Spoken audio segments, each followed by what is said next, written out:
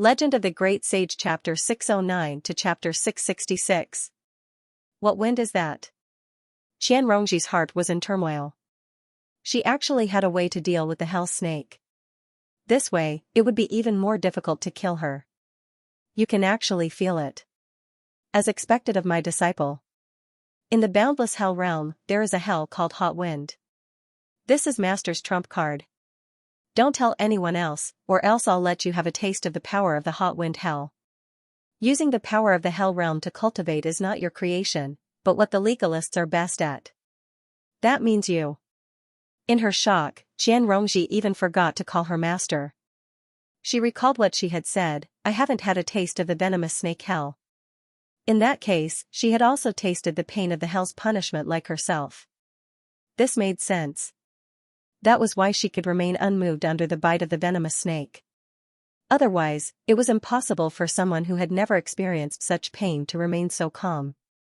Although Gu Yanning did not say what kind of crime the hot wind hell punished and what kind of pain she had to endure, based on her performance just now, this pain would not be any lighter than the venomous snake hell. As long as there are benefits, it's fine to suffer a little, don't you think? Gu Yanning blinked and smiled. However, Xianxia knew very well that this was not suffering. It was simply the greatest pain in the world. You think that you're very special and unfortunate. That's normal. Young people tend to have such misconceptions, but in reality, it's not just you and me. The school of legalism has a supreme divine power cultivation art known as the illustrations of the infernal scripture. The theurgy that you are currently cultivating is an extension of it, but you only have the form, not the reality. When Xianxia heard that there was such a theurgy that was extremely suitable for her, although her expression did not change, her mind was working quickly. Do you know what the prerequisites for cultivating the illustrations of Naraka are?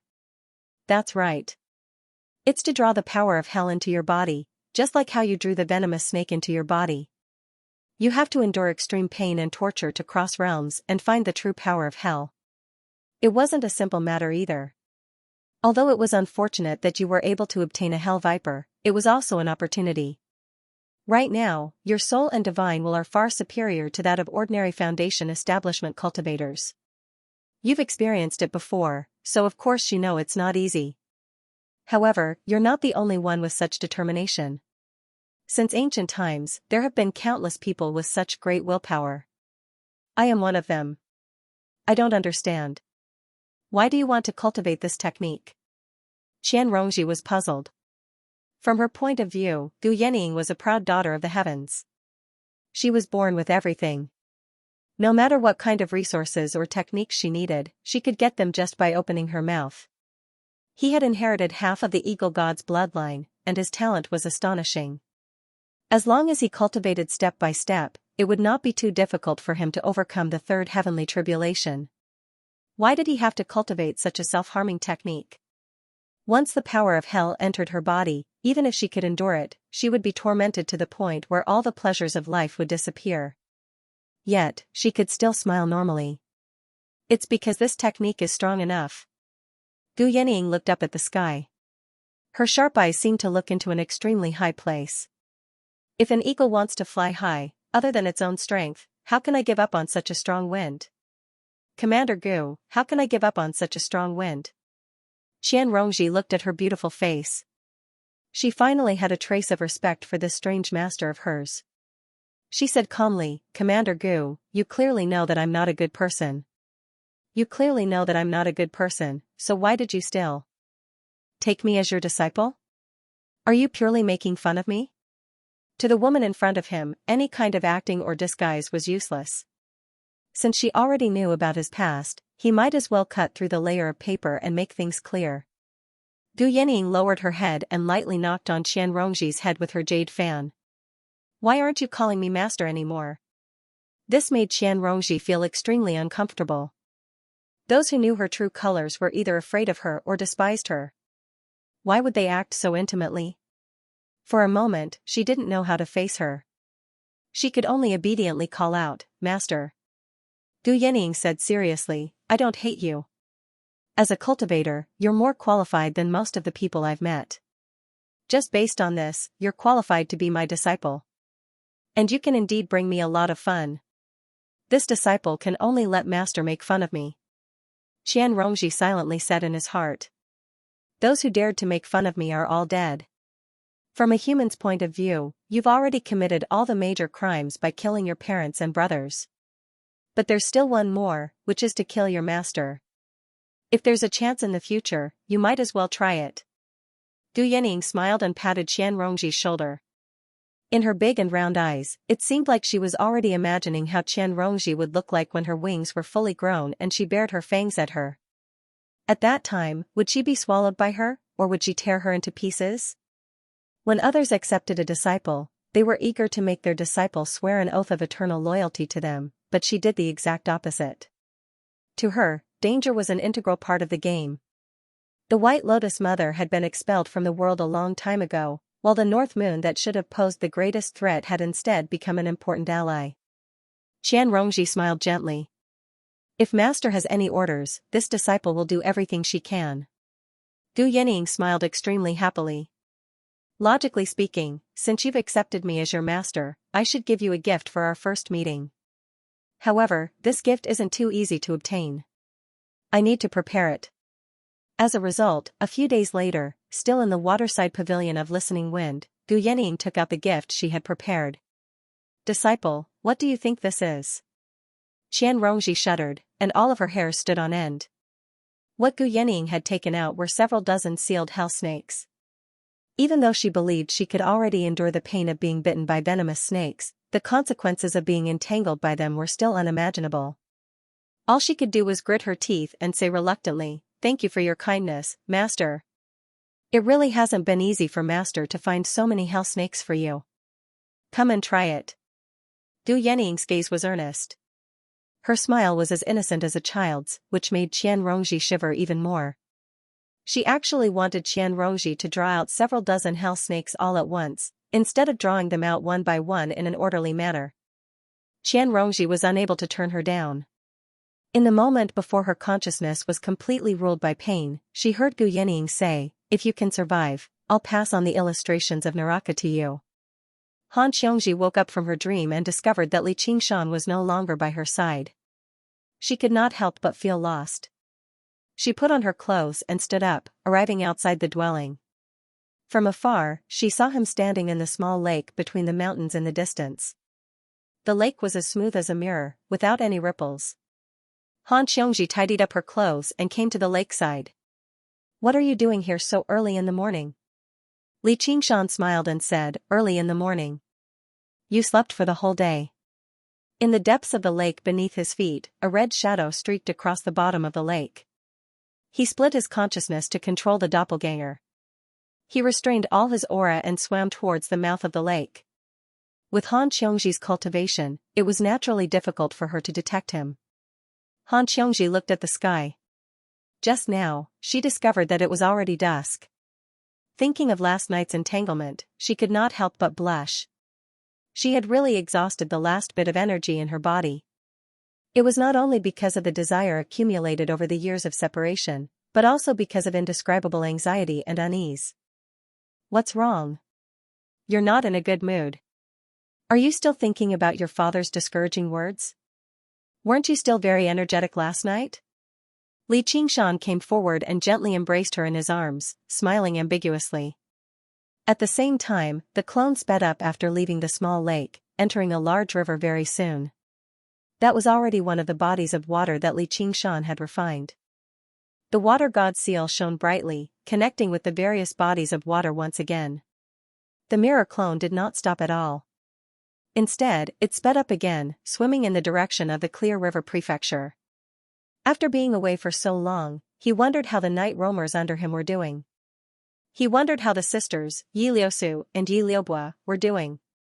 When he thought about the intimacy he had with them in the past, he just felt like it had happened a very long time ago. Of course, this period of time was not actually that long to cultivators.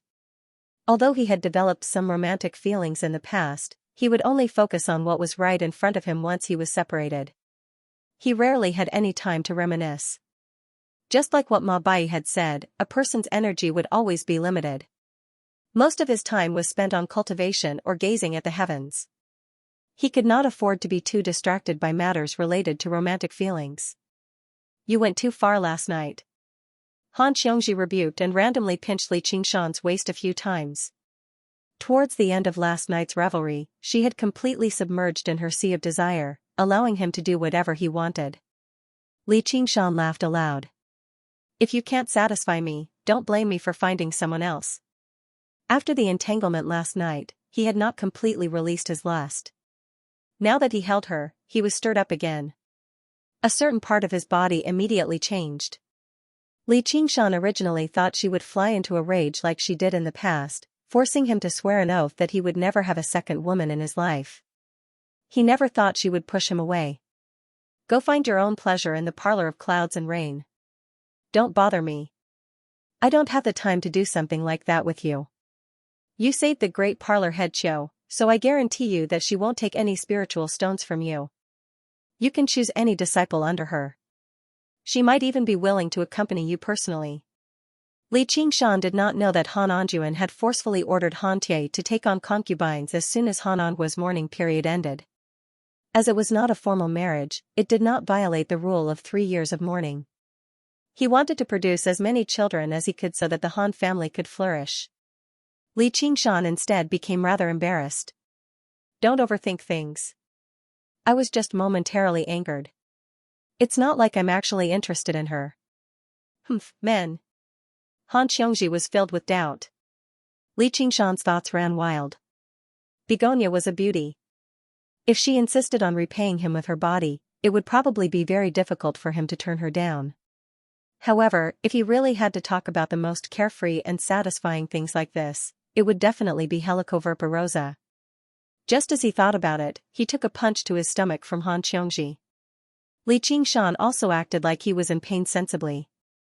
He spent a few more days in Han Xianxia's dwelling, deciding on a time to meet again before returning to Clear River City in search of a person. This person was talented as well. He was skilled in the water, and he had probably grown up in it. Li Qingshan arrived in the Chain Mountains first. He called out a few times in front of Ru Xian's dwelling, but he received no response. He thought, she's probably in the 100 schools of thought. He turned around and returned to his dwelling. Gazing at the two words, Qing Xiao, he could not help but sigh.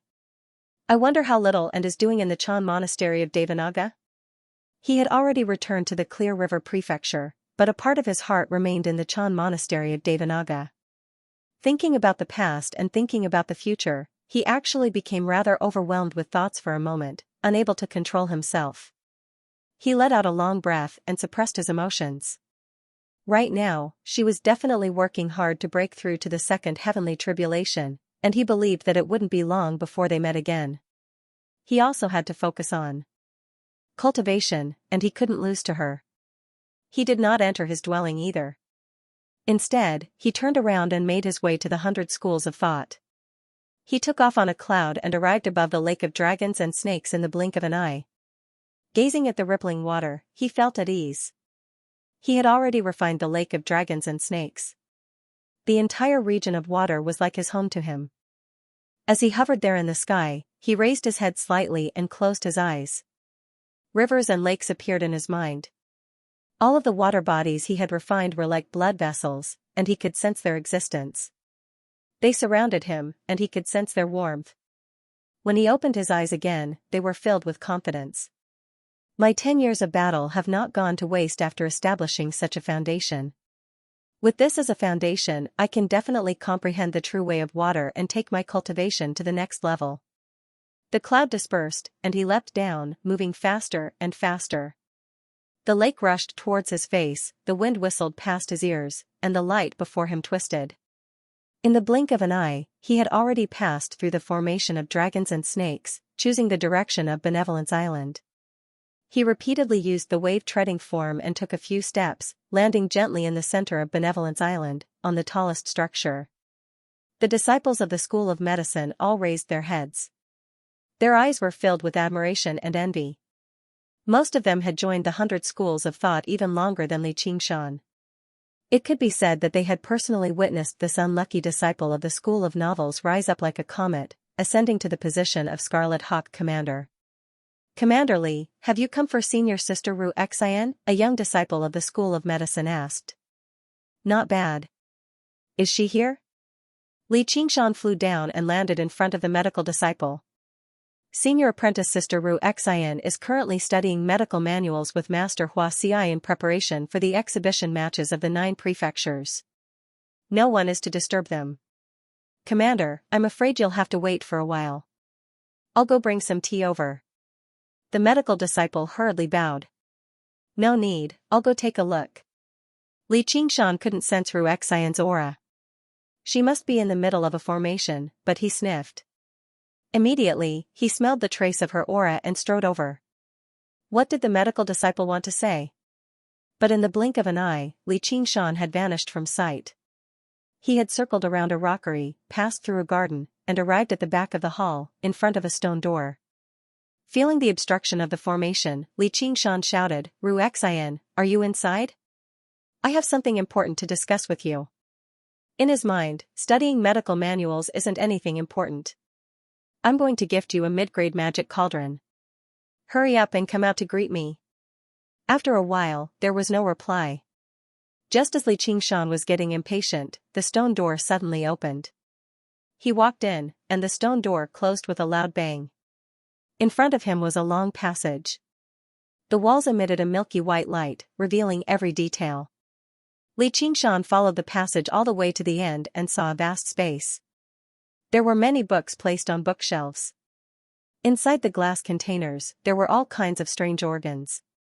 But none of these could attract Li Qingshan's attention.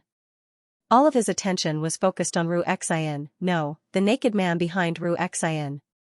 The man was around 20 years old. His appearance was average, but his physique could be considered robust. Li Qingshan cried out involuntarily, Chu Tian. Yes, that man was Chu Tian. His eyes were closed, and he was motionless, as if he was already dead. He was soaked naked in a large glass container. The glass container was filled with a light blue liquid, and Li Qingshan found it slightly familiar. A series of bubbles floated in the container, and the outside was covered with runes that extended to the ground, forming a large formation. Other than Ru Xian, there was also a black old man standing in the room. It was the original head of the medical school, Hua Xi. He was frowning, staring at Chu Tian in the glass container, as if he didn't notice Li Qingshan's arrival. Ru Xian let out a sigh of relief and made her way over to Li Qingshan. She seemed slightly exhausted, but a gentle smile appeared on her face. From her appearance alone, she really was the best representation of gentle as water, but Li Qingshan knew that this was just a false impression. Ru Xian first studied Li Qingshan from head to toe before asking in surprise, You're still alive? The corner of Li Qingshan's lips twitched. I'm still alive. Ru Xian said in great pity, the insight of those old monks from the Chan monastery of Devanaga really isn't that great. I even thought you'd be purged. Even if I die, I'll drag you down with me. Even if you're so infatuated, I can't accept it, because I've already seen another man's body. Ru Xian's eyes flickered as if she was very touched. In the end, she turned her head away in sorrow. Li Qingshan immediately lost control of his facial muscles. He had no idea how to react, and the urge to choke her to death arose spontaneously once more. He sucked in a deep breath and asked, What's going on exactly? He had always believed that Qian Rongji had already devoured Chu Tian, but as it seemed now, he still had a breath left in him. Ru Xian laid out her hands helplessly. Master said that since he's on Benevolence Island, he's a patient of the School of Medicine. We have to take responsibility until the very end. The two of them left together. Li Qingshan asked in surprise, You're just treating and saving someone. Why are you so sneaky about it?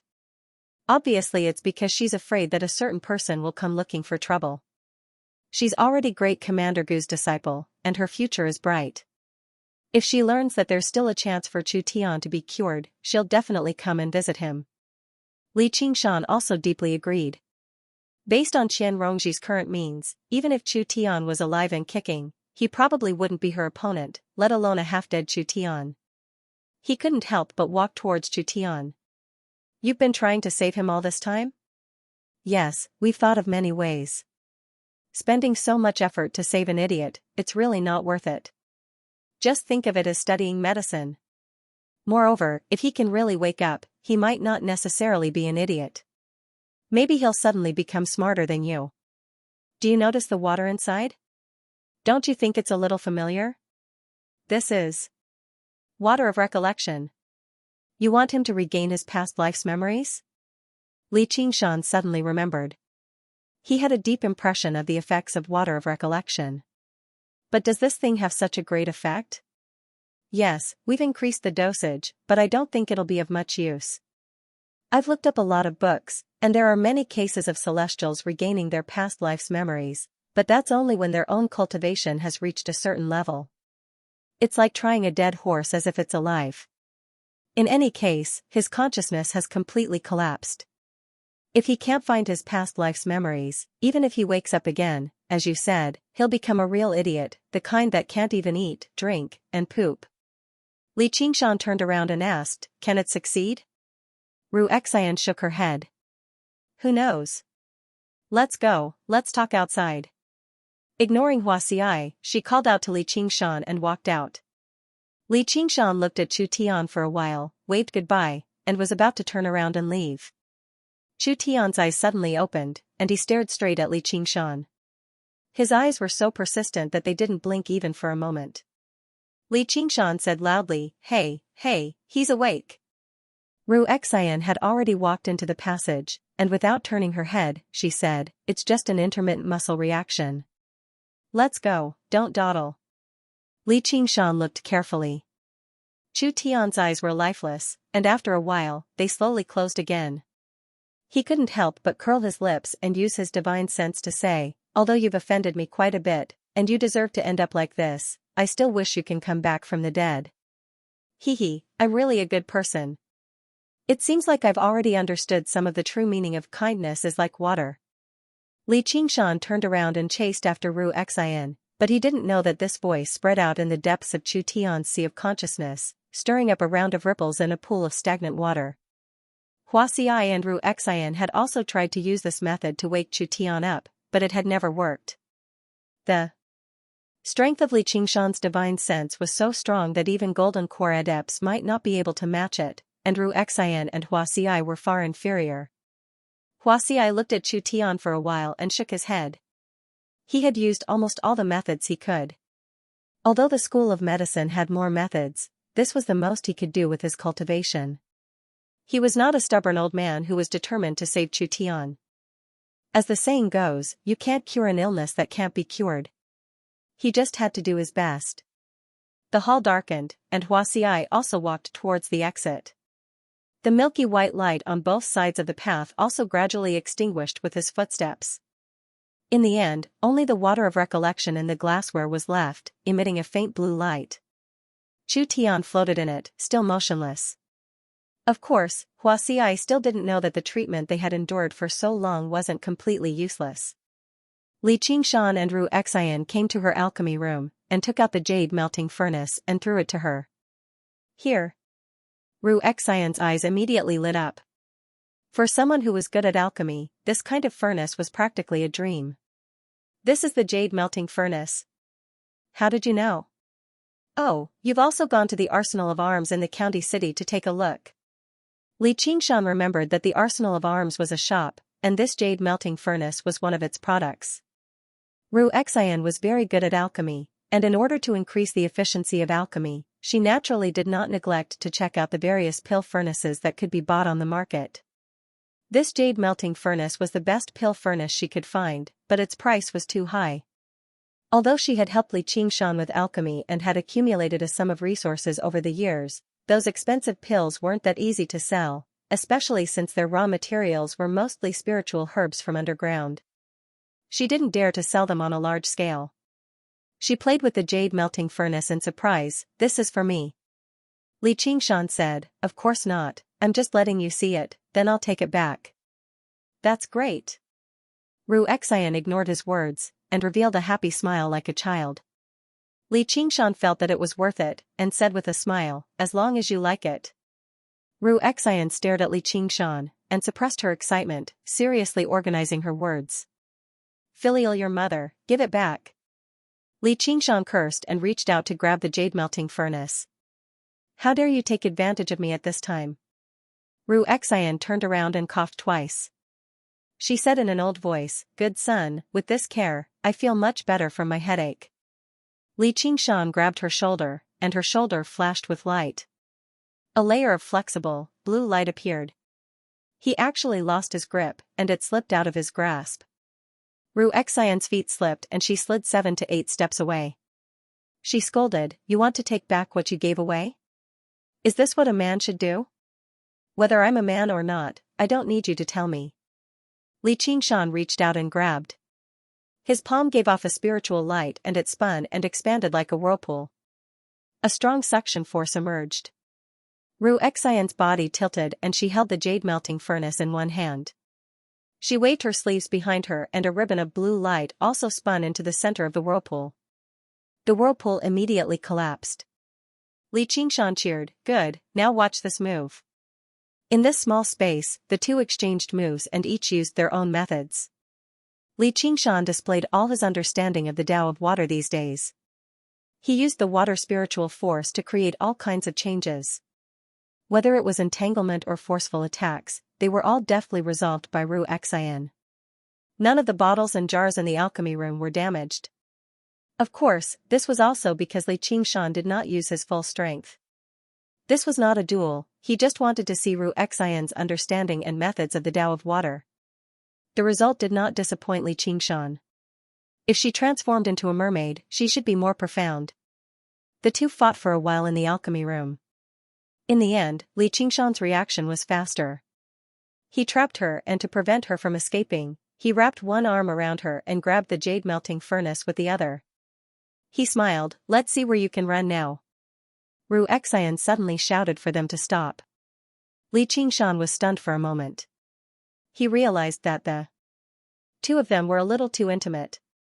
She was in his arms, as if she was nestled in his embrace. Her hair was like clouds, and her slender neck was like jade. Everything was within reach. Li Qingshan wrinkled his nose and caught a whiff of a heavy medicinal fragrance, mixed with a faint, indescribable fragrance. Ru Xian smiled and asked, does it smell good? Li Qingshan quickly let go of her, and she turned around. His face was mischievous. At a time like this, shouldn't a woman be shy? Why did he feel a little embarrassed instead? Ru Xian used her long and slender fingers to tidy up her hair. Could it be that you are tempted by lust, fickle-minded, fickle-minded, fickle-minded, fickle-minded? You want to let down the eldest miss of the Han clan, right? Li Qingshan said, that's definitely not the case. I am fickle-minded, fickle-minded, fickle-minded, fickle-minded, fickle-minded. Although I am tempted by lust a little, fickle-minded is far from fickle-minded. In another 3 years, it will be our wedding day. At that time I will definitely invite you to attend. The smile on Ru Xian's face faded a little. She looked at Li Qingshan with her gentle eyes. Li Qingshan felt like there was smoke and clouds changing. He couldn't figure it out. Ru Xian asked, is that okay? What's okay? Li Qingshan was confused. Nothing. You've given me the pill furnace and taken advantage of me. It's time for you to leave. Ru Xian waved her hand like she was chasing a sheep. You want to chase me away after taking advantage of me? Besides, who took advantage of you? I have something else I need your help with. What is it? I want to comprehend the path of water more deeply. Doesn't that mean you're much stronger than me? That's only because of my talent. In terms of comprehension, I'm nowhere near you. After a few days of thought, Li Qingshan understood why he still lacked sufficient comprehension of the path of water after reaching the 4th layer of the spirit turtle. Because the talent that the spirit turtle gave him was just too powerful. He could control the water element as if it was his own arm. It was because everything came too easily. Instead, he lost his desire to explore. Most of his attention was placed on refining more water to increase his own strength. Instead, it was those regular cultivators who lacked talent who had no choice but to strive for perfection and diligently comprehend in order to increase their own cultivation and the power of their techniques. There were gains and losses. However, he believed that this loss was not difficult to make up for.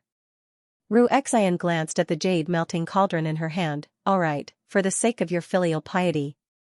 Li Qingshan said, I feel like I'll choke you to death with my own hands sooner or later.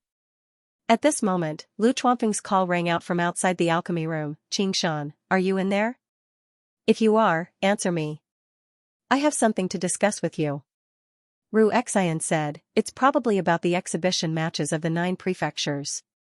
Go ahead. I'll refine the jade melting cauldron first. Once you're done with your matters, we'll find a suitable place to cultivate. Can you not be so weird? Forget it, I'm leaving. Li Qingshan shivered. She really had become gentle. Her voice, speech, and expression were all extremely gentle, basically enough to melt his heart. However, he was used to her cursing, so he was very unaccustomed to this. Ru Xian smiled. My good son, piss off. Li Qingshan shook his head with a bitter smile. He really had asked for it. After watching Li Qingshan leave, Ru Xian sat down cross-legged and began to refine the jade melting cauldron. However, her mind was unable to calm down as she muttered to herself, is this all right? When Li Qingshan arrived outside the door, he discovered that Lu Chuanfeng was not the only one waiting outside. Sun Fubai's face was flushed as he stood at the side, chuckling. Uncle Fu, you've successfully built your foundation. Congratulations. Li Qingshan quickly walked up to him and congratulated him. It's all thanks to your help, Qingshan. Fellow Taoists, why have you all come to find me? Li Qingshan then turned to look at Lu Chongqing, Hua Sengzan, Chu Danqing, Han Tie, and the others, smiling as he asked. Li Qingshan had descended from above. The entire 100 schools of thought knew that he had returned.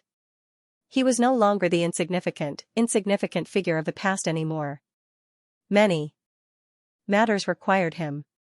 Hua Sengzan had come to find him to handle the matters of the Hawkwolf Guard. As a vice commander, he could handle matters for him, but there were still many matters that required him to make decisions as the commander.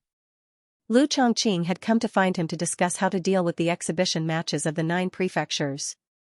Something as important as the Clear River Prefecture's honor directly involved him, the Scarlet Hawk commander. A large group of Foundation establishment cultivators surrounded him, wanting to pull him away to discuss the important matters first. There was also Han Tie, who remained silent, while Chu Danqing hesitated to speak. There were also a few familiar faces who stood to one side in the distance. Among them were Hao Pingyang, Li Long, and so on. Clearly, their cultivations were insufficient, so they were afraid to approach them and stand beside these school leaders. Li Qingshan shook his head and sighed. Sure enough, there were many matters he had to deal with after returning this time. After a moment of thought, he said, how about this? Fellow Taoists, I'll return to Cloudwisp Island first, and then I'll visit each of you. He nodded at Hao Pingyang and the others in the distance. Lu Chuanfeng felt like he had gained a lot of face. He felt like Li Qingshan really did have a conscience and was loyal to his friends. Returning to Cloudwisp Island, the bamboo forest was still as gloomy as before, but the path had been swept clean. As he approached the bamboo building, he heard the voices of people. Quite a few disciples had joined them again, making it much livelier. It was no longer as cold and cheerless as before. Sun Fubai recalled the past and could not help but sigh in amazement. He had gone from the miserable situation where he could not accept any disciples, where even the school leaders were cheap practitioners, to the current situation where he had 3 Foundation establishment cultivators and disciples had begun to gather.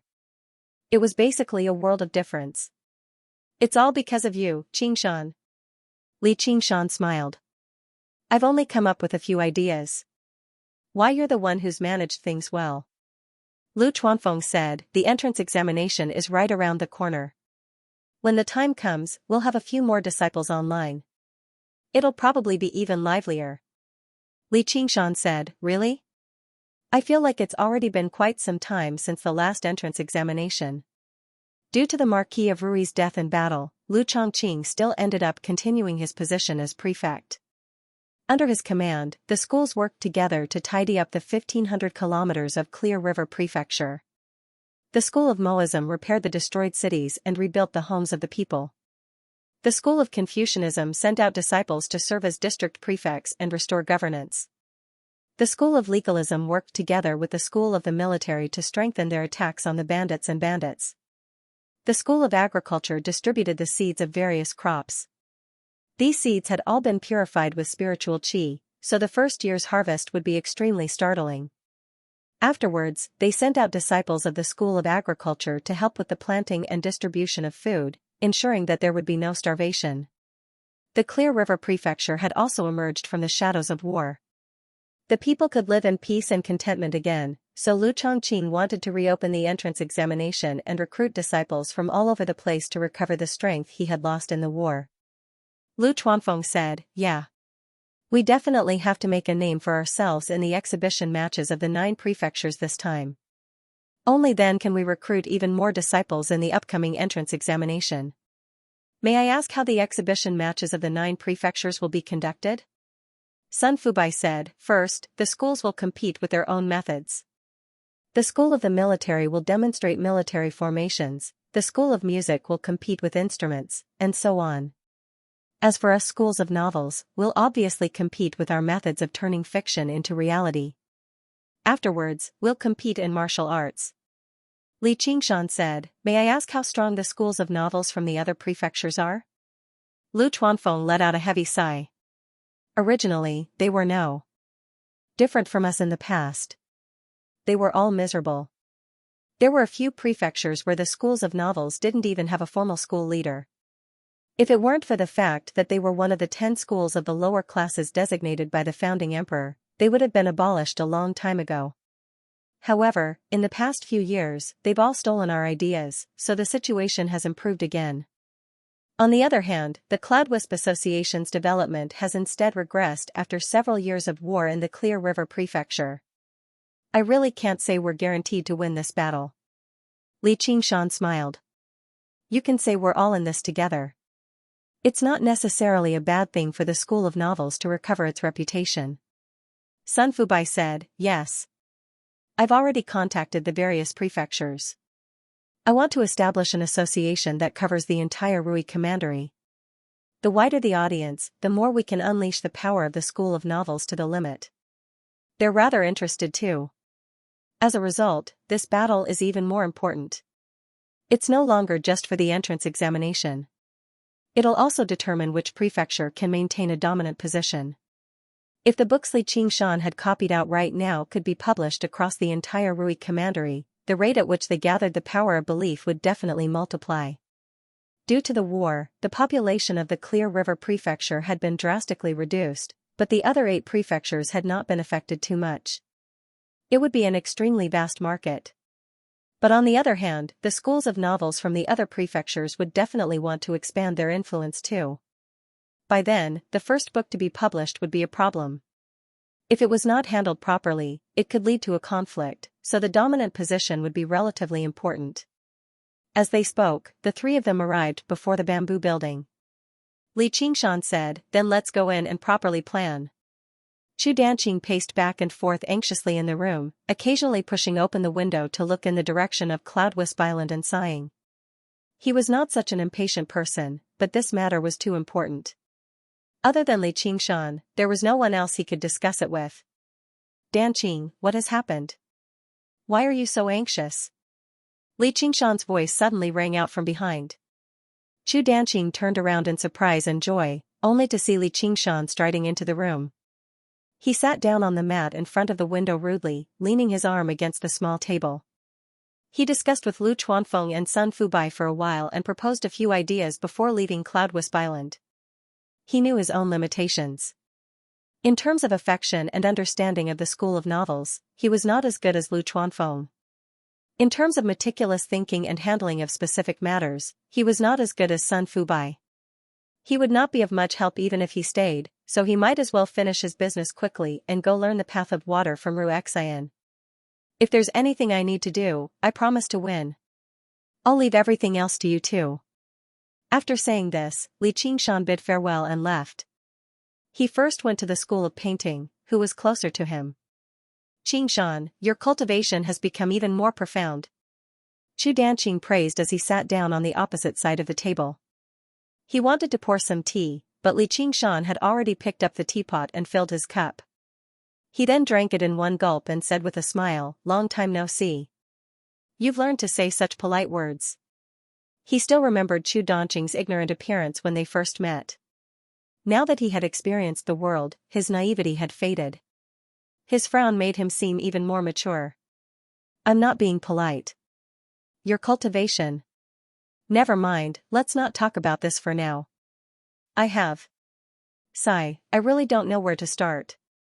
Chu Danqing had originally planned to ask Li Qingshan for help, but he had never asked anyone for help before, so he did not know how to say the words. Li Qingshan's smile faded and he placed the teacup on the table. "I still remember Grandmaster Chu's kindness. Just say it, I won't say a word. To be honest, what I hate the most is great kindness is unforgettable, not to mention knotting the grass and earring the ring. It felt as if he owed someone something. It's better to repay kindness with kindness." Chu Danqing pondered for a moment. "You know, I'm not the only disciple my master has." A wisp of white mist rose from the teacup and dissipated. Chu Danqing explained with a frown. Li Qingshan listened quietly. It turned out that Chu Sherdao had many other disciples apart from Chu Danqing. Among them, there were 3 outstanding disciples who had all undergone the first heavenly tribulation and reached foundation establishment. But after that, they all set up their own sects, believing that they had already received Chu Sherdao's true teachings. Thus, they no longer treated Chu Sherdao courteously. Instead, they were jealous of Chu Sherdao's reputation and status, secretly attacking and slandering him. Chu Sherdao was disheartened. He was unwilling to argue with his disciple, so he retreated deep into the mountains. He took in Chu Danqing as his disciple and taught him seriously. Li Qingshan slapped his thigh. "Such an ungrateful scumbag. If I see them, I'll definitely make them live up to their name." Live up to their name? Chu Danqing was confused. He had no idea that Li Qingshan had yet another method of crushing people to pulp. Continue. "Since we don't have any contact with each other anymore, what does it have to do with them? A few days ago, they suddenly came to visit Master's grave. I even thought they had realized their error, but I didn't expect them to say they wanted to discuss how to split Master's legacy after visiting the grave. What a pity that they didn't even attend Master's funeral." Chu Danqing was extremely furious. When Chu Sherdao was buried, the war between the humans and demons raged like wildfire. None of the cultivators dared to come to a place as dangerous as the Clear River Prefecture at a time like this. Now that the situation had gradually calmed down, what should come would come. Li Qingshan nodded. Chu Sherdao's main legacy was obviously his paintings. Every single one of his paintings could be used as a spiritual artifact. Some of his masterpieces could even rival arcane artifacts in power, and they did not have a high requirement on the cultivator's strength. For example, the Heavenly Maiden scatters the blossoms that Li Qingshan had won could be used by Qi practitioners as well. The Heavenly Maiden they summoned could rival a foundation establishment cultivator in power, so it was even more valuable than regular arcane artifacts. It was no wonder that Chu Danqing's senior brothers and sisters would become envious of a legacy like that. Chu Danqing took out an invitation card drawn in ink. "I tried to push it off the other day, but I really can't push it off this time." Li Qingshan picked up the invitation card and flipped through it. An inky black carp suddenly began to swim around in fright. He said in confusion, "Don't tell me they can just ask for this legacy just because they want it? And, you're in the Clear River Prefecture right now. You have the support of Prefect Liu and the other fellow cultivators, so how can the 3 of them touch you? Why must you be so impatient?" Chu Danqing said, "This is an internal matter of my school. I shouldn't let outsiders interfere. Qingshan, you might not be a member of my school of painting, but my master trusts you very much. Sigh, my senior brothers and sisters are people with status now. If it's just these paintings, they won't fight over them so shamelessly. It's related to a secret treasure too. If I insist on ignoring them and they leak it out of anger, it'll be a great disaster." Li Qingshan became curious too. "What secret treasure?" Chu Danqing sucked in a deep breath. "The secret of the painting tomb." The painting tomb? In the past, the 5 Absolutes immortal left behind everything he knew in the 5 Absolutes tombs of the sword, zither, chess, calligraphy, and painting to await the fated. This is an extremely widespread legend across the 9 provinces, but it can't really be called a legend either, as every few decades or centuries, a cultivator will be fortunate enough to enter one of them and obtain his legacy, allowing him to rise up in a single stroke. Yearning filled Chu Dongqing's eyes, but it was not because he wanted to rise up in a single stroke. It was rumored that it was all thanks to this 5 absolutes immortal that the school of painting was able to survive until now. As a disciple of the school of painting, being able to see a single painting from him was already a great blessing. As soon as Li Qingshan heard it was this person, he became spirited. Even the murals in the main hall of the Chan Monastery of Devanaga originated from this person, which only went to show just how powerful he was in the past. The legacy he left behind was basically priceless. Even he was interested when he heard about it. In other words, you know where the painting tomb is? Chu Dongqing shook his head. No one knows. The 5 absolutes tombs don't actually exist in this world. Otherwise, after all these years, people would have explored it completely and taken away what's inside. Why would we even get a chance? It's said that the 5 absolutes tombs are all independent spaces, drifting through the 9 provinces. No one knows where they are, nor do they know how to enter. Even third heavenly tribulation powerhouses can't force their way in. They can only rely on their own luck. Even if cultivators are fortunate enough to enter, they'll often only be able to catch a glimpse of the tip of the iceberg before being transported out. Li Qingshan said, in other words, Master Chu has only obtained some clues. Yeah, it's just some groundless clues. I don't know how it reached the ears of my 3 senior brothers and sisters. If I knew where the painting tomb is, I would have gone in a long time ago to accept the legacy. Why would I be troubled by them?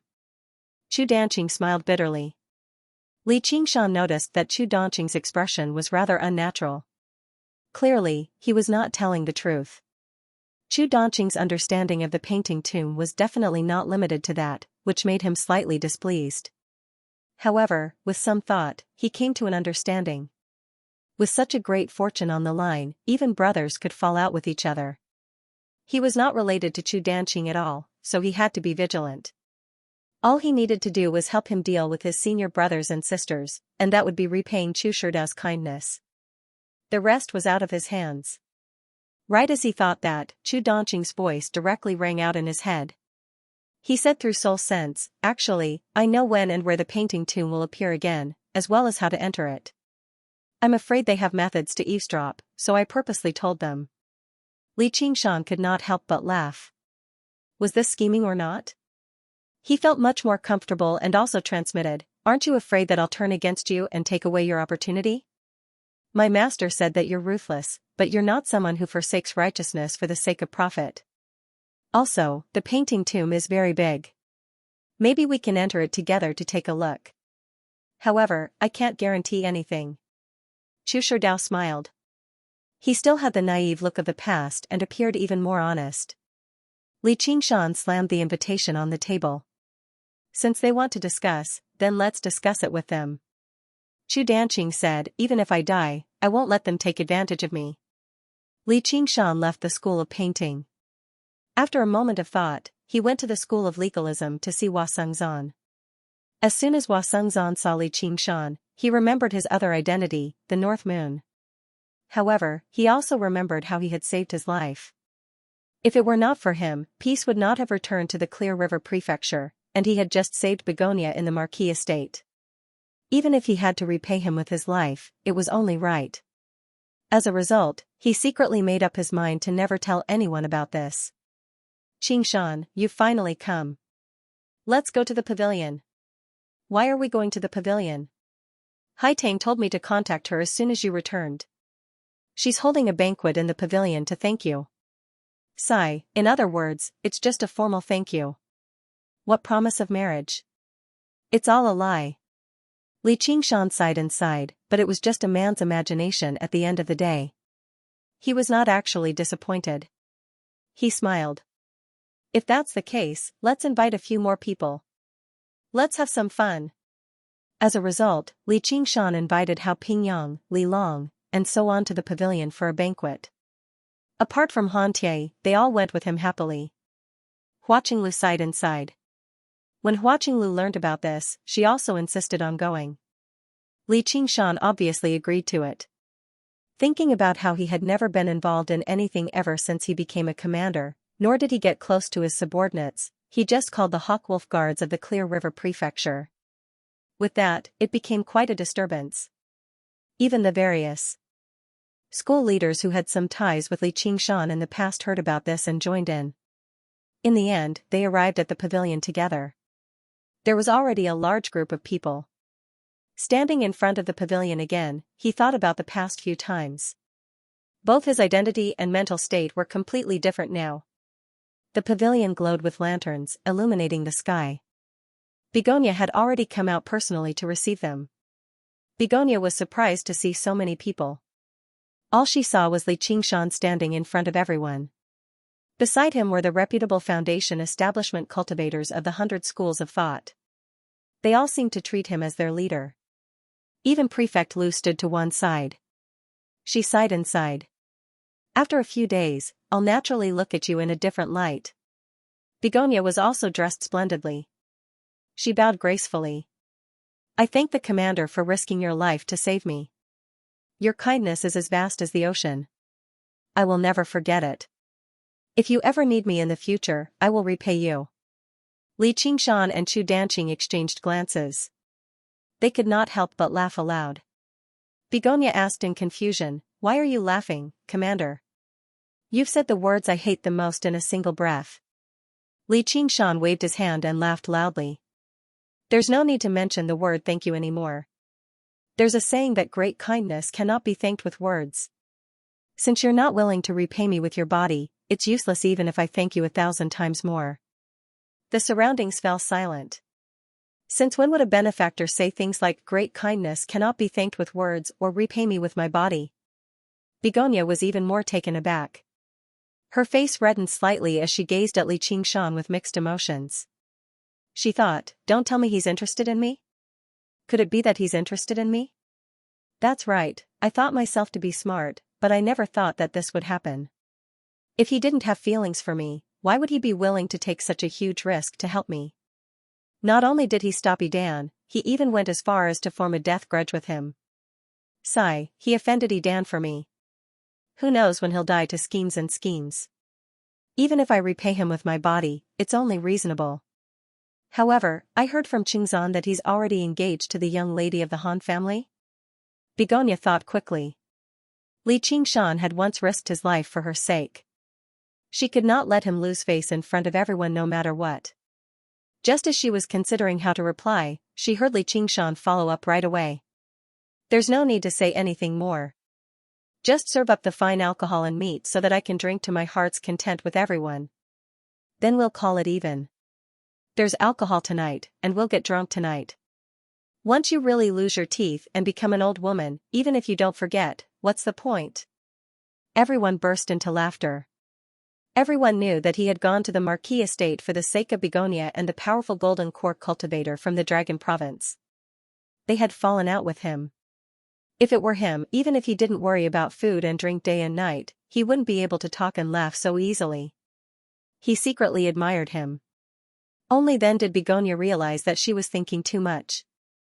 He did not have any intention of repaying her kindness. He was just speaking without restraint, acting boldly, and did not hide his desire. But he was not restrained at all. Such a heroic man, Xianxi's taste is indeed better than mine. With some hidden bitterness, she glanced at Hua Sengzan. Hua Sengzan lowered his head and coughed. She smiled and said, if Commander, no. Qingshan, if you really have this intention, I dare not be arrogant.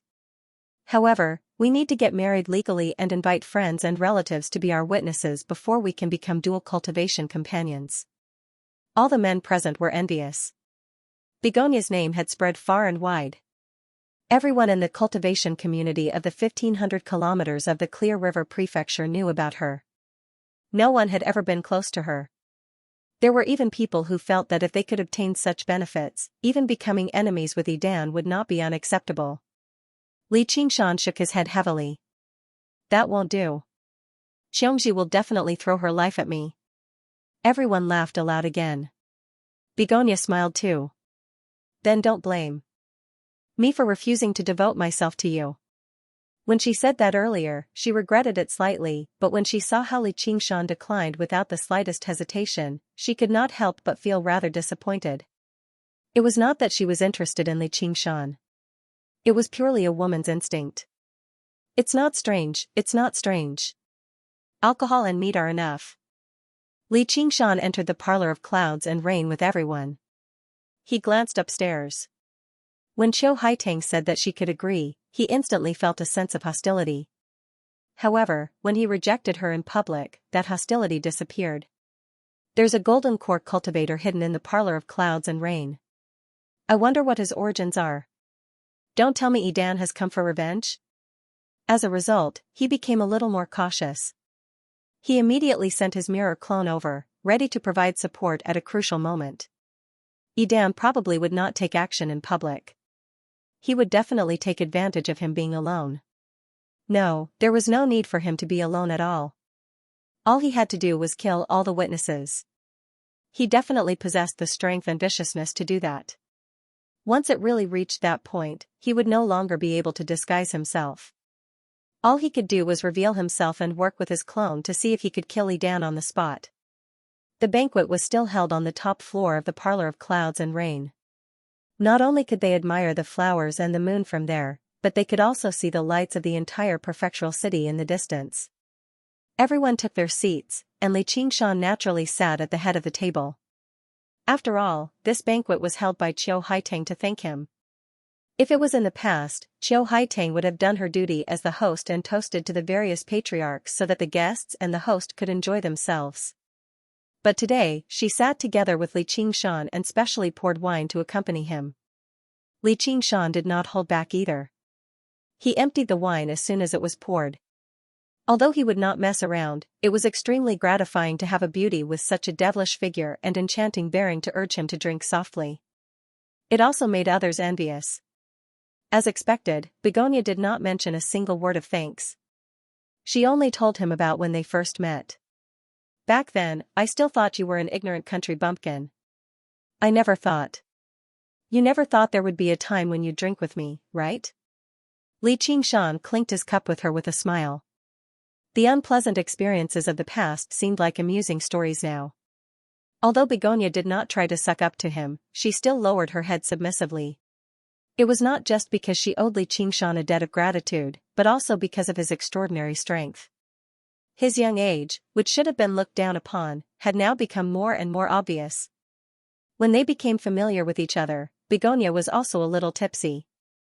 Her plump cheeks were a little flushed, which made her even more beautiful. She said softly, "Tell me honestly, did you kill Grandma Shiman and the others?" "Well, that's hard to say." Li Qingshan smiled. Having reached this point, it did not matter even if he admitted it.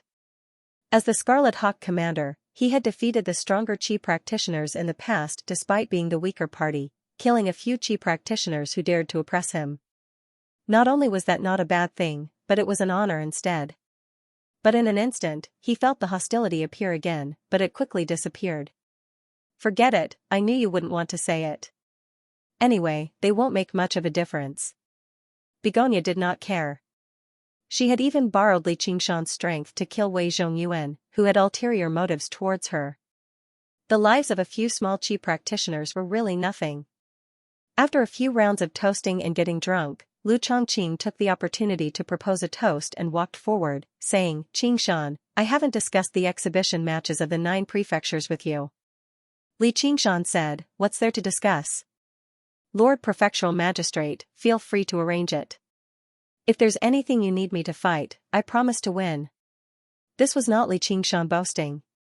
He had some understanding of the exhibition matches of the 9 prefectures. It was mainly for the disciples of the 100 schools to compete with each other.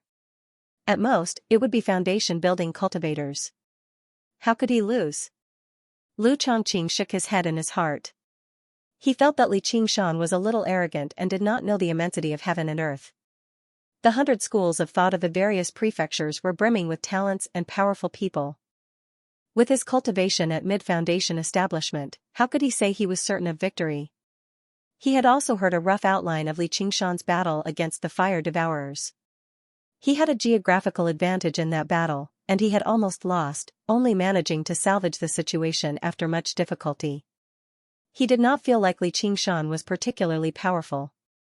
Qingshan, let me give you a piece of advice as a senior. It's good to be young and spirited, but it's easy to break something when you're too stubborn. You need to learn how to hide your edge. What do you mean by that, Sir Prefectural Magistrate? Li Qingshan put down the cup that had just reached his lips. He felt that Lu Chongqing was hinting at something. You acted bravely for a just cause and saved fellow Qiu. That's great news. I feel proud too. However, there's no need for you to develop such a great grievance with Yidan. It's already happened. What else can I do? Li Qingshan raised an eyebrow.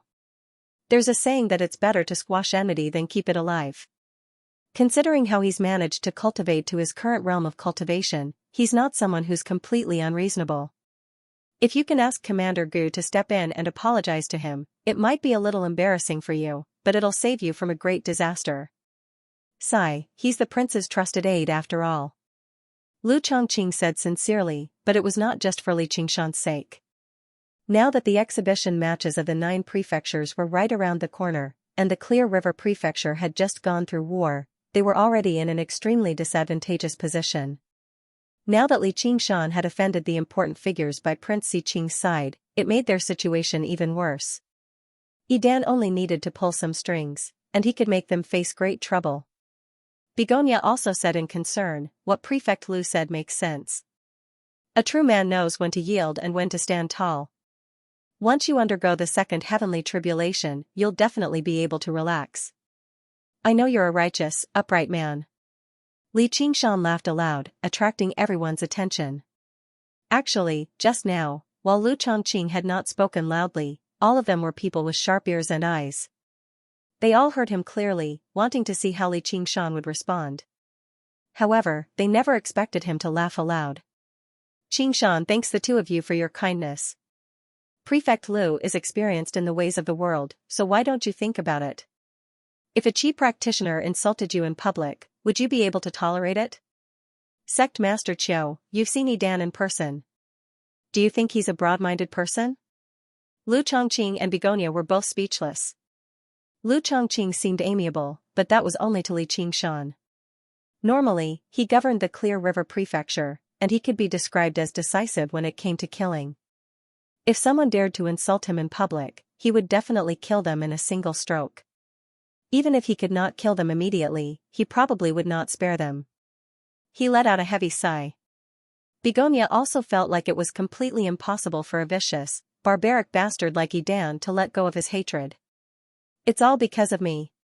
Even if it weren't for you, I wouldn't have just stood by and watched. And even if he could forgive me, I wouldn't be able to forgive him. You don't have to worry.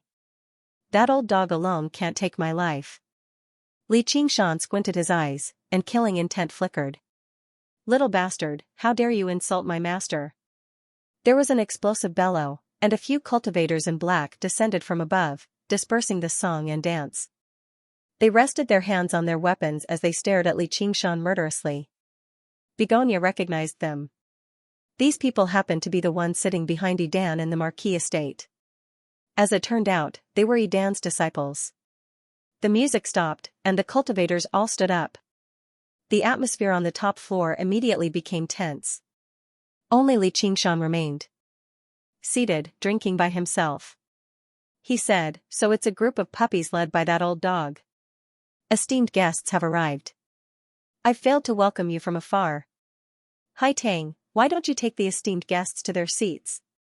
At this moment, an old woman with white hair and a face covered in wrinkles suddenly appeared. She was benevolent and courteous. Apart from Li Qingshan, no one present saw where she had come from. The aura that she gave off inadvertently stunned everyone present. A golden core cultivator. Begonia went up and bowed rather reluctantly. Sect Master. The cultivators in black were all dressed in tight robes and radiated with murderousness. You could tell with a single glance that they were people who had gone through life and death battles. The leader was a fierce man in his 30s. He went up and studied the old woman. "My surname is Yi, and my name is Feng." So your sect master you of the sect of clouds and rain? Sure enough, you do have some bearing. You can't be compared to some little bastard. As he said that, he glanced at Li Qingshan. Li Qingshan continued drinking by himself as he thought, these people probably haven't come specially to deal with me, or they wouldn't be so impatient. Let's see what they're trying to do. What sect master you? You can just call me Granny you. Why have you specially visited our sect of clouds and rain from so far away? Yifeng's rude words angered Granny Yu slightly, but she remained polite, as she knew the people standing behind them were Idan and even Prince Siqing. Although she had undergone the second heavenly tribulation after some difficulty, she was one of the weakest golden core cultivators. Because of her withered appearance, even the arts of charm she was most skilled in could not be unleashed to much effect. She knew she no longer had the opportunity to take another step forward, so why would she be bold enough to offend the most powerful figures in the Rui Commandery? Yifeng saw how Li Qingshan did not retort, so he thought he had become afraid. He thought, this little bastard will die sooner or later anyway, so it's not worth it to waste my breath on him here. Today, I'll show you that the person you want to save still can't escape from our hands. I'll slap you viciously in front of so many people. Our master has taken a liking to a little mistress of your sect of clouds and rain. These are the betrothal gifts. Hurry up and get her to return with us and marry master. We'll have to call her little mistress too. The cultivators in black roared with laughter. As Yifeng spoke, he took out a great pile of gold, silver, and jewels from his 100 treasures pouch, forming a small mountain in the blink of an eye. The jewels shone brilliantly. Granny Yu had made up her mind to maintain peace, but her expression could not help but change slightly. The cultivators of the Clear River Prefecture all frowned. Perhaps these treasures were priceless to mortals, but they were simply like dirt to cultivators, and they could get as much as they wanted. In the mortal world, it was like a pile of scrap metal. Saying that one wanted to marry someone's daughter was a blatant humiliation. Idan was publicly rejected by Begonia. After being humiliated by Li Qingshan, it was clear that he couldn't take this lying down and had come to seek revenge. As the person involved, Begonia said coldly, I've already said that I won't marry your master. Take these things and go back. Don't want to marry? Yifeng rolled his eyes with a ferocious look. It was a true disciple of Idan. Granny Yu, what do you think? This? Our master is about to become the great general of the Rui Commandery. He's basically showing your sect of clouds and rain enough respect by coming with a betrothal gift. Don't tell me you're going to disappoint him? Yifeng narrowed his eyes at Grandma Yu. He did not fear her identity as a golden core cultivator in the slightest, nor did he conceal the threat in his words. How is this a cultivator? He's basically like a local ruffian. With a disciple like that, it goes without saying what the master is like. Qingshan, you're right.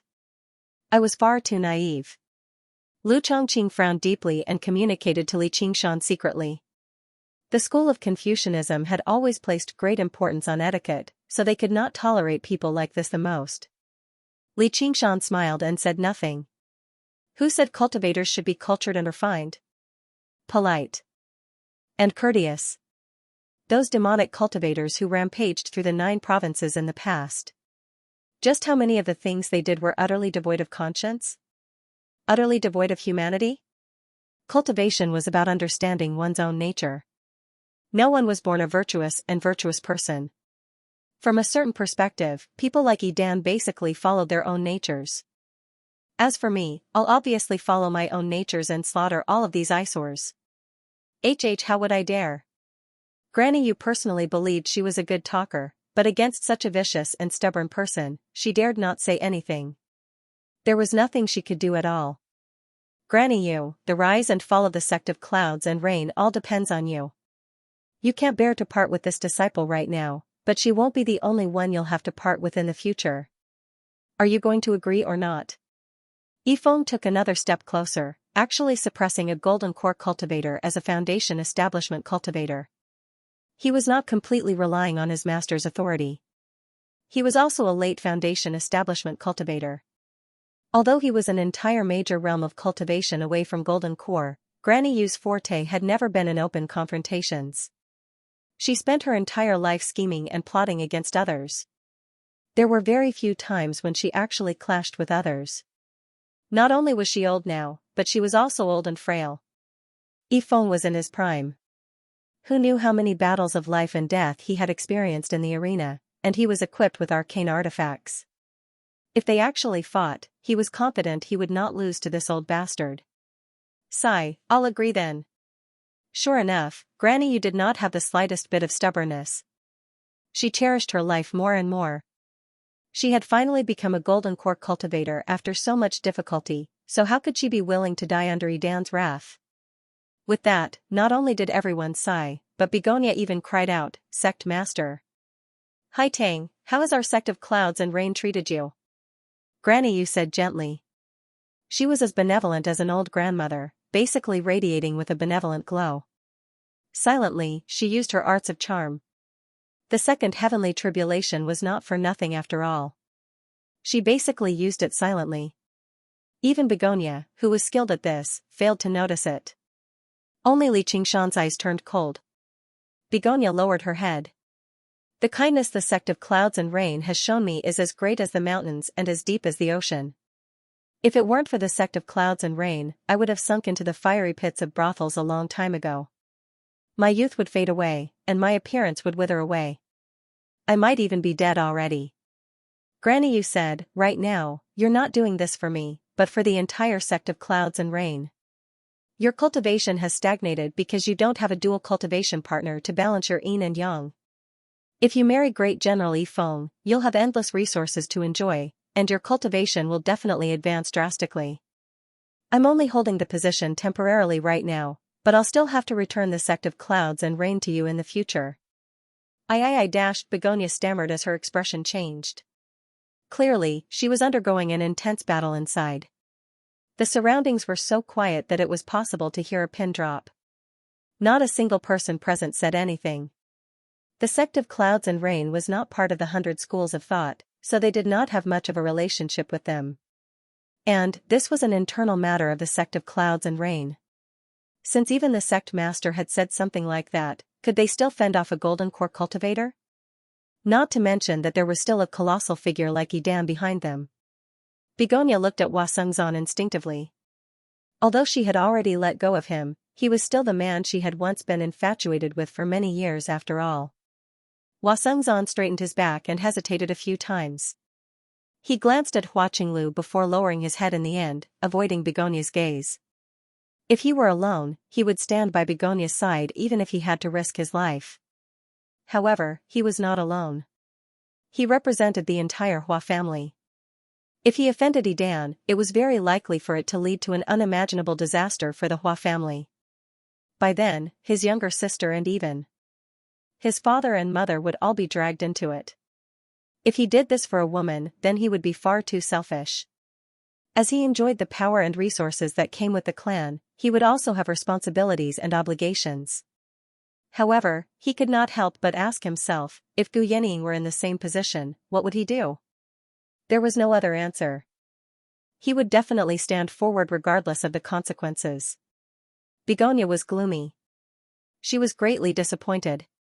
She had entrusted her entire life to someone else, yet she was still not a good person in the end. Her master was right. Throughout the ages, all those with the aspect of peach blossom were infatuated with love, yet they were fated to never find their love, dying in melancholy. She could not escape this curse at the end of the day. Stop with the me's and me's. Come with us. Yifeng looked at Li Qingshan complacently. How's that? You're willing to risk your life to save this woman, but in the end, you're still going to be ked by our master. Ha ha ha ha. Li Qingshan laughed as well. His laughter grew louder and louder, shaking up 5 kilometers and reaching the horizon. With a series of clangs, the cups, bowls, and plates all exploded. The chi practitioners with relatively weaker cultivations all covered their ears. However, Begonia felt her mind clear up. She felt her face moisten. Before she knew it, tears had already streamed down her cheeks. She understood that she had fallen for Granny Yu's arts of charm, so she was furious. Sect Master Yu, you're a senior. Don't you feel ashamed to use such methods against a junior to please an outsider? Even if I die today, I won't agree. If Yidan wants to forcefully marry me, he'll only marry a corpse. Those who do not die are thieves. The ancients did not deceive me. Li Qingshan stopped laughing, and his face turned cold. This is not a place for you to mess around. Granny Yu was furious. She stretched out her chicken claw-like hands and grabbed Begonia's shoulders. She glanced at Li Qingshan, but did not dare to act up. Behind Yifeng stood Yidan, and behind Li Qingshan stood Gu Yenying. She was careful not to offend either of them, so she could only vent all her anger on Begonia. Begonia had no time to resist at all.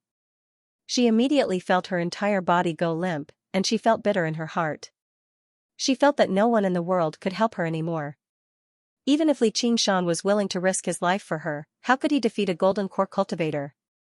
A figure suddenly appeared in her mind. That person was so powerful and arrogant. If he was here, even if Yidan came personally, he would not dare to do as he pleased. My heart belongs to someone else. If you dare to use force, he won't let you go. Yifeng said, I'd like to hear who can't let our master go. Begonia said firmly, North Moon. What North? You're talking about that wretched demon, North Moon. You've colluded with wretched demons, so what are your crimes? Yifeng suddenly paused. He remembered who North Moon was. He was Prince Xiqing's greatest enemy in the Rui Commandery. He had learned quite a lot about him through various sources. Although he had never met him, his terror was deeply embedded in his heart. He had heavily injured basically all the demon commanders of the Rui Commandery alone. What kind of power was that? As a result, although he still pretended to be unconcerned with the second half of his sentence, he could not help but lower his voice, and his aura became much weaker. Don't be so stubborn. Granny Yu could not help but loosen her grip on Begonia's shoulder. She said that she did not believe what Begonia had said, but if it was true, then it would be terrible. By then, what was she supposed to do if North Moon came looking for them? The two words, North Moon, seemed to possess a wondrous power. It made the expressions of everyone present change. Surprise, fear, worry, and unease were written all over their faces. Even the lake of dragons and snakes had been refined by North Moon, so the impression the disciples of the academy had towards him went without saying. A few Qi practitioners could not help but look around, as if North Moon would suddenly leap out of the darkness. Hua Sengzan could not help but look at Li Qingshan. Li Qingshan lowered his head and rubbed his nose. He sighed inside. So she's secretly in love. How troublesome. However, he could not help but curl his lips into a mysterious smile. Of course, he knew that Begonia had been forced into a dead end, turning to any doctor in a desperate situation. However, there was no harm in secretly feeling pleased about it. Do you think I've grown up scared? Yifeng recovered his composure very soon. Surely he could not flee in defeat after hearing a single name.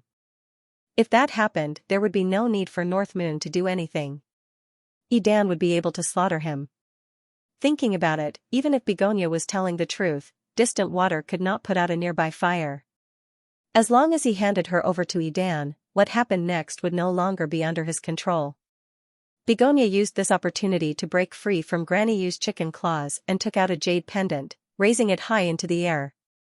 As long as I crush this jade pendant, he'll rush over and save me in a moment. It was a regular, suet jade pendant, but in that moment, it was like a magnet, firmly drawing over everyone's gazes. Yifeng shivered inside. The jade pendant flickered with light. It was indeed a communication pendant, but he had no idea whether it was for North Moon or not. All he could do was carefully study Begonia's expression. However, women were born with natural abilities when it came to acting, and Begonia was one of the best among them. Having practiced the arts of charm for several decades, her expression and bearing were flawless. Yifeng could not help but become rather hesitant. Seeing how she had managed to stun the evil wind with this move, Qiu Haiteng eased up slightly inside. She had to find a way to escape as soon as possible. She could no longer stay in the Rui Commandery, but how to escape was a problem. Yifeng and the others were like a few ravenous wolves. How could they allow their prey to escape? Begonia said to Li Qingshan through soul sense, if I may be so bold as to make a final request. Feel free to tell me. I'll find a way to escape later. If the situation becomes disadvantageous, please block it for me. If it doesn't work, I'll cut my throat on the spot. I'll never be humiliated. If I can escape alive, I will definitely fulfill your wish in the future. Don't worry, I won't let Xianxia know. Begonia was also a little disheartened at this moment. She felt that although Li Qingshan was not the one she loved in her heart, he was still a good person. At the very least, he was millions of times stronger than Idan. For him to risk his life to save her time and again, other than this body, there was nothing else he could repay. Since you are in love with someone else, why would I take advantage of your perilous situation? I just need to drag it out until the North Moon arrives, Li Qingshan said resolutely. But in his heart he thought, just pick one of these two. I don't mind. Begonia couldn't help but smile bitterly in her heart. Do you really believe that I have any connection with the North Moon? Apart from that brief encounter a few years ago, they had only seen each other from afar. Yifeng's body suddenly trembled. With a face full of disbelief, he pointed at Li Qingshan behind Begonia and exclaimed, North Moon. Everyone's gaze followed the direction that Yifeng was pointing at and looked towards Li Qingshan. Li Qingshan shuddered. How did this guy see through my identity? Begonia's mind was slightly distracted. A strong gust of wind came, and the evil wind went straight for the jade pendant in her hand. Begonia hesitated. If she really crushed the jade pendant, wouldn't her lie be exposed? With this hesitation, the jade pendant fell into Yifeng's hands. Everyone knew that Yifeng was deliberately deceiving Begonia. She secretly scolded him for being shameless, but her heart that had been raised to her throat also returned to her stomach. Apart from Hua Sengzan, no one knew that Yifeng had pointed casually. He was actually able to see through the heavenly secrets. Yifeng tossed the jade pendant in his hand and said smugly, it turns out that I was wrong. However, beasts and evildoers are the same kind. Do you really think that I will believe that this thing can summon North Moon? Do you think that I have not investigated you before? You'd better go back with us obediently. Even if North Moon comes. Facing my master, you can only flee in defeat. Although he looked like a hooligan, he was actually very meticulous and cautious. But in reality, he was meticulous and cautious. Otherwise, he wouldn't have survived until now. Begonia sneered and said, crush it if you have the guts. Do you think I don't dare? I think you just don't dare. Humph, do you think I'm a fool? Cut the crap and come here. Yifeng suddenly launched an attack. He waved a large silver net and covered Begonia's head. With Begonia's cultivation, facing Yifeng was like a cheap practitioner facing a foundation establishment cultivator. There was no room for resistance at all. She could only use enchantment to confuse Yifeng's mind. Yifeng's gaze wavered slightly. He found the woman before him to be delicate and pitiful.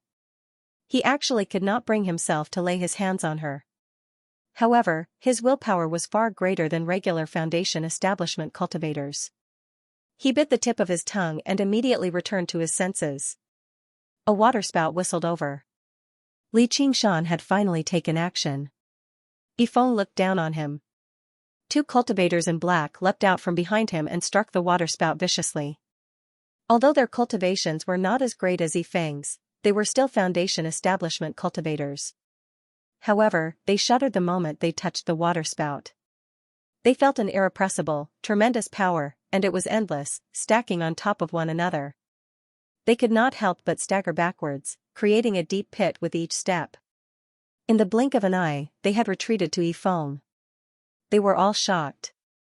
They did not feel anything when he clashed with the fire devourer, but they never thought he could actually unleash the violent side of gentle water to such a degree.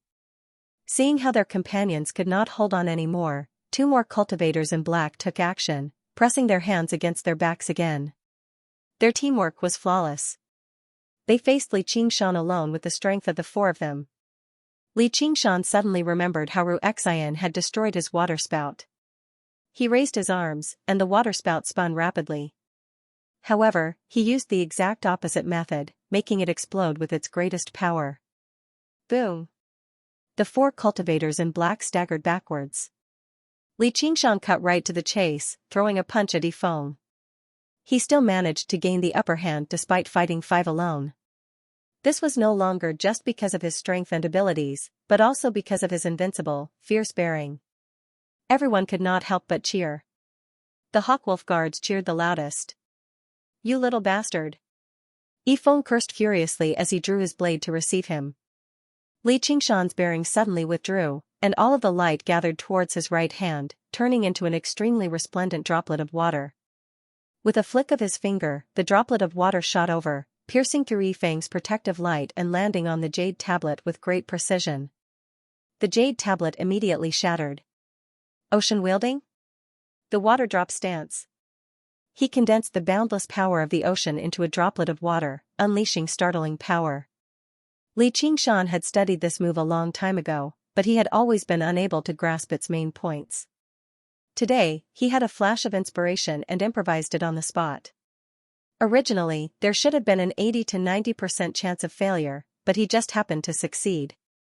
Li Qingshan laughed. "Since you're afraid, I'll help you out." Yifeng was alarmed, becoming even more infuriated. The blade in his hand pulsed with a blade aura that was several meters long as he swung it towards Li Qingshan. Li Qingshan swung his hands about wildly, and the space before him immediately became filled with streaks of blue light that flowed like turbulence. With each streak, the blade aura would be drawn over. Yifeng even felt like he was losing control of the blade in his hand. In the end, he swung it towards the ground beside Li Qingshan, creating a crack that was over 30 meters long. If it were not for the fact that the Parlor of Clouds and Rain had been constructed from special materials by the craftsmen of Moism, it definitely would have been split in half. Ocean wielding? The horizontal flow stance. The ocean flowed and the waves surged.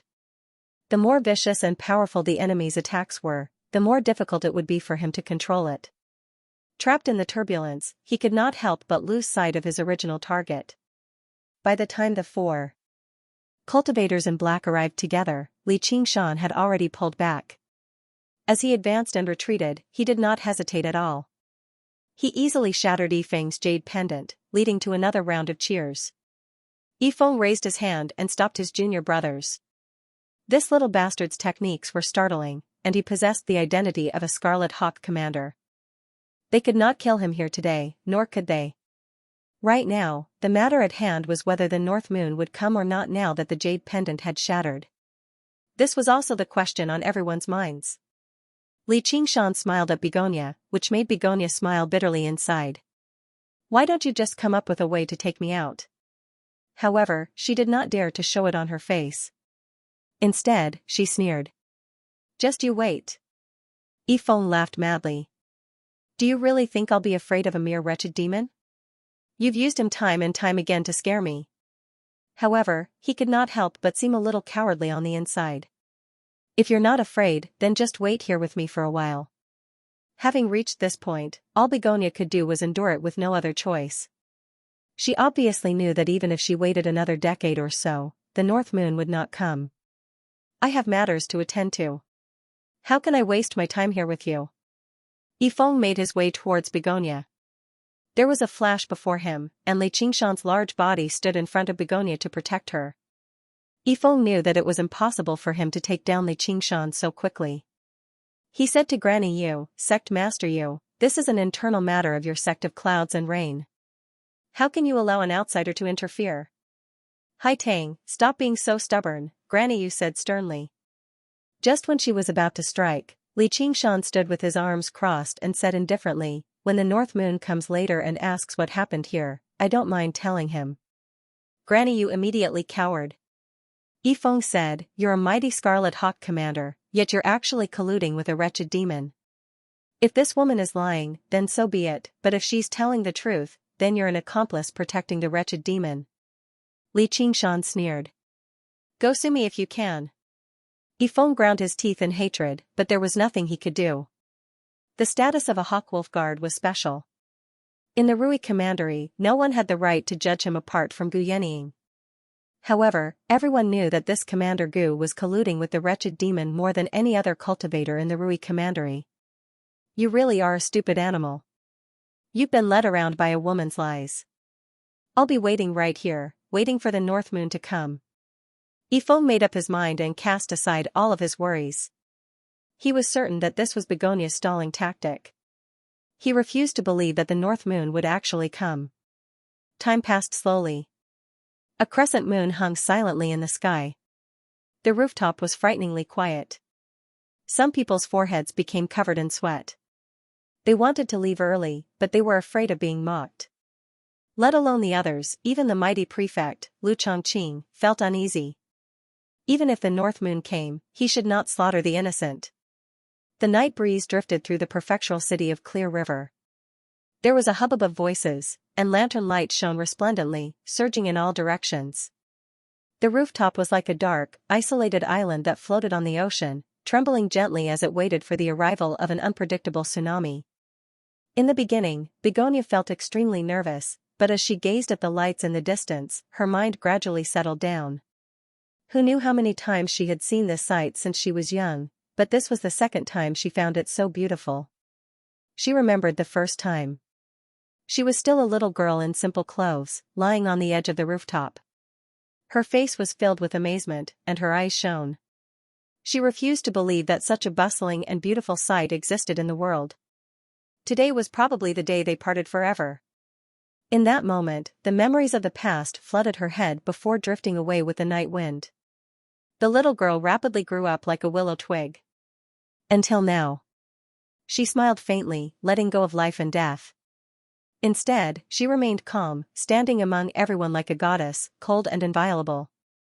Yifeng's vicious smile gradually became more pronounced. In the end, he could not help but laugh aloud. His wild laughter was like the howl of a jackal.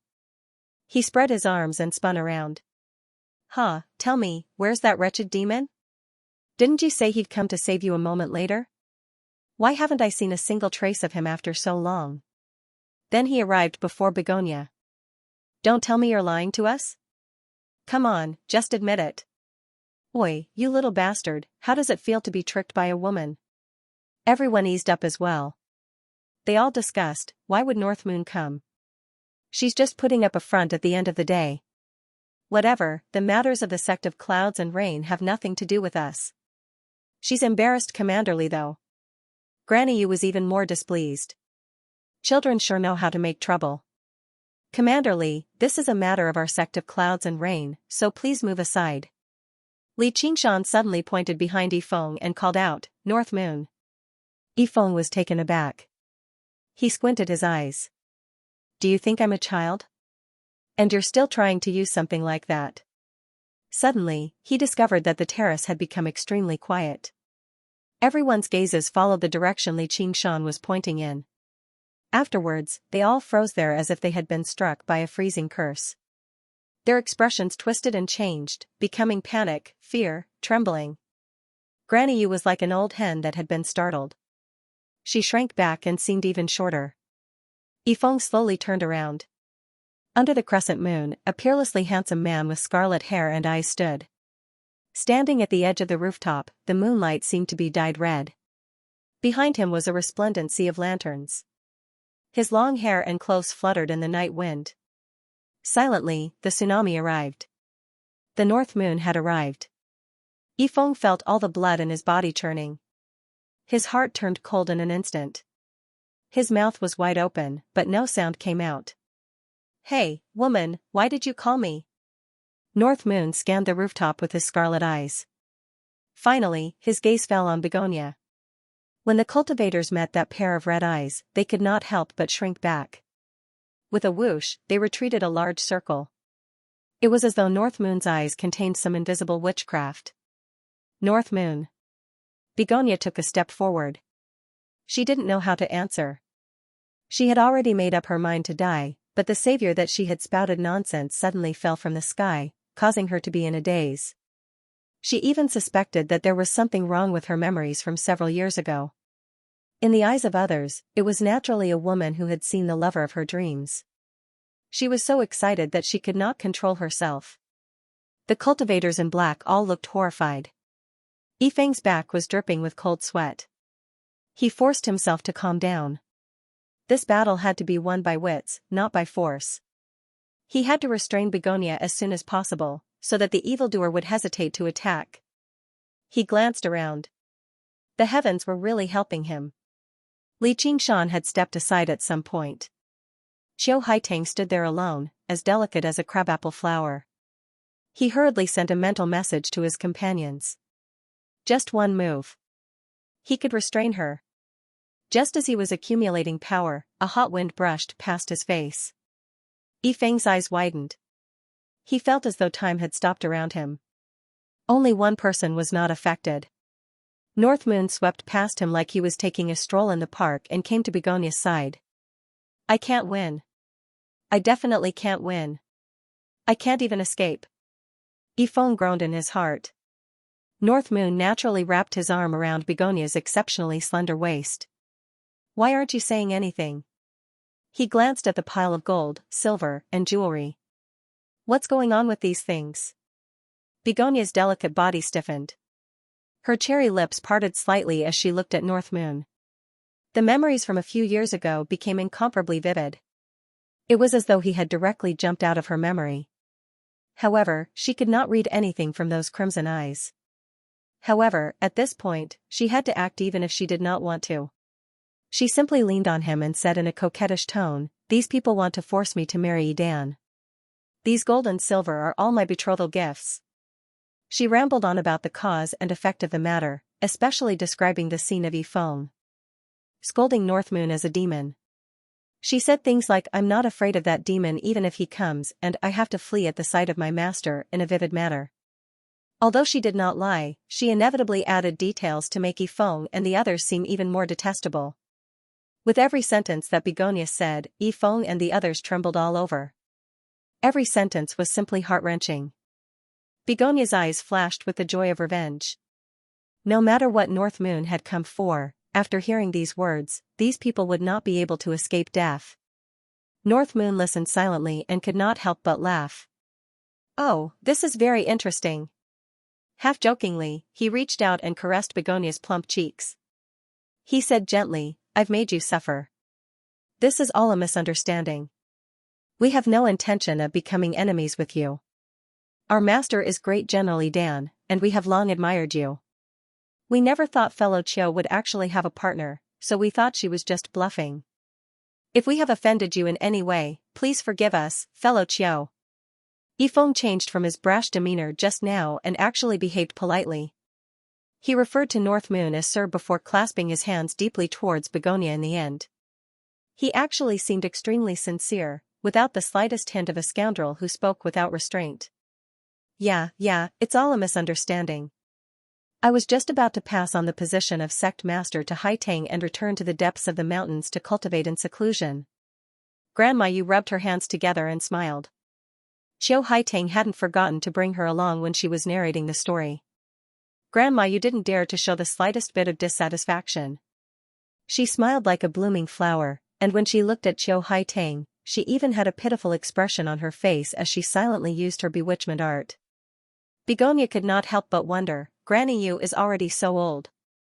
Just how many more years can she live for? She's still my senior after all.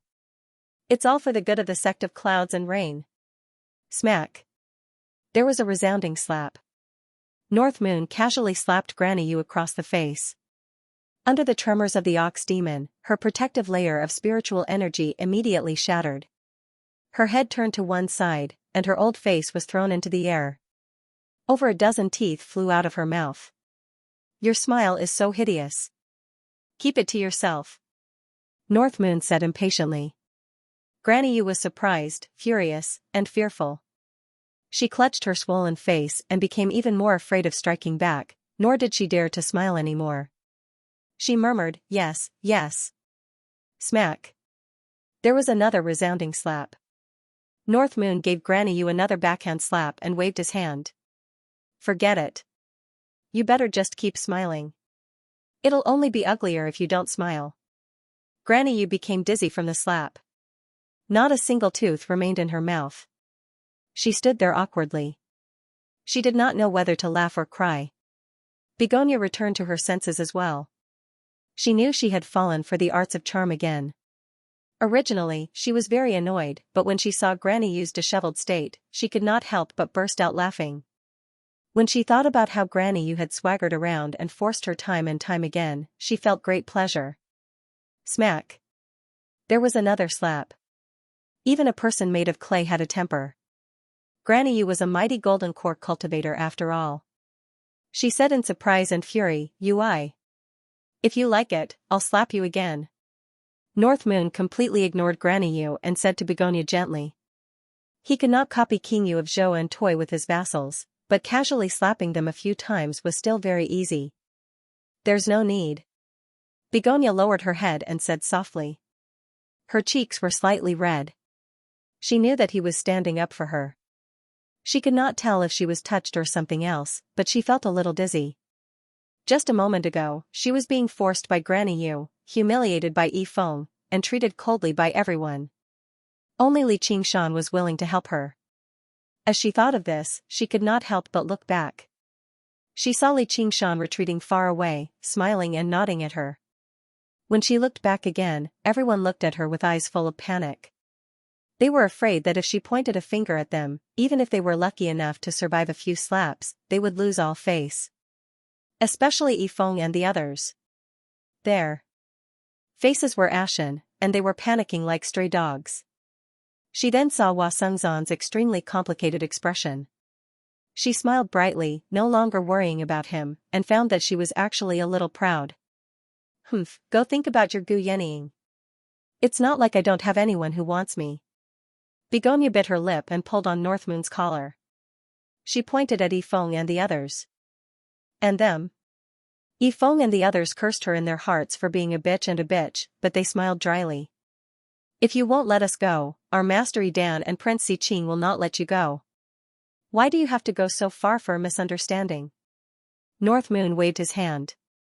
"Since it's a misunderstanding, why don't you get lost?" When Yi Feng and the others heard this, they were overjoyed as if they had been pardoned. They thought, as expected, he still has some reservations.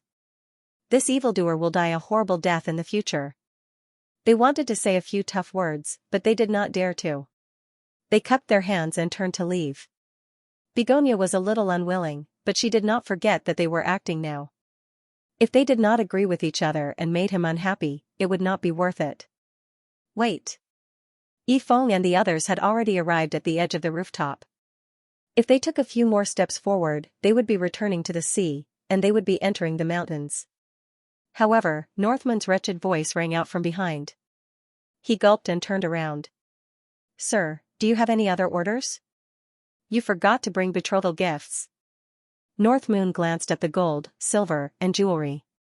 Yi Feng and the others relaxed and walked back. They were about to put the small mountain of gold, silver, and jewelry into their 100 treasures pouches when they heard North Moon say, "Wait, you're going to bring them just like that? How do you want us to bring them?" North Moon raised his chin at the pile of gold, silver, and jewelry. "Eat them." "What?" Yi Feng was shocked and angry. How could these gold, silver, and jewelry be eaten? North Moon smiled and said, "You have to take back what you said. You have to eat the things you brought. You can't eat one less silver. P.S. Wow, the Dragon God is so smart. Congratulations, Dragon God Messenger." Tao Wu? Tipping 3 Alliance Masters and being promoted to the Great Alliance Master has made all my wishes come true. Alright, I have to do something. You know I'm not cut out for this. But from tomorrow onwards, I'll be back to my daily update schedule of 8 in the morning and 6 in the evening. An enchanting smile immediately appeared on Begonia's face. She agreed. That's a good idea. Yifeng's face twisted, and veins popped up on his forehead. North Moon, don't go too far. Go too far? Are you talking about me? North Moon asked Begonia beside him. Do you think I'm bullying them?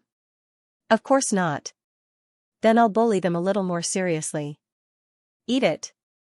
North Moon grabbed a golden ingot and tossed it casually. Although the mirror clone only possessed a fraction of his strength, the strength of the ox demon was still terrifying even if it was reduced slightly. The moment the golden ingot was tossed out, it twisted and turned into a streak of golden light. It pierced the protective arcane artifact of a cultivator in black before piercing his body. The cultivator in black lowered his head and glanced at the hole in his chest in disbelief. He let out a high-pitched shriek. Rather than pain, it was more accurate to describe it as fear. He was not afraid of dying in battle, but the feeling of being casually crushed sapped all of his courage. Only after the golden ingot flew into the distance did a sharp whistle reach his ears. Fierce winds blew on the rooftop, and the expressions of all the cultivators changed. In Northmoon's hands, a mere golden ingot was a terrifying killing weapon. He could kill Foundation establishment cultivators like slaughtering chickens or dogs. Let's fight it out with him. Yifeng roared, but he did not sound confident at all. Looks like you won't eat obediently, so I'll have to help you out. A pair of magnificent, fiery wings suddenly unfurled behind Northmoon. In the eyes of the surrounding spectators, he split into 5 in that instant, appearing beside the 5 of them at the same time. He only attacked each of them once, either with a casual slap or a gentle tap. The 5 cultivators in black who had just leapt up and were about to fight to the death all collapsed on the ground. However, they were not injured at all. Only their spiritual chi and bodies had been suppressed by the spirit turtle's power. They all widened their eyes and were immobilized. Their arcane artifacts and 100 treasures pouches had all been taken away by Li Qingshan. Yifeng collapsed on the ground. We've fallen into your hands today. It's us brothers who are unlucky. If you want to kill us, feel free to do so. Northmoon praised, good. I admire a man like you, and I won't kill you. I won't cut you. I just want you to eat it. The fiery wings on his back flapped, and the pile of gold, silver, and jewels melted into water and floated in the air. It kept changing.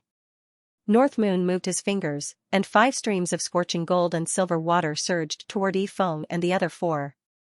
They gritted their teeth and closed their mouths. However, his lips and teeth were instantly melted, and a wave of boiling heat went straight into his lungs.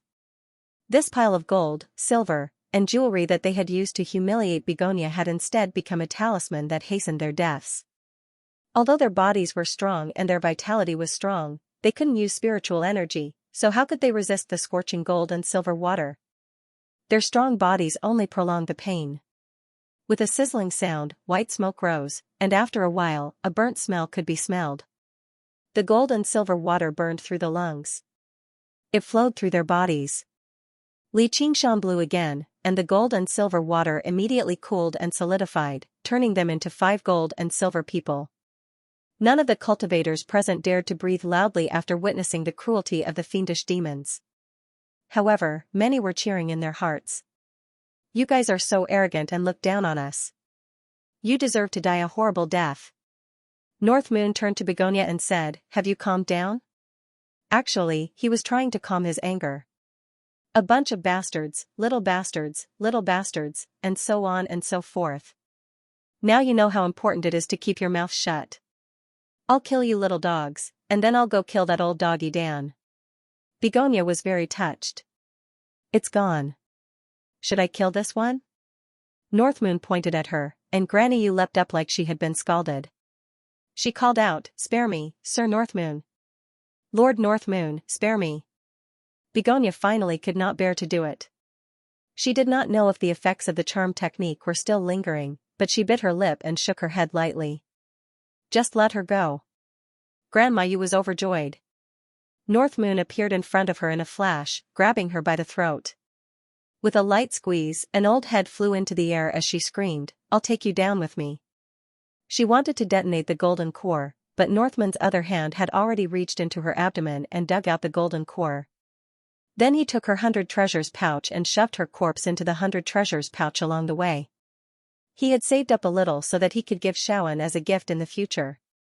As for Yifeng and the others, he would just treat them as performance art and leave them to Edan as a reference. He then reprimanded Begonia, you really have long hair but short eyes. If you let her go, do you think she'll let you go? Begonia felt wronged. Then why are you asking me? I'm just asking. Let's go. Northmoon extended his hand towards her. Go? A sliver of confusion appeared on Begonia's face. Don't tell me you want to stay here? Northmoon tilted his head. I'll go with you. Begonia called out, going up and grabbing his hand.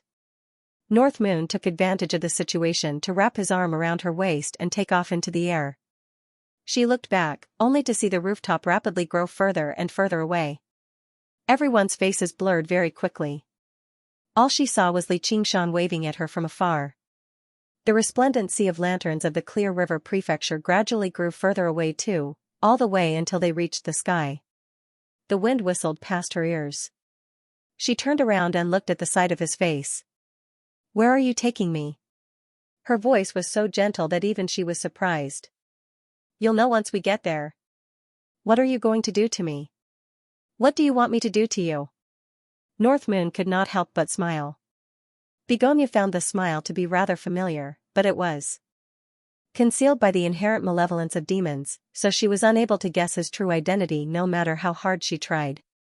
Xianxia was forthright, while North Moon did whatever he wanted and did whatever he wanted. Begonia felt her heart pound heavily. She was afraid to make eye contact with him. "I want to return to the dwelling and pack my things." "How troublesome." "Where's the dwelling?" The two of them suddenly turned around and flew off in the southwest direction. After North Moon left, everyone on the rooftop could not help but let out a sigh of relief. Their bodies relaxed. Although North Moon had never targeted them the entire time, his vicious and heavy presence weighed heavily on everyone's hearts. Everyone discussed what had happened just now. Hua Sengzan said to Xianxia secretly, "I hope you can treat her well." Xianxia's attention was completely focused on his mirror clone. He was currently enjoying Begonia's soft, delicate body. When he heard that, he smiled without saying anything. He called out, "Bring the alcohol." Granny Yu had been killed, and Begonia had left. The disciples of the sect of Clouds and Rain were all unsettled. They dared not disobey Xianxia's orders, so they cleaned up the rooftop and brought up fine alcohol and delicacies. However, none of them dared to approach the gold and silver figures. Xianxia raised his cup high into the air. "Everyone, the performance just now has been extremely fascinating. Let's keep drinking." After experiencing what had happened just now, most of them were no longer in the mood to drink. However, when they heard what Xianxia said, all they could do was raise their cups, or they would seem like they had been frightened out of their wits by North Moon. They thought, "This Commander Li sure is open-minded." In the commandery city of Rui, Yidan's heart leapt. Something has happened to Yifeng and the others. He immediately rushed over to the parlor of Clouds and Rain in the Clear River Prefecture. The banquet continued on the rooftop, except everyone seemed rather forced as they drank and laughed. Only Xianxia truly became more and more excited as he drank. He seemed like he was drinking alone, but the person beside him had not actually left. Instead, they grew closer. Yidan descended from above, wiping away everyone's last bit of interest in drinking. His gaze first stared viciously at Xianxia before landing on the 5 gold and silver figures. "What's going on? Who did this?" There was silence. No one was bold enough to answer him. Xianxia stood up with a jar of alcohol and said drunkenly, "Those disciples of yours came to help you find a wife. Those disciples of yours came to help you find a wife." Unfortunately, fellow Taoist Zhou's heart already belonged to someone else. "Those disciples of yours were too pressuring him, so he came to you and started a little killing. That's the result." "Who was it? Tell me clearly. I'll definitely tear him to pieces." Yidan's face was scarlet red, like a volcano that could erupt at any time. These disciples were all the most capable of him. It had not been easy to raise them either. Originally, he thought carrying out a mission like this would be a piece of cake, but he never thought they would fall prey to someone. He did not believe that Xianxia was capable of such a thing. Logically speaking, if Yifeng and the others worked together, they would not be completely helpless even against a golden core cultivator. The terrifying aura that Yidan gave off was even stronger than North Moon's just now. He was like a ferocious beast in human form that was currently in a state of rage. All the cultivators broke out in cold sweat for Xianxia. Xianxia was unmoved. He burped and spat out 2 words, "North Moon." "He's probably at Mooncourt Lake. If you want to take revenge, you'll probably be able to make it in time if you hurry up." Lu Chongqing could not help but sigh inwardly, how could this be possible without heroic courage? Although Yidan was very conceited about his own strength, he did not have absolute confidence in defeating that North Moon. He could only dispel his thoughts of immediately seeking revenge, leaving behind the 5 gold and silver figures that seemed to be mocking him. Furious, he waved his hand, and the 5 gold and silver figures were reduced to dust. Li Qingshan chuckled and tried to persuade him. Please. Calm down, fellow. Dan was tempted to personally kill this gloating little bastard right now, but when he remembered Si Qing's instructions, he held back his killing intent. I'll let you be complacent for a few more days, you little bastard. Dan left in a huff, and Li Qingshan lifted up the jar of alcohol and drank it all. How satisfying. Today's banquet has been extremely enjoyable. I, Li Qingshan, am extremely grateful for everyone's support. Let's disperse today, and we'll get drunk together in the future. The cultivators had wanted to leave a long time ago. When they heard that, they were more than happy to hear it. They all stood up and bid farewell. Li Qingshan returned to the 100 schools of thought with everyone else, just in case Dan schemed against him. Lu Chongqing stayed behind, but he obviously did not do it for the sake of sleeping around. The sect of Clouds and Rain could be regarded as one of the sects with a very deep foundation in the Clear River Prefecture, and they had not suffered too great of a loss in the war, preserving most of their strength. Now that Granny Yu and Begonia were dead and one was gone, it was a great opportunity for him to devour this force. As a group of leaderless Ji practitioners, they obviously could not put up any resistance, but Lu Chongqing was afraid to go too far either, as he was rather worried about what would happen if Begonia returned as the sect master one day. Elsewhere, Li Qingshan returned to the 100 schools of thought and immediately said he wanted to meditate and cultivate, as he wanted to concentrate on his clone. He closed his eyes before opening them again, and what he saw was Begonia's slender figure as she tidied up her things. Li Qingshan had visited Ru Xian's cave many times. The decorations there were relatively simple, and there were almost no useless decorations.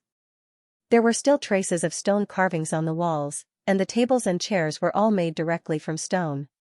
There was only one reason for their existence, and that was to make cultivation convenient. As a woman, Begonia's cave was of a completely different style. Even though she also lived in a cave in the mountains, the stone walls were polished to the point that they could reflect one's reflection.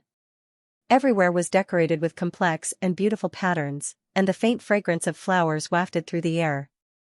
The ground was covered with a thick carpet, and large and exquisite pieces of solid wood furniture were scattered throughout the large and small rooms of the cave. Li Qingshan ignored Begonia's gaze. As if he was in his own home, he wandered around and casually opened a few. He discovered that most of them were wardrobes, and they were divided into different categories. Some were specially for cloaks, and some were specially for skirts. If he had not seen it with his own eyes, he would not have believed that a woman could have so many types of clothes, and that she had over 100 pieces of each type. Li Qingshan arrived in front of another wardrobe. Right when he was about to open it, Qiu Haitang rushed over and leaned against the wardrobe. I've already poured you some tea. Can't you just sit there obediently for a while? What's the taste of tea? If you want to drink, drink wine. Li Qingshan raised his eyebrows. Because of Yifeng and Dan, the banquet had to be interrupted twice, and ended prematurely in the end. However, he had not drunk to his heart's content yet. Rather, it could be said that he had become even more excited. If there was anything more enjoyable than watching an arrogant enemy lose his composure in anger, it would definitely be to kill the enemy with his own hands. Tonight, he had experienced both of them. All right, I'll get you some wine. Begonia could not do anything to this powerful demon in front of her. She could only lower her head and rummage through her 100 treasures pouch. She found a jar of spiritual wine and handed it to him. Li Qingshan opened the mud seal and gulped down a few mouthfuls. This should be fine, right? Hurry and sit down, I still have to tidy up. Ah.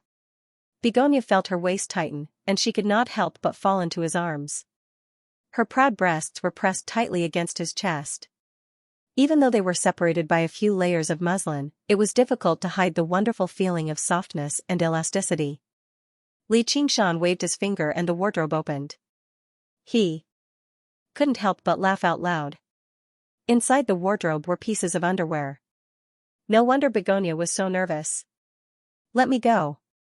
Begonia's face was red as she struggled with all her might. But how could he break free? Li Qingshan's milky breasts pressed against him, making him enjoy it even more. He casually took out a light pink undergarment from the wardrobe. The small undergarment was embroidered extremely beautifully, and it was as light as silk. He couldn't help but imagine what it would look like on Begonia. What kind of dress would she be wearing now? Li Qingshan lowered his head and looked down. He could see a deep, snow-white ravine. Don't touch my things. Begonia's face turned even redder, and she struggled even more. Her eyes were shy and flustered, and there was no trace of the calm clan Master Qiu had in the past. Instead, it was more alluring than any kind of charm. Li Qingshan's lower abdomen became hot. He lowered his head and said, "If you move, I don't know what I'll do." You. Begonia also felt the change in a certain part of his body, and immediately did not dare to move. She had a feeling that she had just left a wolf's den and entered a tiger's mouth. This ferocious tiger could easily tear a group of wolves to shreds, but the situation of a lamb like her did not change at all. The only difference was that she had entered the tiger's mouth of her own accord. Li Qingshan wrinkled his nose and caught a whiff of a heavy fragrance. It was like the fragrance of a flower, but it was a little different. Actually, at the banquet just now, when she was drinking with him, he smelled the fragrance on her body. At first, he thought it was the fragrance of cosmetics, but upon closer inspection, she seemed to have no makeup on. And with his keen sense of smell, the fragrance was not some kind of perfume, but came from her body. He buried his head in the pit of her neck, and the fragrance filled his mouth and nose. He could not help but take a deep breath, and he felt that his lungs were filled with fragrance. The tip of his nose and his lips touched the skin of her neck, and it was as thin as sheep fat. Like a fierce tiger sniffing the petals of a begonia, he did not even dare to sniff too hard, for fear of damaging the soft petals. Suddenly, he felt her body tremble slightly. Li Qingshan raised his head and saw that her eyes were tightly closed, and her long eyelashes were trembling like small fans. He could not help but smile and said, "I won't eat you, what are you afraid of?" Begonia opened her eyes and said, "I'm not afraid." Li Qingshan smiled and brought the wine jar to her lips. Begonia stubbornly turned her head away, and her big eyes were covered with a layer of mist. She thought that he would continue to use force, but she did not expect that he would let go of her and said with a smile, "You're already so old, yet you're still crying like a little girl.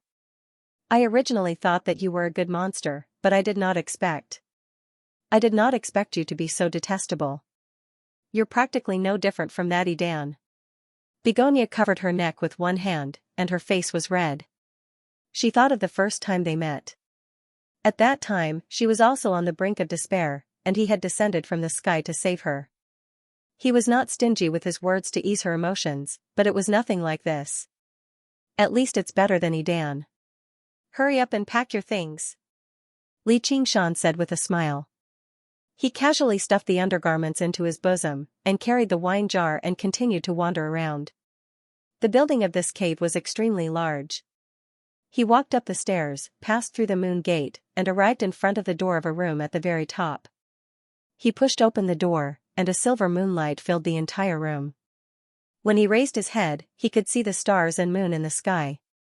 At the top was a large piece of transparent crystal that had been specially refined, so that the sky could be seen, and the situation inside could not be seen from the outside. There was a soft couch in the middle of the room. It was probably a place for both resting and cultivation. Li Qingshan rested his head on his arms and crossed his legs, lying on the soft couch. As he drank, he gazed at the sky, and his thoughts drifted far away. After a while, Begonia returned. "I'm done packing. Let's go." Her lips pouted slightly, and her expression was rather displeased. She thought to herself, other than him, no one can protect me. I have no choice but to follow him. However, she did not dare to admit that she had some faint anticipation in her heart. She did not know what she was anticipating either. "Why are you in such a hurry?" Li Qingshan gazed at the starry sky, lost in thought. "If we stay here any longer, Edan might catch up. He probably already knows that Yifeng and the others did not kill us." Begonia walked up to him. "That couldn't be better. Don't worry, with me here, no one can hurt you." Li Qingshan suddenly tossed aside the wine jar and pulled her into his arms. He flipped her over and pressed her under his body. He bent down and whispered into her ear, a strong desire burning in his body. Although you saved me, and I have no choice but to follow you now, if you want to humiliate me by force, I'd rather die. Begonia closed her eyes, looking like she was about to die a heroic death. Li Qingshan found this very interesting, and pinched her chin. Do you think you can die just because you want to? I said no one can hurt you, including yourself. Do you mean what you say? Begonia suddenly opened her eyes, reflecting the moonlight and shining brightly. Of course. What about you? What about me? What if you hurt me? Li Qingshan smiled. How could I bear to? You're hurting my heart now. How clever. Li Qingshan broke into laughter. He pinched her nose and held back his desire. He flipped over and lay to one side, wrapping his arm around her shoulder and pulling her into his arms. Does this count as hurting your heart? Seeing how her words had worked, Begonia felt slightly complacent inside, but she also understood that if he really wanted to unleash his power, a few words would not be enough to stop him. All she could do was lean against his shoulder obediently and think to herself, I'm only doing this out of convenience, just in case I anger him. The room was quiet. Li Qingshan gazed at the stars and thought of beyond the 9 heavens again. He wondered what it was like there. He thought of Brother Ox and Little Anne. He wondered how they were doing right now. In the end, the stars turned into Han Qiongji's furious face again.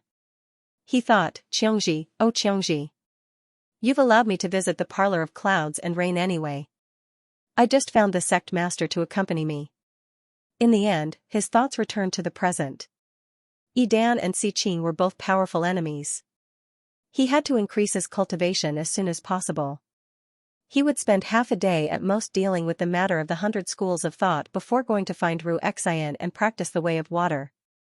Begonia opened her eyes and stared at his face as he pondered. Gradually, she no longer resisted this posture. Instead, she felt slightly at ease. Why have you come to the parlor of clouds and rain? Begonia broke the silence and asked the question that weighed the most on her mind. I just happened to run into you. Li Qingshan smiled. How can it be so coincidental? Begonia refused to believe it. I knew the new Marquis of Rui was coming, so I've always been looking into it. I know you've been wronged in the Marquis estate, so I specially came to comfort you. Li Qingshan made it up without thinking, but he never expected Begonia to believe him so much. She was touched and pressed closer to him. I didn't think you'd still remember me. I thought you'd forgotten about me a long time ago.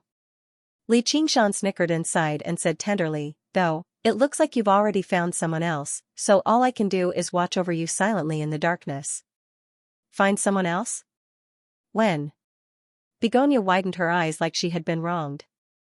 When she heard how he said he had been watching over her in the darkness the entire time, she felt slightly sweet inside. Aren't you very attentive to the man beside you? Li Qingshan purposefully acted like he was jealous. You're talking about Li Qingshan. Don't overthink it. He's my savior. He risked his life for me and offended Yidan, so I felt bad about it. I set up a banquet to thank him. I didn't have any other thoughts. When I first met him, I really wanted to kill him, didn't I? Then she told him about how she got to know Li Qingshan. She even did not hide how he had helped her kill Wei Zhongyuan. Begonia had no idea why she had to explain so seriously, but when she saw how displeased he was, she could not help but curl her lips slightly. She was no longer angry at his frivolous behavior just now. In other words, I do have to properly thank him.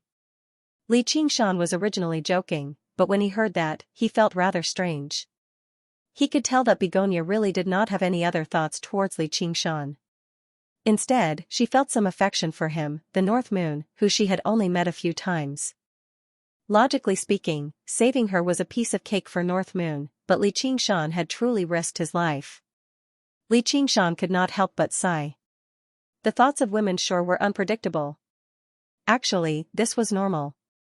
When Begonia first met Li Qingshan, not only did she oppose Li Qingshan, but he was only in his teens too. He seemed like a rough kid from the countryside, so why would she think like that? North Moon had appeared in her moment of pain and weakness. He was a handsome young man, and he even played the role of a friend of women. Afterwards, the two of them worked together to take down the Green Vine Mountain. It was filled with excitement and romance, leaving behind the deepest impression. Begonia grumbled, "What's it got to do with you? I should be the one thanking him. I've already promised him that I'll repay him with my body." "Then do you want me to send you off to fulfill your promise?" Li Qingshan pulled her into his arms, and Begonia leaned against him. She turned her head away. "Whatever. I'm short on brains anyway, and I can't help myself." Li Qingshan found this funny. Women sure were petty. He said with a stern face, "I think I'll just kill him." Begonia said in a hurry, "No. I'm indebted to him. It's not like it has anything to do with me." "It's not like it has anything to do with you, alright? You can thank him however you want, but you can't hurt or kill him." Begonia was truly afraid that he would do that. He had been the one massacring the 2 times they had met. In the eyes of cultivators, the name North Moon had never been gentle or kind. Instead, it symbolized wanton slaughter, where he could do anything in a moment of anger. "No, then wouldn't I be losing out?" Li Qingshan lured her in. "What do you want?" Li Qingshan smiled. "You have to thank me properly first, and then I'll give him some benefits." "Surely this can't be considered humiliating you and hurting your heart." "It's clearly the case. You're using words to trick me, but at the end of the day, it's still for..." Begonia grumbled. She had experienced the craftiness of demons deeply. She had used words to shut him up earlier, yet he had turned around and tricked her. For what? The love between man and woman, the combination of yin and yang. "It's only right and proper, that's what you said." "I didn't." "Stubborn." Li Qingshan raised his head and kissed Begonia's lips. He found that not only were they not hard, but they were soft and tender. Begonia's eyes widened and she was at a loss of what to do. Such a scene. Who knew how many times she had witnessed it in the parlor of clouds and rain? However, this was the first time he had experienced it personally. His entire body felt as if he had been electrocuted, and he felt waves of numbness. Li Qingshan took a sip and asked with a smile, "How do you feel?" Qiu Haitang was excited. It was hard for him to control himself, so how could he answer? Li Qingshan kissed her again, forcing open her teeth and entangling her tongue. Begonia was even more defeated. He laid limp on Li Qingshan's body and kissed her until he was aroused. He climbed up to her full breasts that seemed like they were about to burst out of her clothes. He laughed and said, "Let me see if your heart has ever been hurt." "No." Begonia grabbed his hand. Li Qingshan was already aroused and could not care less. However, when he saw the pleading look in her eyes, his heart could not help but soften. Bullying a weak girl for the sake of a momentary desire was not what a man should do. In any case, he had already taken enough advantage of her, so he picked up Begonia. "It looks like no one will come. Let's go." After leaving the cave abode, Li Qingshan did not head in the direction of Mooncourt Lake. Instead, he came to a quiet valley in a mountain range. There was a beautiful little lake there. When Li Qingshan first came here to refine the water vein, he felt that the scenery here was very good. The spiritual qi here was rather dense. Although it was not suitable for building a sect, it was extremely suitable for establishing a cave abode and cultivating alone. Li Qingshan had Begonia wait by the lakeside while he dove into the lake. A moment later, the surface of the lake parted, revealing a path. Begonia walked into it and arrived at the bottom of the lake. A large space had been opened up at the bottom of the lake. The dome was borrowed from a large crystal in Begonia's original cave abode. When she looked up, she could see the rippling waves and the swimming fish and shrimp. Li Qingshan spread his arms and smiled. "How is it?" Begonia was secretly satisfied, but she said, "It's like being in prison. It's so suffocating. Being in prison is better than being someone's concubine. Isn't cultivation like this in the first place? Stop thinking nonsense and cultivate properly. Then your cultivation won't be so weak." "I'm not yet." "Not yet what?" Li Qingshan asked mischievously. It did feel like he was keeping a mistress in his house, but he probably did not have much time to visit this beauty. Moreover, this beauty was not willing to be visited by him. It's nothing. Begonia snorted coldly and did her best to recover the appearance she had when she was sect Master Qiu. Here, take it. Li Qingshan then passed Granny Yu's 100 treasures pouch and golden core to her. He glanced through the items in the 100 treasures pouch, but there was nothing that caught his eye. She was not even as wealthy as Yifeng and the other Foundation establishment cultivators. Granny Yu had only become a golden core cultivator after so many years, so she had basically used up all of her resources. After becoming a golden core cultivator, she had been killed off before she could even accumulate more. The golden core could not actually be regarded as a golden core. Instead, it was pink and possessed a hint of softness and charm. It was not a regular golden core, but a special golden core condensed from a special cultivation method, just like the ocean pearl condensed from the arts of the boundless ocean. Its element was far too different, so swallowing it would not bring much benefit. Begonia was rather surprised. According to her knowledge, the golden core condensed from the major method of clouds and rain of the sect of clouds and rain did not look like this. If she refined it carelessly, it would only bring more harm than good. Granny Yu must have come across some other fortuitous encounter. She shook her head. I don't want it. It was already rather strange right now. If she took this precious item from him as well, wouldn't she really be like a concubine? Cut the bullshit. I told you to take it, so take it. If you talk back again, I'll spank you immediately. Li Qingshan glanced at her plump bottom that propped up her dress. It should be quite nice to the touch. He was rather eager for her to talk back. As the saying went, don't say I didn't warn you. Under the gaze of his scarlet eyes filled with lust, how could Begonia be bold enough to say anything else? She accepted the golden core and 100 treasures pouch, which left Li Qingshan rather disappointed. In the end, Li Qingshan gave her a jade pendant with a sliver of his soul sense embedded in it. This place is rather well hidden, and it's protected by formations, so there shouldn't be any danger. If there really is an emergency, crush it. Even if I can't rush over immediately, I can immediately mobilize the water and help you repel the enemy. I'm helping you all the way. Are you leaving? Qiu Haitang suddenly felt a little reluctant. If I stay any longer, I can't guarantee what I'll do. Li Qingshan waved his hand with a smile. He leapt up and charged out of the lake water without even looking back. He unfurled his wings and took off into the air. Begonia gazed at him for a while before lowering her head and sighing. She thought, if you can stay here with me forever, so what if I let you do whatever you want? As soon as she thought of this, even she leapt in fright. With further thought, even if she had no other choice, she would never allow a man to take advantage of her.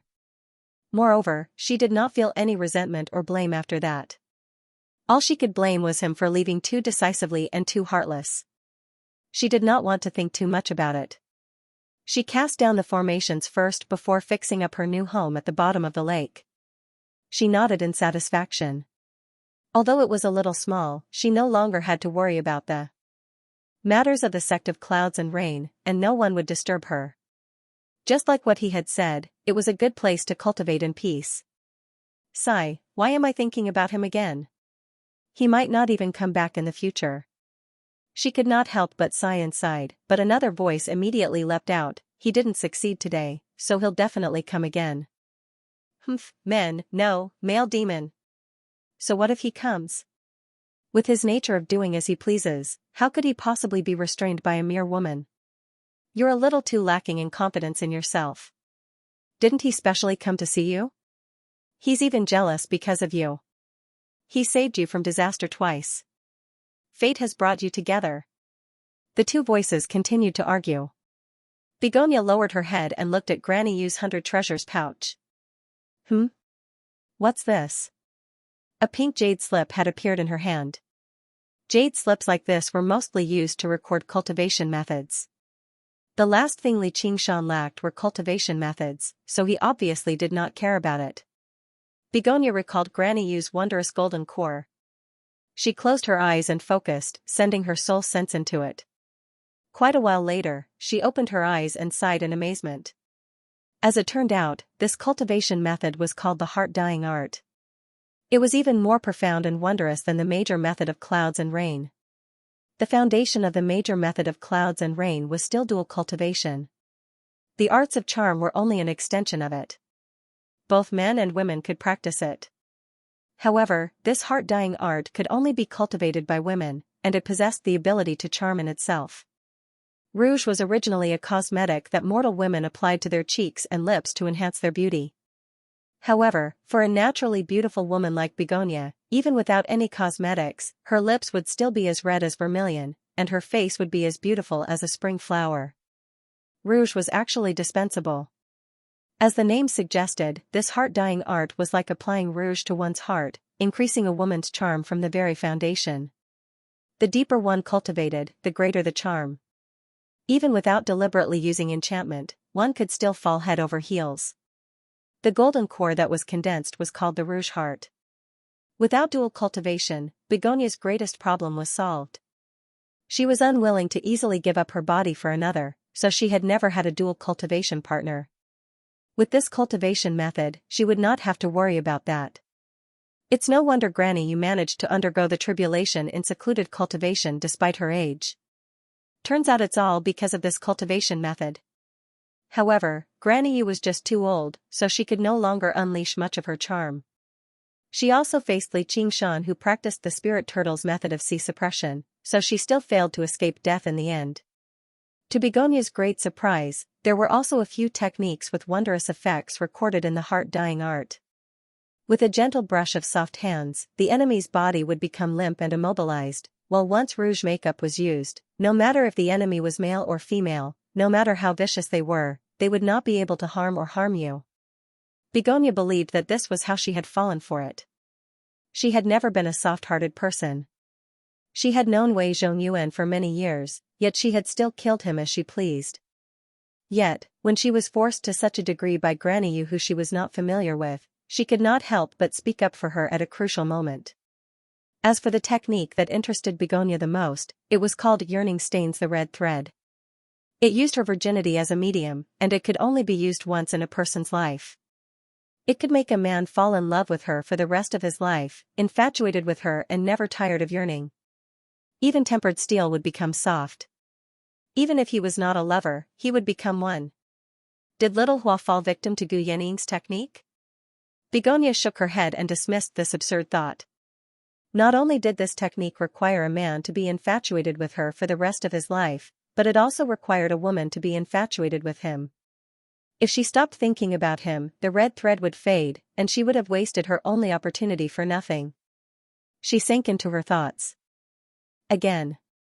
She could only use this technique once in her life, so she had to be extremely cautious. She became slightly excited inside. They all say that people with the aspect of peach blossom will not be able to find love in the end and die of depression. I refuse to believe that. Master, oh master, watch as I break this fate. If she had obtained this cultivation method a few years ago, she definitely would have used it on Hua Sengzan without the slightest hesitation. However, it took her quite a bit of thought now. After much thought, she finally decided not to think too much about it for now. She would practice this cultivation method first. Switching cultivation methods had always been difficult. The major method of clouds and rain was rather similar to the heart-dyeing method of rouge, and they both practiced profounding spiritual qi. On top of that, she possessed a rouge heart. North Moon, if you're really bold enough to use force on me, don't even think about getting away scot-free. Begonia smiled proudly and immediately sat down with her legs crossed. She held the rouge heart and began practicing the heart-dyeing method of rouge. Gradually, a smear of red light spread out, dyeing her surroundings. It illuminated the pitch-black bottom of the lake in an extremely magnificent manner. As Li Qingshan controlled his mirror clone, he continued to refine the rivers and lakes of the Rui Commandery. Although he had refined many large rivers and lakes in the past, he had always swallowed them in one go. Now, he was chewing on them carefully. He wanted to refine all the bodies of water in the Rui Commandery so that he could make preparations for his breakthrough to the 5th layer of the spirit turtle or even the 2nd heavenly tribulation.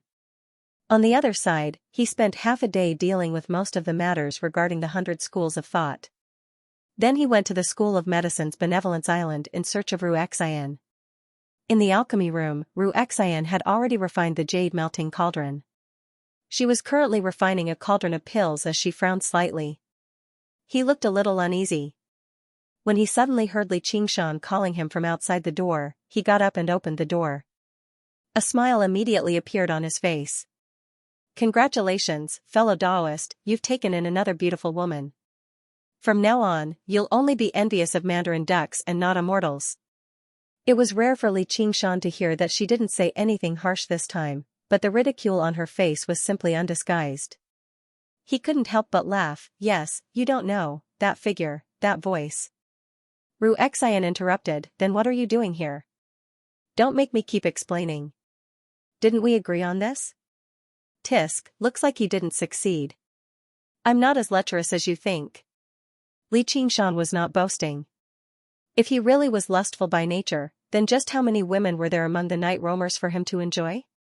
They came in all shapes and ages.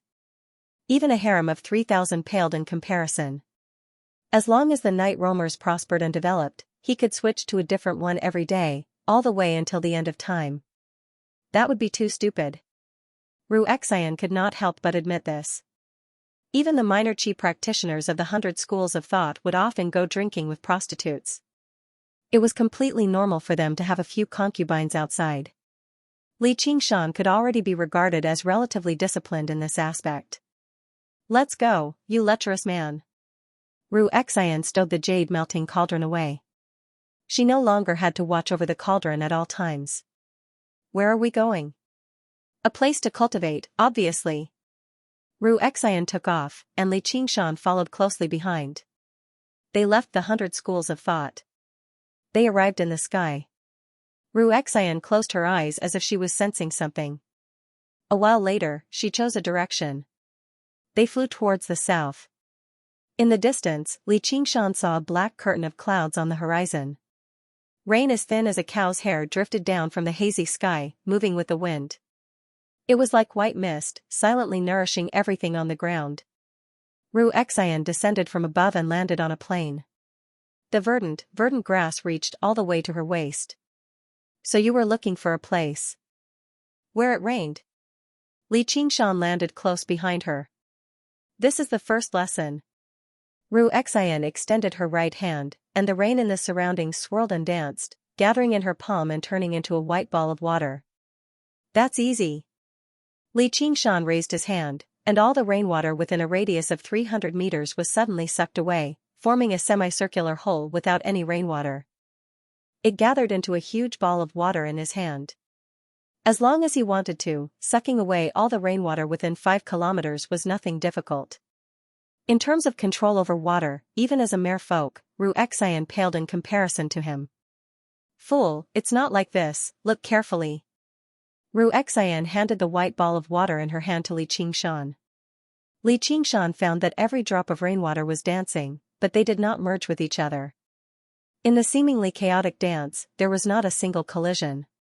Ru Xian's eyes drifted like the mist in the rain, as if she was immersed in a very deep memory. Li Qingshan threw away the big ball of water in his hand, and stretched out his hand again, gathering the rainwater again. He found that it was not an easy task to maintain the whole ball, but also to maintain the dance of thousands of rainwater. Let's go. Ru Xian casually threw the ball of water in her hand at his face, and it turned into a cloud of mist in midair, landing on Li Qingshan's face. He just felt a little wet, and the cloud of mist dispersed. He said in surprise, "Go? You haven't said anything yet?" Ru Xian said, "This kind of free class, what else do you want to listen to?" Li Qingshan curled his lips, "How much do you want?" "I don't want to say how much." "Take that thing in your hand." Ru Xian flew away, and came to the edge of a village, a small fenced courtyard.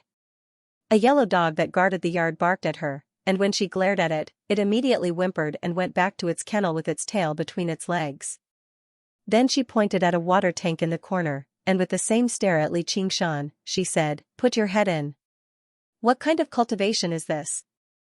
I've seen many big rivers and lakes, what can a water tank do? Don't try to fool me." Ru Xian smiled slightly, or more accurately, it was a fake smile, immediately. Li Qingshan looked at her for a while, then helplessly walked to the water tank, and plunged his head into the water tank. In the house, a farmer woman held a kitchen knife in her hand, and looked out through the crack of the door in fear, and saw this strange scene. A fairy-like woman in white stood in the middle of the courtyard, and a tall man plunged his head into the water tank.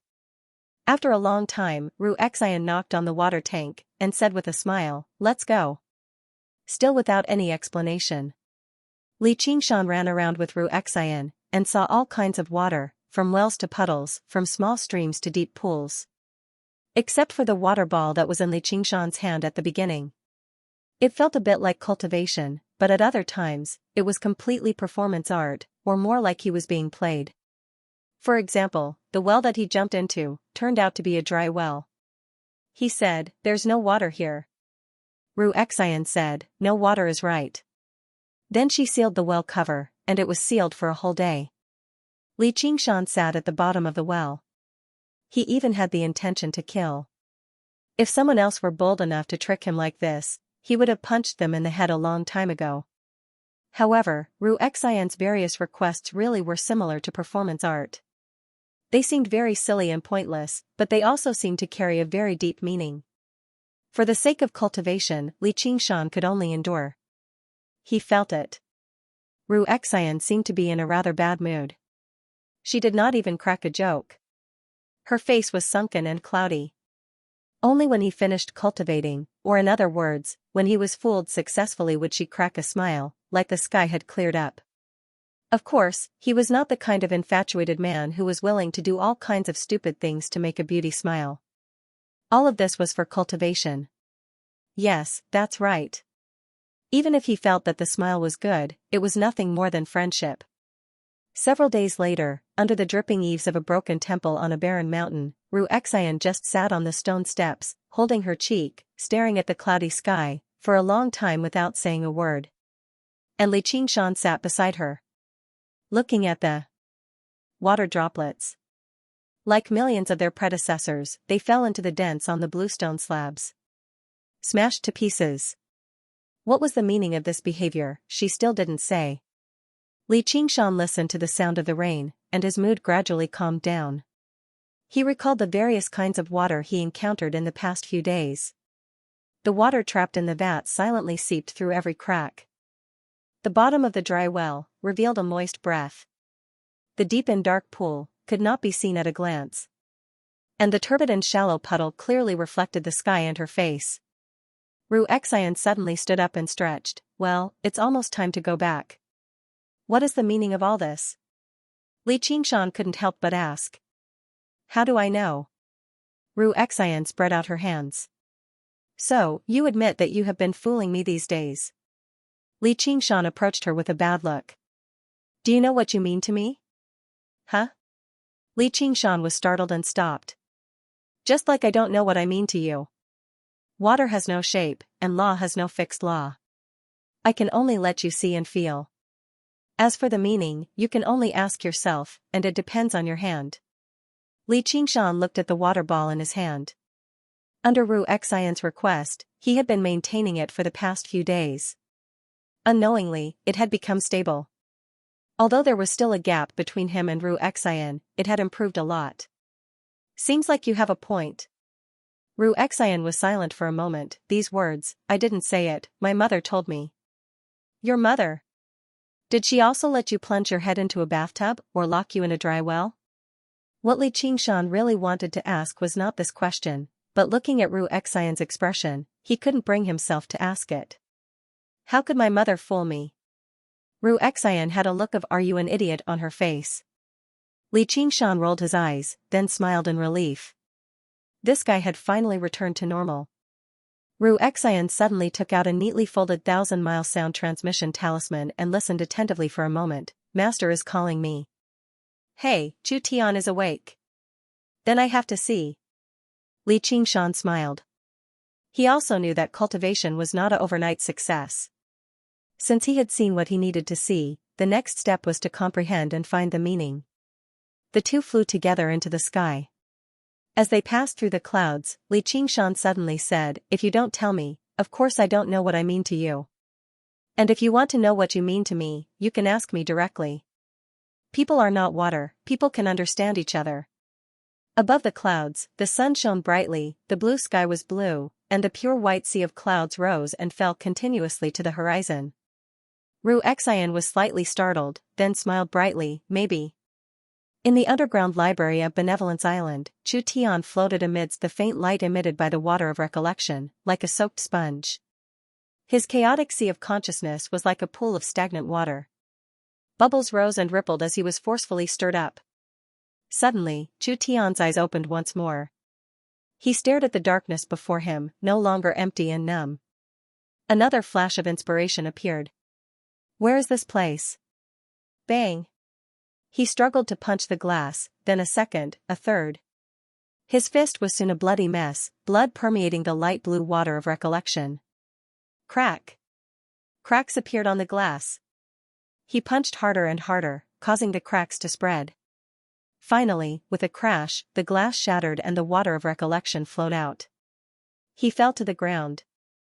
He wanted to prop himself up, but for a moment, he was powerless and unable to move. The light in the passageway gradually brightened until the surroundings were illuminated. Huaxi walked up to Chu Tian. You're finally awake. Chu Tian's lips trembled for a long time before he managed to say, Who are you? And who am I? Qian Rongji slowly opened her eyes. She felt that she was lying on a bed, covered by a thin blanket. She could hear the sound of waves coming from beneath her, and the fragrance of lotus flowers was everywhere. In a daze, she felt that this small room was heaven, because she had just returned from hell. This is the waterside pavilion of listening wind. After a brief blankness, her memories quickly returned and occupied her mind. She sat up, and the thin blanket slid over her body. Only then did she realize that she was naked. She subconsciously touched her skin. Her torn and shattered skin had already recovered its smoothness, but it was still somewhat pale from the loss of blood. She got off the bed and walked to the mirror, only to see an alluring figure reflected in it. She had perky breasts, a smooth abdomen, and slender legs. Although her appearance wasn't peerless, she could still be considered beautiful. However, her expression was gloomy. There was no pride or dissatisfaction that a woman should have when looking at herself in the mirror. Her eyes were calm and unperturbed, as if she was looking at a rotting corpse. She turned her body around and reflected her back in the mirror. Her face, however, was still facing the mirror. Her posture was extremely strange, as if she was a beautiful snake in human form. And on her smooth and clean back, there was the existence of a snake. It was still that gorgeous little snake. However, it had become much larger, curling into the shape of an 8. It bit its tail as if it wanted to devour itself as well, but it didn't move at all. It seemed to have fallen into a deep sleep. A smile appeared on her pale face. She recalled the situation at that time. Dozens of hell snakes were biting her body. Originally, the effects of the hell torture were intermittent. However, the existence of dozens of snakes meant that the pain would never end. This was the most realistic situation for those souls that had sunk into hell. However, she would not sit and wait for death. She maintained a sliver of consciousness in the pain that was on the verge of collapse. She controlled the colorful little snake from the beginning. It swallowed the other poisonous snakes one by one.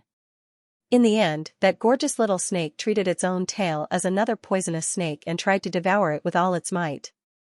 Only after she comforted it did it calm down and fall into a deep sleep. At that time, she also fainted. Qian Rongji retracted his gaze. She walked out of the door. Du Yenying sat on the edge of the balcony, holding a long fishing rod in her hand. The silk line hung into the lotus pond. She looked back and asked, Did you sleep well? Qian Rongji stepped forward and knelt down. She bowed. Qian Rongji begs master to teach me the Naraka scripture! Du Yenying reached out and stroked Qian Rongji's face, sliding down to her neck. She gently grabbed it. Perhaps killing you now is the best choice, what do you think? I think so too. Otherwise, I will kill you sooner or later. Silly child, why do you have to suffer like this? Du Yenying sighed slowly. There was a trace of pity on her face. It was not fake. However, this made Qian Rongji even angrier than humiliation and coercion. She straightened up, and the hell snake behind her immediately woke up and flicked its tongue. Master, Why do you have to suffer like this? Then I'll wait and see. Heh, the fish has taken the bait. Du Yining waved her fishing rod, and a carp jumped out of the lake. She threw it to Qian Rongji. Go and cook it. Show filial respect to your master. Qian Rongji was stunned. She had never done such a thing in her life. Although she was bullied in the Qian family, she was still a qi practitioner after all. Hurry up and go. You can't possibly think that I'll just pass on the highest secret technique of the school of legalism to you so easily, right? Yes, master. Li Qingshan and Ru Xian came to the underground library of Benevolence Island. They saw Chu Tian sitting there quietly with a blanket draped over him. Although his cultivation was destroyed and he was not much stronger than a mortal, he gave off a deep and lofty feeling. I'll leave this place to you. He has recovered some of his memories from his previous life, but he seems to have lost all of his memories from this life. However, we can't be sure. Hua Xiai told Ru Xian and turned to walk out the door. He had completed his responsibility as a doctor. Li Qingshan and Ru Xian looked at each other, then at Chu Tian on the ground. Fellow cultivators, please tell me why I lost my memories from this life. And how did I suffer such heavy injuries? Chu Tian asked. In fact, what he wanted to ask the most was where the sky-climbing vine seed buried in the depths of his soul went. Were they taken away by these two people? Li Qingshan was not used to this. If the original Chu Tian was a hot-tempered primary school student, then this person in front of him was a calm university tutor. They were two extremes. Why? Heh, because you're a bastard. Chu Tian revealed an interested expression. Fellow cultivator, please explain. Li Qingshan told him about the shameful things Chu Tian had done. Chu Tian heaved a long sigh and bowed deeply. I didn't expect this life to be so unbearable. No wonder I ended up like this. Please forgive me if I've offended you. You've really turned over a new leaf. You're the reincarnation of a celestial being. I wonder which layer of heaven you came from, and what does it look like up there? Tell me. Li Qingshan squatted down and carefully sized up Chu Tian. He was also very interested in the world outside the well that Golden Cicada had mentioned. Although I have recovered some of my memories from my previous life, they are incomplete. I'm afraid I can't answer your questions in a short time. Who knows if you're lying or not? Maybe you're pretending to be apologetic, but you actually hate me and are thinking about how to take revenge in the future. You might as well kill me with a palm. Li Qingshan raised his hand and was about to slap Chu Tian, but Ru Xian pulled him back. My master woke him up with great difficulty. I was the one who rudely provoked you first. Even if I'm killed, it's reasonable. Besides, it's just a hand that was cut off. How could I dare to have any resentment? If I can recover my memories, I'll tell you everything you want to know. Chu Tian silently ruled out the possibility that Li Qingshan had taken away the sky-climbing vine. He felt that Li Qingshan's voice was very familiar. He had fallen into a deep coma and seemed to have been awakened by this voice. Okay, I'll let you go for now. You'd better turn over a new leaf and look out for yourself. Li Qingshan withdrew his hand. He was not afraid of Chu Tian's revenge at all.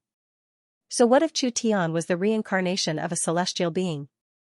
Now that his cultivation was ruined, he didn't know how many years it would take for him to return to the Golden Core realm. At that time, it would be a matter of one move. And what surprised him was that just now, his murderous aura was awe-inspiring, but Chu Tian didn't even bat an eyelid. Instead, he looked like he was deep in thought. This kind of willpower, not to mention the original Chu Tian, even people like Lu Chongqing couldn't compare. Ru Xian moved to the side. Okay, since you've already woken up, you can leave. Let me remind you, it's best if you hide your identity and leave quietly. Otherwise, your life might be in danger. Chu Tian said, does this have something to do with that woman named Qian Rongji? Li Qingshan was slightly surprised. Just now, when he was denouncing Chu Tian's various evil deeds, he mentioned that Chu Tian deserved to know Qian Rongji. Unexpectedly, Chu Tian remembered it. If it's just a simple qi deviation, why would I be treated in such a secret place? Although I've offended this fellow Taoist, he's broad-minded. I don't think he would make things difficult for a cripple. He must have some powerful enemies outside. Please don't hesitate to tell me. Although I don't have anything on me right now, once I recover a bit more of my memories, I will definitely repay this life-saving grace. Chu Tian said very sincerely.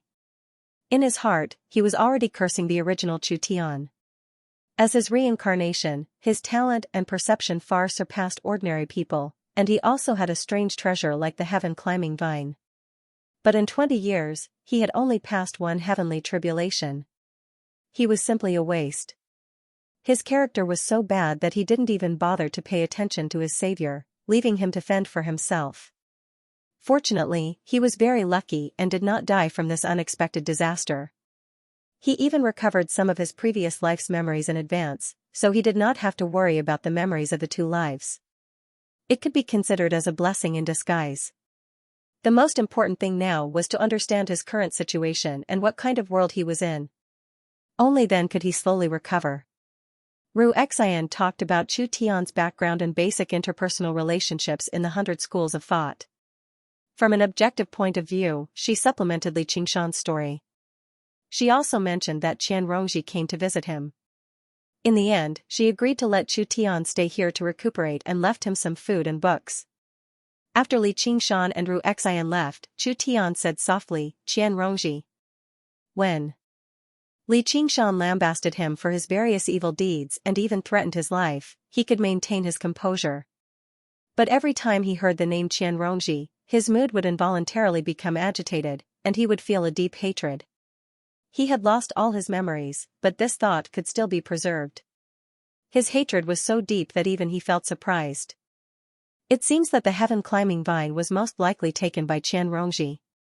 I have to find a way to get it back. Moreover, I can't let go of this hatred. It's not good for my cultivation. I have to put an end to it. After Li Qingshan left Benevolence Island, he returned to the Qingxiao abode and began a new round of secluded cultivation. He wanted to comprehend what he had experienced over the past few days and turn it into actual cultivation. Time passed slowly. After an unknown amount of time, Chu Dongqing's call came from outside the abode. "Qingshan, are you inside? The legend of the great sage is 1 year old today. Let me think about what I was doing on this day last year. Ah, I remember, I was writing. Every day after that, I thought of it. Yes, I was writing. Whoever said that they would be dragged out and shot for 5 minutes was thinking about the plot. In short, today is a special day. I have invited a special guest, Black Dream Talker. Everyone, please give him a round of applause. Black Dream Talker, after a long year of writing, do you have anything to say today? I want to die. Wow, many readers are watching, don't say such terrible things. Then there's nothing to say. You look so negative. Why don't you share with us the biggest difficulty you encountered in writing, and how did you overcome it to get to where you are today? The biggest difficulty. Phew, I'm finally answering the question seriously. No women. Ah? I'm asking about writing. The biggest difficulty is that I don't have women. The way to overcome it is to read, and then beep. Ha ha ha ha, there was a small problem with the signal just now. Let's get back to the main topic. Women. Women. Women. If you want women so much, go and get into a relationship, you bastard. I haven't even finished writing, and I still have to think about the plot. Even if I do, I probably don't know how to write it. Even if I know how to write it, I might not be able to write it. Anyway, this is such an ugly plot, who would want to read it? The update stopped again. He, I'm going to be flamed again. I can even memorize it. Damn trolls, if I were the emperor, I would remember your IDs and find you and behead you one by one. Writing a novel is fine, but the stupidest thing is to write some bullsh** speech. Sigh, writing is so hard, I'd better change my job. No, I'd better go die. Hey, alright, Black Dream Talker has entered a berserk state. Today's interview will end here. Wait. Eh? You look so similar to the Dark Dream Teller. I am Black Dream Talker's older brother, White Dream Talker. This disappointing younger brother has made a fool of himself. Finally, a normal one. Ahem, Hikari Dream Teller, on this special day, do you have anything to say to our readers? Dream. You can have nothing in life, but you can't have no dreams. If you don't have dreams, you're no different from a salted fish. Then, what about women? I don't need a woman at all. Having a dream is enough. The meaning of life is to keep working hard to realize your dreams. Besides, there are so many dear readers who have been accompanying me and encouraging me. Although there are many difficulties, as long as you are here, I will definitely be able to overcome them all and write great novels to reach the other side of my dreams. What about the shotgun your brother mentioned earlier? Hush. How can you address my dear reader in that way? Their criticism spurred me on, especially those pertinent opinions. I was very happy when I read them. Ha ha ha ha, friends, in the new year, I will dedicate even better works to you, please continue to support me. Begging for subscriptions, begging for monthly votes, begging for recommendations, begging for clicks, let us surpass everything and reach the 9 heavens. Break, break, break, break, break. If a god obstructs, I will kill a god. If a Buddha obstructs, I will kill a Buddha. Security. Security. Hurry and drag this lunatic away. Phew, the world is finally peaceful. What a pair of brothers. Perhaps, life has always been like this. The night will never disappear, but the day will come every day. The courage that was lost at dusk will be reinvigorated at dawn. Sometimes, tears will fall from the sky due to the continuous rain. Sometimes, in the deepest of nights, you can see the stars when you raise your head. Even if it's just a speech, you want to write it to be interesting and unique. Is this obsessive-compulsive disorder? As a result, I often neglect the main function of asking for votes. But it doesn't matter, I can display my powerful vote-asking skills in the later parts of the book. 3-word mantra, asking for monthly votes. Finally, let's organize an event. It's been a year. What do you think of the 1.8 million words of The Legend of the Great Sage? What are your expectations for the future? Please leave your voice in the comments section. Even if it's criticism, it doesn't matter. Sai, who asked me to not be an emperor. To be continued. If you like this work, please come to Iso. In the pitch-black belly of the mountain, Li Qingshan's long hair draped over his shoulders as he raised his head. Specks of water danced around him, flickering with blue light in the darkness like fireflies. He had seen all kinds of water. He had a godlike talent and was the master of countless rivers and lakes. However, he had never considered the meaning of water. Was the meaning of water gentle? Maybe it was right. Was it kindness? Probably right. The stream was gentle, while the river was majestic. The white cloud was light, while the sea was deep. The water in the vat nurtured life. The water under the eaves contained Buddhist wisdom. It seemed that every form of water contained a profound meaning. Therefore, it was changeable and difficult to find out its meaning. Li Qingshan waved his hand and countless water droplets gathered into a smooth mirror. Gifted supernatural power? Flowers in the mirror and the moon in the water. He stared at himself in the mirror for a long time and suddenly smiled. He understood that what he was looking for was not the meaning of water, but the meaning of me. Just like this water mirror, if it reflected flowers, it was flowers, and if it reflected the moon, it was the moon. So Xianxia did not answer his question. What was kindness like water? What was softness to conquer hardness? Other people's words were worthless. Water had thousands of forms. Therefore, he only needed to ask himself, which one did he prefer the most? Was it the freedom of the white cloud? The majesty of the river? Or the calmness of the dripping water? No, none of them. There was only one he preferred. Xianxia had never shown it to him, but it had always been deeply engraved in his memory. It was the boundless sea. It could be turbulent and it could be calm for thousands of miles. Except for the general word vast, there was no other word that could simply sum up the form of the sea. The form of the sea was probably the most difficult to imitate. The sea was tolerant of all rivers. How much pain and frustration did people have to go through to calmly accept all the sand? How much forbearance and wisdom did people need to suppress the endless surging sea? Li Qingshan was still unable to answer. He was still too young, but he was not dejected, as he was still very young. He had enough time to experience. He believed that even the oceans that existed in the ancient past began to gather from the very first drop of water. He smiled and opened his arms. His mind extended in all directions and felt the endless water spiritual power gathering towards him. His body lit up with a blue light that became brighter and brighter. The arts of the boundless ocean circulated rapidly, and the spiritual energy in his Dantian sea of qi grew stronger and stronger. Wave after wave of spiritual energy slapped against his body and shook his soul. With a loud bang, the spiritual light dissipated. He had finally cultivated the arts of the boundless ocean to the 6th level. At the same time, his cultivation level had broken through to the late stage of the foundation establishment realm. Outside Qing Zhao's dwelling, Chu Danqing was currently waiting anxiously. The formation suddenly opened, and Li Qingshan strode out. "I've made you wait. I'll go meet you outside right now." Chu Danqing was mildly surprised. He smiled. "Qingshan. Congratulations on breaking through again. There's hope for you to reach Golden Core." The more powerful Li Qingshan was, the more confident he would be in meeting him. Li Qingshan smiled. "That's called the Ocean Pearl. Let's go. Don't make him wait too long." Although it was still not enough for him to break through to the 5th layer of the spirit turtle, he was no longer in a hurry. He could already see the direction. There would be a day when he could merge fire and water. The two of them traveled east until they arrived at the boundary of the Clear River Prefecture.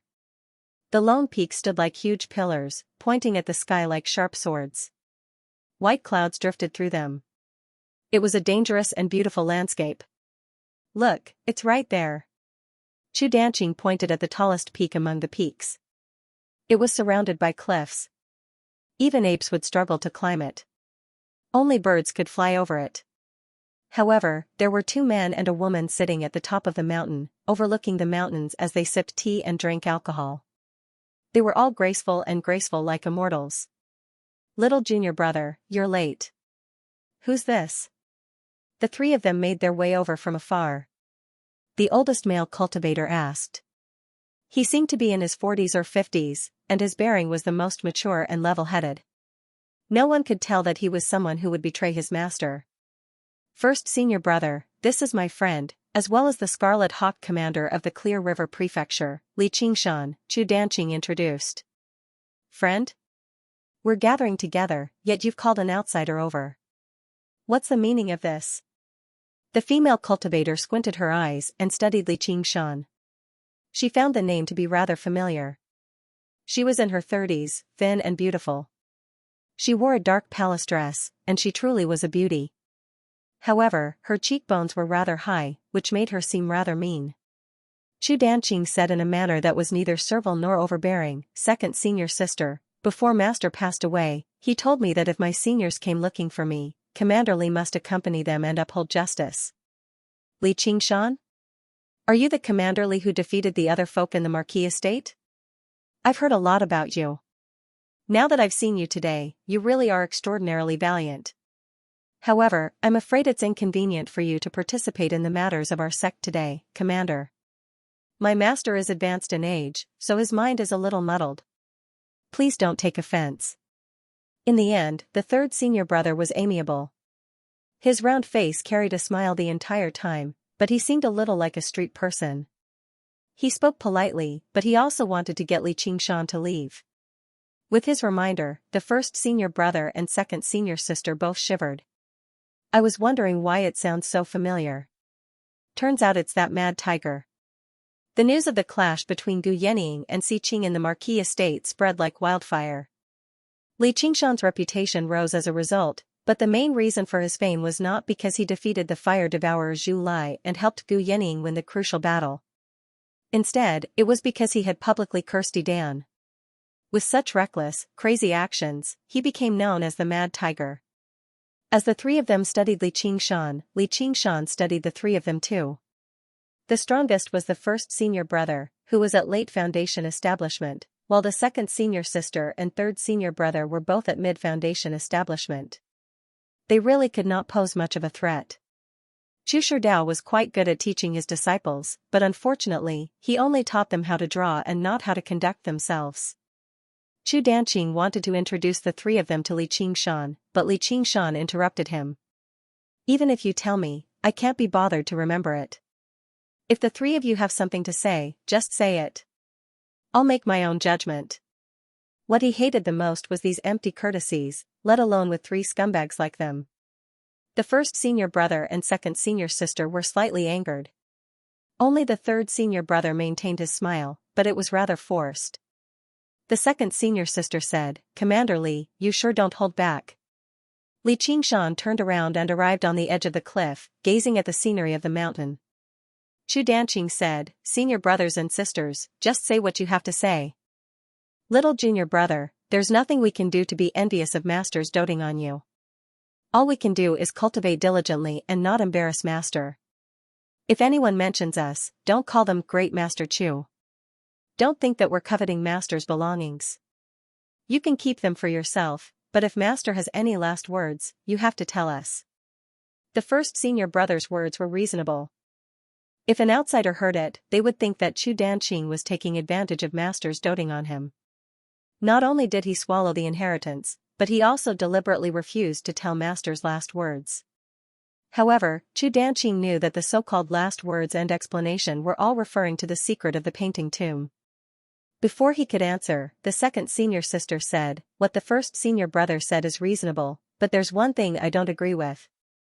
Little junior brother, you can keep the other paintings, but you have to take out master's wife's painting and let us take turns worshipping it. I've already said that master's wife has already left with master." Chu Danqing had vaguely heard Chu Sherdao mention that the first senior brother had betrayed him for fame and fortune, but the second senior sister was slightly different. She had once been rather close to Chu Sherdao, and it had already surpassed the relationship between master and disciple.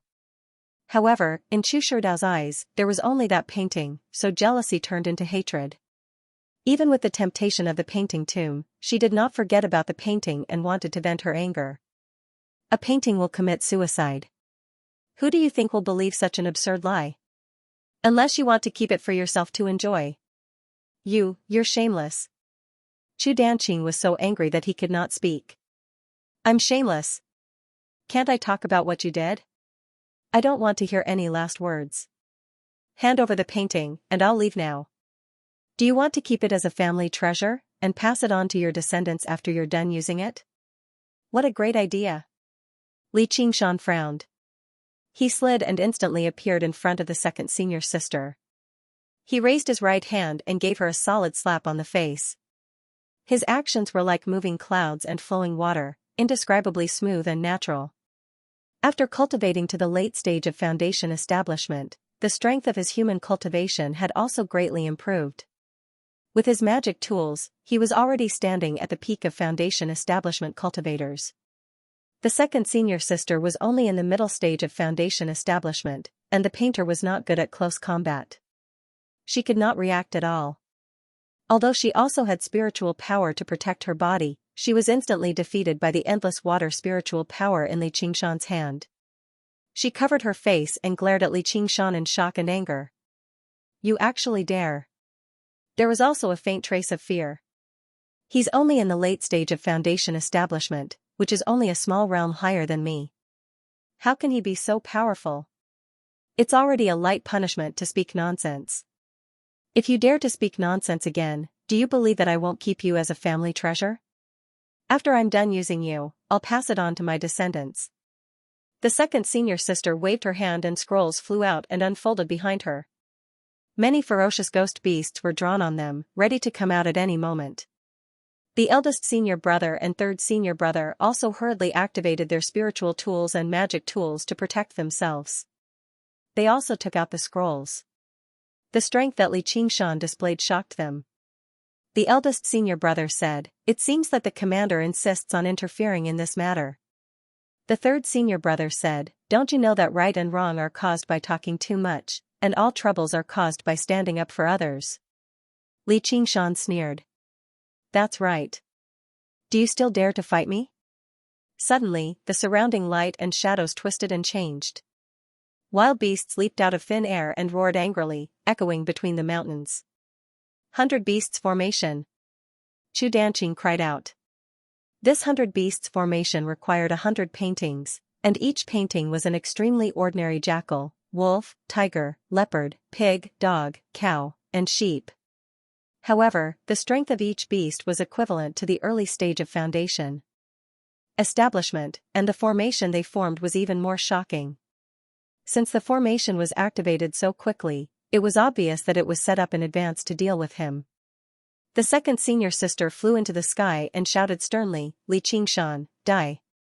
If you like this work, you're welcome to come to Iso." Junior sister. Senior sister. The first senior brother and third senior brother were surprised as well. They never expected her to take action on a whim. Originally, they planned on laying down a trap. If Chu Danqing refused, then they would trap him in formations and force him to comply. However, Li Qingshan's arrival had disrupted their initial plans. They were not afraid of how powerful Li Qingshan was. Instead, they were worried about his identity as a Scarlet Hawk commander. Once they took action, he would become an enemy of the Hawkwolf Guard. Moreover, the unfathomable Commander Gu seemed to favor him very much. "Stop being so wishy-washy, the two of you. A true man needs to be ruthless. If you want the secret of the painting tomb, then hurry up and take action. Kill that bastard Li Qingshan and then capture Chu Danqing. I have plenty of ways to make him spill the truth." The first senior brother and third senior brother exchanged glances, and killing intent rose up in their eyes. However, when they met Li Qingshan's calm and indifferent eyes, they both shivered inside and retreated out of the formation. The first senior brother said, "We can talk things over. Why must we go to such lengths? Commander Li, do you understand what's going on now? Once my junior sister loses her temper, no one can stop her." Li Qingshan said, "If I say right now that I'm no longer sticking my nose in this matter, will you just let me leave?" Chu Danqing had just taken out a few paintings. When he heard that, he could not help but widen his eyes. "Don't tell me he's going to abandon me because the situation doesn't look right. Don't even think about it." The second senior sister called out. The beasts all roared together, and a foul wind assaulted their faces, shaking up the mountains. It was a startling disturbance. Li Qingshan stood with his arms behind his back, still unfazed. "This?" The first senior brother hesitated, while the third senior brother became troubled too. Li Qingshan instinctively evaluated the three of them. The first senior brother was steady, so he was afraid to take any risks. The third senior brother was slick, so he lacked rigidity. Instead, the second senior sister was the most vengeful and aggressive. However, the painter's main method was to control the creatures in the paintings. It was like the difference between a commander and a general.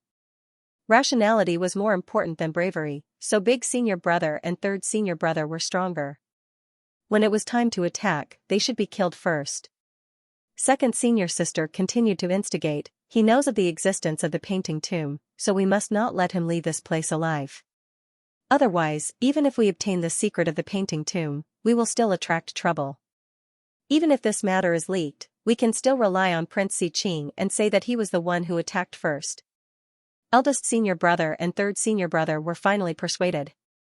For the secret of the painting tomb, this risk was worth taking. Eldest senior brother heaved a long sigh. Now that the arrow is knocked on the bowstring, it has to be released. A malicious smile appeared on third senior brother's smooth face. "Commander Li, don't blame us for being ruthless. Who asked you to wade into these muddy waters and seek your own death?" Since the three of them had already made up their minds, Li Qingshan and Chu Danqing were like turtles in a jar, no longer a threat. With the three of them working together, the 100 Beasts formation diagram, and the scrolls they had accumulated, they were a force to be reckoned with. No matter how fierce Li Qingshan's arts were or how strong his artifacts were, he would not be able to escape death. Second senior sister said, "Since your move just now did not kill me, I can kill you. Kneel down and kowtow to me 100 times, then slap yourself 100 times, and I can consider sparing your life. If I wanted to kill you, it would be as easy as slaughtering chickens." Li Qingshan laughed. Then, he retracted his hand in front of him, light flashing between his fingers. "What are you holding in your hand?" Just a sound. Recording stone. Your words have already been left here as proof. In the future, it can be considered an explanation to Commander Gu. Li Qingshan put the sound recording stone back into his 100 treasures pouch. Before coming here with Chu Danqing, he had not planned on negotiating peacefully with them. Do you think you can still live? Li Qingshan did not answer. He patted Chu Danqing's shoulder. Put away the paintings and focus on defending. Ah. Trust me. Chu Danqing put away the paintings, leaving only a few defensive paintings, which formed an impenetrable wall around him. Li Qingshan also activated the defensive artifacts on him, and then used a few defensive arts to cover him and Chu Danqing. I thought you had some tricks up your sleeve. So you just want to be a coward? Second senior sister laughed shrilly. Eldest senior brother said, be careful, a long night is fraught with dreams. Attack. 100 fierce beasts pounced at them with bared fangs and brandished claws. There were also poisonous insects and fierce beasts summoned by the other 3 paintings. They filled their vision and drowned them. It had to be said that the school of painting was indeed outstanding. As long as they had enough time to accumulate, they could completely accumulate an army. A lone cultivator could only try to capture the ringleader first, but now that they were trapped in the formation, there was no such possibility. Li Qingshan raised his head slightly and sniffled, determining the position of the 3. If he only used human cultivation methods, he was confident that he could break out of the formation, but the situation would definitely be very dangerous, and it would be difficult to protect Chu Danqing. Moreover, he was not willing to let another person know of his secret. At some point, a thin talisman had appeared between the 2 fingers of his right hand. A purple talisman. He raised his right hand lightly, and the purple talisman flew out. Under the control of his spiritual will, it flew through the gaps between the fierce beasts, shattered in midair, and burst forth. A red sphere the size of a human head suddenly expanded by 1,000 times. It was like a red sun rising from the mountain peak. One by one, the beasts were engulfed by the red light. In the face of this violent power, the power of a mere early-stage foundation establishment cultivator was simply too insignificant. The majestic 100 beasts formation lasted only for a moment before turning to ashes. The red sun released thousands of rays of light, illuminating the entire sky. Time seemed to have stopped in that instant. It felt like a long time had passed before a deafening boom could be heard. A wave of air whistled past, and thick trees were easily uprooted and torn apart in the air. The aftermath also crushed countless trees, and the green mountains seemed to have been flattened. Chu Danqing's head buzzed, and he lost his sight. When his vision slowly recovered, he discovered that a section of the lone mountain peak under his feet had been shaved off. The defensive spells Li Qingshan had used, along with a few protective scrolls, had all been turned to ashes. He was shocked. This is the power of a purple talisman. Talismans were divided into 3 types, yellow, red, and purple. Among them, purple talismans were the most precious. Only nascent soul cultivators could make them. Basically, only golden core cultivators had them, and it was almost impossible for foundation establishment cultivators to get their hands on them. It was evident how precious they were. Naturally, their power was also extremely strong. In the past, when Gu Yenying and the Soaring Dragon Elder fought, they each used a purple talisman. Li Qingshan had killed a group of golden core cultivators to accumulate a few, and he had never had the chance to use them. He casually used one, and the effect was pretty good. The biggest flaw of talismans was that they could not distinguish between friend and foe, and were difficult to control. If not for the 100 fierce beasts forming a meat shield, even Chu Danqing would have been injured. Qingshan. When the power of the purple amulet's explosion reached its peak, Li Qingshan took the opportunity to kill eldest senior brother and third senior brother in one fell swoop. The 2 of them died with their eyes wide open.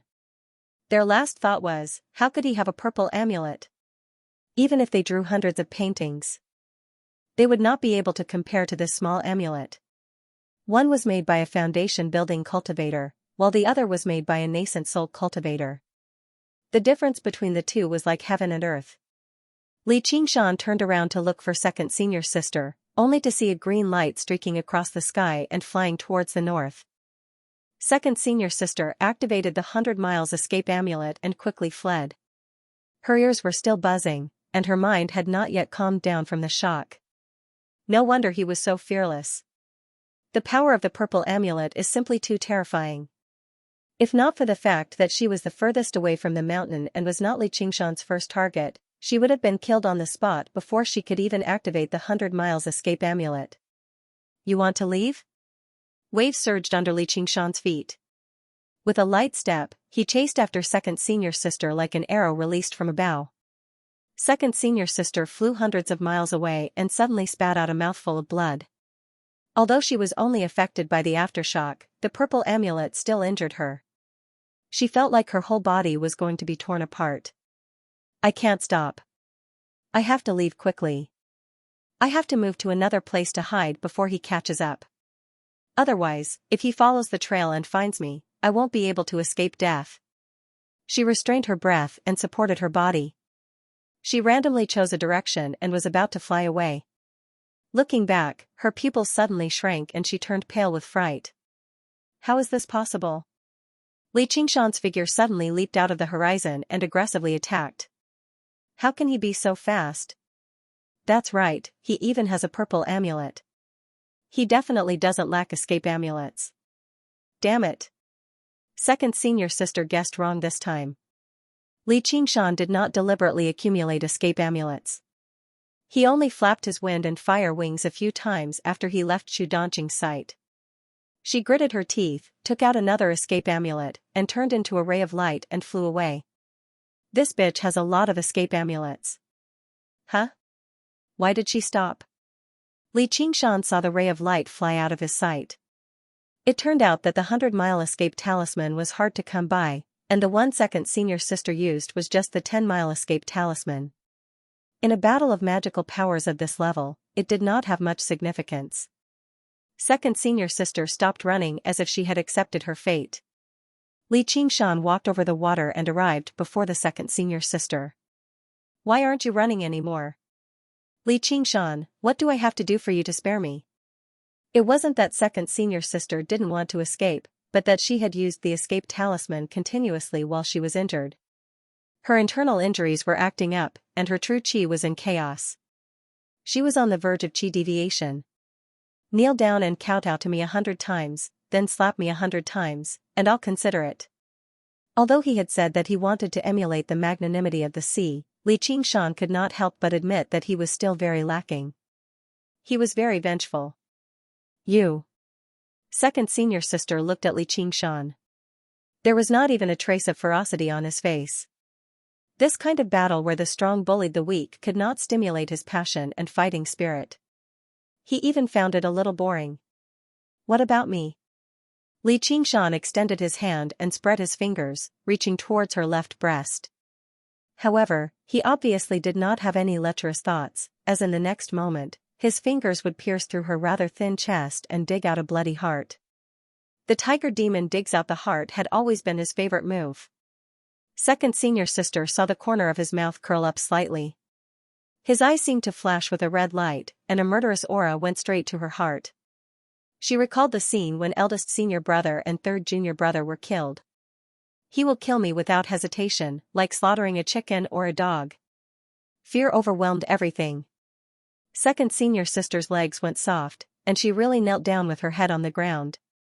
She felt a deep sense of humiliation and shouted, "Don't kill me." Li Qingshan's hand hung in the air. He was very surprised. She looked like she was facing death calmly just now, but in the blink of an eye, she turned into a pile of mud. Can't you have some backbone of a foundation-building cultivator? She looks smart. Doesn't she know I'm deliberately playing with her? When a person is about to die, there are not many who can face death calmly. She obviously did not have this kind of courage.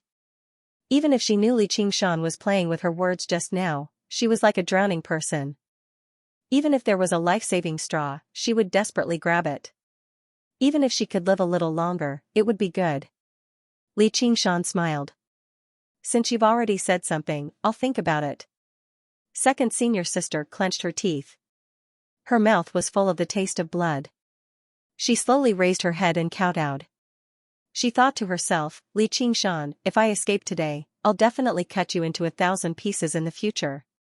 This time, it was Li Qingshan who felt a little embarrassed. He had killed countless people in his life, and he did not lack all kinds of cruel methods. However, it was the first time that he made his enemy kneel and kowtow to him.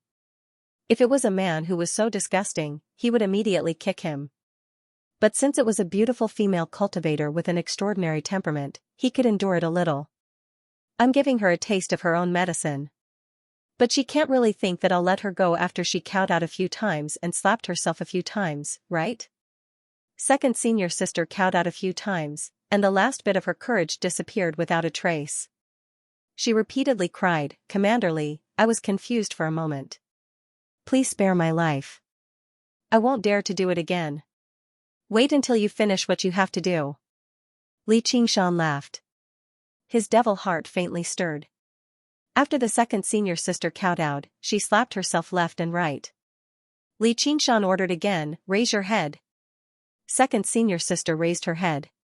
Her hair was disheveled, and her eyes were hazy with tears. She looked like she was begging for mercy, while her cheeks had become bright red from the slaps. Who told you to stop? Continue. Why yes.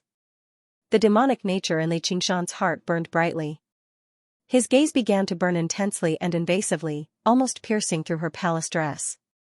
Under these circumstances, the second senior sister instead stuck out her chest, whether intentionally or not. Li Qingshan licked his lips and thought, if I put all the thoughts in my head into action, that'll be interesting. Just like how the things the law forbids us from doing are usually very interesting, if absolute power led to absolute corruption, then absolute strength would lead to absolute brutality. If it were not for the Great Xia Empire and the Hawkwolf Guard, this would definitely be a world filled with demonic cultivators. When the second senior sister finished slapping herself 100 times, Li Qingshan crouched down and placed his left hand on her shoulder. He smiled. I've considered it seriously. You better die.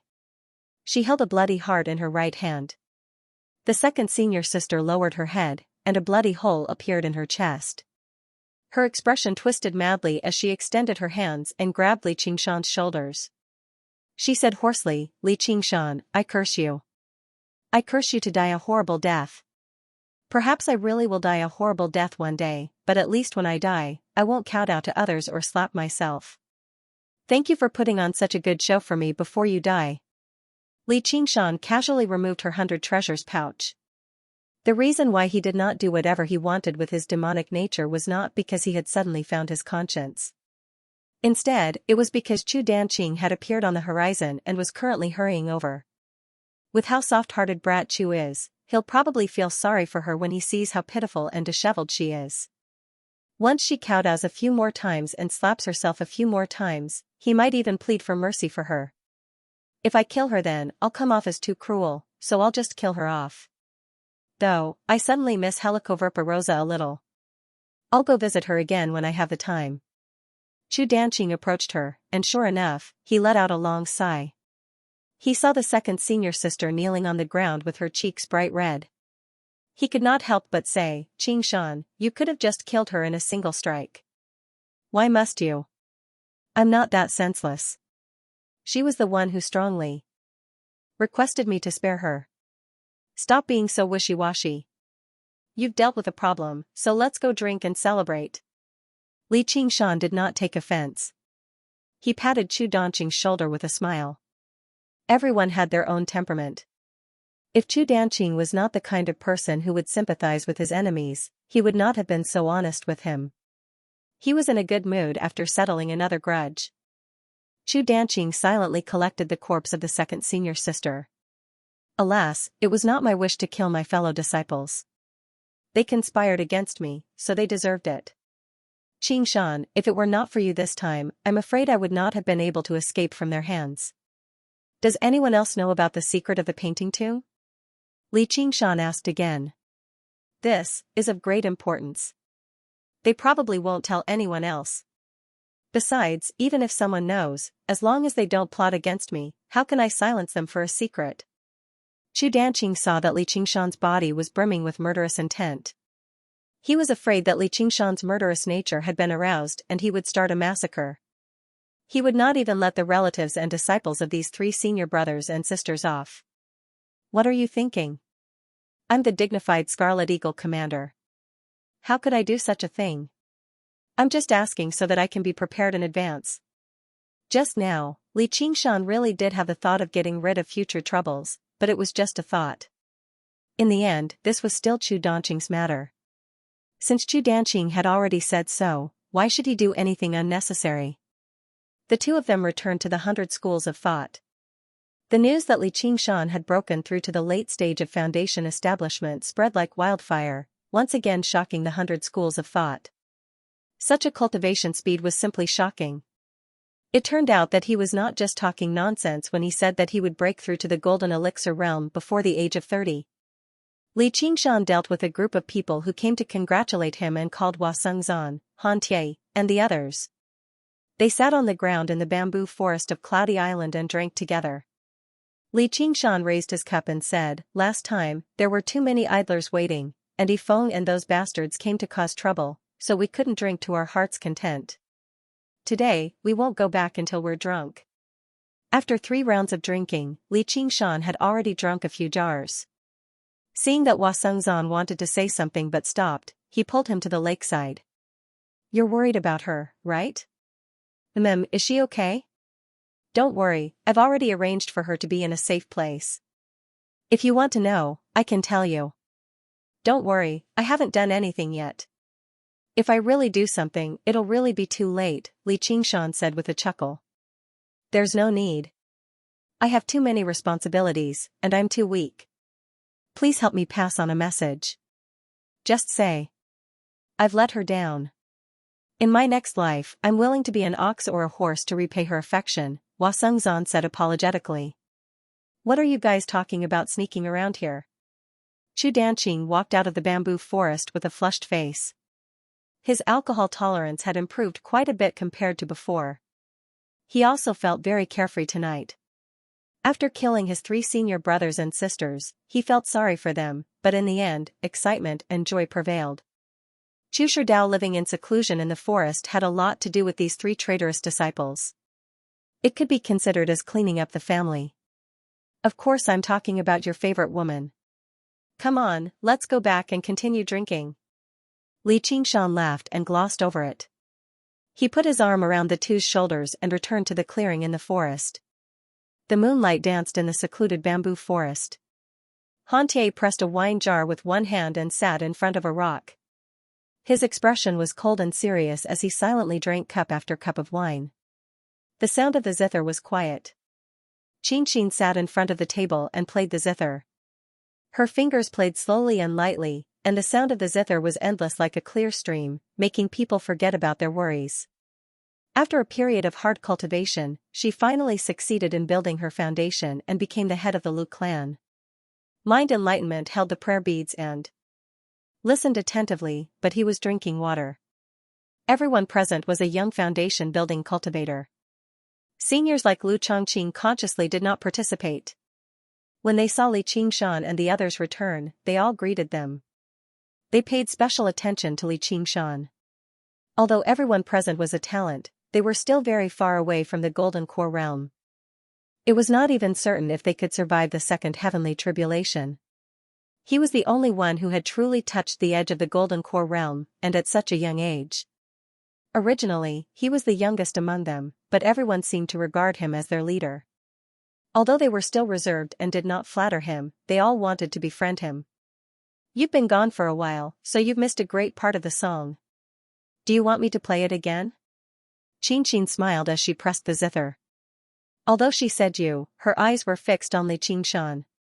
Wei Yangxing said, "Qingshan, that's not fair. Aren't we supposed to accompany you and listen to it again?" Qingshan said, "You can seal your hearing first. I'll call you after I finish playing." "No, that would be an even greater loss." Li Qingshan smiled and said, "Qingshan, if you don't tell me, I definitely won't be able to tell if there's more or less. Just continue playing." Huasengzan, who had always been elegant, actually walked to the side of the wine jars and drank 3 jars of wine in a row, causing a burst of applause. Chu Danqing said in a clear voice, such a beautiful scenery on such a fine day, heroes and beauties, it's a perfect fit for a painting. As he spoke, he took out his paints and brushes and began to paint. Just as the brush was about to land on the paper, he stopped and shook his head. There's still one thing missing. What's missing? There's only zither music, no sword chi. I also want poems and songs. Wei Yangxing drew his sword, reciting poems as he danced with his sword. His sword aura were restrained but not released, like a startling dragon. Li Qingshan also nodded slightly. The Confucian school's swordsmanship was indeed extraordinary. Walking to Han Tie's side, he sat down and said with a smile, "Tie, I heard that you've been quite lucky with women recently. Don't waste too much of your energy and embarrass the Han family during the exhibition matches of the 9 prefectures." Han Tie glanced at him disdainfully. "If you're envious, you can do the same." Li Qingshan said, "But no one wants me to have more children. The exhibition matches of the 9 prefectures this time probably won't be that simple. You have to be prepared. The same goes for you. With the great General Lord's orders, Dan won't dare to do anything to the Han family for now, but if he has the chance, he'll definitely think of a way to kill you. Him holding back is the scariest thing. I don't want my sister to become a widow before marrying into the family. Don't worry, I'm also the son-in-law of the Han family." At this moment, Chu Danqing had already finished the last stroke, completing the banquet in the bamboo forest painting. Everyone gathered around to take a look, only to see that everyone's voice and smile had entered the painting, vivid and lifelike. Best of all, they could even hear the music of the zither and see the flying sword chi. Qingqing couldn't help but ask, "Danqing, you're in such a good mood tonight, but you still haven't told us what you went to do with Qingshan." Chu Danqing's mind cleared, and he couldn't help but look at Li Qingshan. Li Qingshan nodded slightly. The deaths of 3 foundation establishment cultivators was no small matter. It would be exposed very soon, and deliberately hiding it would only make him look guilty. Chu Danqing then roughly explained the whole story, but he hid the secret of the painting tomb and the matter of the purple talisman. When he finished in one breath, the bamboo forest fell completely silent. Only the sound of the wind could be heard whistling through the forest. Everyone's gazes gathered on Li Qingshan's face once more. Aside from respect, there was also some fear. He had killed 3 foundation establishment cultivators by himself, and after returning, he was still chatting and drinking as if nothing had happened. "It's not that I'm fond of killing, it's just that the circumstances of the world push me. If I don't kill, people will kill me." Li Qingshan took out the recording stone and replayed what the 3 of them had said. He felt helpless. "I didn't think they'd be so bold. They all deserve to die." Wei Yangxing scolded furiously, and the others all chimed in. However, no one present was an idiot. They all thought to themselves, "You've even prepared a recording stone, so it's probably not just because the circumstances of the world push you." Under his forthright appearance, there was no lack of schemes.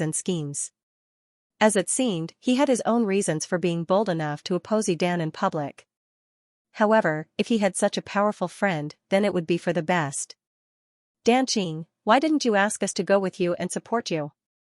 With Qingshan taking action, is there a need for us to interfere?" "Haha, that's true. Compared to elegant matters like poetry, playing the zither, or painting, at the end of the day, the most primitive form of slaughter was more convincing." The prevalence of duels in the Dragon Province was not without reason. Late in the night, the banquet dispersed just now. Li Qingshan was already 70 to 80% drunk, only 20 to 30% sober. He continued to refine water with his mirror clone. After leaving the 100 schools of thought, he originally wanted to return to the Qingxiao dwelling. However, he changed his mind and flew into an underground cavern. He transformed and erased his presence, turning back into North Moon. He smiled. "Ma, I'm Spider Queen, I'm coming." He flapped his wings of wind and flew through the complicated cavern. Very soon, he sensed Helicoverpa Rose's presence. He smiled and directly passed through the obstruction of countless rocks, arriving in a huge space. Strands of spider silk crisscrossed, forming a huge web. A cold, elegant woman in tight black clothes stood in the center of the web. She looked at him with hostility. "North Moon, what are you doing here?" "Obviously because I missed you." Li Qingshan smiled drunkenly and studied the surroundings. This is Cobweb City. More accurately speaking, it was the cavern where Cobweb City stood. During the battle, Cobweb City had been destroyed, and the cavern had collapsed before being flooded. However, as time went on, the water receded, and the cavern stabilized once more. Helicoverpa then returned and used it as her nest. Li Qingshan arrived behind Helicoverpa in a flash and pressed her against the center of the web. He leaned over and smiled. As they say, a single night as husband and wife means 100 nights of devotion. Did you miss me? Helicoverpa said coldly, I wanted to kill you. Then it's best if you don't try that again. I'm afraid I won't be able to hold back my killing intent, and it'll be bad if we end up breaking off all ties. Li Qingshan touched her beautiful cheeks and gently slid it down to her chest. He grabbed a plump mound and played around with it recklessly. Although it still paled slightly in comparison to Begonia's sturdiness, it was much more bouncy. He felt like he was about to flick his fingers away with a gentle squeeze. His lust immediately boiled. The lust that he had not fully indulged with Han Xianxia, the lust that had been stirred up by Begonia, and the demonic nature and brutality that had been stirred up by his second senior sister today erupted in his body while he was tipsy. Ah! Helicoverpa cried out gently. A wave of pain came from her chest. Li Qingshan's fingers sank deeply into the plump mound. Even her body found it rather difficult to endure the great strength of the fifth layer of the ox demon, but he completely ignored it. He used even more force. When he caressed Han Xianxia, even though the spirit turtle had already suppressed most of its power, he still had to be careful, afraid of hurting her. It was even more so now. However, he did not have as many qualms when it came to Helicoverpa. He lowered his head and kissed her scarlet lips. His hands explored every part of her body. Every time he caressed her, she would feel a wave of pain. However, the lust in her eyes grew stronger and stronger.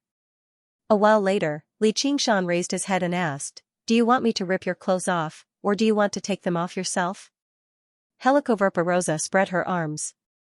The black, tight-fitting clothes that she had weaved meticulously unraveled like silk from a cocoon.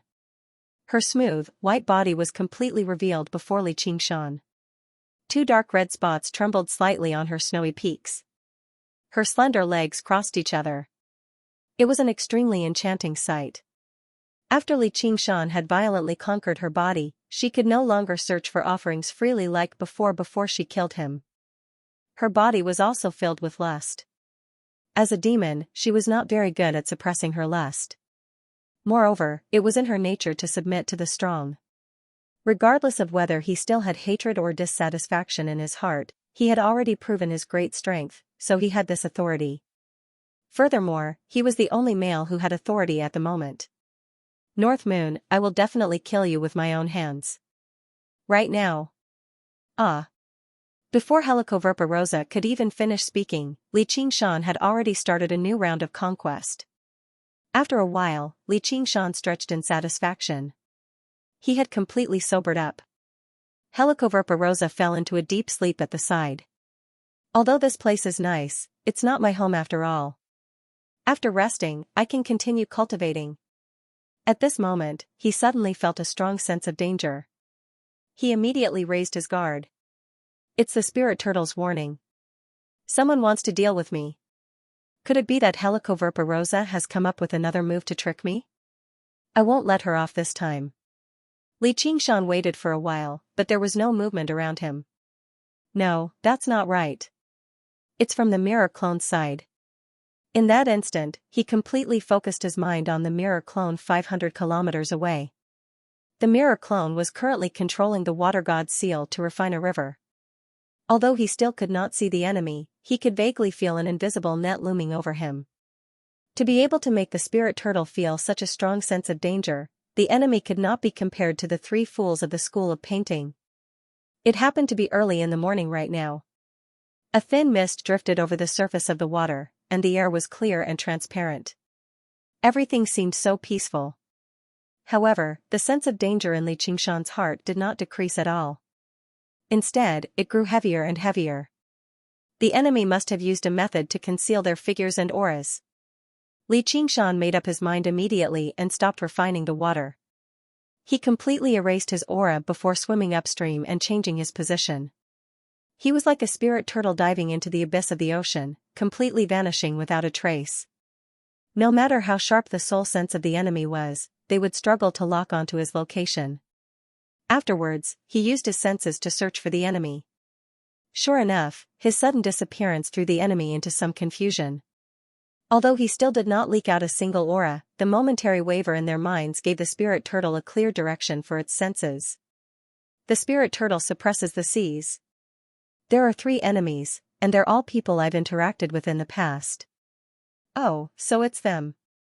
Sure enough, they can't help themselves anymore and want to make trouble for me? The corner of Li Qingshan's lips curled into a smile, but his gaze was very stern. The newcomers were Xiqing, Yidan, and Jia Zhen. They surrounded him from 3 different directions. Although they were only at Golden Core, Li Qingshan dared not be careless at all. He had not forgotten how the Dark Queen had dominated the Golden Core cultivators back then on Burial Mound Mountain. To be able to stand out in the brutal selection of princes of the Great Xia Empire and rank 11th, his strength was probably no weaker than the Dark Queen's. Since Xiqing treated Jia Zhen and Yidan politely, their cultivations went without saying. A combined attack from the 3 of them would definitely be earth-shattering. They would not stop until they achieved their objective. They've come to deal with me, so I can beat them at their own game. I'll use my clone to probe them out. However, I'll have to wait for them to strike first and avoid the brunt of the attack. My clone is still too weak after all. If I can't summon my clone back with the water mirror's image in time and get killed by them, losing the water god's seal, it won't be worth it.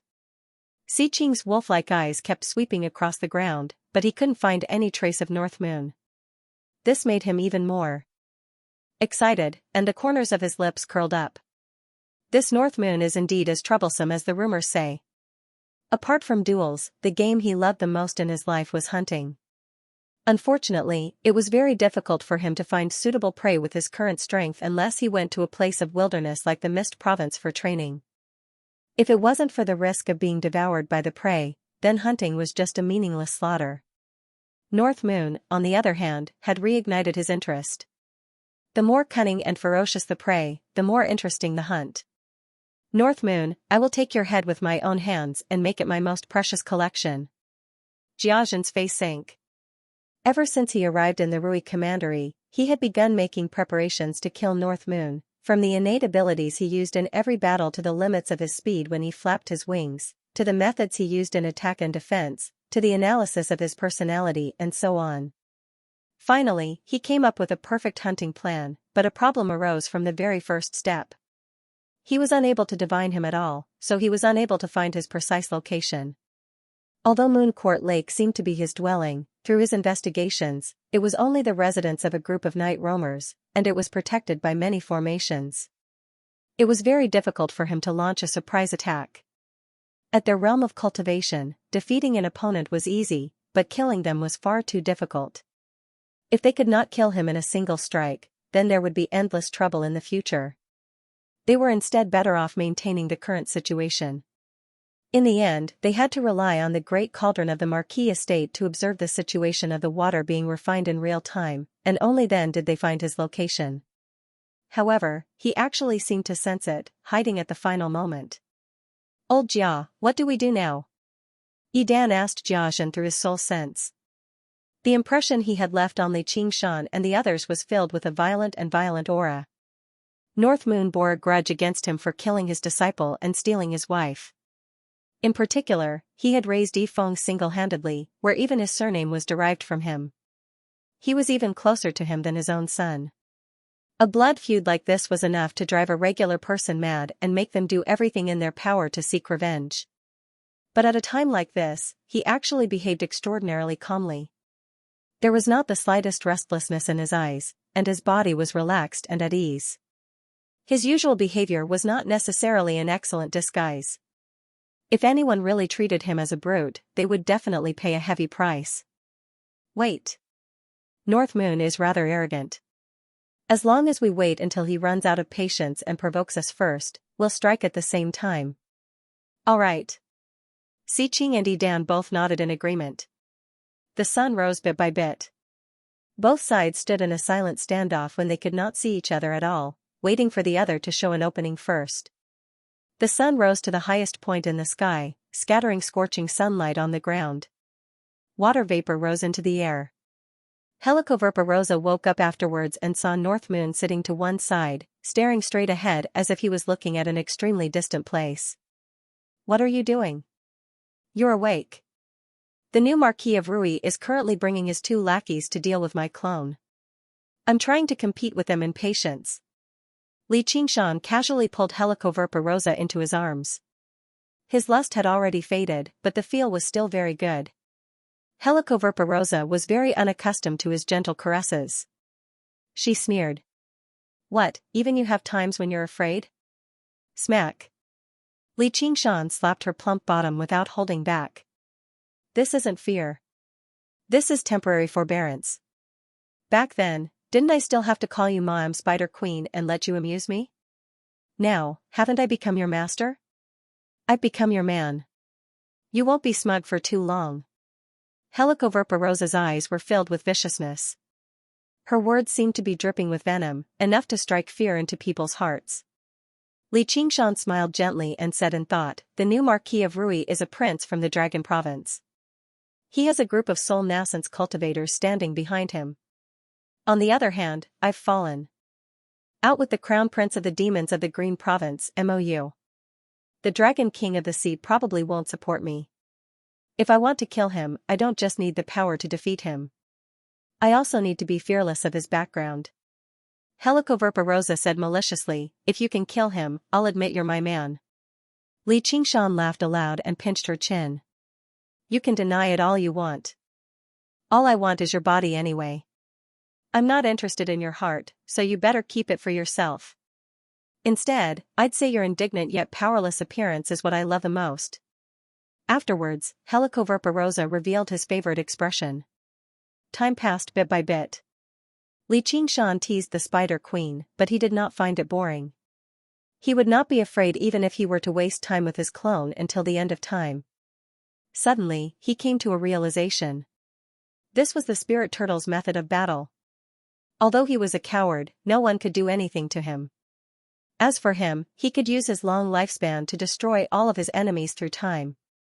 The sun began to set in the west. Xiqing said, "Looks like he knows how powerful we are, so he's unwilling to show himself." Yidan said, "What do you think? Should we startle him? He's in this region anyway." Jiazhen said, "Let's retreat for now. We've already lost the opportunity. If we take action forcefully, we'll only alert him." "What do you think, Your Highness?" "My father once told us that the most important quality in hunting isn't courage or intelligence, but patience." "You're right, Your Highness." The 3 of them retreated silently again, as if they had never been there at all. However, they could not help but feel rather resentful that they had wasted a day for nothing.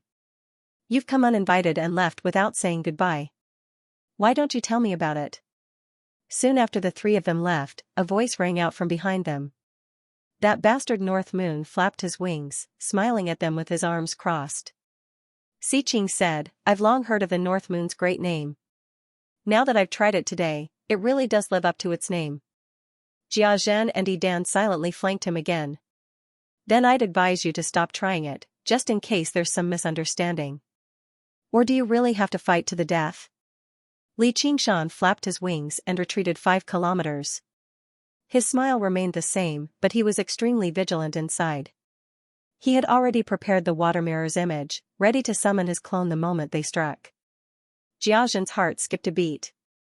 In the information he had gathered, the North Moon possessed a special characteristic, which was he rarely went out of his way to stir up trouble. He did not hold any hostility towards humans either, only devoting himself to cultivation. Only when others obstructed him and dealt with him first would he strike valiantly and kill them all. He played a decisive role in the end of the game of chess in the Clear River Prefecture. Otherwise, it would not have been difficult for him to uproot the 100 schools of thought and the various sects and clans with his own strength. However, he could endure it several times, even allowing the people of the academy to leave safely on Bronze Cauldron Mountain. Beneath his arrogant, unbridled appearance was a relatively cautious person who knew when to advance and when to retreat. This was his advantage, but it was not like he could not use it. "We've come this time because we want to make friends with you." "Heh, you humans sure have a special way of making friends." Li Qingshan sneered. "I'm just confirming that you have the right. If you don't live up to your name, then you deserve to be killed." "The strong will never make friends with the weak," Si Qing said indifferently, vaguely understanding Jia Zhen's intentions. What he said was not out of line, but it was reasonable and convincing. "That's not bad, but aren't humans and demons irreconcilable?" Jia Zhen said, "That's not the case. The founding emperor borrowed the power of the 10 demon kings to unite the world when he fell ill. Doesn't the White Hawk commander of the Rui Commandery, Gu Yenying, possess the bloodline of demons? As a result, whether you're an enemy or a friend has nothing to do with your identity or race, but with your common interests. If your interests clash, even if you're of the same race, or even brothers, you'll still have to fight to the death. Your Excellency should have already experienced this point." Li Qingshan smiled. "That makes even more sense. However, I'd like to ask, where are our common interests? If only the headquarters were working with a tiger." Jia Zhen said, "With your wisdom, do you really think we'll be able to fool you? Common interests need to be found together. Getting along peacefully beats risking your life and carrying out vendettas, right? In the past, the founding emperor obtained the power of seniors Hawk God and Wolf God to establish his great cause. As a descendant of the imperial family, I'd like to emulate him a little and become allies with you. We'll rule over the Rui Commandery together. You'll rule over the demons, and I'll rule over the humans. Isn't that perfect?" Si Qing made this promise, but the killing intent in his heart did not decrease in the slightest. Deception was only a part of hunting. When dealing with intelligent prey, one needed to use their intelligence even more. "That's fantastic. Though, I want to refine the waters of the Rui Commandery." North Moon's eyes lit up. He seemed very tempted, but he also seemed rather doubtful. "You are free to refine the rivers and lakes of the Rui Commandery. We will no longer obstruct you." Si Qing said generously, but in his heart, he thought, "I must obtain this water god seal of yours. Only by refining the mountains and water veins, and then gathering the wish power of all living beings, can I refine the real seal of mountains and rivers. Its power is so great that even nascent soul cultivators would not dare to be careless." Li Qingshan smiled and said, "You are much more generous than Jiangfu." "Not bad, not bad." Jia Zhen said, "Why don't you come with us to the Marquis estate for a chat and discuss how to rule the Rui Commandery together?" What's so good about the Marquis' residence?" Si Qing said, "Fine wine and delicacies, music and dance, rare treasures, there's nothing we don't have." "Are there any beauties?" "So this is North Moon's hobby. You can choose any beauty you like." "That's great, but I don't know if there are any beauties more beautiful than Begonia." "That's right, I seem to have killed a few people 2 days ago. They said they were disciples of Idan or something." "That Idan can't be you, right?" Li Qingshan said with a smile, his gaze drifting to Idan's face. Idan showed no anger at all. Instead, he laughed aloud. "Sect Master Qiu is obviously a rare beauty. We heroes think alike, but she's not the only beauties in the world. Once we get to the Marquis estate, let's sample the various beauties of the Rui Commandery together. As for those few good-for-nothing disciples, so what if they were killed? I have to thank you for saving me from losing face elsewhere. Fellow Daoist Xia is indeed a forthright person. I like it." Li Qingshan praised aloud, but he thought inside, if you could speak like that in the past, would I even have to kill you? It's getting late. Let's go. Li Qingshan thought and shook his head. God, another day. I still have to continue refining the water veins and wait until I'm done. I still have to continue refining the water veins. Alright, then I'll await your arrival at the Marquis' mansion. Si Qing cupped his hands, and then flew up with Jia Zhen and Idan. Qing of the 3 clan of the clan, Li Qingshan, Dan and of Li, Qi, they, the Xia, of 3 of QS, Jin of the clan, and of Dan, of Shen of Chen of Zhen, he, Jia, of Jia, Dan Jia, of with, Zhen, Li, Jia, king of Jia of Shen. Don't worry, no matter how cautious a person is, they will let down their guard after a long time. Before killing him, I can still make good use of him. Of. I will. The three of them looked at each other and smiled. Right at this moment, Butler Jing came in and reported, Your Highness, a Qi practitioner is here to see you. Qi practitioner? I won't see you. He said he had a big secret to give to Your Highness. Oh, then let him in. If he dares to make fun of me, humph. After a while, Butler Jing came in with a young man who was trembling with fear. When he saw Si Qing, he immediately knelt to the ground. This lowly one greets Your Highness. Si Qing ignored him as well. She looked down at him from above. Steward Jing said, If you have anything to say it quickly. Your Highness, please avenge my father. Who is your enemy? Si Qing was a little displeased. The Scarlet Hawk commander of the Clear River Prefecture, Li Qingshan. The young man was utterly furious. He gritted his teeth and said, It's that Li Qingshan again. Didn't you say that you have a secret to tell me? Your Highness, please avenge me? Raise your head. Are you trying to negotiate with me? I wouldn't dare. It's just that this secret is extremely important. The young man made eye contact with Si Qing, and his face paled. Say it. There's nothing to hide. It has to do with the painting tomb. The painting tomb. As it turned out, Chu Dongqing's first senior brother had always been cautious. After he left, he told this secret to his most beloved son just in case, but he never thought he would really never return. Meanwhile, the news of Li Qingshan killing the three of them spread very quickly. This child was both hateful and afraid. Not only was Li Qingshan's cultivation powerful, but he also had Gu Yanying's support. He even possessed a recording stone as evidence. With his strength, not only was it impossible for him to avenge his father, but he was also constantly afraid that Li Qingshan would come and eliminate him. In the end, he made up his mind to offer this secret to Prince Si Qing, who had grievances with Li Qingshan. All he wanted was to avenge his father and receive protection. Si Qing listened to the whole story. In other words, you only know who grasped the secret of the painting tomb, and you heard it from your father. Whether this piece of information is true or not is questionable. It must be true. Believe me, Your Highness. I guarantee it on my head. Apart from you, does anyone else know about this? Absolutely not. Si Qing patted his shoulder amiably. Don't worry, I will avenge your father and you. Li Qingshan left the cavern and arrived in Mooncourt Lake again.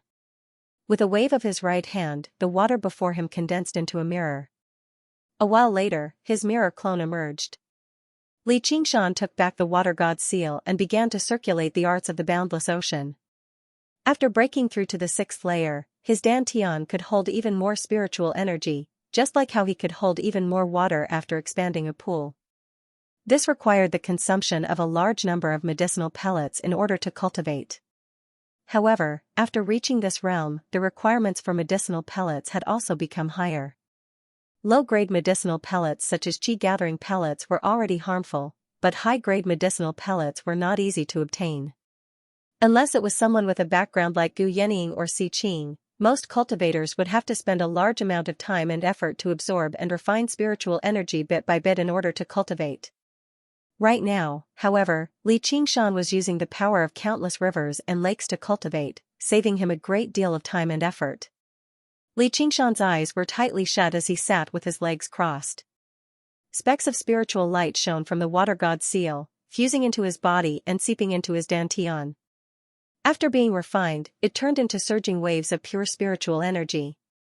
The sun rose and the moon set, day and night alternated.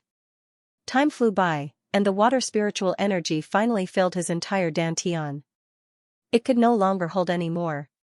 Li Qingshan slowly opened his eyes.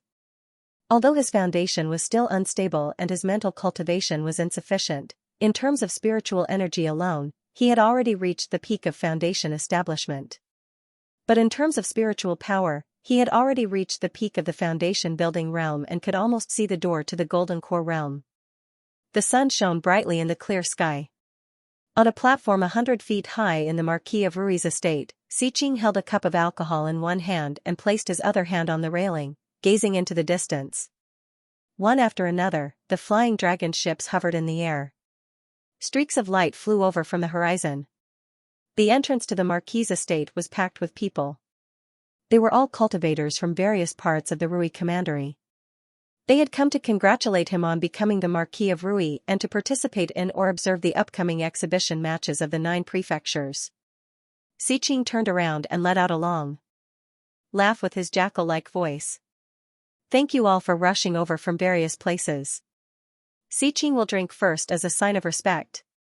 He downed the alcohol in his cup. A banquet had already been laid out on the platform. A group of cultivators sat there, consisting of both men and women, monks and laymen. Every single one of them possessed an extraordinary bearing. There were cultivators from the academy as well as cultivators from sections. There was only one standard for those who could sit there, golden core cultivators who had undergone the second heavenly tribulation. Gu Yening was among them too. She raised her cup and smiled. Sibao ignored Xiqing and sat down with her. She asked about Qianrongji.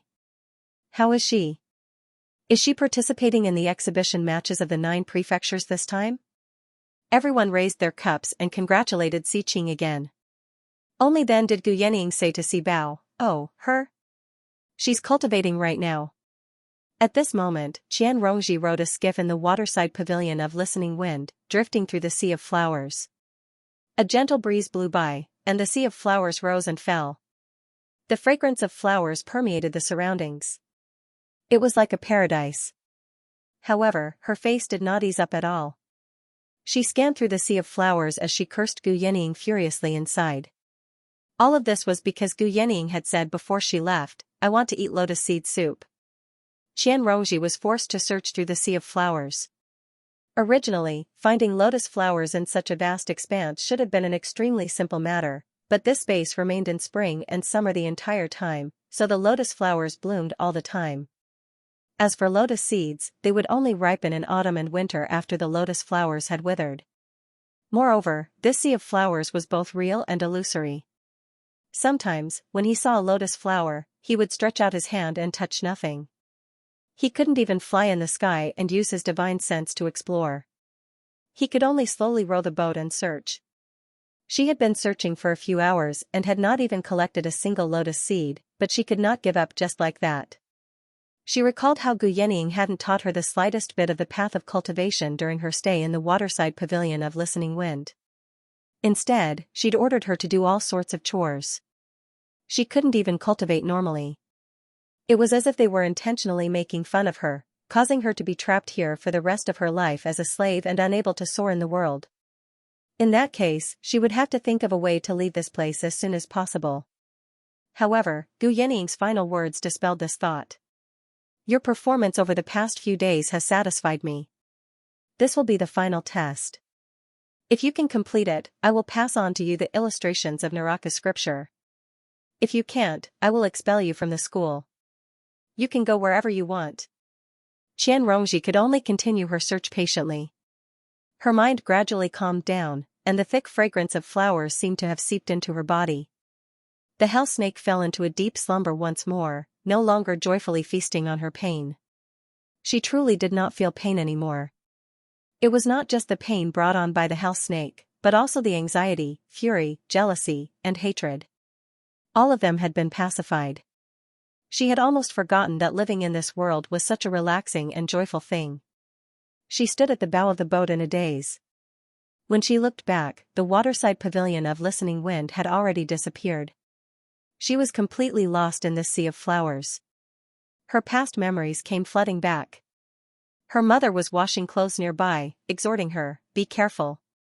She turned a deaf ear to her mother, staring at a small fish in the clear and shallow stream, pouncing on empty air. Her father walked along the ridge of fields, carrying the fish he had caught from the paddy fields.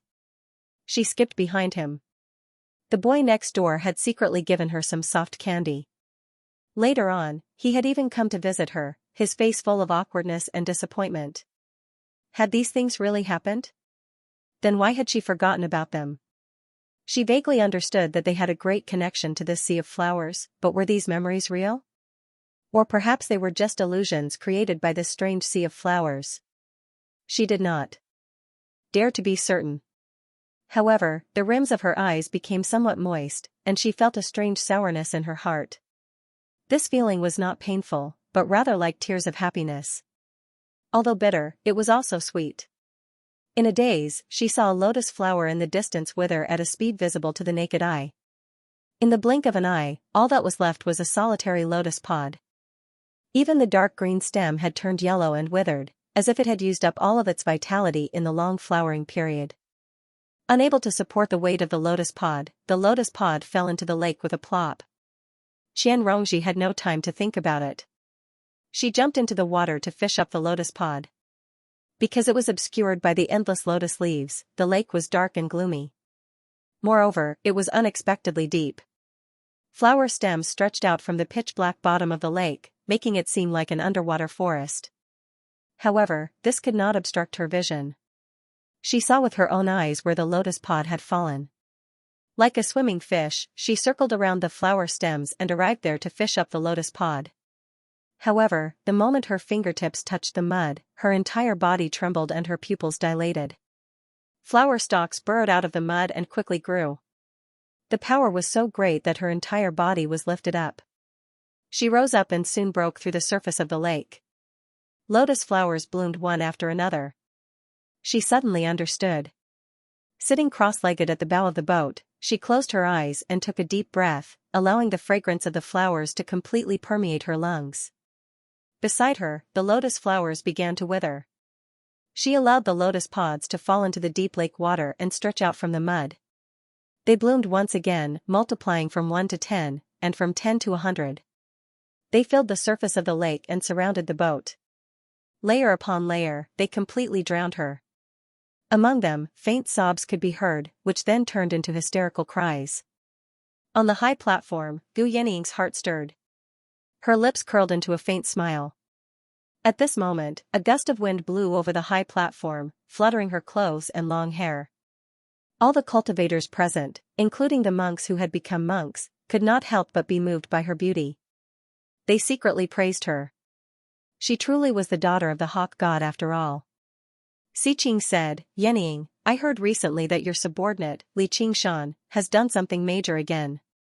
He killed 3 foundation establishment cultivators of the school of painting in a show of strength." Gu Yannying nodded. "I've heard that too, but it seems like the 3 of them set up an ambush beforehand to kill him, but they were too weak, so he killed them." Xiqing said, "Then why don't we get him to explain everything? This is the Rui commandery. As the Marquis of Rui, I can't just turn a blind eye to this." Gu Yannying blew on it. "All right. Afterwards," she said, "Li Qingshan, get over here. His Highness the Prince wishes to see you." Her voice was not very loud, but it drifted away with the wind, reaching the ears of every single cultivator. They all looked at one another. A while later, when Li Qingshan did not appear, Jiazhen said, "Looks like the 2 of you still aren't respected enough. Speaking of which, he's even bold enough to not come on a day like today. That's pretty disrespectful." Yidan said, "I think he knows he's committed a great crime, so he's fled to avoid punishment? Commander Gu, you better issue a warrant for his arrest." Yidan's face changed. "Li Qingshan." The cultivators on the ground all stared at the figure in the sky with various expressions. Caretaker Zheng flew up and stopped Li Qingshan. "Flying is forbidden in the sky above the Marquis estate. Didn't you hear that the Marquis has invited you?" Li Qingshan did not stop at all. "Then please land on the ground and walk to the soaring clouds terrace. Wait for him to be summoned." Caretaker Zheng's face was cold. He behaved like he was going by the book, leaving no room for negotiation. It was a stark contrast to his humble attitude when he received Gu Yannying that night. Before Li Qingshan could look back, Caretaker Zheng parted his hands, and yellow light blanketed Li Qingshan's head. He thought to himself, "I only showed you some respect for Gu Yannying that day, yet you're actually bold enough to look down on a mighty golden quark cultivator like me? I'll show you what I'm capable of today." Apart from the cultivators of the Clear River Prefecture, most of the cultivators who had come to attend the ceremony below had heard of Li Qingshan's name. Seeing this, they all shook their heads and sighed, this Li Qingshan is far too arrogant. No matter how powerful he is, how can he be more powerful than a golden core cultivator? He's been slammed into the ground in front of so many people. He'll be utterly humiliated. Li Qingshan did not stop at all. The corner of his lips curled up, and he pushed forward with both hands. The huge wave surged, growing a foot taller with each inch it advanced. In the end, it turned into a tsunami over 30 meters tall and collided viciously with the yellow light. Boom! The tsunami surged and shattered, turning into specks of light that scattered. It was still rather difficult for a Foundation establishment cultivator to fend off a golden core cultivator. However, Li Qingshan's objective was not to defeat Caretaker Xing, nor did he plan on facing him head-on. The moment the two forces collided, he immediately pulled back his hand and stomped down with his feet. Waves surged. Caretaker Xing shuddered. The force from the tsunami was unexpectedly great. The yellow light dimmed slightly, and his attack was stopped. A figure suddenly rose up, breaking free from the range of the yellow light. With a turn in the air, he shot towards the Soaring Clouds restaurant like an arrow. Not good. Steward Xing abruptly turned around and waved his hand to slap Li Qingshan. Just now, he had underestimated Li Qingshan, but he had held back because of Gu Yenying. Now, he didn't dare to hold back anymore. If Li Qingshan really reached Flying Cloud Tower, he would lose a lot of face, so he used all his strength in this move. Li Qingshan glanced sideways as the yellow light whizzed towards him.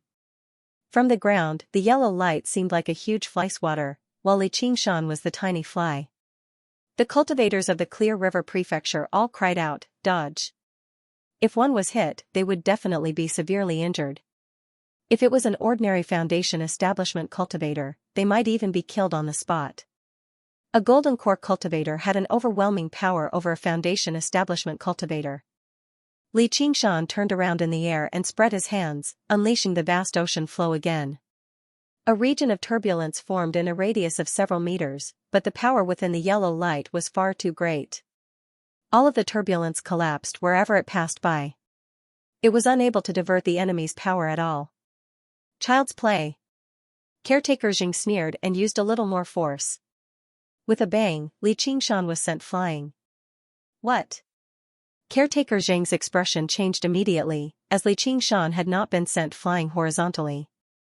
Instead, he flew straight towards the Soaring Clouds restaurant with a smile on his face. Although he could not divert the power away and avoid harm, he could still divert it from the side to the front. Using this force, Li Qingshan's speed suddenly doubled. Caretaker Xing was unable to catch up immediately.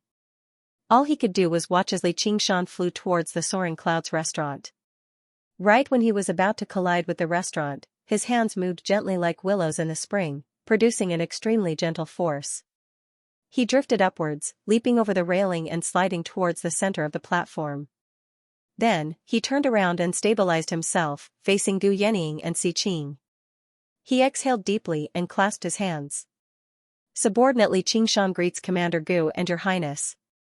May I ask why you've summoned us so urgently? Cheers came from below the platform. The group of golden core cultivators did not say anything out of respect for Si Qing, but they were secretly praising him in their hearts. What impressive moves.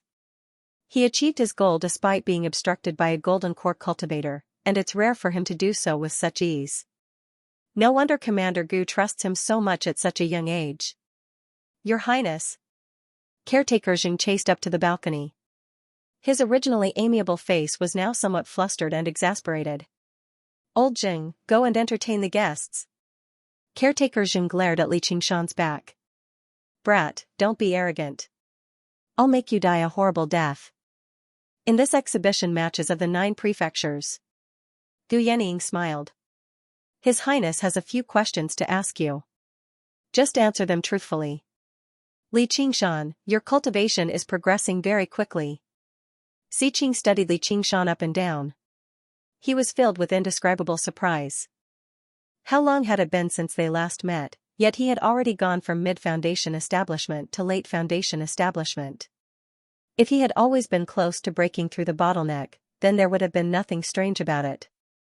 However, the issue was his aura had already reached the level of peak Foundation establishment. Not only did this mean that he possessed extremely great talent and ability to comprehend, but it also meant that he had great support behind him. According to the information, he had not been accepted by any sect.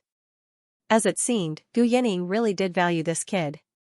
However, that was not strange either. Even among the princes of the Dragon Province, reaching peak Foundation establishment in his 20s was extraordinary. In a place like the Rui Commandery, he would definitely be an outstanding genius. As a result, he became even more determined to kill him. Otherwise, once he really underwent the second heavenly tribulation and reached Golden Core, it would be difficult to kill him. It's all thanks to Commander Gu's nurturing. I wonder when I'll be able to repay this great kindness. Li Qingshan bowed slightly towards Gu Yanning in gratitude. He had already learned how to push everything onto Gu Yanning now. Gu Yanning smiled but said nothing. She knew he was reminding her. Oi, you still owe me money. Li Qingshan, do you know why I've called you here? Si Qing's voice suddenly sank, like the threatening growl of a jackal. The atmosphere on the soaring clouds terrace became tense as a result. I don't know, Li Qingshan said calmly. Have you killed anyone recently? Li Qingshan thought about it. I've killed 3. Even if the Golden Core cultivators present did not know who Li Qingshan had killed in the first place, they had asked one another about it during this time. Seeing how easily he answered, they all frowned slightly. The Green Province had been peaceful for several thousand years. The concept of peace had already been deeply rooted in everyone's hearts. Chi practitioners still tended to kill one another, but once they reached Foundation establishment, they all cherished their lives a little more. Even conflicts between the academy and sects would rarely reach a point where they would have to fight to the death, let alone kill one another within the academy. If they ended up killing one another over a tiny bit of profit and conflict, the entire cultivation community would be thrown into chaos. The Green Province would become a barbaric land like the Mist Province. You worked with Chu Danqing and helped him murder his fellow disciples. You're a Hawkwolf guard who carried out the executions on behalf of the School of Legalism. Tell me, what kind of crime is that? I'll be honest, Your Highness. I really don't come from the School of Legalism, so I really don't know much about the laws of Great Xia. However, if someone wants to kill me, surely I can't just stand there and let them kill me. If you look at it, this should be called legitimate defense. Let me say one more thing. I killed all 3 of them. Chu Danqing didn't do anything the entire time. Li Qingshan told them everything that had happened. He fished out the recording stone from his 100 treasures pouch and played it, proving that he was telling the truth. Only then did everyone understand what had happened. They thought, if that really is the case, then the 3 of them really are looking to die. They deserve to be killed. However, even after being ambushed, he still managed to take on 3 of them alone. This Li Qingshan sure is vicious. Jiazhen said sinisterly, I know you're a novelist, and you're most skilled at making things up. Who knows if you didn't force them to talk after you captured them? It's not difficult to fake the voice in the recording stone. If you're out to pin a crime on someone, you can always find a pretext. If you insist on sticking to me like this, then there's nothing I can say. Li Qingshan said indifferently, as if he could not be bothered with arguing.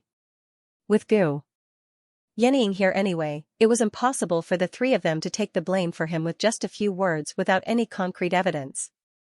Sibao smiled. Si Qing, you've only killed 3 treacherous scoundrels who sold out their masters for glory. Is it worth it for you to go to war? Let's put this matter aside for now. Bang! Edan suddenly slammed the table. Then what crime do you deserve for working with that wretched demon, North Moon, to kill so many of my disciples? When the name North Moon was mentioned, the Golden Core cultivators all lurched inside. Whether it was his actions of refining all the water in the Rui Commandery on a large scale or his terrifying battle record of killing basically all the demon commanders in the Rui Commandery in one fell swoop, it made him the most famous and powerful demon in the Rui Commandery. Right now, the situation between the humans and demons was becoming more and more tense. North Moon was definitely a sharp sword hanging over the heads of all the cultivators in the Rui Commandery. Once a full-scale war erupted, he would behead everyone. There were not a lot of people present who were confident they could survive a direct clash with him either. To golden core cultivators with long lifespans and noble statuses, this was basically the worst possible outcome. His crimes were getting heavier and heavier. Li Qingshan replied with a question, "May I ask how I ended up working with North Moon and killing so many of your esteemed disciples? Back then, I asked you what happened, and you actually dared to lie to me. Only afterwards did I get to the bottom of it. Tell me, the jade pendant in the possession of that bitch, Begonia, to report to North Moon had originally been snatched away by my disciple, Yi Feng. Did you personally shatter it before summoning North Moon in the end? Even your disciple refused to believe the jade pendant was real. When we clashed, I accidentally shattered it. Who knew it would actually summon the Moon Devil? You're afraid to seek revenge from the Moon Devil, so you came to vent your anger on me. You're basically bullying the weak and fearing the strong. How unreasonable. I fought against demons in the Clear River Prefecture, risking who knows how many times to kill a few demon generals, yet you suspect me of having connections with demons right now. How absurd. Si Qing said with a sunken face, Yenying, are you just going to let him run his mouth here? Gu Yenying had been watching the show with great interest, so she could not help but stand up when she heard that. Why must we dwell on such minor details on such a joyous occasion? Commander Gu? My disciples were brutally murdered by the Moon Devil. Is that just a minor detail? It was a slip of the tongue. Gu Yenying said. The Moon Devil who brutally murdered your disciples is standing right in front of you, so why must you glare at me? I won't stop until I'm satisfied with the outcome. Yi Dan's face was twisted. What do you want? Why don't you tell me? Li Qingshan knew what he had done upstairs was rather inappropriate. Now that Yi Dan had a handle on him, he would never relent so easily. Even if Gu Yenying wanted to protect him, it would not be that easy. You can only atone for your sins by colluding with demons with your death. On this joyous occasion, I just happen to need your head as a blood sacrifice. Yi Dan took a step forward. His aura was like that of an ancient ferocious beast. The golden core cultivators all found it hard to breathe. At this moment, a black line appeared on the horizon. The black line spread rapidly, and a swathe of dark clouds arrived, turning the clear skies into drizzling rain in a single moment. A scarlet figure pierced through the clouds, speeding over with a trail of wind and fire. Flying is not allowed in the sky above the Marquis estate. Caretaker Jing flew over to receive him. He was filled with both surprise and fury. He had just been utterly humiliated, so he wanted to see which ignorant person dared to provoke him. Did they really think that the caretaker did not have a temper? However, when he saw the newcomer's appearance, his eyes suddenly narrowed. The Moon Devil. His scarlet hair fluttered in the wind, and his appearance was peerlessly handsome. He smiled wickedly, and the two words North Moon were engraved on the pair of horns on his head. Apart from the Moon Devil, who else could it be? Manager Jing's belly full of rage was immediately mostly extinguished, and for a moment, he didn't know if he should attack the celestial artifact in his hand. This moment of hesitation allowed North Moon to flash past him, and North Moon didn't even glance at him. North Moon, how dare you? Fellow Taoists, let's attack together and take down this monster. North Moon arrived on the soaring clouds terrace in a flash, and with a series of rustles, all the golden core cultivators stood up. Their bodies flickered with light of various colors as they drew their arcane artifacts, gazing at the striding North Moon cautiously. No one paid any more attention to Li Qingshan. Only Gu Yenying lowered her head and chuckled. Sibao asked curiously, Sister, what's wrong? Oh, nothing. Li Qingshan sent her a voice transmission. Instead of relying on others, it's better to rely on yourself. North Moon didn't look at the golden core cultivators on either side. From the moment he stepped onto the flying cloud platform, he had been staring straight at Si Qing. He had a warm smile on his face as he walked to Si Qing's side and wrapped his arm around his neck in a familiar manner. Little brother Si Qing, I've come to congratulate you. Si Qing's body stiffened, and he looked at Jia Zhen. Now was the best time to kill North Moon. Jia Zhen shook his head slightly. North Moon didn't use any methods to hide his aura, but the aura he was showing right now didn't seem very strong. He was clearly telling them on purpose that this wasn't his main body. Furthermore, he didn't even have 100 treasures pouch on him, let alone the water god's seal. That was why he dared to be so fearless. If he attacked now, he would only be able to kill an insignificant clone and completely become enemies with North Moon. All his previous efforts would be in vain. Xiqing took a deep breath and smiled. Fellow North Moon, you're here. Why are you being so polite? Aren't we allies? Of course I have to come and congratulate you on such a joyous occasion. Didn't you say a few days ago that you were going to invite me over? Calling me fellow Taoist North Moon is too unfamiliar. Just call me a you, and I'll call you a Qing. North Moon laughed aloud as he patted Xiqing's shoulder. With the shrewdness that Xiqing had developed from his struggles against the princes in the Dragon Province, the veins on his forehead bulged. The golden core cultivators all had strange expressions on their faces. They couldn't even use the magic treasures in their hands, and they didn't know if they should withdraw their protective spiritual light. They stood there awkwardly and thought to themselves, so Prince Xiqing is so familiar with the Moon Devil? This can also be considered as Prince Xiqing's extraordinary means and astonishing charm. With a swoosh, Gu Yenying opens her jade folding fan and covers the lower half of her face, but her eyes are full of smiles. Come, come, come. I've already written the congratulatory words. What do you think? North Moon put his arm around Xiqing's shoulder and made his way over to the terrace, pointing at the sky. Xiqing raised his head and saw a row of shining, golden words appear in the sky shrouded by dark clouds. This was the effect of sunlight seeping through the cracks in the clouds. The other golden core cultivators followed him out as well, all raising their heads. It was not just the soaring clouds terrace either. The cultivators from the various prefectures of the entire Rui Commandery all adopted the same posture. As a matter of fact, all the people in the Commandery city raised their heads as they watched this rare sight. The words on the cloud said, Prince Xiqing possesses boundless powers. He is accomplished in both literature and martial arts, and he has blessed the common people. For thousands of years, he will unite the world. There was even a dash at the bottom, which read, from the North Moon. Xiqing laughed aloud. Then thank you for your auspicious words, Ayu. Hee, you're welcome. North Moon waved his hand at the sky, and the clouds rapidly closed up, producing another row of words. Long live the friendship between humans and demons. We want peace, not war. The cultivators all looked at one another. They felt like the Moon Devil's reputation was terrifying, but his train of thought aligned with theirs.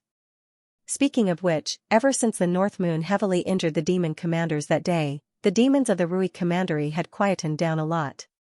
The great war that was about to erupt actually settled down miraculously. If the North Moon could truly reach an alliance with the Marquis of Rui, Xiqing, then they could avoid many pointless wars. They all agreed with Xiqing a little more. Through the eyes of his mirror clone, Li Qingshan met Xiqing's gaze. He smiled and sighed, if you want to endure and deceive me, then I'll let you endure and deceive me to your heart's content. You'll have to accept my deep friendship whether you want to or not. Xiqing continued to smile, but he was furious inside. This damned wretched demon is clearly playing along with my own scheme. He's forcing me to admit that we're allies in front of everyone, but calm down. Now's not the time to turn against him. That's exactly what I'm thinking, Ayu. We might be of a different race, but we're still fellow cultivators who walk the path of cultivation. Fellow cultivators are nothing. We hit it off the moment we met, so why don't we just become brothers here? Ah. Xiqing was surprised. What do you mean become brothers? You wretched demon, you can go die. What, you're not willing? Don't tell me you lied to me the other day? North Moon's face suddenly sank slightly. Of course not. However, as a prince, I need the imperial family's permission to become brothers with someone. North Moon's face immediately cleared up, and he began to laugh. I see. Though, as a forthright man, I don't care about these empty formalities. You just need to get that imperial family or whatever to agree to it sooner. My dear brother, I'm a little older than you, so I'll just be frank and call myself your foolish brother, ha ha ha ha. The group returned to the soaring clouds terrace. North Moon released Xiqing's neck and made his way over to Gu Yenying. He leaned over and placed his hand on the table, saying lovingly, Yenying, you're here too. Gu Yinying smiled without saying anything. She said secretly, Li Qingshan, don't forget what you promised. TSK, how boring. North Moon straightened up and turned around. He asked, Adan, are you talking about beauties? Get them up here. We'll have a good look at them. Edan was taken aback before realizing that Adan was calling him. The beauties are coming right up. North Moon squeezed into a table with Si Qing without holding back. Suddenly, he frowned and pointed at Li Qingshan who stood in the middle. Who are you? Don't stand there like a pillar. Go away, go away. You look a little familiar. I saw you upstairs the other day, right? Are you Li Qingshan? That's right. Li Qingshan bowed slightly and thought to himself, is this a monologue or a crosstalk? North Moon said, what are you standing here for? With your cultivation, you don't have the right. Li Qingshan said, I was summoned by His Highness the Prince. He said that I colluded with demons upstairs the other day and killed a few of fellow Edan's disciples. Everyone's gazes immediately gathered on Edan. Just earlier, Li Qingshan's crime was still colluding with North Moon, but in the blink of an eye, North Moon had come to form an alliance with Si Qing. If they were really talking about colluding with wretches, who was it that was colluding with wretches right now? Li Qingshan, shut your mouth. Edan could only suffer in silence. He could not voice his bitterness. Something like that happened? Adan, you still can't forget it. I was the one who killed him, so if you have anything to say, you can directly tell me. If you don't feel like venting, I'll let you punch me 3 times. North Moon raised an eyebrow and pulled open his clothes, revealing his bare chest. Ha ha ha, you've misunderstood. Why would I care about such a small matter? I just don't like the look of this brat. That's good. Let's have a toast, and let bygones be bygones. North Moon raised his wine cup and clinked it with Edan's, downing it in one gulp. He then said rather impatiently to Li Qingshan, there's nothing else for you to do. Hurry up and leave. Right, Haitang said that she wants me to thank you. Silently, he said to Si Qing, what a coincidence. I left in too much of a hurry today and didn't bring anything. Brother, what do you have? Just give him a couple of things and have him leave quickly. You're clearly afraid that we'll kill your clone, so you purposely didn't bring anything. Si Qing ground his teeth in hatred, but he smiled. That's easy. He took out the black hoop from his summer ring and passed it to North Moon. North Moon picked it up and fiddled around with it. He thought of something. This isn't an arcane artifact, but a demonic artifact. Although the demonic nature was hidden extremely well, it could not fool his senses as he practiced the demon suppression statuary. Sure enough, that bastard Si Qing was up to no good. Demonic artifacts can only be used by demon folk. If regular cultivators refined them without any knowledge, it was very likely for the demonic nature to enter their bodies and cause them to suffer from chi deviation. Giving it to me right now is the best. North Moon casually tossed the black hoop to Li Qingshan. Take it. Li Qingshan said, I can't accept a reward without doing anything. I can't accept this. North Moon immediately became displeased. You're bold enough to turn down something I've given away? Don't tell me you're still dreaming. Li Qingshan glanced back at the soaring clouds terrace before turning around again. The corner of his lips curled into a mysterious smile. It's a joyous occasion, so I'll let you properly celebrate. Qingshan, are you fine? Han Xianxia went up to receive him. I'm fine. His Highness has been very good to me. He even gave me something. Li Qingshan waved the black hoop in his hand with a smile. Han Xianxia revealed a strange expression. Li Qingshan said, let's go. I still have to maintain order. You better go to Prefect Lu's place quickly. Come with me later. The White Wolf Guards patrolled the surroundings in groups of 2. A woman in the uniform of a White Wolf Guard stood nearby, waiting for Han Xianxia. Seeing Li Qingshan look over, she nodded at him in greeting. Li Qingshan returned the gesture with a smile. You better go. Your friend is waiting. Before the soaring clouds terrace was a large square. It was divided into a total of 9 formations, led by the prefects of the various prefects. The Scarlet Hawk commanders and generals stood to the left and right, while each formation was divided into over a dozen different colors. Those were the attires of the disciples of the various schools. Coupled with the cultivators from other sects in the surroundings, there were over 10,000 people, but it did not seem crowded at all. This was the first time Li Qingshan had seen so many cultivators stand together. He could not help but sigh. It really is a grand gathering. He passed through the square and discovered that the Clear River Prefecture's formation was the smallest among the 9 prefectures. It was nowhere near as populous as the other prefectures, but due to the baptism of war, the disciples of the Clear River Prefecture possessed a different bearing and edge. Wherever he passed by, the place would fall silent. Everyone stopped chatting and focused their gazes on him.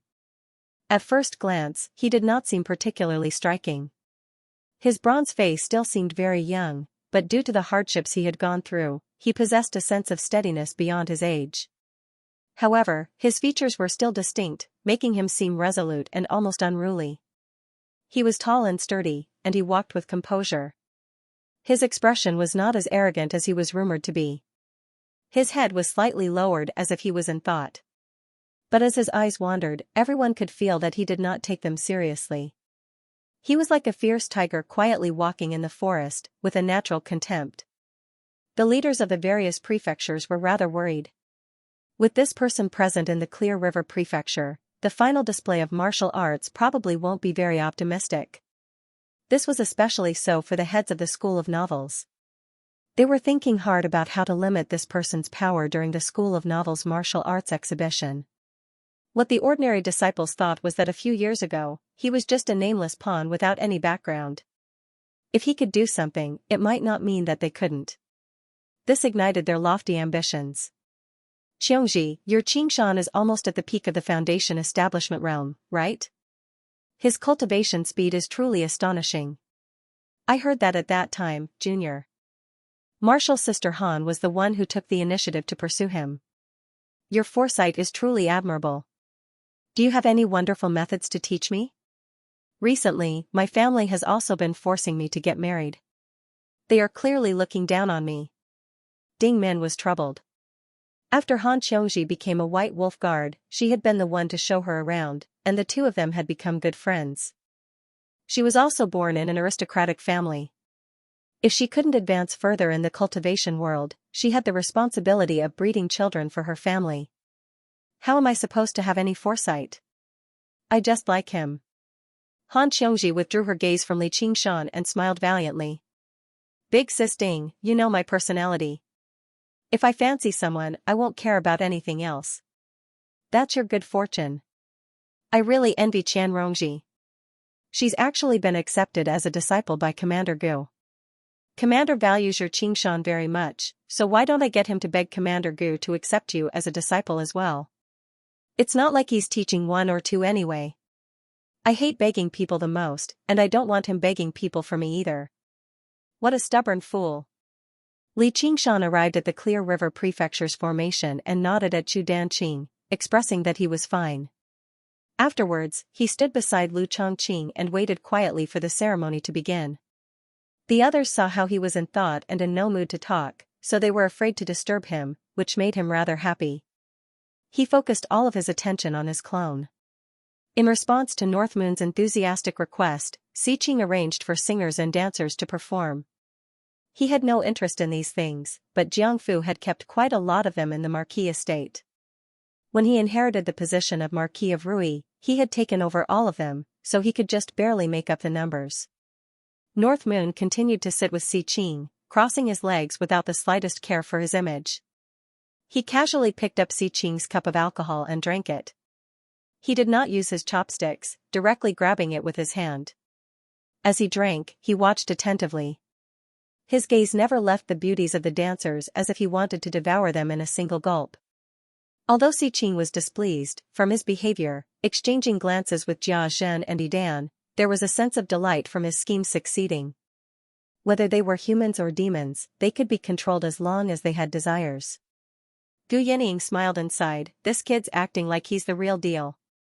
Big sis, you said North Moon is impressive, but I don't think there's anything special about him. You better be careful that Xiqing really pulls him over to his side and they work together against you. Sibao communicated with Gu Yening in some worry. I know what I'm doing. Hee, big sis, all you need to do is use your beauty a little, and you'll be able to make North Moon change sides.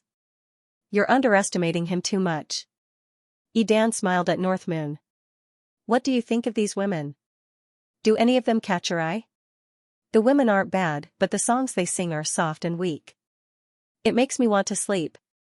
Oh, I didn't think you'd be proficient in music too. Then what kind of sound is strong? Don't tell me it's the roar of wild beasts? Xiqing smiled. The cultivators could not help but smile. Even an uncivilized demon was bold enough to criticize the music of humans. He was truly asking to be humiliated. Although Moon Devil was very strong, they still harbored the natural superiority of humans, and only treated him as an extremely powerful wild beast. North Moon pretended not to understand Xiqing's mockery, and leaped up from his seat. Speaking of which, that night, I refined the great river and looked up at the stars. I was in high spirits and sang a song. Today, I'll let you all broaden your horizons. He arrived beside the musicians in a flash. The musicians were all women, and they all cried out in surprise and scattered in all directions. He ignored them and picked up a zither. He casually fiddled with it, shook his head, and threw it at his feet. Then, he picked up a sheng and blew on it a few times before throwing it to the side. The cultivators looked at each other, and secretly communicated with their divine senses. Is Moon Devil for real? Forget it, we'll just take it as watching a monkey show. North Moon's eyes glanced outside the window. Suddenly, his eyes lit up, and he flew out before flying back. He carried the big drum used for reporting from the city gate tower, and placed it on the ground with a bang. Then, he raised the drumsticks and began to beat them.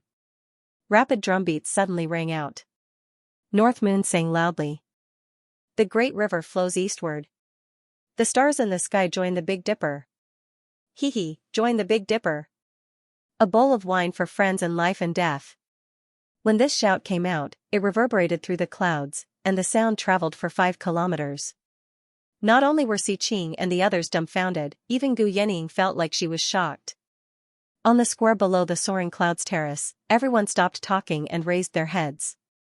This voice belongs to the Moon Devil. Afterwards, they looked at one another. They had no idea what had happened on the soaring clouds terrace. If a great battle had suddenly erupted on the soaring clouds terrace, it would have been easier for them to accept it. What was with him singing like this? Let's go just like that. You've got it, I've got it all. Hee, I've got it all. I've got it all. I've got it all. North Moon acted like no one else was around, striking the drum and singing. When he reached I've got it all, he found it to be extremely fitting. In his past life, he did not think much of it, but now that he sang it, he felt like he was bursting with heroism and high spirits. Originally, he had purposefully come to make trouble for Xiqing's ceremony, but now, he was in high spirits.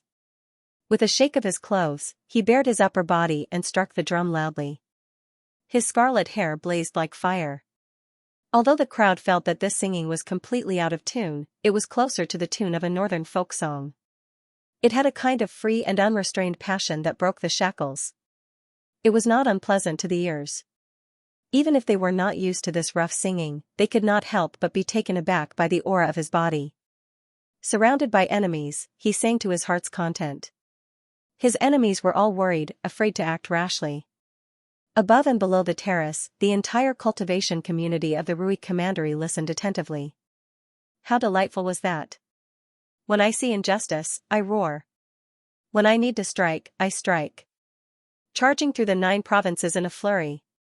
When Li Qingshan sang the last word, there was a great thump, shattering the drum. He laughed aloud. Sibao nudged Gu Yening with her elbow. This guy sure is something else. Xiqing clenched his fists. This damned wretched demon. Li Qingshan tossed the drumsticks out the window. Bring some alcohol. I'll sing nunchaku for you again. Since you can't accept this song, I'll sing one that you can't accept even more. I don't care if you like it or if you like it. He had an urge to turn Xiqing's ceremony into a solo concert. Although the crowd didn't know what nunchucks were, they all knew that they couldn't let him continue singing. They all dissuaded him. Singing this song is already an eye-opener for us. There's no need to sing anymore. I think it's about time. We can announce the start of the ceremony. Xiqing also stood up, grabbed Northmoon's wrist, and said in a low voice, I think it's enough. I'll announce the start of the celebration. Is that so? Since you said so, Qing, I'll perform for you next time, Northmoon said, still not fully satisfied. He took the opportunity to hook his arm around Xiqing's shoulder, and they looked like good brothers. This place of yours sure is a nice place. It's much better than my dwelling. The beauties are all fair and tender too. Sigh, you have no idea. Night roamers are all pitch black. Liubo, Liusu, don't blame me. I'm just lulling the enemy. Seeing how close Northmoon was, Xiqing could not afford to be too cold. He cleared his throat. If you like it, you can always. I can order people to specially build a palace for you. Originally, he wanted to use the fine wine and delicacies of the Marquis estate to erode Northmoon's willpower, but as soon as he thought about the consequences of Northmoon staying behind, he changed his mind in a hurry. That'll be far too troublesome. Moreover, what's the point of me being alone? I'm willing to stay here and drink with you. Simon, let's go have a chat. See. Qing believed he was fearless of death, but when he heard that, his heart skipped a beat. He was very afraid that he would not be able to hold back his killing intent, which would make all of his previous efforts go to waste. He silently warned himself, Qing, you have to be patient. The most important aspect of hunting is patience. This prey sure is unexpectedly difficult to deal with. Northmoon half pushed and half pulled Xiqing to the balcony that faced the square. Du Yenying arrived beside the two of them, and the golden core cultivators all stood up and followed behind the three of them. By now, the clouds in the sky had already dispersed. The sunlight shone down at a slanted angle, extremely resplendent. Everyone raised their heads and gazed at the three strongest people in the Rui commandery.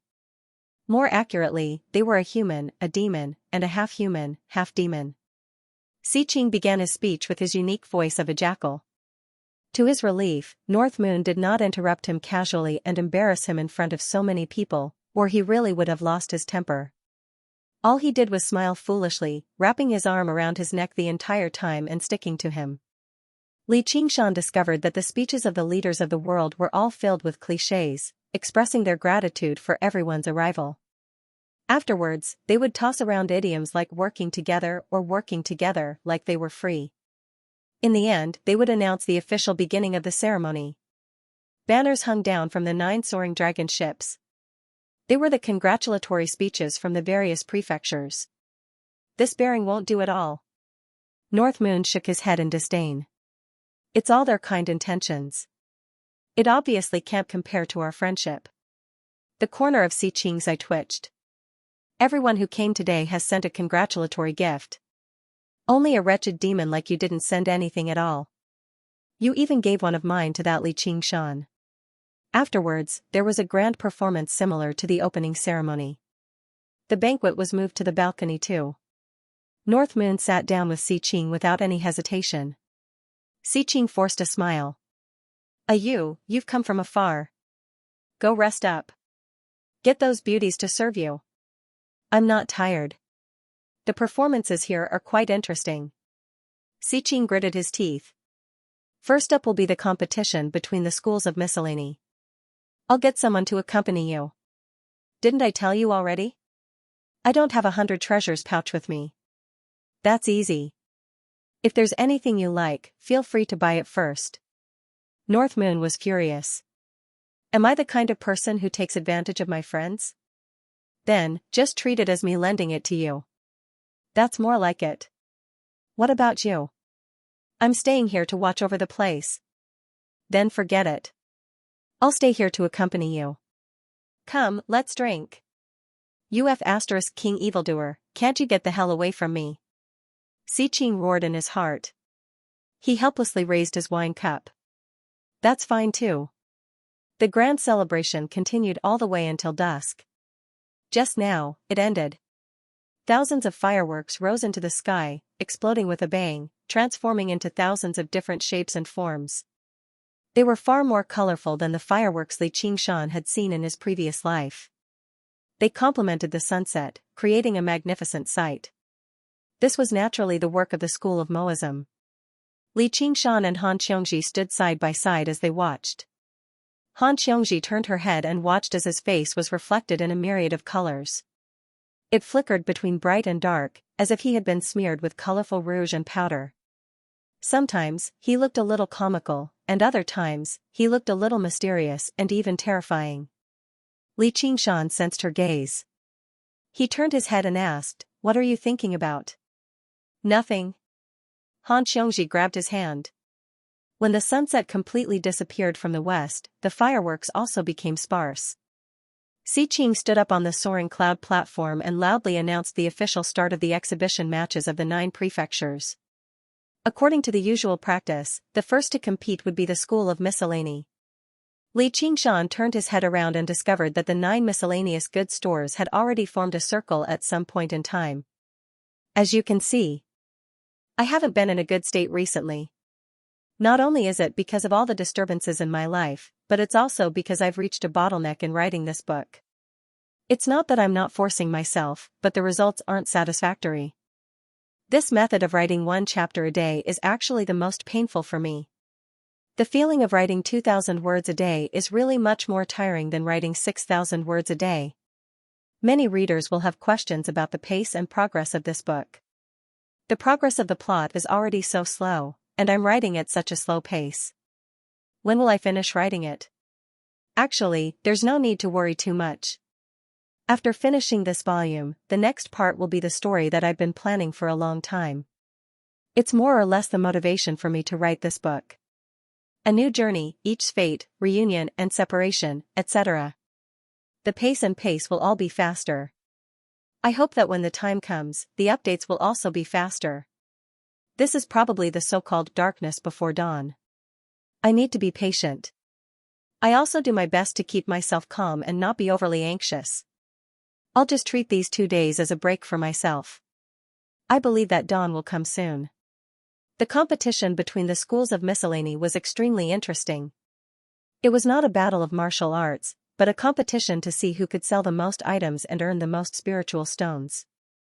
Not only would the school that emerged victorious receive a tremendous reward, but they would also gain an advantage in the transactions between the various prefectures. As a result, whenever the exhibition matches of the 9 prefectures came, the schools of miscellany would take out their trump cards to sell, and the prices would often be extremely discounted. The cultivators of the various schools and sects temporarily broke through the barriers between sects and territories, surging into the various stores and buying what they needed. Everyone was beaming with joy. It was a very lively scene. Apart from the 9 stores of miscellaneous goods, many cultivators used this opportunity to set up stalls and sell their own items. Many mechanisms and structures rose up loudly, and restaurants and teahouses lined up one after another. The empty square turned into a huge market in the blink of an eye, brightly lit. Fireworks would illuminate the night sky from time to time. The air was filled with a festive atmosphere. Li Qingshan understood the intentions of the exhibition matches of the 9 prefectures a little. It was a grand gathering for the entire cultivation community of the Rui Commandery to take part. It focused on communication, not a battle to the death between the various prefectures and clans. Li Qingshan did not have anything in particular that he wanted to buy, while Han Xiongji mostly just enjoyed strolling around with him. The two of them strolled through the stores leisurely, pointing at something new and interesting from time to time as they discussed it. In the eyes of the bystanders, they were obviously a loving couple. Li Qingshan suddenly let out a sound of surprise. He discovered a painting scroll. It was covered in ink, but it did not resemble calligraphy or painting. However, a wild aura permeated the entire scroll. It was very familiar. It was the cursive sword calligraphy. The cursive sword calligraphy was only a mid-grade spiritual artifact. It had been placed in an inconspicuous corner, with no one paying any attention to it. This was not strange. When Qi practitioners chose spiritual artifacts, they would definitely choose spiritual artifacts of the 5 elements that corresponded with their element first. Only then would they be able to wield them as they pleased, and their power would multiply. The cursive sword calligraphy was powerful, but it consumed an extremely great amount of true qi.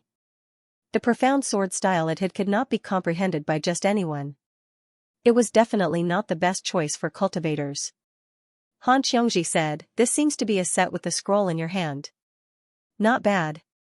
Li Qingshan immediately called over the school of miscellany disciples and bought the cursive sword calligraphy. He was also interested.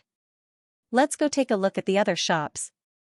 According to his guesses, although the original cursive sword calligraphy had been scattered in all directions after shattering, it was basically impossible for it to have dispersed too far away. It probably could not have made it out of the Rui commandery.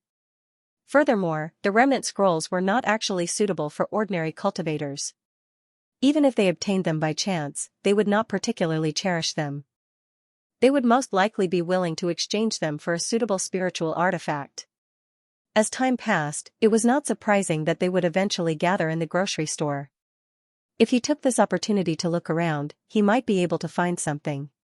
Han Xiongji was fine with it, but Li Qingshan couldn't find any traces of the cursive sword calligraphy after running through all 9 stores. He couldn't help but scratch his head. "Did I make a mistake? Do you want me to help you think of something?" Han Xiongji asked. The Han family's connection spanned across the entire Rui commandery. Li Qingshan shook his head. "There's no need. I'm just satisfying my interest in collecting." Right now, the cursive sword calligraphy in his possession was only an inferior arcane artifact. Even if he obtained another 3 or 5 scrolls, he would only be able to upgrade it to low grade at most, and he would have to trouble Chu Danqing. The two of them left the grocery store and made their way through the bustling streets, gazing at the scenery on both sides. To Li Qingshan, this was a rare moment of peace. However, he could not help but think of Little N again. Most of the peaceful times in his life had been spent with Brother Ox first, followed by Little N. He could not help but hold Han Xiongji's hand. Although he was ambitious, he treasured every moment of peace, as well as every person who could bring him peace. Li Qingshan suddenly frowned and pulled Han Xiongji into a small alley on the side. "Qingshan, what's wrong?" Han Xiongji asked. "It's nothing. It's just that someone is following us," Li Qingshan explained. Although he was the focus of everyone's gazes as he walked on the street, there was only one gaze that kept wandering to his left and right, following him from a distance that was neither too close nor too far away. He looked at the entrance of the alley and said, "Fellow Daoist, don't be so sneaky. Come in and have a chat. Please don't misunderstand, Commander Li. I have no ill intentions. I just have some things that I want to discuss with you, but I haven't found the opportunity. Why don't I invite the two of you to the tea house next door for a drink?" A gray-cloaked Qi practitioner walked swiftly into the alley. He looked to be in his 30s, and his appearance was very ordinary. Add to that his cultivation was at the 9th layer of Qi refining, and he was the kind of person that would be hard to spot in a crowd. "If you have something to say, then hurry up and say it." "Just now, Commander, have you bought a scroll of calligraphy? Can you sell it to me? Also, according to what I know, Commander has a similar scroll in your possession. I am willing to pay a high price for it." Li Qingshan was rather surprised. Originally, he thought Si Qing was up to something again, but he never thought he had come for the cursive sword calligraphy. He took out the 2 scrolls of the cursive sword calligraphy and unfurled them with a swish. "Are you talking about them?" The gray-cloaked man's eyes immediately lit up. His gaze moved back and forth between the 2 scrolls of the cursive sword calligraphy as if he was verifying their authenticity. "Yes. May I ask if the commander is interested in selling them? You're a Qi practitioner, but you sure talk big. This scroll is an arcane artifact. Can you afford it?" Li Qingshan sank into his thoughts. As it seemed, his guess was not wrong. He was not the only one who collected the cursive sword calligraphy. "I don't have any other hobbies in my life, but I have a special fondness for calligraphy. If I come across something I like, I'll buy it even if I have to bankrupt myself. You can say that I come from an aristocratic clan, so I do have some wealth. As long as the commander is willing to sell it, there's always a way. What's your surname?" Han Xiongji studied this person in doubt. There were actually not a lot of prominent aristocratic clans in the Rui Commandery, and they were all connected to one another. In the past, when Han Ongwa was a great general, the various aristocratic clans would send their descendants to congratulate him on every festival. Of course, every single clan had many descendants, so it was impossible for her to recognize all of them. However, the aspect that left her doubtful the most was that this person's appearance was far too ordinary. He did not seem like a descendant of an aristocratic clan. My background is far too lowly. It's nowhere near as great as the Han family. Even if I tell you, you probably won't have heard of it, fellow Han. The cultivator in gray bowed slightly and played dumb before looking at Li Qingshan again. It's a pity that I don't want to sell it. Xianxia, let's go. Li Qingshan stowed the 2 scrolls of the cursive sword calligraphy away and called out to Han Xianxia before making his way out of the alleyway. Please wait, Commander. These 2 scrolls of calligraphy aren't of much use to you, so please feel free to name your price, the gray-cloaked cultivator called out to Li Qingshan's back. Name your price? His tone was getting more and more arrogant. Li Qingshan's heart skipped a beat, but he did not stop walking. No matter what price you name, I won't sell it. Commander, you'll regret it in the future if you miss such a good opportunity. The gray-cloaked cultivator was flustered and exasperated. These 2 scrolls of calligraphy were not as simple as a magic weapon and a spirit weapon to him. If he could not complete the mission, he would definitely be punished when he returned. Regret? Li Qingshan stopped in his tracks and suddenly turned back. He actually sensed a hint of threat in his words and found it rather unbelievable. A mere chi practitioner dared to threaten him? The gray-cloaked cultivator shuddered and took a few steps back. What are you trying to do? Even if we can't make a deal, we'll still be righteous. We won't regret it. If you want the calligraphy, go look elsewhere. Stop following us. Han Xianxia pulled Li Qingshan back to the main street. You've really changed quite a bit. People always say that a leopard cannot change its spots. Looks like that's not true after all. Li Qingshan said with a smile. In his memory, Han Xianxia was a young mistress with a fiery temper. Han Xianxia rolled her eyes. We're in the Marquis Manor now, so it's not convenient for me to act. I'm a White Wolf Guard, and I'm in charge of maintaining order. I'm not so narrow-minded that I'll yell and kill anyone who offends me in the slightest. Li Qingshan said with a smile. He glanced at the alleyway again, then held Han Xianxia's hand and blended into the crowd. Meanwhile, on the Soaring Clouds platform, Li Qingshan used his identity as the North Moon to tease Xiqing a few more times. Sensing that Xiqing's killing intent was growing stronger and stronger, he did not dare to continue, lest he really fell out with Xiqing. That would be counterproductive. Thus, he casually said, I'm tired. Xiqing perked up, as if he had heard a royal decree. Butler Zheng, quickly send a Yu to his quarters to rest. North Moon tugged on Xiqing's sleeve. Let's go, Qing. Let's continue drinking in his quarters. I still have to entertain my fellow Taoists. Another day, another day. Xiqing's expression stiffened, and he hurriedly waved his hand to refuse. All right then, I'll be leaving first. North Moon waved his hand, and followed Butler Zheng to a luxurious palace. The eaves were arched, and the beams were richly ornamented. It was like an immortal's palace. Welcome, Lord North Moon. A group of women knelt down in front of the palace. They wore the same style of floor-length dresses, and every one of them was beautiful. Their makeup was different, and they were all 1 in 1,000 beauties. Their temperaments were also excellent, and they were definitely not ordinary beauties. Who are they? North Moon saw that every one of them had aura refining on them. Although their cultivation levels were not very high, and most of them were only in the 2nd or 3rd layer of the aura refining realm, they were still cultivators, after all.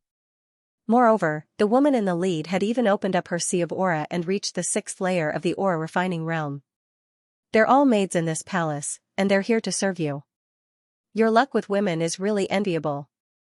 Butler Zheng revealed a smile that all men understood. They're also cultivators. There's nowhere in the world that they can't go, so why do they have to do such a thing? North Moon was a little confused. If they had a cultivation level of the 1st or 2nd layer of the aura refining realm, they could do whatever they wanted in the mortal world. Why would they become maids? None of them have the aptitude to cultivate. They were selected from young and given medicinal pills to barely be able to cultivate their aura-refining realm. In reality, they're all just maids, and they're sold to the Marquis manor. They can't be considered real cultivators. I see. North Moon nodded. This Jiangfu really had too much money to burn. To do such a boring thing, aristocrats were really extravagant. Even if mortal women were born beautiful, if they didn't cultivate, then they would have many flaws, and their beauty would quickly age. Moreover, the cultivation techniques that these women cultivated were specially arranged by the Marquis estate. They only sought to maintain their beauty, improve their bearing and charm, and add some methods to serve men. However, this wasn't like what Li Qingshan thought. It wasn't for the sake of satisfying a moment's lust, it was for the sake of producing offspring. The children of cultivators and cultivators would basically possess natural talent in cultivation. So, for the sake of ensuring the bloodline of the clan, the great aristocratic families would prepare such a reserve. The concubines that the Han clan arranged for Han Tie were mostly women like this. Moreover, this was an opportunity for these women to change their fates. Becoming a cultivator, even if it was a cultivator of the lowest level, would allow them to possess a healthier physique than mortals, a longer lifespan, more beautiful appearance, and enjoy a life of luxury that mortals were unable to imagine. Once they were able to give birth to a child with natural talent, their entire lives would be guaranteed. Steward Jing first brought North Moon to tour around the palace. The decorations within the palace were extremely luxurious, and all sorts of facilities were available. There was even a wine cellar that stored a few hundred jars of fine wine. Then, they arrived at the rear hall, and they saw white smoke rising into the air. It was actually an open-air hot spring, and the walls of the spring were made from warm white jade. Moreover, the surrounding walls were painted with alluring murals of beautiful women. The women in the murals wore revealing clothes, had graceful postures, and frequently cast flirtatious glances at each other. Amidst the rising mist, it was dreamlike and illusory as if they were alive, and it was naturally the work of an artist. Moreover, those maidservants arrived at the side of the spring, making the dream become reality. Steward Jing smiled and said, "Fellow Taoist North Moon, this is all His Highness' kind intentions. Please enjoy it, fellow Taoist North Moon. I'll be taking my leave first." North Moon smiled lightly. He removed his clothes and leaped into the spring, and then he immediately sat down cross-legged and entered into a meditative state.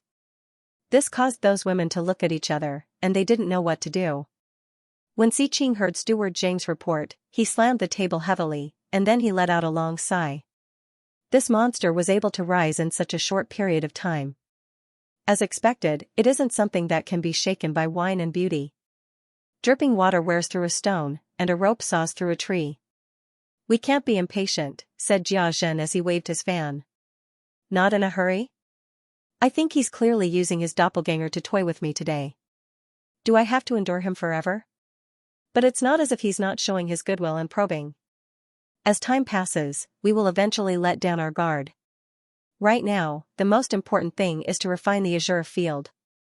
Yes, as long as I refine the azure field and find out where his main body is, let's see if he can still escape from me." Xiqing spread his fingers and clenched them tightly. Actually, Xiqing had overestimated the thoughts of North Moon, or rather, Li Qingshan. He wasn't someone who was infatuated with love, and he would drink whatever was given to him most of the time without holding back. If it was on a normal day, he would naturally accept all of this filial piety. But now that Han Qiongji was by his side, he would feel bad if he used his doppelganger to steal her. The competition between the schools of miscellany would continue for a few more days. Some cultivators were still tirelessly searching for the things they wanted, while others had already returned to their accommodations. With the vastness of the Marquis estate, accommodating these cultivators was not a problem at all. As the night deepened, the two of them fell asleep in each other's arms. Li Qingshan opened his eyes and slowly pulled his arm away from Han Qiongji's body. He knew that this kind of movement could not be hidden from the person next to him, so he leaned down and kissed her gently on the cheek. He said softly, "I'll be back very soon." Then, Li Qingshan withdrew his aura and hid his figure, merging into the night. Han Xianxia opened her eyes and resisted the urge to follow and take a look. Qingshan, just what is your secret? Li Qingshan wrinkled his nose. Among the many complicated auras, he found the one he wanted. It was the aura of the gray-cloaked cultivator who wanted to buy his cursive sword calligraphy. Then, he followed an invisible trail and chased after it.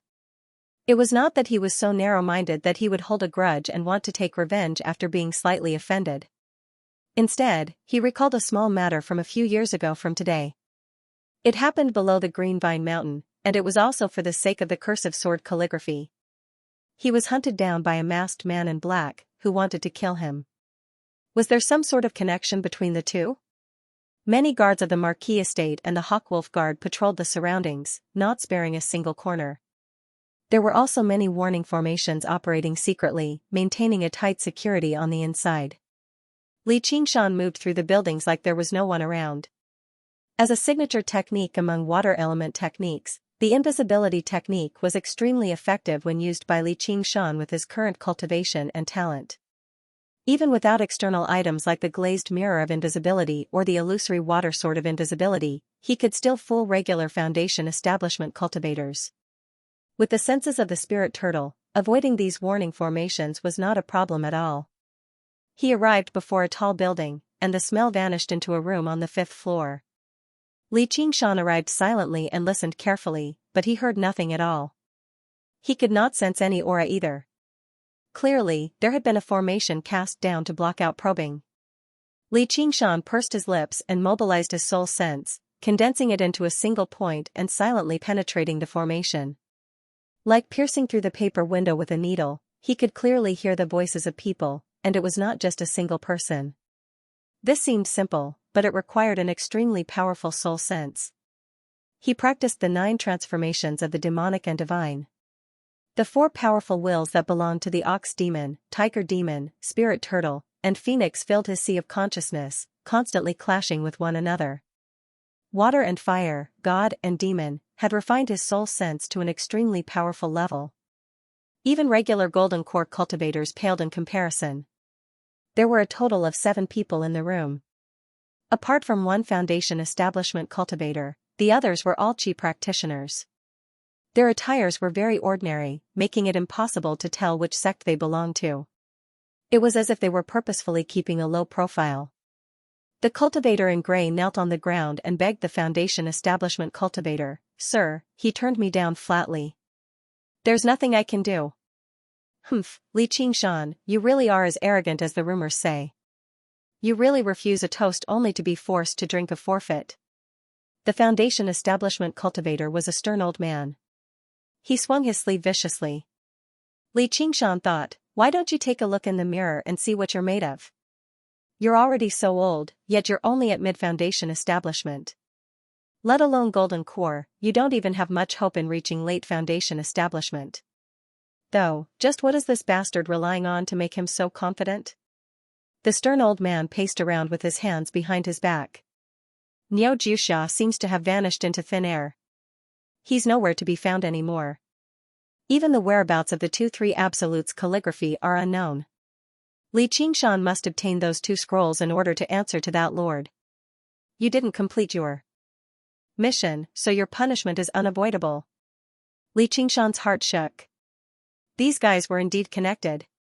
They seemed to be working for an even more powerful person and were collecting the 3 Absolutes calligraphy, which was also the so-called cursive sword calligraphy.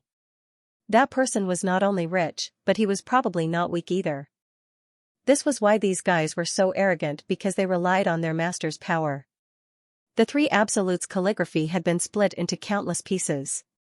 It was not something that chi practitioners could collect at all. Even Foundation establishment cultivators probably did not have it. That lord might be one of the golden core cultivators he had met on the Flying Cloud platform today. However, he felt a little strange. It was just collecting a few spirit artifacts. Why was there a need to be so sneaky? Yes, they were probably afraid that if the price was raised, it would be harder to get them. Fear appeared on the cultivator in Gray's face. Wait, sir, I discovered something strange today. What is it? On Li Qingshan's artifact, the 3 Absolutes calligraphy, I feel that some of the strokes on it are very familiar. It's extremely similar to the scroll that junior brother Liu, who was killed by Xianxia, lost. Are you sure? The stern-faced old man's expression turned solemn.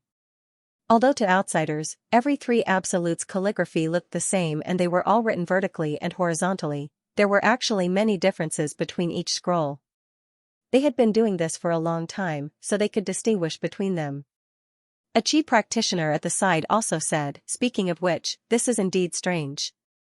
The remnant scrolls of the three absolutes calligraphy are basically spirit artifacts. Why would an artifact appear out of nowhere? Could it be that this Xianxia is related to Li Qingshan in some way?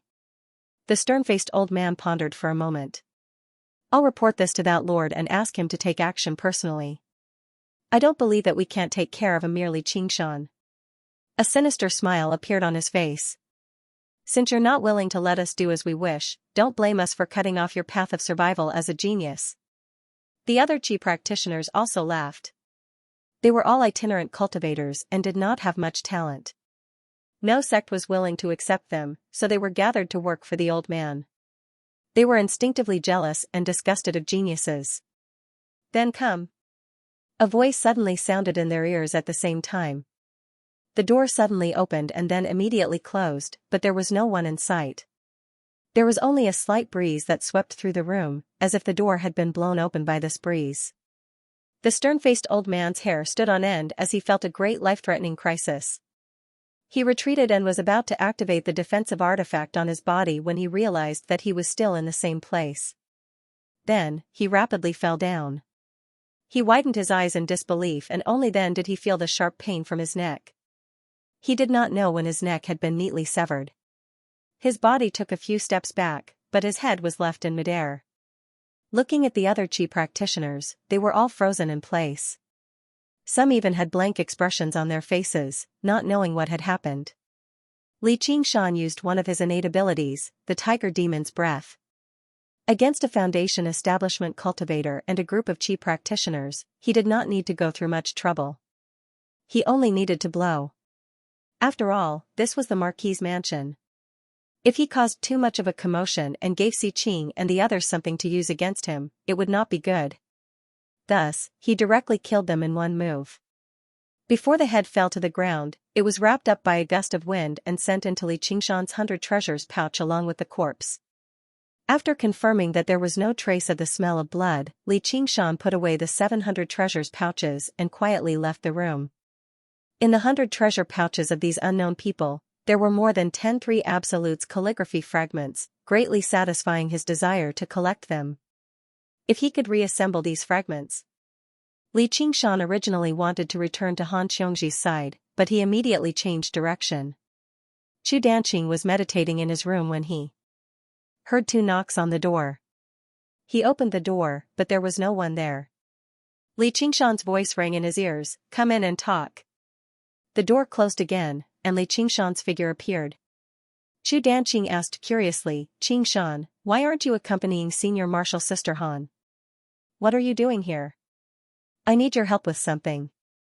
Li Qingshan went straight to the point and took out all the fragments of the three absolutes calligraphy. "Do you have Grandmaster Chu's skill to reassemble these scrolls?" Chu Danqing said, "So. Where did you get them from?" "You don't need to worry about that." "Alright, I'll tell you, I just stole them." Li Qingshan thought for a moment and felt that it was better to let Chu Danqing know the inside story, so he told him the gist of the matter. "Qingshan, you're truly daring to make a move in the Marquis's residence. Those people who dared to scheme against you are truly unlucky. So these scrolls are called three absolutes calligraphy. That's quite fitting, but since it involves a golden core cultivator, I'm afraid it'll be troublesome." "Who cares, can you repair them?" "Of course I can. Last time when my master repaired them for you, he said it. Unfortunately, my cultivation isn't high enough, or else it would be much easier to use the emerald blood of vermilion to repair these fragments." Chu Danqing's face was full of pride and confidence, mixed with some embarrassment. Chu Sherdao had already researched the method to repair these fragments, so Chu Danqing knew the entire process, saving him the most trouble. Moreover, he was full of energy, so it was much easier for him to do this compared to Chu Sherdao, who had 1 foot in the grave. With the help of the emerald blood of vermilion, he could be said to be the best candidate for this job. That's good. Looks like I'll have to make you bleed this time. These paintings will be the reward. Li Qingshan took out the spoils from killing Chu Danqing's 3 senior martial brothers and sisters. Chu Danqing sternly said, Qingshan, I can't accept these items. These paintings belong to you, the painter, so you can unleash their greatest power. You know that I hate owing people favors the most.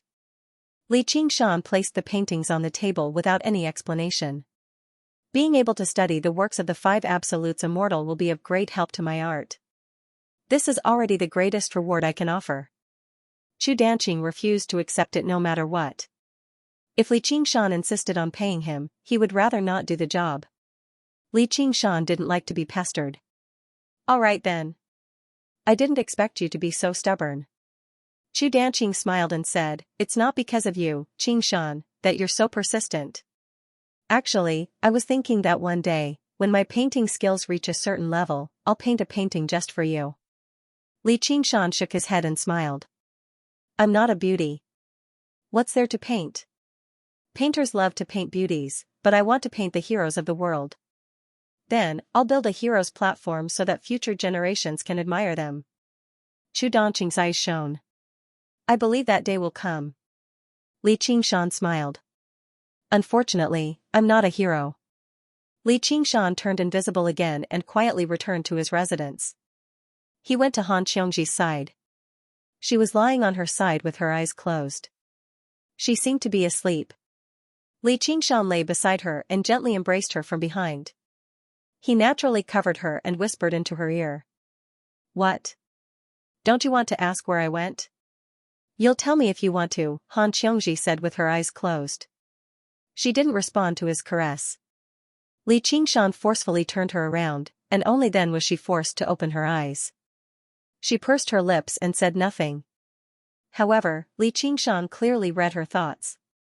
I've already been so considerate of you. Are you still dissatisfied? Li Qingshan felt great pity for her. She had never been a delicate woman. After going through so many things, she had gained a sense of tenacity. Let me tell you. I just killed a few people, and then I went to find Chu Danqing. Smack. Han Xiongji knocked his hand away and sat up. Don't touch me. Tell me properly. I'm listening. Li Qingshan sat up as well and told her everything. He even did not hide the fact that he had killed the masked cultivator under the green vine mountain as Niu Juxia. Niu Juxia. Han Xiongji murmured to herself. She did not have much of an impression of Niu Juxia, but just this fake identity was enough for her to think of many things. If she investigated it in detail, it would become even more thought-provoking. That's one of my secrets. It really was you who killed Zhuo Zhibua. Who told that old bastard to go too far? Han Xiongji let out a long sigh. Actually, I'd rather you tell me you have another woman outside. How I wish your secret was just that simple. Is that so? I have another woman outside. Before Li Qingshan had even finished speaking, Han Xiongji threw a slap at him. Li Qingshan grabbed her hand. Oi, isn't that what you wanted to hear? Bastard man, don't forget what you promised me in the past. You go back on your word. You're heartless. Didn't you say it was fine afterwards? Never. Who is that woman? Han Xiongji grabbed Li Qingshan's neck with both hands and bared her teeth like an angry female leopard. She glared at Li Qingshan fiercely. You changed your mind so quickly. Li Qingshan felt like he had been tricked. How stupid. For a woman, this was clearly the most intolerable thing. Forget it, I also know that I'm not a charming woman. If one day I get tired of it and want to find another woman, just tell me. Don't be so fussy. You're not like a man. I look down on you. Han Xiongji suddenly let go of him and lay down with her back facing him. I'm not a charming man either. If one day you get tired of it and want to find another man, just tell me. Don't be so fussy. You're too much like a woman. I look down on you. Li Qingshan said seriously. You said I'm not like a woman. I won't find another man. Being tricked once is enough. Then there's nothing I can do. However, according to my field observations, Xianxia, you're still very much like a woman. Li Qingshan smiled. Although he couldn't indulge himself wantonly and even had to be careful, there was a kind of happiness and joy in the mutual affection between them. Although he hated that he couldn't drink all the water in the world, to him, she was the most ordinary but also the most special existence. The sky was bright. Perhaps it was because Li Qingshan had done it too cleanly, but the disappearance of those cultivators did not attract any attention. Everyone's gazes were attracted by the competition of the School of Miscellany. The School of Miscellany would bring out new goods every day, and the value was getting higher and higher. The atmosphere of the exhibition matches of the 9 prefectures gradually heated up. In the empty room, a mass of darkness suddenly distorted and expanded, turning into a pitch-black figure that looked around. Several days later, after a great auction involving 9 stores of miscellaneous goods, the competition between the schools of miscellany came to an end. However, due to the losses from the war, the Clear River Prefecture only ranked last in the end, which was within expectations. Afterwards came the competition between the schools of music. As graceful music rang out, the bustling market turned into a grand concert. The exhibition matches of the 9 prefectures proceeded in an orderly fashion. Li Qingshan and Han Xianxia were together day and night, inseparable as if they had returned to their passionate love of the past. Under Li Qingshan's intentional honesty, Han Xianxia learnt about his secret past bit by bit, which made her feel very sweet inside. Of course, she never mentioned the fact that he had another woman outside again. Finally, the competition between the schools of novels formally began. First, the regular disciples of the schools competed. They pushed their divine talisman of great creation to the limit, turning fake into real and illusions into reality, creating a myriad of attacks.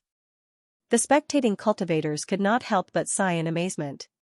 Sure enough, the School of Novels was unique for the founding emperor to name it as one of the 10 schools of the 9th rate. However, these competitions were only the appetizers.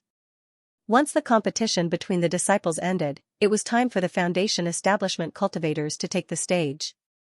The atmosphere suddenly became tense. Avoiding Lu Chuanfeng, the leaders of the schools of novels from the other 8 prefectures exchanged glances. They seemed to be constantly communicating with their soul sense. The first match, the Clear River Prefecture against the Leking Prefecture. Under Lu Chuanfeng and Sun Fubai's encouraging gazes, Li Qingshan smiled at Han Xianxia and made his way onto the square, leading to a series of cheers. However, after waiting for a while, he did not see his opponent appear. He glanced around, and the disciples of the schools of novels from the various prefectures all shivered inside. No, this isn't fair. The leader of the School of Novels from the Leking Prefecture, Wang Luoqing, called out. Originally, he was supposed to face Li Qingshan, but after personally witnessing Li Qingshan's clash with caretaker Jing, he did not feel like he had any confidence in emerging victorious. Fortunately, they had already discussed the countermeasures to restrain Li Qingshan. Li Qingshan asked in surprise, "What's unfair about that?" Exhibition matches of the 9 prefectures. They were competing on the ultimate skills of the various clans. If you had a body full of magical artifacts, wouldn't you be suppressing others with your power? How can it reflect the methods of our school of novels? This is neglecting the essentials and focusing on trifles, turning the tables on the guest, so it's unfair. The other schools of novels disciples also agreed. That's right. This way, even if he won, he would only have won in terms of Dharma treasures. Any cultivator could win. What does it have to do with the School of Novels? If you want to compete, then let's compete with our true strength. Lu Chuanfeng said angrily, Wang Luoqing, don't spout nonsense. Wasn't it always like this in previous competitions? In the past, the novelists were all poor. It was already considered pretty good for them to be able to get their hands on an inferior magical artifact. Even if the situation had changed a lot, there was no clan head who could be armed to the teeth like Li Qingshan. Wang Luoqing shook his head like a rattledrum. The past is the past, the present is the past. The rules must be changed. If you don't agree, then let Marquis make the decision.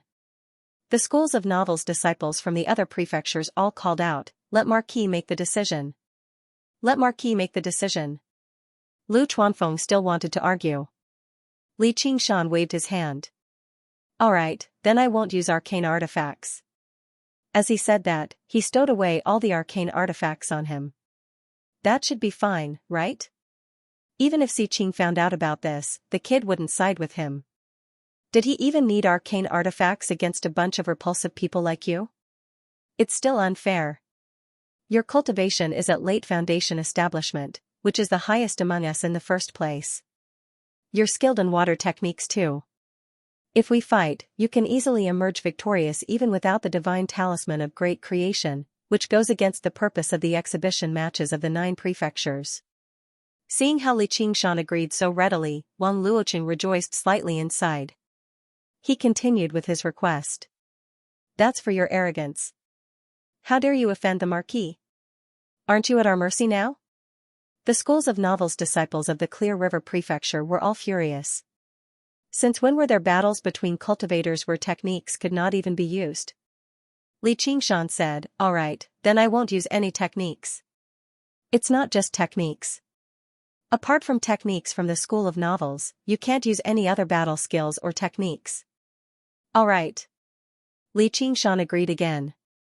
You seem to practice the arts of body practitioners. Li Qingshan smiled. Don't tell me you want me to fight you with my hands and feet tied up? I practice the arts of body practitioners, so my body is relatively tough too. Don't you want me to stab myself and become heavily injured first? Only then will it be fair. It led to a roar of laughter. Even the cultivators of the 100 schools from the other 8 prefectures found these requests to be rather unreasonable. Contempt filled their eyes as they felt pity for Li Qingshan. Why did someone like him join the School of Novels? The School of Novels was renowned for their sleaziness, and the vulgar storytelling technique was not Lu Chuanfeng's original creation either.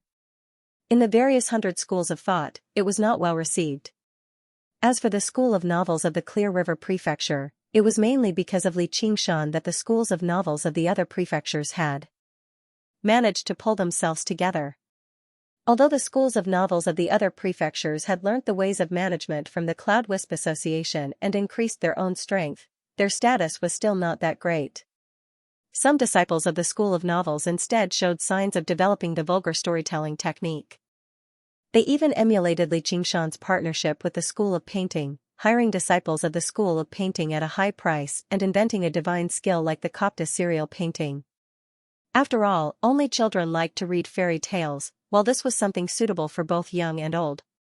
Reading it once was not enough. They even had to keep it in secret and read it over and over again.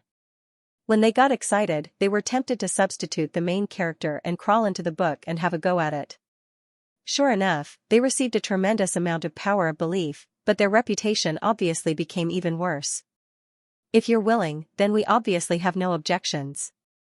Wang Luoqing shook his head, acting like he was invincible as long as he was shameless.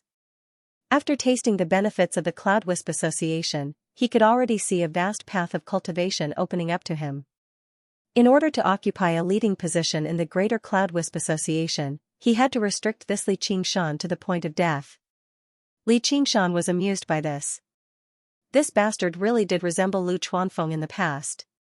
After thinking about it, he said, how about this? In order to save some time, the 8 of you can come at me together. I won't use arcane artifacts, techniques, or battle skills, but you can all use them. That should be fine, right? The spectators were thrown into an uproar. These were all a part of a cultivator's strength. He had already underestimated his opponent slightly by not allowing his opponent to use them, yet he still wanted to take on the 8 of them alone. Wasn't his defeat certain? Although most of them had heard of Li Qingshan's name, they had only truly seen him fight in the air above the Marquis estate. He had only clashed with caretaker Xing a few times, which was rather tricky.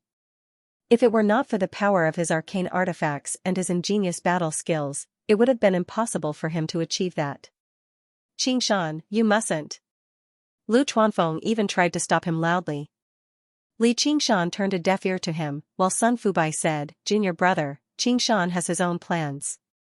His decision isn't something you or I can change. Let's just wait and see. Is that true? Wang Luoqing's eyes lit up. Si Qing, who watched from afar on the soaring clouds terrace, smiled scornfully. Yenying, this subordinate of yours doesn't seem to be too smart. Gu Yenying said, actually, he's the same as you. He hates battles that have no suspense or difficulty. Do you think he can be mentioned in the same breath as me? Xiqing squinted his eyes. I think his accomplishments in the future will definitely surpass yours. Of course, they'll probably surpass mine as well. Gu Yenying smiled.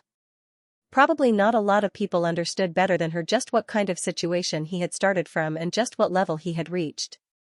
He could sense that he would definitely play a relatively important role on the stage of the 9 provinces in the future. He might even have the chance to stand side by side with the various kings. Even right now, a clone of his is enough to give you, a mighty prince, quite a headache. Such a high evaluation even made Xiqing slightly moved. Looks like you really think highly of this child. However, most geniuses in the world die young. Very soon, I'll kill him in the cradle with my own hands.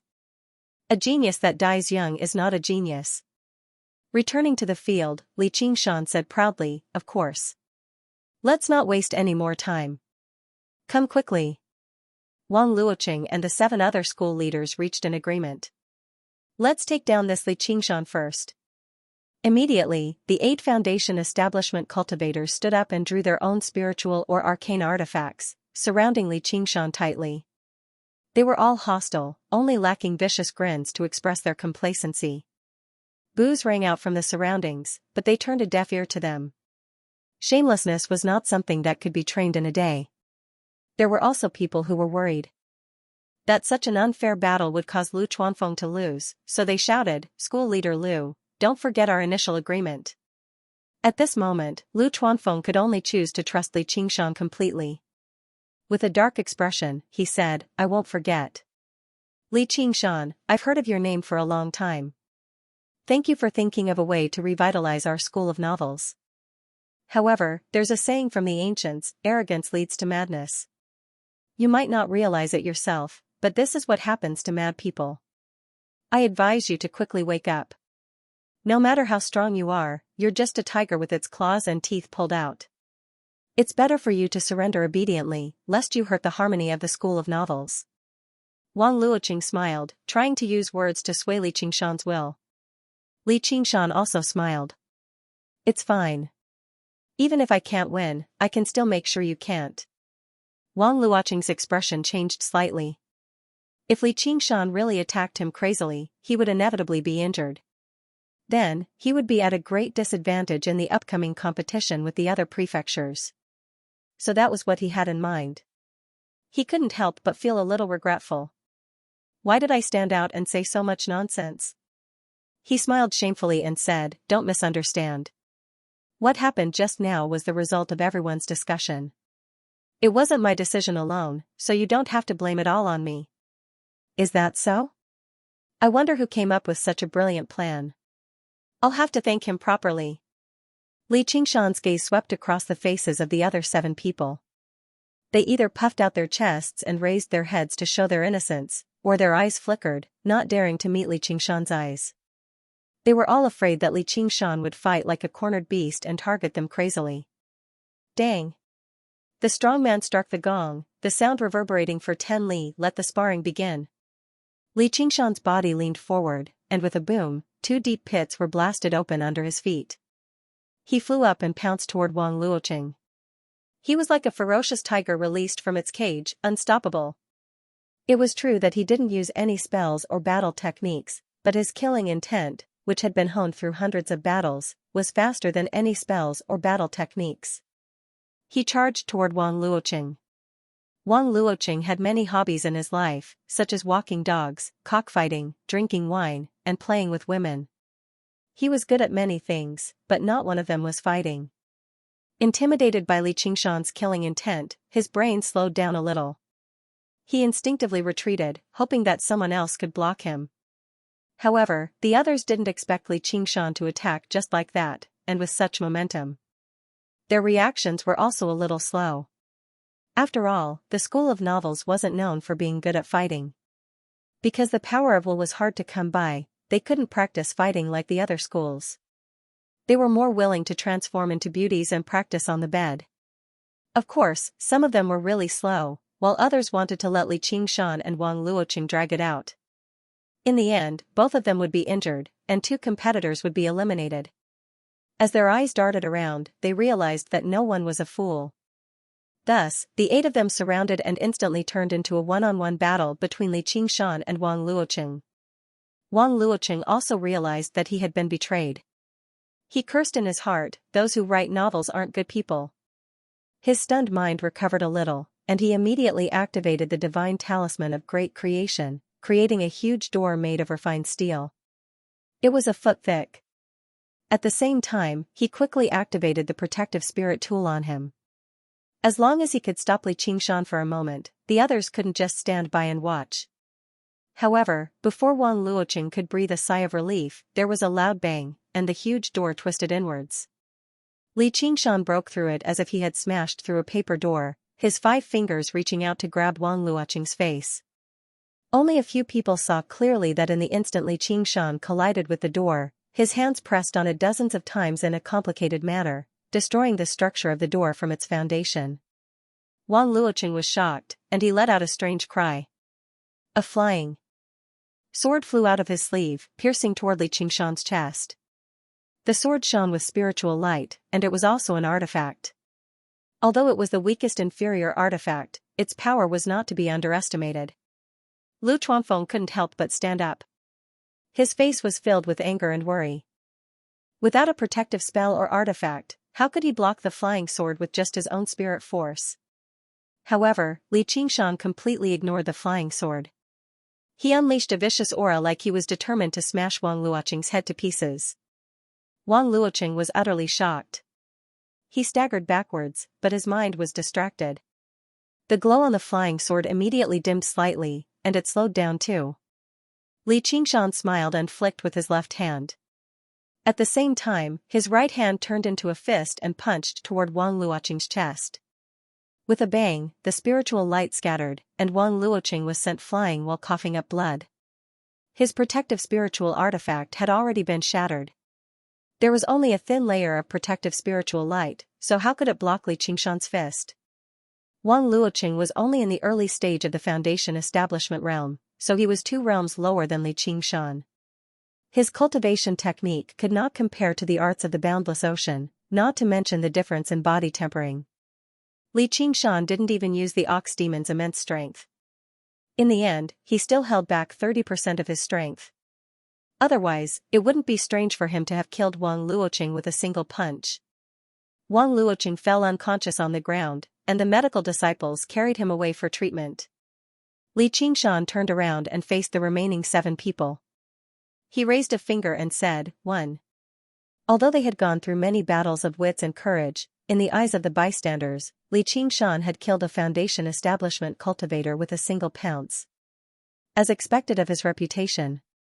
Even without using an artifact or battle technique, he's still so ferocious. Tie, is he really a disciple of the School of Novels? I think he's clearly a disciple of our School of the Military. The leader of the School of the Military of the Hanyongan Prefecture was filled with surprise. The leaders of the other prefectures all stood to one side, surrounding Han Tie. The Han family had held the position of Great General for many years, so the disciples of the School of the Military in the Rui Commandery were all old subordinates. They were on good terms with one another. As a result, when they mentioned Li Qingshan, they all referred to him as son-in-law. Han Tie said, he really should join the School of the Military. Fortunately, he's a disciple of the School of Novels. Otherwise, if he were representing the School of the Military, we could just directly forfeit. Han Tie said, do you really think you can win right now? Kid, don't be cocky. We're going to test you this year and see whether you're a good father and a bad son. Everyone laughed aloud. Someone said, look, the son-in-law has struck again. Li Qingshan's body surged with dreamy, faint, blue light. He thought, this is the exhibition match of the School of Novels after all. If I don't use the divine talisman of great creation, they'll be dissatisfied even if I win. I might as well make them accept it wholeheartedly. He powered the divine talisman of great creation wholeheartedly. Slivers of power of belief were drawn out, gradually weaving into a humanoid figure, bones, blood vessels, and meridians. He had never powered the divine talisman of great creation so seriously before. Everyone, let's use our full strength together. The remaining 7 cultivators from the School of Novels all returned to their senses. Seeing how fiercely Xianxia was, none of them dared to think about anything else anymore. If he really won against 8 of them alone, they would be utterly humiliated. If Xianxia knew what they were thinking, he would definitely be extremely surprised. You still know how to be shameless. 4 spiritual artifacts and 3 arcane artifacts charged towards Xianxia together. At the same time, they conjured blades, spears, swords, and halberds with the divine talisman of great creation, all of which lunged towards Xianxia. The attacks were numerous and powerful, making the spectators feel that the School of Novels was not as useless as they were rumored to be. Xianxia soared into the air, drawing the water, fire, and spears towards the horizon. The figure he had painstakingly created had already taken shape. It was a young man in blue, dressed in a rustic manner. His face was also covered in dust, but his facial features were handsome and he exuded an air of righteousness. He cupped his fists and said, I am Xianxia, and I would like to seek guidance from all of you, seniors. Xianxia scratched his head.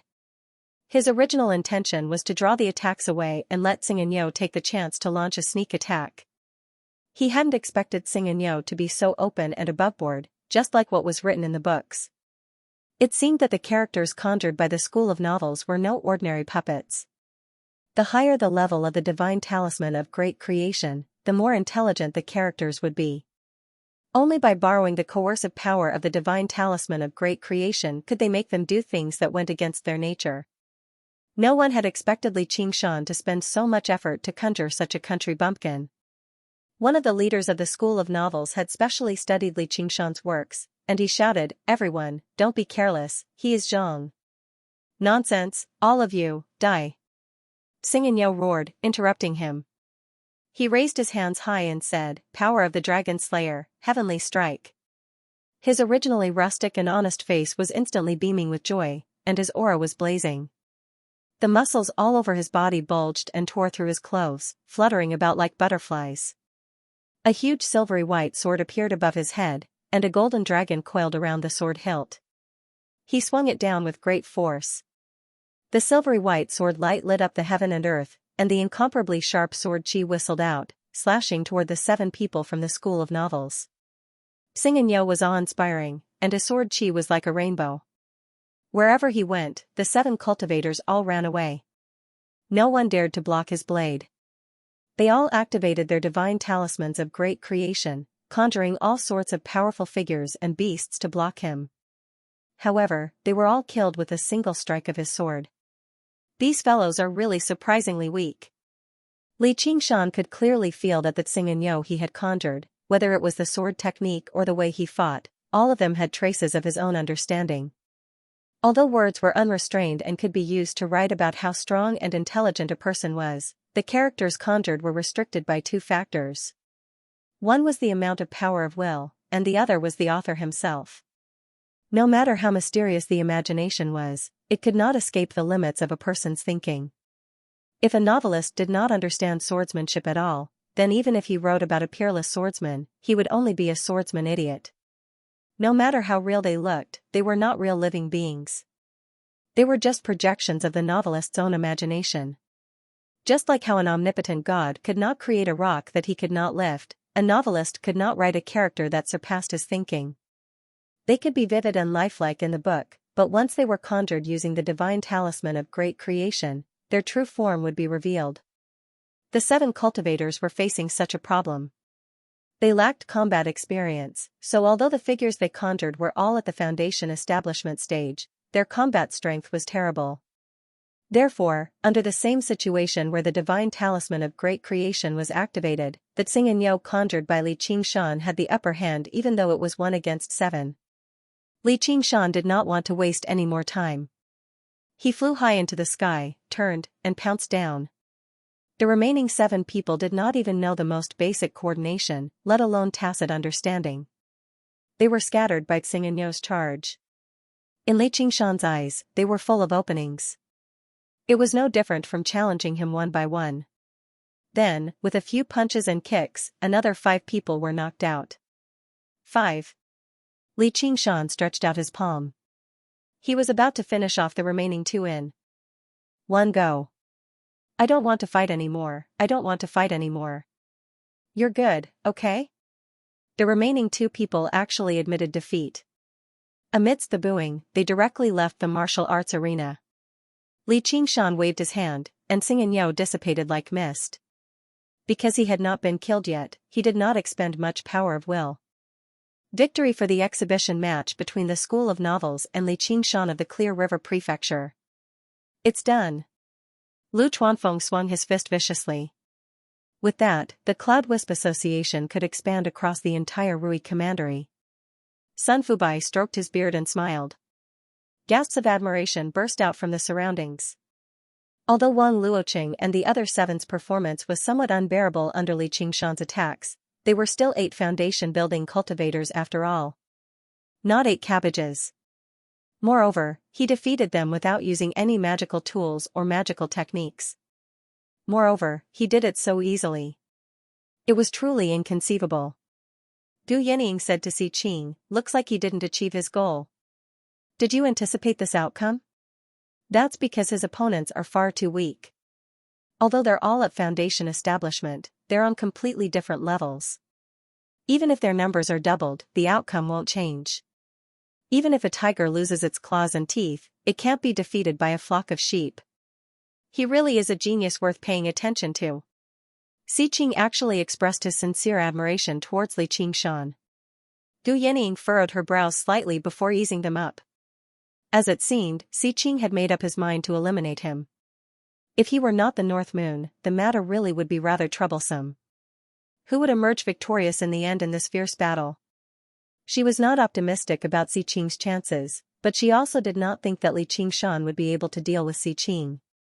At their level, it was easy to determine victory and defeat, but it was difficult to determine life and death. They would probably have to maintain the current situation for a very long time, until the North Moon revealed a flaw and was killed, or until they obtained the power to not fear the great Xia dynasty's revenge. At the site of the training grounds, Wang Luoqing had also woken up under the medical school's treatment. He sat at the side and regulated his breathing. Raising his head, he saw Lu Chuanfeng striding over. Pointing at them, he said in a pompous manner, "Humph, no matter how crafty you bunch of old fellows are, under my might, you still have to bow down to me. You're really asking for trouble. From today onwards, I'm the president of the Great Cloud Wisp Society. Who dares to defy me?" Although Li Qingshan had won, he felt an inexplicable sense of embarrassment at this moment. There was a saying that killing someone was just a matter of nodding one's head to the ground. If you were to force them so viciously, if these people were to get angry and go their separate ways with you, wouldn't all your efforts be for naught?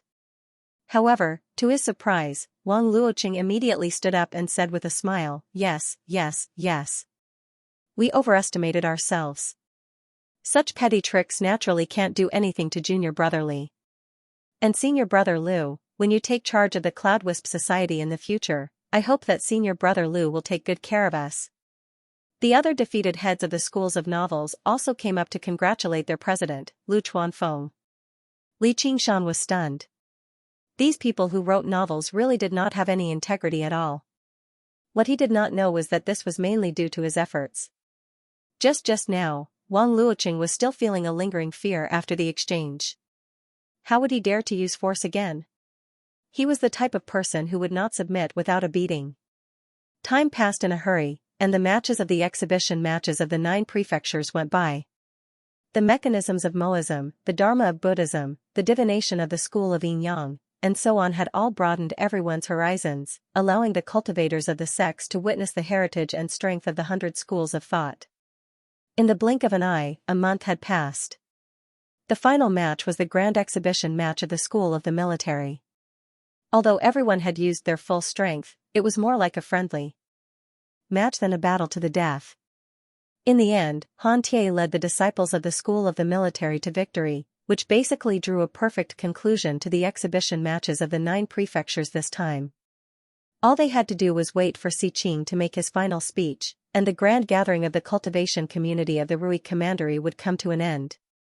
Under everyone's gazes, Xiqing stepped onto the soaring clouds terrace once again and said loudly, "The exhibition matches of the 9 prefectures this time have allowed me to witness the supreme skills of the fellow cultivators of the various prefectures and schools." After praising the cultivators of the various prefectures as usual, he explained the significance of the exhibition matches of the 9 prefectures this time. Li Qingshan found it boring, but Han Xiongji was reluctant to leave. She was tempted to let the exhibition matches of the 9 prefectures continue like this forever. She gazed at the soaring clouds terrace. The North Moon doesn't seem to be here anymore. She studied Li Qingshan's expression. During this period of time, the various past and secrets Li Qingshan had revealed had indeed made her think of many things. "He's probably gone," Li Qingshan said. He did not have that much time to waste on Xiqing. He had sent his clone off a long time ago, returning to refine the water system. If it were not for the sake of saving his main body, he would not have appeared at all. However, before he left, Xiqing made a strange request. He wanted him to send some demons and night roamers to participate in the exhibition matches of the 9 prefectures, saying that he wanted to increase communication and ease their relationship. He also promised many benefits. Li Qingshan had no idea what Xiqing was up to, but under the principle of "I'll oppose whatever the enemy supports," he did not agree in the end. He could obtain these benefits from Gu Yenying anyway, and he did not have to worry about being tricked. There was really no need for him to waste his breath on Xiqing. However, Li Qingshan had a vague feeling that the exhibition matches of the 9 prefectures this time would not end so easily. Sure enough, as Xiqing went on, he suddenly changed the topic. "The only pity is that the fellow cultivators of the various sects and schools can only watch from the sidelines. They can't take part. Even most of the cultivators of the various schools can't take part, so it'll be much less interesting. As a result, I want to add another event after the traditional exhibition matches.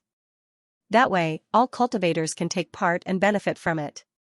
Xiqing spread his arms and announced in high spirits with his wolf-like voice. There was a faint hint of excitement on his face. Li Qingshan could sense that his expression was very different from when he was spouting nonsense earlier. It definitely was not an act. His heart sank slightly. Here it comes. The cultivators below the platform all broke into a discussion. There's still a competition? Everyone can take part? There are so many people, so how are they supposed to compete? If it's one-on-one, who knows how long it'll take? Who cares? As long as there are benefits. Even the golden core cultivators on the soaring clouds terrace looked at one another. They had no idea what Xiqing was planning. They all had different thoughts as they quietly waited for Xiqing to announce the method of the final competition. After exchanging glances with Yidan and Jiazhen beside him, Xiqing took out the dragon arena and tossed it into the main martial arts stadium below. He gave a rough introduction of the dragon arena first before announcing the rules of the final competition. Every single cultivator who was willing to take part could receive a special medal. According to their cultivation, the medals were split into various grades. Every single medal represented battle accomplishments. What the cultivators needed to do was steal the medals in the hands of others as much as possible. The time limit of the competition was 10 days in total.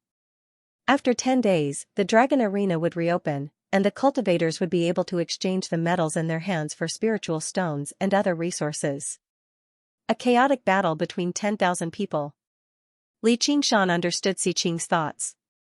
As it turned out, this was the reason why he had made the North Moon send people. Just what was he trying to do? Was it just to satisfy his deviant interests? It probably wasn't that simple. And, would the cultivators of the various sects and schools really follow his wishes and take part in this chaotic battle? Immediately, a golden core cultivator objected, "Your Highness, a competition like this probably doesn't align with the peaceful exchanges that the exhibition matches of the 9 prefectures have always advocated." Even the golden core cultivators from the 100 schools of thought disagreed. Mighty cultivators fighting like goo insects?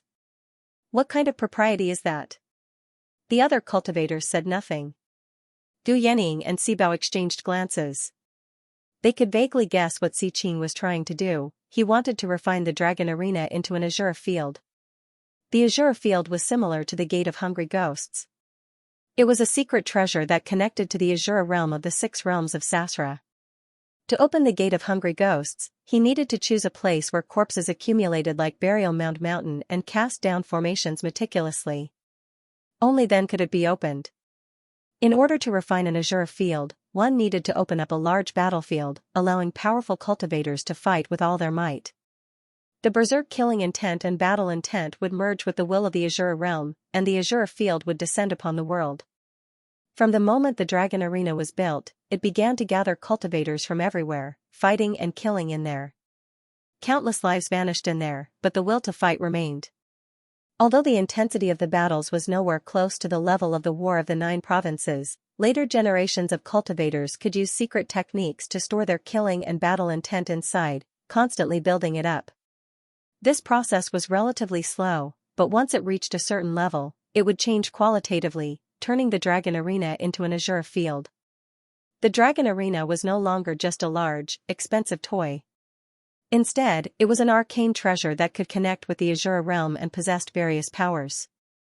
This was the reason why the imperial clan of the Dragon Province constantly built Dragon Arenas. All forms of entertainment were not just entertainment.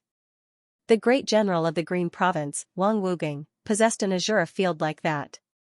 The most outstanding disciples of the school of the military of the Green Province had all been tempered in there before. Only the most tenacious warriors could pass through the trials. However, the method to refine an Azure field was a secret that could not be passed on to anyone. Only Gu Yening and Sibao had a rough idea of it. As for how to operate it and what kind of formations and inscriptions to use, they had no idea at all. Big sis, this Xianxia is so vicious. He wants to use the cultivation community of the entire Rui Commandery to fulfill his ambitions. Should we stop him? Sibao asked Gu Yening secretly. Let's just wait and see. Gu Yening said in thought. The Hawkwolf Guard possessed great authority, but they could only supervise the Marquis of Rui. They could not directly interfere with government affairs. If they tried to forcefully stop him, they would fall out with Xianxia. Stopping someone from cultivating was equivalent to killing their parents. However, he could order the 100 schools of thought, but why would the cultivators of those sects listen to him? They would have to see what he did. Xianxia said proudly, the world is in chaos right now, and war can break out at any moment. If we still follow the tradition of the past and carry out a competition that's no different from playing house, how are we supposed to deal with the chaos in the future? If you really don't want to take part, I won't stop you. However, you might as well take a look at the value of these metals first. Jiazhen took a step forward and waved his hand. A black curtain fell from the soaring clouds terrace like a waterfall.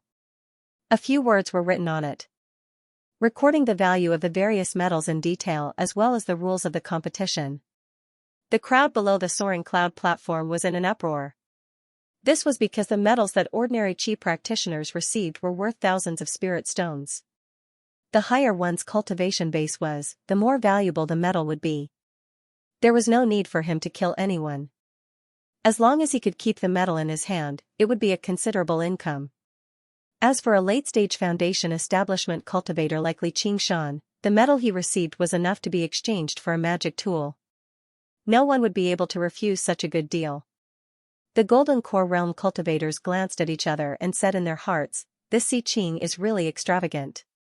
He's taken out an enormous sum of 10 million spirit stones, various spirit artifacts, talismans, and countless medicinal pills in one go. He's simply like the child of wealth, and he's getting rich. Xianxia said, in this competition, all the disciples, guards, and servants of my manor will be participating in it. If you're willing to take part, then collect a medal and prepare to enter the Dragon Arena. For the sake of fairness, everyone's position in the Dragon Arena is arbitrary. Do you have any objections? Since there were benefits to reap, and the reason was so dignified, who would be willing to offend Xianxia? All of them expressed that they had no objections. There was a hubbub below the soaring cloud platform. The cultivators of the sects discussed among themselves. Senior brother, should we take part? Of course, I'll hide as soon as I go in. The Dragon Arena is very large. How useless. I want to win a few more medals and exchange them for a true spirit pill so I can break through to foundation establishment. How can we compare to you, first senior brother? Anyway, if you really can't win, just hand over your medal. It's not like you'll lose anything anyway. As a result, most of the cultivators signed up and collected their medals. As for the cultivators from the 100 schools of thought of the 9 prefectures, they obviously had to listen to the Marquis of Rui's orders. They had to take part, but they all seemed overflowing with interest. After a long period of peace, the peaceful atmosphere of the exhibition matches of the 9 prefectures naturally made most cultivators believe that this final competition was just a game Prince Xiqing had set up for everyone to take part in to win them over. Gu Yanning shook her head gently.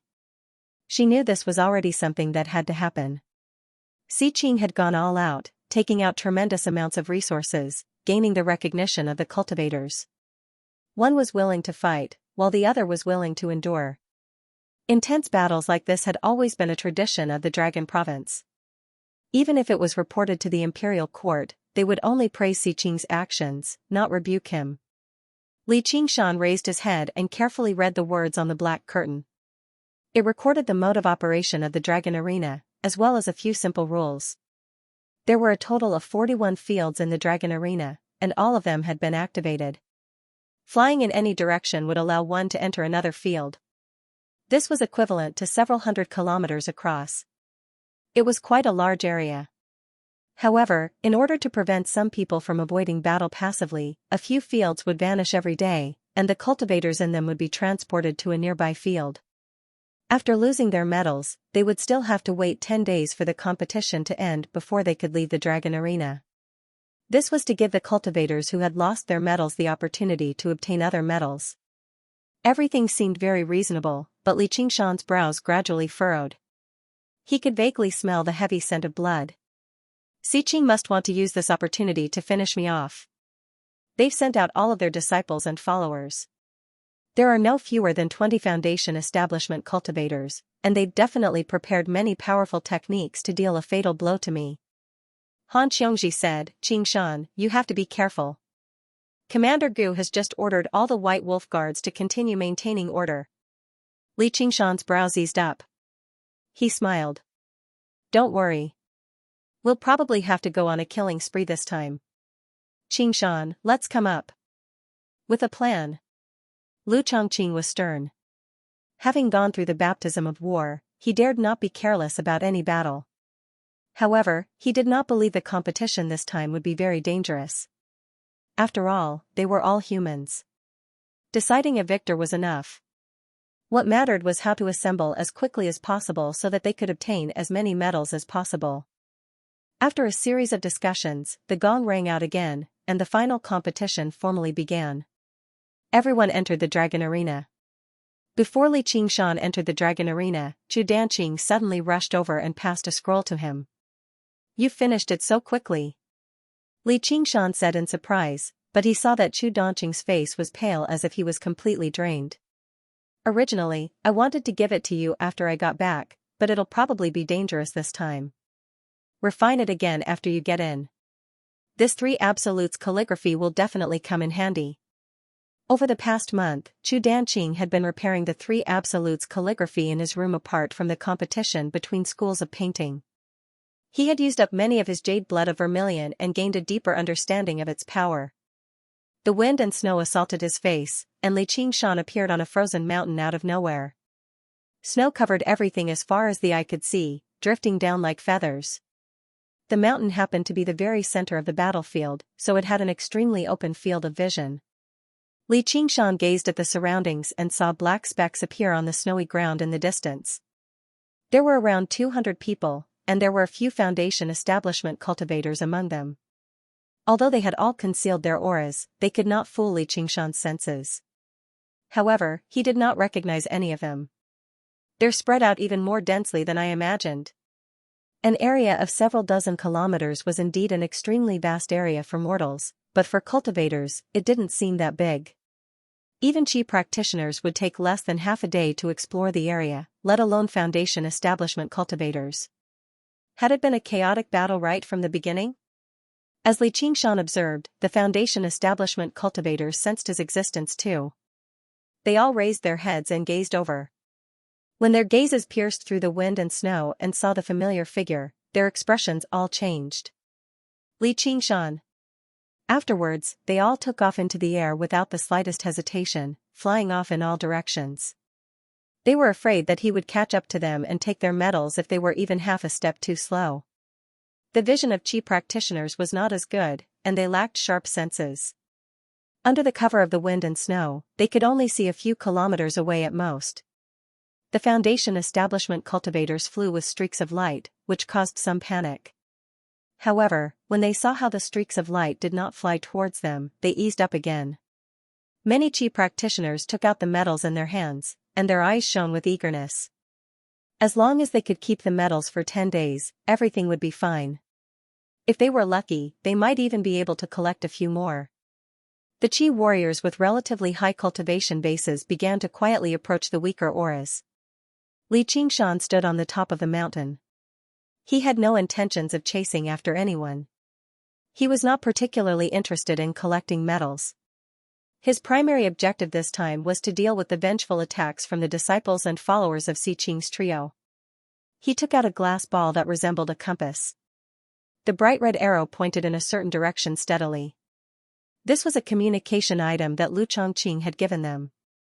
All the cultivators from the 100 schools of thought in the Clear River Prefecture had one, and they were all connected to Lu Chongqing. This was the plan they had decided on right from the beginning. After everyone entered the dragon arena, they would gather together as quickly as possible so that they could gain an advantage first and avoid fighting on their own and being defeated one by one. With Li Qingshan's flying speed, it wouldn't take long for him to reach the assembly point. Being with them would undoubtedly be a great help. But after some consideration, he put away the glass ball. He had no doubt that his current position had already been betrayed. Once the other party gathered enough strength, they would attack without hesitation. Then, it would be a situation where they would fight to the death. In fact, he was still a little worried that once he met up with Lu Chongqing and the others, they would have some misgivings. It was better to deal with his own problems by himself. Let's see if you're going to kill me, or if I'm going to kill off all your disciples and grand disciples. Si Qing's voice suddenly rang out from the sky. Thank you all for participating. In order for you to unleash your full strength, there won't be anyone monitoring your movements. You're welcome to use everything you have to obtain medals and other spoils of war to ensure your final victory. What I want to say here is that not everyone can live past 10 days, and the dead and the weak are not worthy of sympathy. Only the living and the strong can survive. For the sake of this path of cultivation, do your best and kill. Without a doubt, this set the tone for this chaotic battle, casting a shadow over everyone's hearts. Even the naive optimist suddenly felt that this competition was probably not as simple as it seemed. In other words, no matter who kills who, it's allowed by the rules? Li Qingshan smiled in disdain towards this statement that was filled with malice. He sat down on the top of the mountain and channeled his soul sense into the three absolutes calligraphy in his hand, beginning to refine it. This was a stone forest filled with grotesque rocks. It contained the spiritual energy of heaven and earth, forming a natural maze formation. A faint white mist floated in it, making those grotesque rocks look like ferocious ghosts and beasts.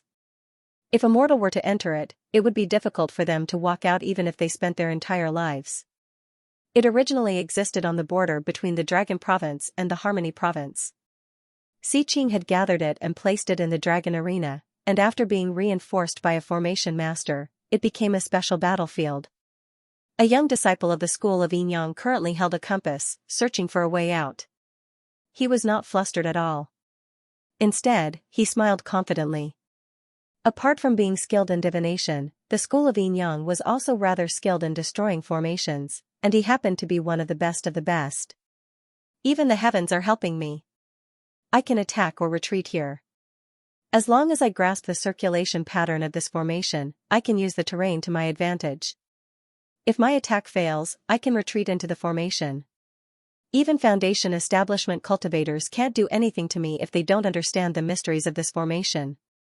Right as he thought that, a black shadow suddenly rushed over.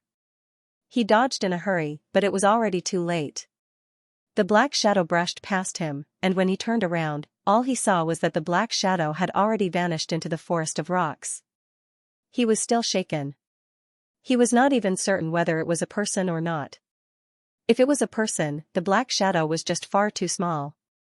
He took another step forward before suddenly collapsing on the ground. He felt a sharp pain from his waist. His entire body had been snapped in half, cleaved in half while he was still alive. His organs flowed out with blood. Arg! In his fright, he let out a series of earth-shaking shrieks, but they were absorbed by the forest of rocks, unable to travel too far away. He finally calmed down after much difficulty. Before he could even think about whether it was the black shadow's doing, he went to retrieve some healing pills in a hurry. Suddenly, he discovered that the 100 treasures pouch that should have been hanging on his waist had vanished. His heart immediately sank. With his cultivation at the 9th layer and not a disciple of the School of Medicine, it was impossible for him to recover from an injury like that on his own. Moreover, there was a strange power attached to the horrific wound on his waist. It had all died the moment it was severed, making it difficult to heal. "Save me! I want to get out." Naturally, there was no response. If he wanted to leave this place, he would have to wait for 10 days. He could only watch helplessly as his blood flowed and soaked the wet soil. He waited in pain for death to come. In his despair, he began to scream again. He did not understand why the black shadow wanted to kill him. If it wanted the metal, couldn't it have just given it to him? He suddenly recalled Xianxia's words, "Only the strong could survive." That black shadow shuttled through the forest of rocks as if he was in his own backyard. It was the dwarf who had been one of the fighters that night at the manor's banquet. The expression on his face looked as if he could crush an ant. He should have won the battle for sure, but he ended up admitting defeat, directly leading to the final battle. Li Qingshan had chosen a favorable location, which was considered the key to his defeat. Because of this, he was severely punished by Xianxia. His heart was simmering with anger, so his attacks were especially vicious. He quickly arrived at the center of the forest of rocks. Several people were already waiting there. Every one of them was a foundation-building cultivator, and their bodies were suffused with a faint killing intent. The leader was the scarred man who was wielding the high-grade magic artifact, the earth-shattering hammer of the 8 directions. The dwarf asked, "How's the prey?" "He's still on the snowy mountain. He hasn't moved." The scarred man's eyes seemed to pierce through space, allowing him to see where Li Qingshan was. As the master of the dragon arena, it was all too easy for Xianxia to cheat. They had 3 missions this time. The first was to incite the cultivators into fighting one another, the second was to collect as many medals as possible, and the last was to kill Li Qingshan. The first 2 missions were relatively easy to complete, but the last mission was the most troublesome. Are they going to use him as a target to gather? No, the cultivators of the Clear River Prefecture haven't approached him. They've gathered around someone else. He's the only one there, as if he's waiting for us. Waiting for us? We have 19 Foundation Establishment cultivators. Doesn't he know? It's probably because he knows that he's remaining there, wanting to finish us off alone. It's just like what your highness has guessed. This arrogant bastard. The scarred man swung the earth-shattering hammer of the 8 directions viciously and struck the ground with a boom. The ground shook and fierce winds kicked up. He's probably treating us like the trash from the School of Novels. A cold light flashed through the dwarf's eyes. He had witnessed Li Qingshan's battle against 8 people alone, but he did not find it impressive at all. Those 8 pieces of trash who did not know how to fight or kill were enough for him to slaughter them all alone. He's underestimating us? That's for the best. I'll definitely smash him to a pulp. When do we set off? When we gather everyone. That's His Highness's orders. No one dared to disobey Xianxia's orders. They waited in the forest of stone, ready to gather everyone and kill Li Qingshan. On the other hand, the hundreds of Qi warriors under Xianxia's command with relatively weaker cultivation bases had already joined the chaotic battle, stirring up the water violently. Hua Qinglu raised her head and gazed around, but she could not see the sky. The layers of leaves completely obscured the light. The surroundings were as dark as night. She took out the glazed ball and set off in the direction that the needle indicated. Suddenly, she stopped. "Get out here." There was a rustle in the canopy, and a man in black flew out. A sliver of surprise flashed through his eyes. There were plenty of beautiful women among cultivators, but such great beauty was rare. However, he immediately recovered his composure and said coldly, "Hand over the metal." Hua Qinglu frowned. He was a 10th layer chi practitioner. His cultivation was much greater than hers, and from his attire, he should be Xiqing's subordinate. He would probably be even more difficult to deal with than regular 10th layer chi practitioners. The man in black was not hoping to obtain the metal from a single sentence. Just when he was about to take action, an item flew towards him. It did not move very quickly, so he caught it easily. It was the metal he wanted. He could not help but be taken aback. "Take it and move aside." Hua Qinglu did not care too much about the value of the metal in the first place. Let alone 1,000, even if it was 10,000 spiritual stones, so what? If it were not for Xiqing's order as the Marquis of Rui, where all the disciples of the 100 schools of thought had to take part, Hua Sengzan would have never let her set foot in the dragon arena. If they started fighting here, it would definitely raise the attention of many people. Their priority right now was to rendezvous with everyone. They could still find the lost metal anyway. "You want to rob me?" Hua Qinglu's frown deepened. The gloomy, moist jungle suddenly became filled with killing intent.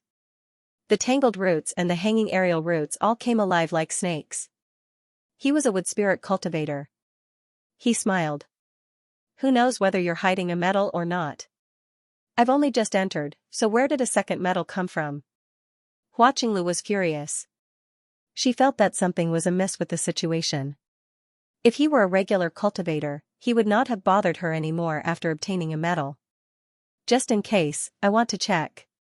If you don't agree to it, I'll take action personally. Of course, I'll also take action on you." The cultivator in black licked his lips and smiled maliciously. "Go die." Hua Qinglu took out a scarlet talisman, which turned into a surging streak of fire and rushed towards the man in black. The vines and roots let out the sound of burning as they all retreated. Boom! A streak of fire burst through the canopy of leaves, blooming like a flower of fire in the endless sea of trees. After saying that, Xiqing directly waved his hand, and the images displaying the situation in the dragon arena vanished. The dragon arena had completely become a sealed box. "Your Highness, how can you say that? Aren't you trying to make the cultivation community of our Rui commandery turn on one another?" On the soaring clouds terrace, an old man in purple clothes was surprised and furious, questioning Xiqing loudly. The expressions of the other golden core cultivators all changed too. They were even more confused. Just what benefits did Xiqing gain from doing this? It was not just the regular cultivators. They had never imagined that danger might exist in the dragon arena. Even these golden core cultivators were rather taken aback. A battle like this would without a doubt drastically reduce the strength of the cultivation community of the Rui commandery, and Xiqing would lose all prestige. He would even have to pay a tremendous amount of resources. There was basically no benefit to it at all. Without understanding the method of refining the azure field, probably no one could guess Xiqing's thoughts no matter how clever they were, much less imagine he would be so ruthless. Originally, under the circumstances where they could see what was happening in the dragon arena, the cultivators definitely had to hold back a little. Otherwise, even if the rules allowed it, they would come off as overly vicious. If they accidentally fell out with a certain clan or sect, there would be endless trouble in the future. Their surveillance was an invisible restraint, preventing the situation from spiraling out of control. Once they lost this surveillance, it would be very easy for the spars between cultivators to devolve into a bloody slaughter. This was not something anyone wanted to see, except for one person. Xiqing slowly turned around, a surprised smile on his face as he said, "What a bunch of trash." Feigning civility with North Moon had already exhausted his patience a long time ago. Now that he had achieved his objective, he immediately revealed his original viciousness. Right from the beginning, he had never planned on properly managing the Rui commandery like Jiangfu, treating it as a foundation that could be passed down to his descendants. Instead, he wanted to make use of all the resources in the Rui commandery as much as possible to increase his own strength. He was even willing to kill the goose that laid the golden eggs. To put it bluntly, in the world of cultivators, personal strength was still respected. Even though the so-called powers had their value, absolute strength was capable of completely disregarding powers. If he killed all of the golden core, he could do, Ching, and, the saint,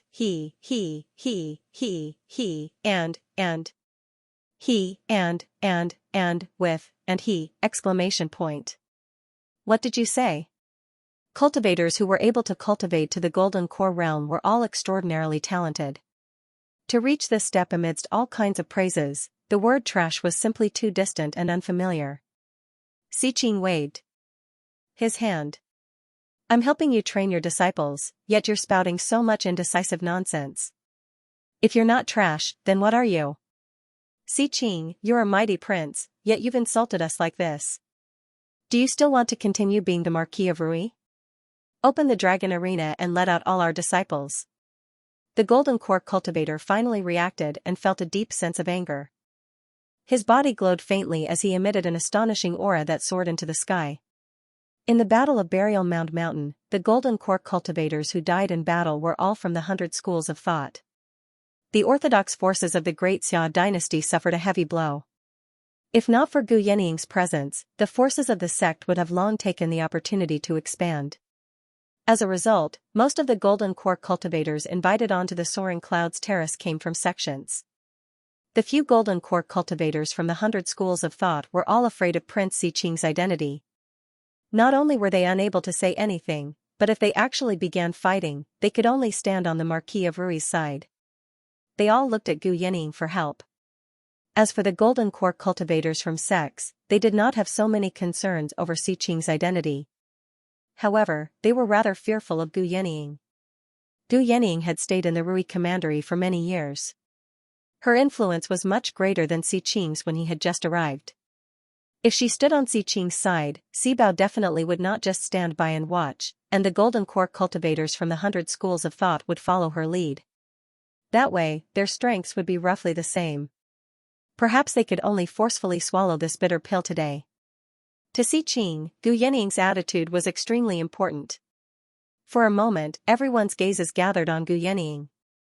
If a Qing wants to go his own way, how can I stop him? Gu Yanning strode out and arrived on the terrace, staying out of the matter. Sibao obviously followed closely behind. Although the way she referred to him as a Qing made Xiqing frown slightly, he eased up slightly when she did not get involved. The greatest problem had been dealt with. The scenery here is quite nice. Why don't you come over and take a look? Gu Yanning then turned around and called over the golden core cultivators from the 100 schools of thought. They all let out a sigh of relief and bowed towards Xiqing coldly but politely before arriving beside Gu Yanning. Although they could not help but acknowledge Xiqing's identity, none of them agreed with him from the bottom of their hearts. The cultivators of the sects all riled up. Sure enough, Gu Yanning was not on his side. Just like that, there were only 3 opponents, but they all came from the Dragon Province. They could not be underestimated, and the prince's identity was rather troublesome too. Hey, why aren't you two getting over here? Gu Yanning said again. She was actually referring to Jia Zhen and Yidan. As you command, Commander. Jia Zhen waved his black feather fan and smiled. He actually cast Xiqing aside and strode out. Yidan followed closely behind with his hands by his side. He glanced back at the cultivators of the sects and sniggered viciously. Just like that, only Xiqing was left. Faced with the golden core cultivators, they looked at one another. They had no idea what Xiqing was trying to do. Yanning knows me best. Xiqing praised loudly. His face sank. You've been eating and drinking for so many days, watching these boring matches. You must be sick of it. What do you mean? You want us to fight you one by one? Don't even think about it. None of them were idiots. Xiqing was at the peak of the golden core realm, and he practiced the cultivation method of the imperial family. In terms of one-on-one combat, probably no one present was his opponent. I have no time to fight trash one by one. Come at me together. You only have me as your opponent. You fear the North Moon because he defeated a group of demon commanders. From today onwards, you will fear me too. Burning passion filled Xiqing's eyes. None of the battles he watched could compare to the joy of personally taking part. The golden core cultivators used all sorts of methods. Some activated 9 small flags, forming a large formation that enveloped Xiqing's head. Some of them cast spells, turning into boulders that smashed towards Xiqing. Some turned their divine sense into a steel awl, directly attacking Xiqing's mind. Many flying swords turned into streaks of sharp light that resembled lightning, weaving in the sky and sealing off Xiqing's dodging methods. Without any practice, their coordination was flawless. They were determined to teach Xiqing a lesson. A dragon's roar rang out incessantly from the sky. Xiqing turned into a black dragon that was several dozen zhang long, complete with scales and claws. He broke through the formation and the layers of light, galloping in the sky above the city. With a swing of the black dragon's tail, he sent a golden core cultivator flying. Du Yenying said, "I didn't expect him to have cultivated the Black Emperor Dragon scripture to such a level. No wonder he is ranked 11th. The great Xiao royal family had many peerless techniques, known as the 3 graves and 5 classics, 8 chains, and 9 mounds. The Black Emperor Dragon scripture that Xiqing cultivated was one of the 5 classics. It was an extraordinary technique. Not only could it be cultivated to the king's realm, it could even allow a cultivator to directly ascend. Its might was even greater. For ordinary golden core cultivators, having a technique that could allow them to cultivate to the nascent soul realm and undergo the 3rd heavenly tribulation was already their greatest hope. They could not imagine how powerful the Black Emperor Dragon scripture was. Sibao said solemnly, "With this technique alone, Xiqing is undefeatable. If he wants to fight, he will fight. If he wants to leave, he will leave. No one can stop him." The golden core cultivators were not to be outdone. They used their trump cards, powerful moves that could split mountains and sever rivers, blasting towards the black dragon. The black dragon's massive figure suddenly shrunk to only a few feet long, avoiding most of the attacks. The transformation of a dragon could rise or hide, it could be big or small. When big, it could breathe out mist, when small, it could hide its form. Legend had it that when this technique was cultivated to the extreme, it could shrink to the size of a mustard seed, allowing it to pass through water, fire, mountains, and rocks without being harmed or obstructed. Xiqing's cultivation had not reached that level, so he could not avoid some attacks. However, they could not break through his layer of black scales. After those powerful attacks missed, some of them flew into the distance, while others landed on the prefectural city below. The Jingdan stage cultivators were so excited by the battle that they couldn't care less about the lives of mortals. Guarding the land and herdsmen was not their responsibility. It could be imagined that after the great battle, other than the Marquis's mansion which was protected by the arrays, this flourishing city would become a wasteland. Of the millions of living beings, not even 1 in 10 would survive. When immortals fought, mortals suffered. Du Yenying leaned against the railing and looked at the rays of light that contained terrifying power descending from the sky like meteors. A black shadow suddenly swept past above them. The dragon arena suddenly rose up and swelled with the wind. It was like a huge island floating in the sky. At the same time, it was like a huge protective umbrella that absorbed all the attacks. What a good plan! Du Yenying smiled. Not only did the dragon arena absorb attacks, but it also absorbed the surging battle intent and killing intent that Xiqing and the others gave off when they fought. As it turned out, Xiqing had purposefully infuriated them verbally so that he could fight them all alone. This was also part of the plan. If he worked with Yidan and Jia Zhen, sweeping through these golden core cultivators would be far too easy. It would instead be detrimental to the refinement of the azure field. Du Yenying swiveled her eyebrows. Her sharp gaze pierced through the obstructions and saw an even dark object hidden in a gloomy alleyway. It gave off an icy cold, deathly aura. If it were not for the fact that a rat had approached the darkness and died on the spot, she would have almost missed it too. He's here too. The explosive flames opened up a charred, empty space in the dense forest with intertwining roots and intertwining canopies, while the man in black had completely vanished. Bright sunlight shone down from above, and the humidity was also dispersed by the blazing wind. Dried branches that were still burning fell to the ground. In a battle between chi practitioners, a single scarlet talisman was enough to decide the outcome. A good dog doesn't block the way. Don't think I'm afraid to kill you just because you're a dog to a prince. Phew, I can't stay here for long. I better hurry up and leave. Just when Hua Qinglu was about to continue on her way, she suddenly felt her feet shake. The roots that were even denser and more complicated than human blood suddenly burst out of the earth. They wriggled about like thousands of insects and snakes, wrapping around her and binding her firmly. In the charred earth, the man in black leapt out with soil and rocks in his hands. Although he was covered in dust and in a rather horrible shape, he was clearly unscathed. In the moment Hua Qinglu used the scarlet talisman, he used an earth-submerging talisman as well, burrowing deep into the ground and avoiding most of the damage. Although it was only a high-grade yellow talisman, and he had to find a way to dig it out of the ground after using it, it had miraculous effects at a crucial moment. He was still shaken up inside. He had never thought Hua Qinglu would be so vicious at such a young age, and she had used a scarlet talisman right off the bat. Just now, if he had been slightly slower, he would have been smashed to smithereens. Viciousness filled his face. "If I let you die easily, then I'm not a man." Hua Qinglu struggled as hard as she could, but it was impossible for her to break free. Her hands were firmly entangled by the roots, preventing her from reaching for her 100 treasures pouch. She was like a beautiful butterfly stuck in a spider's web. The man in black took a step forward. Suddenly, he heard a violent whistle in the sky, suddenly drawing closer. He raised his head in surprise.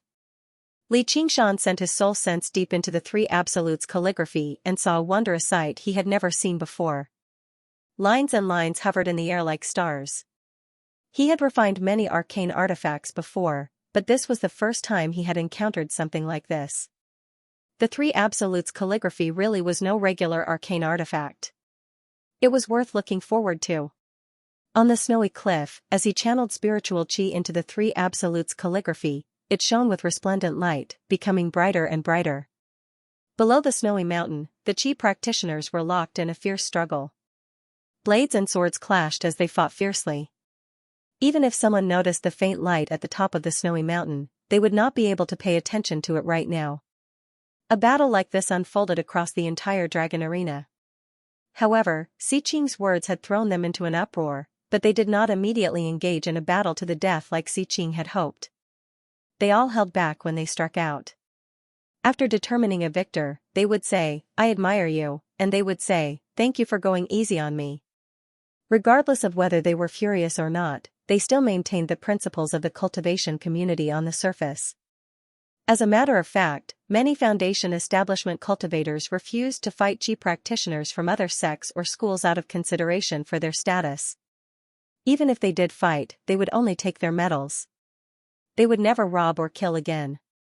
The inertia left behind by several thousand years of peace could not be broken with just a few words from a single person. Xi Qing seemed to have miscalculated in this aspect. This was not the Dragon Province after all. There was no atmosphere of bloody battles. Cultivators were not exactly righteous, but they were not demonic cultivators either. Sure enough, they're all trash from top to bottom. They don't even know what bloodthirst and killing intent are. These old bastards are still afraid to kill me even now. Only that Li Qingshan is something. Looks like I'll have to use that move.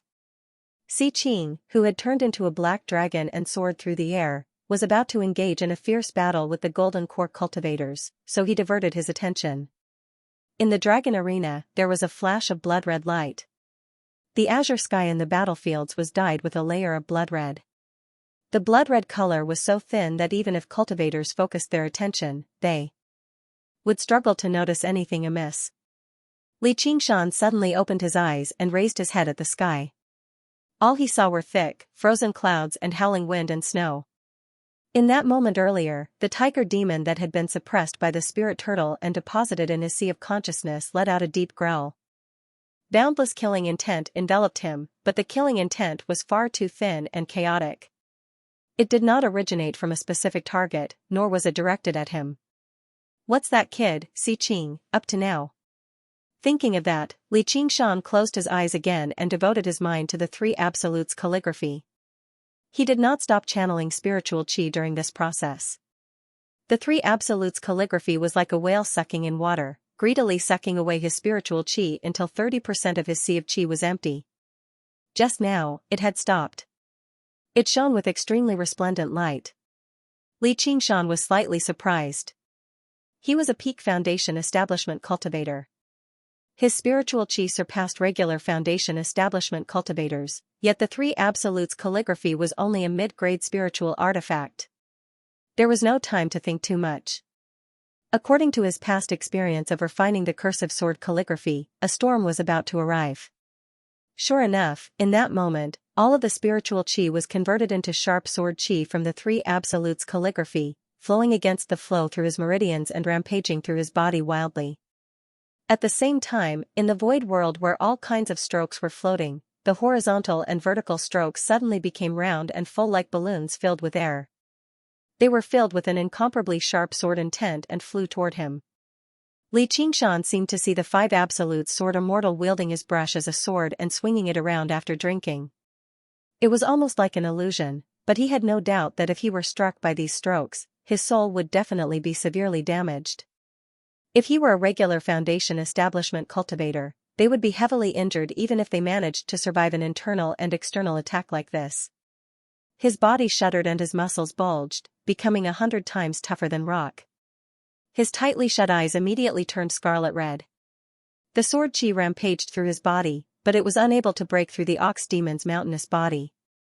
It was forcefully guided into his sea of chi. However, they were still like huge fish wreaking havoc in his sea of chi. Not only did the sword chi not weaken, but it even absorbed even more spiritual chi instead, becoming sharper and sharper. If he were a regular Foundation establishment cultivator, all he could do was watch helplessly as his spiritual chi was drained dry and his body forcefully ripped apart by the sword chi. But before that, his consciousness would have already been shattered by the sword intent. Who would have thought refining a mid-grade arcane artifact would actually be filled with such terrifying danger? The spirit turtle suppresses the seas. Li Qingshan bellowed inside. The spirit turtle's demon core sank into his sea of chi and suppressed all of the sword chi. The figure of the spirit turtle directly appeared in his sea of consciousness, blocking all of the sword intent. Originally, he thought that would be a success, but the Three Absolutes calligraphy showed no signs of being refined. With a thought, the figure of the tiger demon leapt out, opening its gaping mouth and devouring all of the sword intent. As the tiger demon swallowed all of the sword intent in a single gulp, the various strokes of the sword intent that were grand, profound, heavy, light, and so on flew towards a single point at the same time, vaguely forming a section of calligraphy that recorded the supreme path of the sword. However, before Li Qingshan could even look at it, it had vanished into thin air in the blink of an eye. In the end, all of the strokes connected with one another like building blocks, forming a black sword. It probably extended from the tip to the middle of the sword, but it was incomplete. The light on the Three Absolutes calligraphy immediately began to vanish. Li Qingshan opened his eyes and saw that the scroll was no longer filled with crisscrossing strokes. Instead, it formed the same incomplete sword as the one in his sea of consciousness. The unruly strands of sword chi in his sea of chi automatically merged together as well. 3 identical swords appeared in the scroll, in his sea of consciousness, and in his dantian. They also contained the essence of calligraphy, the sword, and the painting. So this is the original appearance of the Three Absolutes calligraphy. The complete Three Absolutes calligraphy should depict a sword, but after it was split up, all of the strokes split up, forming that wondrous image. Refining the Three Absolutes calligraphy is basically even more dangerous than facing off against Golden Core cultivators. If I hadn't cultivated the 9 transformations of the demonic and divine, I probably would have died. Li Qingshan relaxed the spirit turtle's suppression, and the incomplete sword in his dantian began to absorb spiritual chi automatically again. He was slightly surprised, but he discovered very soon that he could control the absorption. Moreover, as it absorbed more and more, the sword chi became sharper and sharper. The arts of the boundless ocean recovered spiritual chi very quickly anyway, so he just allowed the incomplete sword to absorb spiritual chi. He ingested another pill to recover spiritual chi and wanted to see how much it could grow. At this moment, he felt spiritual chi rapidly approach him. The surrounding temperature suddenly plummeted. Is it finally here? He raised his head and looked over. A blue ball of ice descended from the sky with a cold current. However, the strange thing was that the ice ball's target was not him. It landed far away at the foot of the mountain and kicked up an ice storm, swallowing the space within a radius of several dozen meters. A Qi practitioner reacted slightly slower and was caught up in it. He was immediately frozen into an ice sculpture and reduced to dust. Even the spiritual artifact sword in his hand was not spared. What a powerful chill. Li Qingshan pierced through the wind and snow, flying down and shattering that solid ball of ice. From the very center, he took out a sparkling and beautiful snowflake. This seems to be a technique of Ice Couple Palace. To have such power, only a golden core cultivator can do it.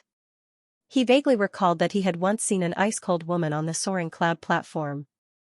That was most likely the palace mistress of the Ice Couple Palace. However, because she was only at the early golden core stage, he did not pay too much attention to her.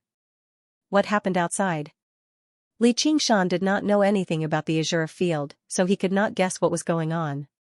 He wanted his clone to come over and take a look, so that he could have another way to deal with the situation. However, his clone was currently using the water god's seal to refine the water vein, so he did not dare to take the risk. It just so happened that the carp he named Lil Red was circling around his clone, asking for medicinal pills to eat, creating ripples in the air. A thought flashed in his mind, and he said, "Open your mouth." Lil Red immediately opened its mouth. Its wooden fish eyes seemed to be filled with eagerness. Li Qingshan sealed up the aura of the water god's seal and left behind a sliver of his soul sense, tossing it into its mouth. "You sure are lucky. Hurry up and swim back to Mooncourt Lake. If you lose it, do you know of a dish called sweet and sour carp?" Lil Red opened its mouth again, as if it wanted to eat it. Smack. Li Qingshan smacked its head. "I'm cooking you." Lil Red immediately dove into the water and rapidly shrank, turning into the size of a regular carp. It turned into a red streak and swam in the direction of Mooncourt Lake. Right now, the forces of the human cultivators were all tied up in the prefectural city, while the demons of the entire Rui commandery had been terrorized by him. Basically, wherever he went after refining the water vein, they would either flee at the sight of him or surrender at the sight of him. Presumably, there were no ignorant bastards bold enough to kill his subordinates so casually. After arranging this, his clone took off, going straight into the depths of the clouds and flying in the direction of the prefectural city. Below the snowy mountain, Li Qingshan thought in some confusion, "Didn't those guys want to kill me? Why haven't they come after so long?" He could not be bothered with waiting here the entire time, and he only had half of his spiritual chi left after the incomplete sword devoured it. Although he was confident that it was enough to kill those people, he still had to use his full strength to catch a rabbit. As a result, he might as well wander around and change locations until his spiritual chi recovered. 18 Foundation establishment cultivators had already gathered in the maze of the stone forest. Someone said impatiently, "Why hasn't that fire barbarian come yet?" "Yeah, with his cultivation, he should have arrived a long time ago." The scarred man said, "Looks like he doesn't plan on rendezvousing with us." The dwarf said, "That barbarian doesn't know how to cooperate at all. We're better off without him. We're not going to wait for him. Let's go." The prey has begun to move, and it's moving very quickly. Let's go after him. Hua Qinglu also heard the whistling from the distant horizon. Through the circular hole in the canopy, she saw grayish-white rocks the size of houses. One of them flew in their direction. Shock filled the man's eyes.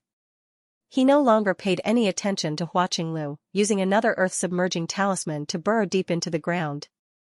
Hong, hong, hong, hong, hong, the huge rocks bombarded the ground one after another, and the ground seemed to have turned into a huge drum that was being beaten fiercely.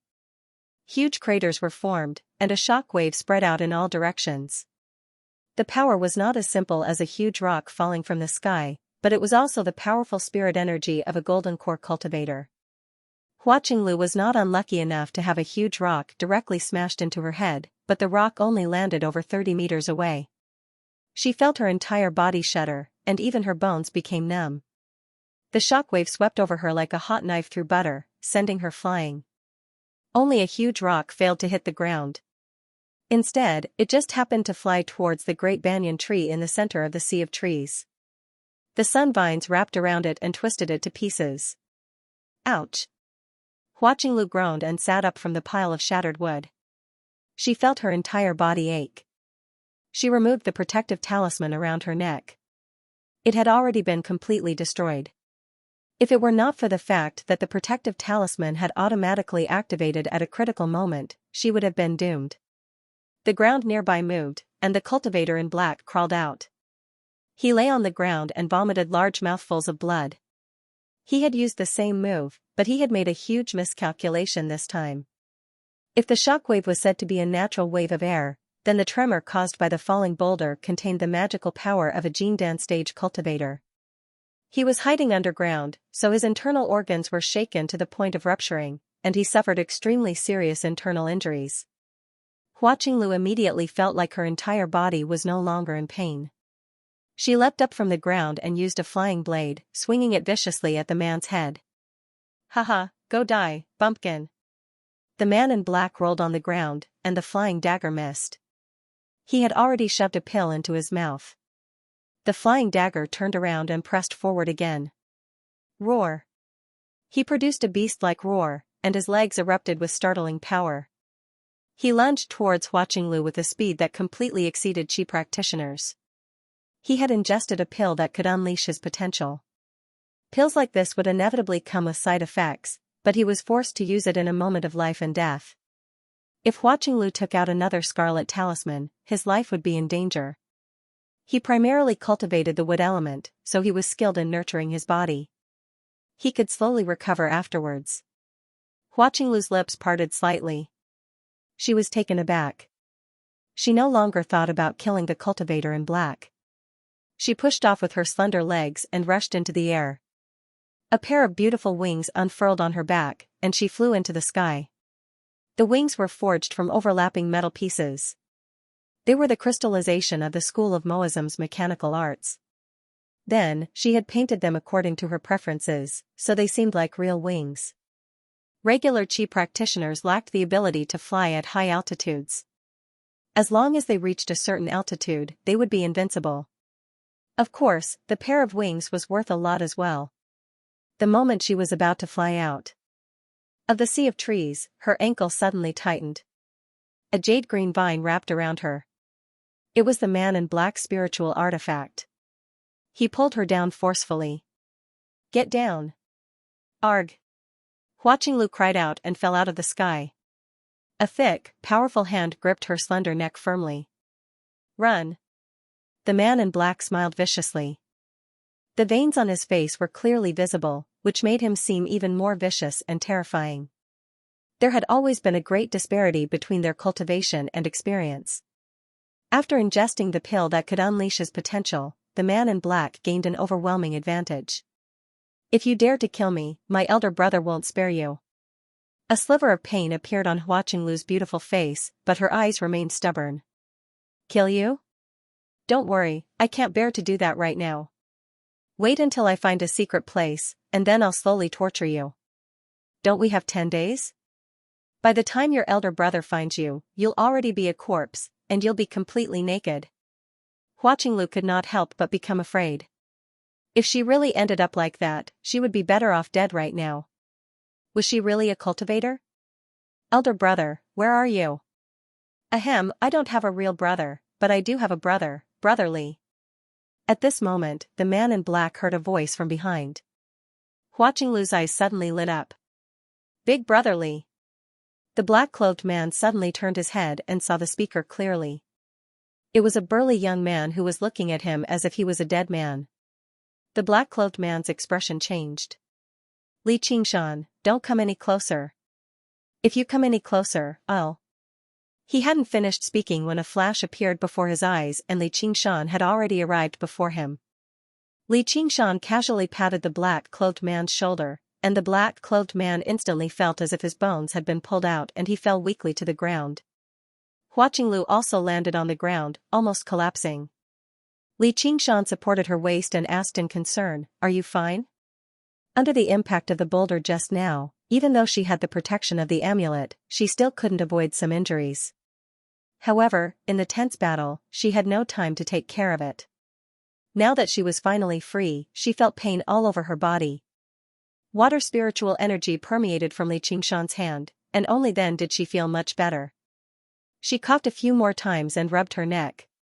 Something almost happened. Fortunately, Sir Commander Li, you came in time. You've become a commander so quickly. Li Qingshan smiled. He had met Hua Qinglu very early on. Although they did not spend much time together after that, he had a very good impression of her. Seeing how the little lowly of the past had become a great beauty, he could not help but sigh over the passage of time. If you don't mind my cultivation being too weak, I'll still call you that. Hua Qinglu stuck out her tongue, feeling rather embarrassed. The current Li Qingshan could no longer be compared to the past. The difference in cultivation was like an invisible chasm, and their statuses were worlds apart. Seeing how he still remembered old times and did not look down on her, she rejoiced inside. However, she asked in confusion, Big Brother Li, how did you know I was here? Li Qingshan's arrival here was not a coincidence. In order to recover his spiritual qi as quickly as possible, he had specially come to the great banyan tree, planning to drink some tree sap like the dwarf. He just happened to hear Hua Qinglu's cry, so he hurried over. So it's here. Fortunately, you came, or who knows what would have happened, Hua Qinglu said with lingering fear. Hua Qinglu said with lingering fear before becoming furious again. She controlled the flying blade and swung it at the man in black on the ground. Hold on, I still have use for this person. Li Qingshan caught her flying blade and removed the 100 treasures pouch and 2 medals from the man in black. He tossed them to Hua Qinglu and said, just treat it as compensation for the mental damage this bastard has done to you. With a wave of his hand, a white cloud slowly descended. It was filled with people, and from their attire, they were all Xi Qing's subordinates. There were around a dozen of them. Although they did not move at all, they were all still alive. These were the captives Li Qingshan had captured along the way. He tossed the man in black onto the cloud and thought, this should be enough. Hua Qinglu asked in surprise, Big Brother Li, what are you doing? Feeding the tree. Feeding the tree? More accurately, feeding the vines. I can't explain it to you in such a short amount of time. I'm going, so you better go meet up with them. Li Qingshan stepped onto the cloud, and Hua Qinglu grabbed his sleeve. Big Brother Li, can I come with you? You might be in danger if you come with me. Li Qingshan said. He had no idea when those people would charge over. I'm not afraid. I beg you. Hua Qinglu brought her palms together and pleaded. Fair enough. Come on up. Li Qingshan thought about it and felt that it was rather inappropriate for Hua Qinglu to pass through so many battlefields alone. Along the way, he saw that the battles between the cultivators had suddenly become extremely intense. He needed to retrieve the tree sap as soon as possible and then send her to Lu Chongqing's side. He made Hua Qinglu ascend as well, riding the cloud and arriving before the great banyan tree. Retrieving the tree sap was not a simple matter. He needed to pass through the frenzied sunvines first. However, as a cultivator, he was not necessarily faster than the dwarf in terms of speed. He was much larger too, so the difficulty of passing through the sunvines had increased without a doubt. Moreover, he did not understand the pattern of the sunvine's attacks, so he dared not try it recklessly, just in case he accidentally unleashed his demon powers and gave himself away. As a result, he came up with an idea like this. He used these people as bait to draw away the sunvine's attacks, and then he could take advantage of the situation to reap the benefits. Hua Qinglu sighed in amazement, so big. Why don't you try tossing this guy over? Li Qingshan picked up the man in black and passed it to Hua Qinglu. He wanted to see how the sunvines would react. He basically wanted her to kill her enemy with her own hands. The man in black was immobilized, but his eyes were filled with shock. He obviously knew how terrifying the sunvines were. Is this what you call feeding a tree? Hua Qinglu lifted up the man in black happily before lowering him again. Can you raise the cloud a little higher? What for? There's a tree below to catch him. I'm afraid he won't die from the fall. Haha, don't worry, he'll definitely die. If he doesn't, I'll just throw him again. Hua Qinglu adjusted the man's position so that his head was facing the tree. With a cry, she threw him towards the great banyan tree as hard as she could. She was a cultivator after all. Although she was just a cheap practitioner, throwing something that weighed over 50 kilograms was very easy.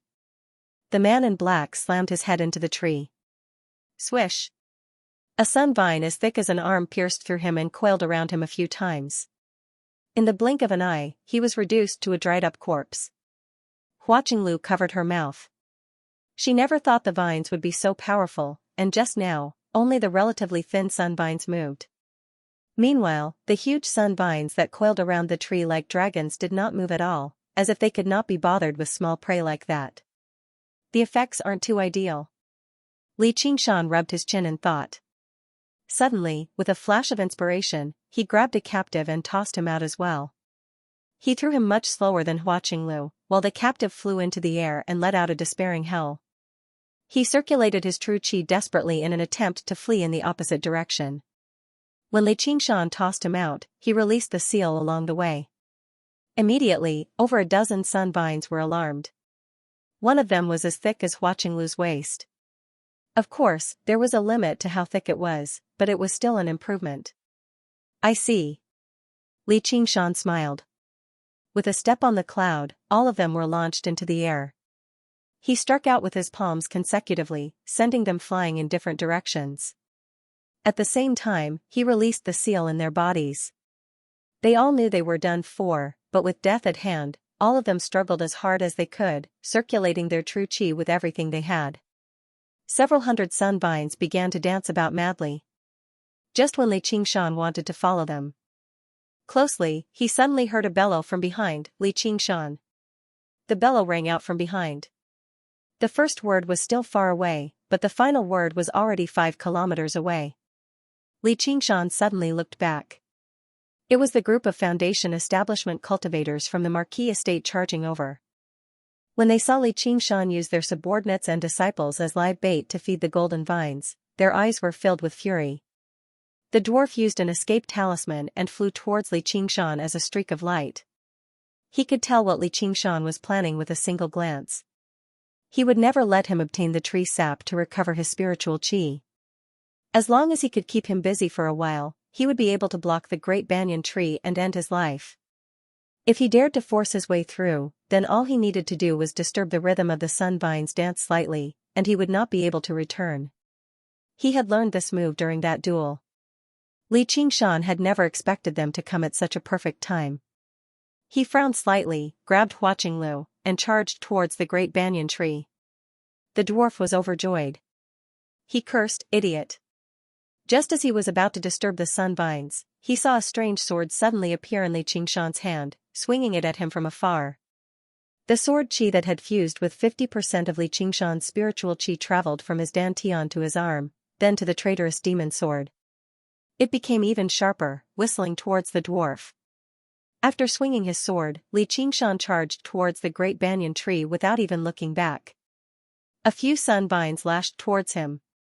He hesitated with the traitorous demon sword in his hand, but he did not swing it. 2 streams of water rose up under his feet, like 2 extended tracks.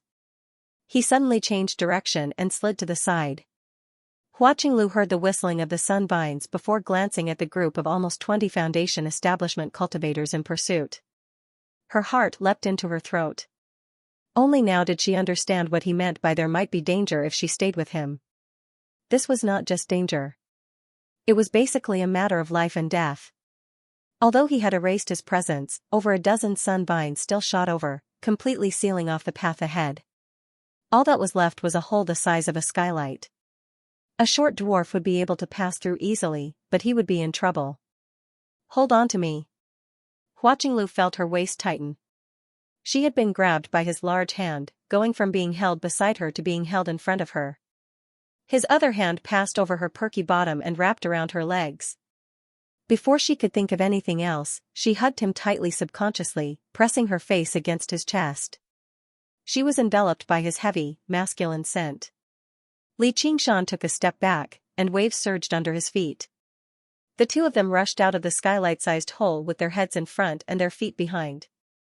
Thump. Hua Qinglu heard a rumble and suddenly realized it was the sound of his heart beating. Compared to her pounding heart, his heartbeat was strong and calm. Even when faced with such terrifying danger, he did not panic at all. Her nervous and terrified feelings eased up as well. She did not regret staying with him at all, as she believed that no matter what danger they faced, this man would protect her. Suddenly, she thought about how he had stood in front of her without any hesitation when they came across each other, facing the undefeatable Grandma Shiman. She had forgotten how she felt back then. Thinking about it now, she felt like she had missed out on something in the past few years. She felt rather lost. Li Qingshan had experienced countless dangers in his life, so a situation like this was really nothing. With the wave-treading form and the arcane artifact shoes, he constantly moved about, passing through the obstructions and arriving beside the great banyan tree in the blink of an eye. Up close, it did not feel like a tree, but a wooden wall of unimaginable length, width, and height. The iron-gray bark was filled with wrinkles, giving off a sturdy and heavy feeling. He was not too worried that the traitorous demon sword would not be able to cut through the bark. After all, even the dwarf could do it. However, just to be cautious, he still used the evil eye on the hilt to observe the weakness of the wooden wall. As the evil eye shone with a strange light, he immediately saw something different. He could not help but let out a soft gasp of surprise. He discovered many round, dark spots on the bark. There seemed to be nothing under the bark. Were there worms in the book? Before he could even consider whether the Banyan Tree King, one of the 10 demon kings, would have worms, he glanced back. Si Qing's lackeys had already closed in. If he failed to break through the blockade in a single stroke, he would face a pincer attack from the sunvines once he left. It did not matter if he was alone, but what mattered was that he had a little burden like Hua Qinglu with him. He made up his mind. There would be danger either way, so he might as well go in and take a look and satisfy his curiosity. He casually swung the traitorous demon sword. He slammed into the great banyan tree with Hua Qinglu. The wooden wall caved in, producing a circular hole that extended towards the inside. The cut was extremely smooth and neat. The dark space was suddenly illuminated by a ray of light. 2 figures hugging each other tightly followed the light and rushed into the darkness. Li Qingshan stopped and looked back. The bark of the great banyan tree was startlingly thick. It was over 10 meters thick, and it was filled with extremely dense spiritual energy. If it were not for the traitorous demon sword's special ability, he would have struggled to discover the hidden hole no matter how powerful his soul sense was, much less carve out the cave in a single stroke. He would have been unable to avoid the tragedy of running into a tree. However, they had finally made it in. Li Qingshan exhaled. He could feel that Hua Qinglu was still wrapped tightly around him, so he could not help but smile. "Hey, you can let go now." "Ah." Hua Qinglu let go in a hurry. Her face was flushed, and her heart that had calmed down after so much difficulty began to thump violently again, but it was not because of fear. She studied the surroundings with feigned calmness, and her eyes gradually grew accustomed to the darkness. All she saw was a long cave that extended to who knew where. "Are we in the tree?" "Yeah." The streak of light suddenly began to shrink. Li Qingshan looked back and saw that the bark was closing up at a startling rate. It closed up completely very soon, and it became completely dark. Hua Qinglu could not help but draw closer to Li Qingshan. Li Qingshan smiled. "Come, I'll treat you to something good." He picked up the piece of bark that resembled a pillar. It gave off an extremely refreshing smell. "Eat the tree?" Hua Qinglu extended the tip of her tongue hesitantly and licked it gently. Immediately, wood spiritual energy surged into her body, filling her mouth with a refreshing fragrance. The hidden wounds from the battle rapidly healed as well, so she could not help but lick it a few more times. "Can't you just take off a piece?" "Just how long are you going to lick it?" "Here." Li Qingshan could not help but laugh aloud. He broke off a piece and gave it to her. However, her current posture just now was far too alluring. Hua Qinglu also discovered that her current posture just now was rather indecent. Her face heated up as she accepted the piece of wood and shoved it into her mouth, biting down viciously. She cried out and covered her face as she stamped her feet. "You're bullying me. How am I supposed to bite something so hard?" "Then take your time sucking on it." Li Qingshan sniggered. He found this topic to be very interesting. He licked, bit, and sucked on it. Looking at her pink, moist lips, he wondered just who would be blessed with such a thing in the future. Hua Qinglu was no longer a child. She had spent quite a lot of time in the building, so how could she not tell that he was teasing her? If other men had said that, she would have been infuriated a long time ago, but she could not get angry with him. She said in dissatisfaction, "Big brother Li, you're so naughty. So much for calling you big brother. Once I get back, I'll tell sister Xianxia and my elder brother." That was what she said, but even if Hua Sengzan and Han Xianxia pressed her, she would never tell them these things. Alright. It's my fault. There's a saying that you can't play around with a friend's sister. Li Qingshan carried the pillar of bark and casually broke off a piece, shoving it into his mouth and chewing it. The bark was very hard, but it was not as hard as his teeth. There was a hint of sweetness in the fragrance of the vegetation. It felt a little like eating sugar cane. When he found it tasteless, he spat it out and broke off another piece. The recovery rate of the spiritual qi in his dantian suddenly sped up. Then he took out the three absolutes calligraphy and condensed a strand of sword qi in his body again, allowing it to absorb and strengthen his spiritual qi. He thought, 50% of spiritual qi is already so impressive. If it's 100%, won't I even be able to kill golden core cultivators? From the moment Li Qingshan swung his sword to charging into the great banyan tree with Hua Qinglu, the series of actions seemed to have taken a long time to describe, but it was actually as smooth as flowing water. It was all done in a single breath. By the time the pursuers arrived before the great banyan tree, Li Qingshan had already vanished into the tree hole. Meanwhile, the dwarf remained frozen in the air, maintaining a defensive posture. "Why didn't you stop him?" Amidst the questioning, everyone finally noticed his abnormality. His eyes were bulging out, and his mouth was half open as he produced an indecipherable sound. His body trembled slightly as if he was doing his best to suppress something. "Oi, what's wrong?" The scarred man frowned and lightly patted the dwarf's shoulder. The dwarf's eyes rolled back and he suddenly opened his mouth wide, letting out a blood-curdling scream as if someone was strangling him. This made him, who was already somewhat strange, become abnormally terrifying. However, this terror only lasted for an instant. With a bang that was neither too loud nor too soft, the dwarf exploded in the air, turning into a bloody mist. Everyone was stunned. Their gazes all gathered on the scarred man, as it seemed like he had killed the dwarf with a single slap. The scarred man stared at his own hand, stunned on the spot. When Qingshan swung his sword, there wasn't any earth-shattering momentum.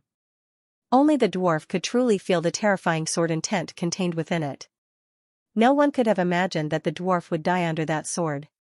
Before they could return to their senses, countless sharp strands of sword qi pierced through the bloody mist in that instant, shooting off in all directions and scattering everyone. The scarred man flew over 30 meters away before stabilizing himself. The arms he had placed in front of him were covered in blood. Some of the wounds were so deep that bone could be seen. The others were caught up in the sword qi as well.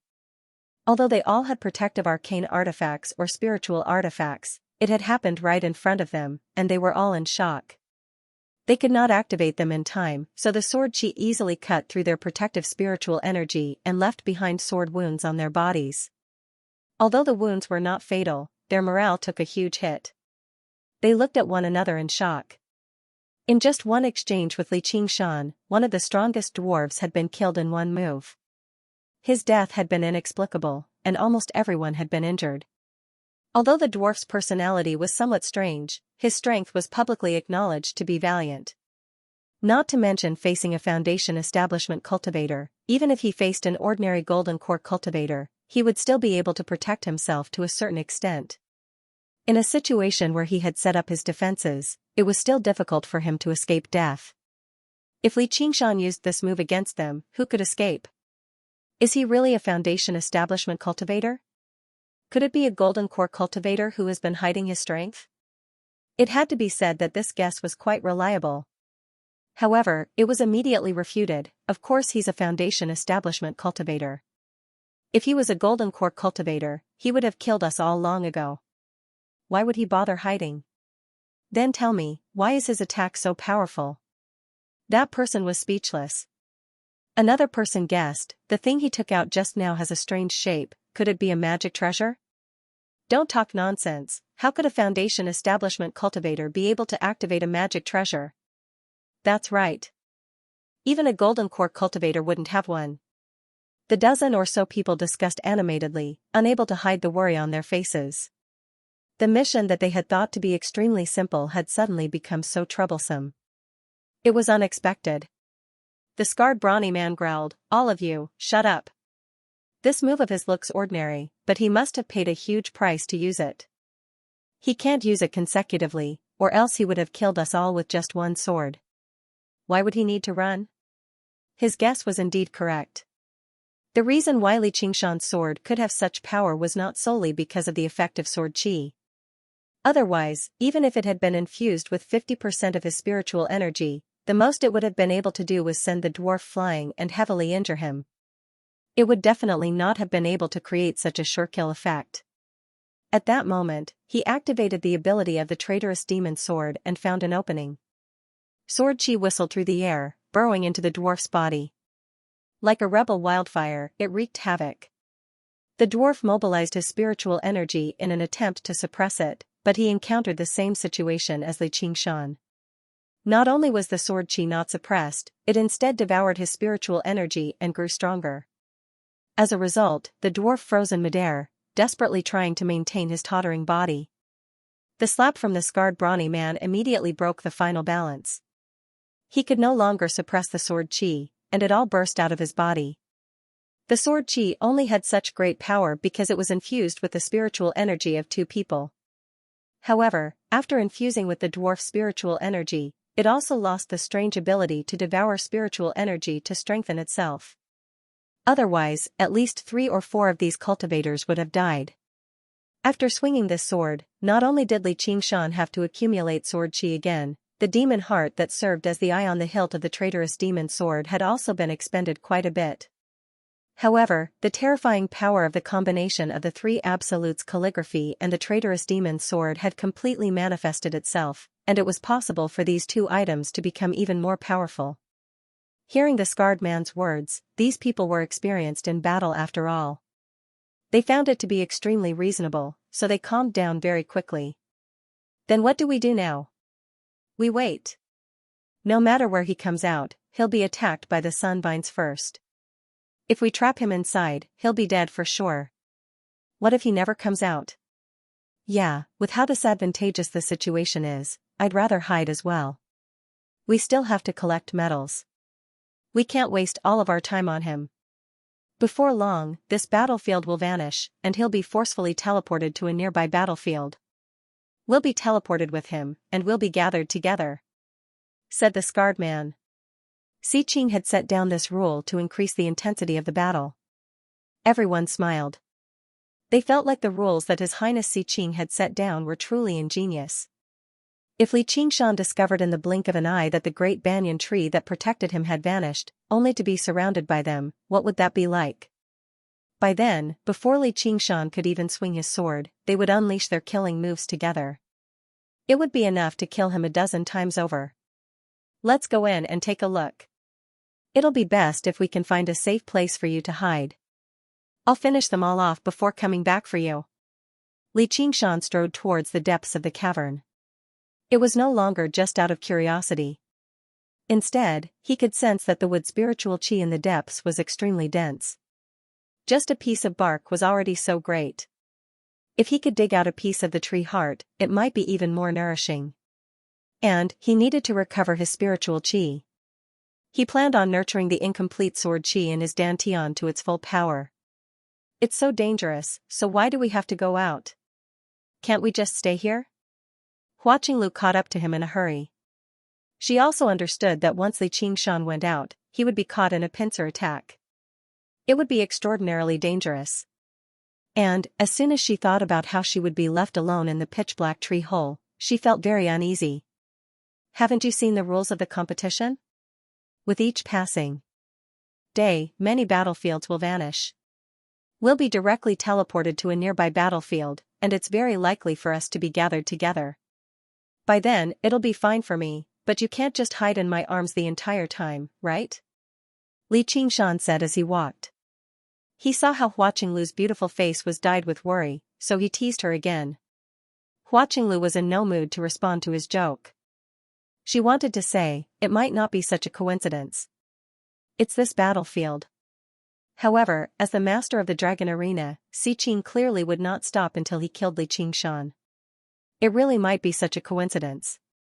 If it were not for her, he might not have forced his way through the sun vines and entered the tree hole. He could have directly fled. She stopped and lowered her head. Sorry, big brother Li. I dragged you down. She vaguely understood that this was the chasm between the strong and the weak. Even if the strong were not arrogant and the weak were willing to get close to them, they still walked in different worlds. Once they encountered danger, it would be impossible for them to fight together. Suddenly, she felt rather sad. Don't say something so depressing. What do you mean drag me down? If I carry you with one hand and wield my sword with the other, I can still kill them all.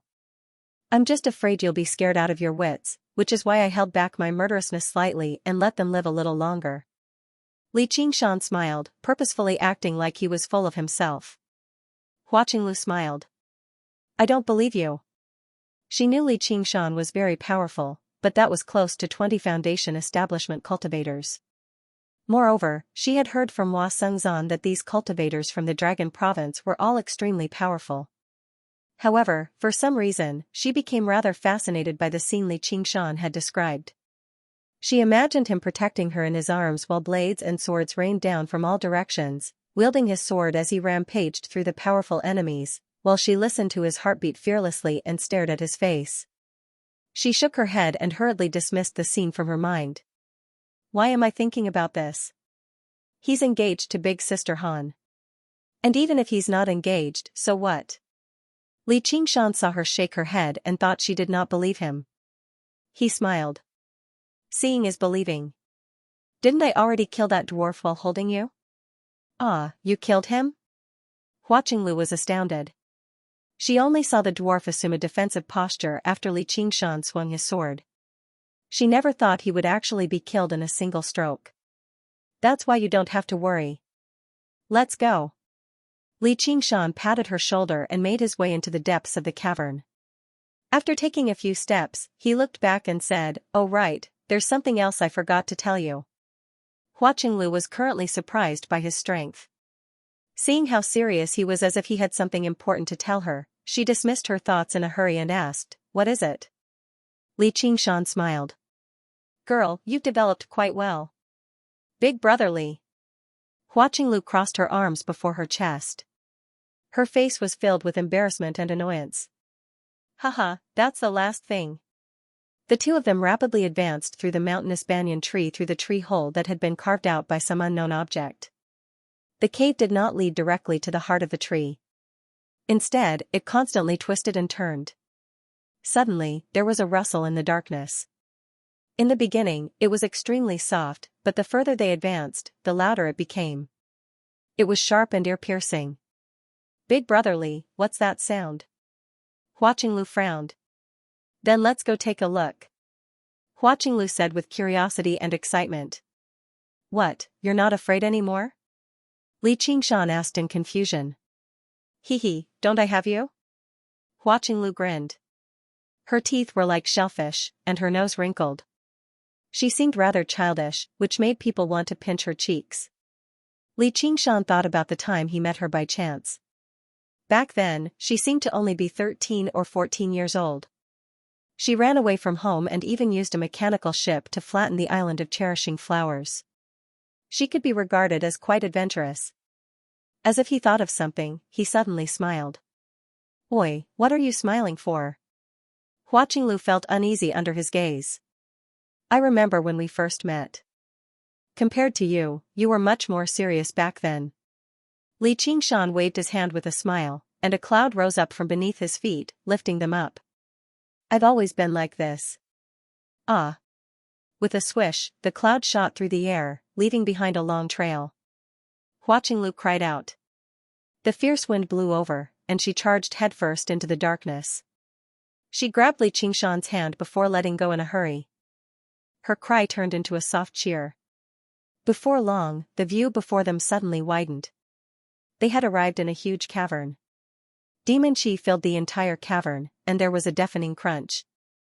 Li Qingshan now knew that it was the sound of chewing. A huge, white burrowing mite wriggled about as it munched away at the banyan tree. The tremendous demon qi made it rather difficult for Hua Qinglu to breathe. A faint, blue barrier of light enveloped her. Just now, she let out a sigh of relief and cast a grateful glance at Li Qingshan. This tree sure is unlucky. It's being eaten by insects, and now it's being entangled by vines. Yeah, it really is unlucky, but what can we do?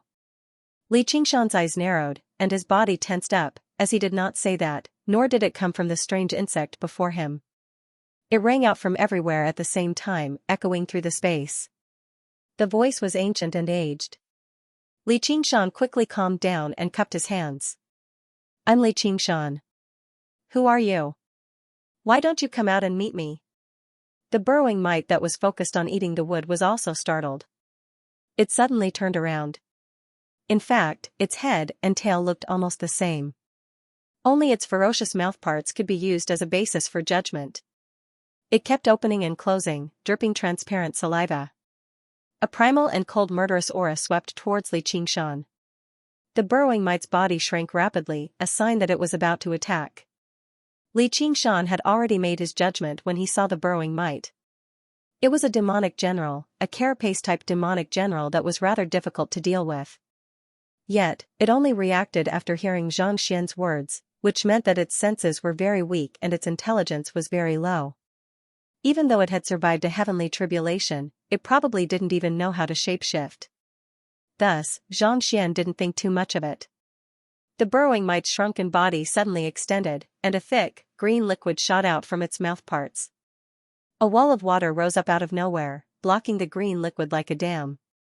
However, it corroded away a huge hole in the blink of an eye. However, with the obstruction, the green liquid became a spent force. It landed on the ground and kicked up a cloud of white smoke filled with a sour smell. Li Qingshan said, "No wonder it can eat such tough wood." Seeing how the acid was useless, the burrowing mite directly charged over. Who knew how many legs it had moved together, like a charging train? Hua Qinglu felt like the huge insect had arrived before her in the blink of an eye. Before she could react at all, she felt her waist tighten. She leapt over the burrowing mite's colossal body before landing safely on the ground. Li Qingshan rested the traitorous demon's sword on his shoulder and looked back. Carapace-type demons truly were very powerful in terms of physical strength. At such a close distance, a simple charge was probably something that most Foundation establishment cultivators would not be able to react to. The burrowing mite missed and came to a sudden halt. A thin crack appeared in the center of its colossal body, rapidly expanding from head to tail. Faced with an attack riddled with openings, Li Qingshan did not even use his evil eye. He only swung his sword casually and cut it in half. However, the burrowing mite's demon qi did not vanish. It did not even decrease by much. The cut did not flow out. Instead, it rapidly grew until it healed, turning into two smaller burrowing mite that turned around and charged over. What a powerful life force! Hua Qinglu said in surprise. Interesting. This must be its second innate ability. Li Qingshan lowered his head and smiled at Hua Qinglu in his arms. Didn't you not see it clearly earlier? I'll let you see it clearly this time. Let's see how much it can split apart.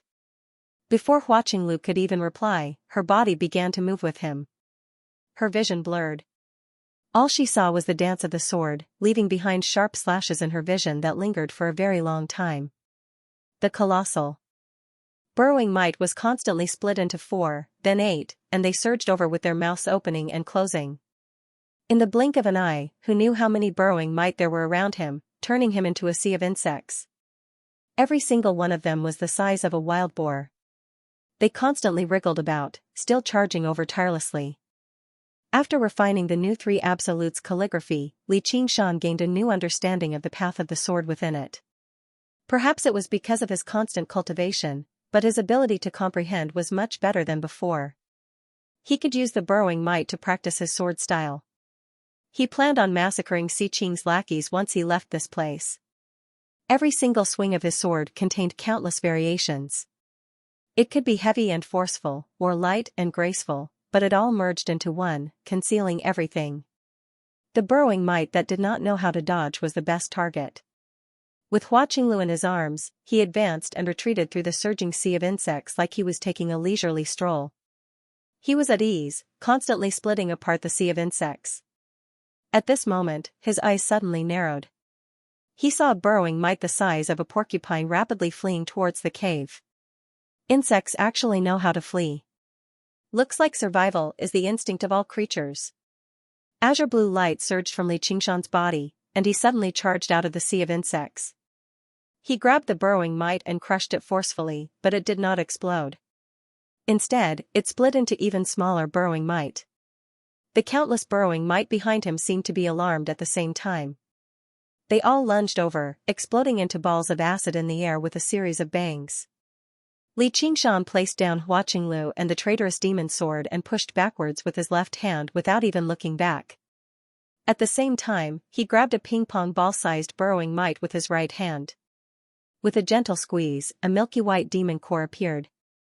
It constantly trembled, wanting to fly away. Li Qingshan used the power of the spirit turtle and immediately suppressed it, tossing it into his 100 treasures pouch.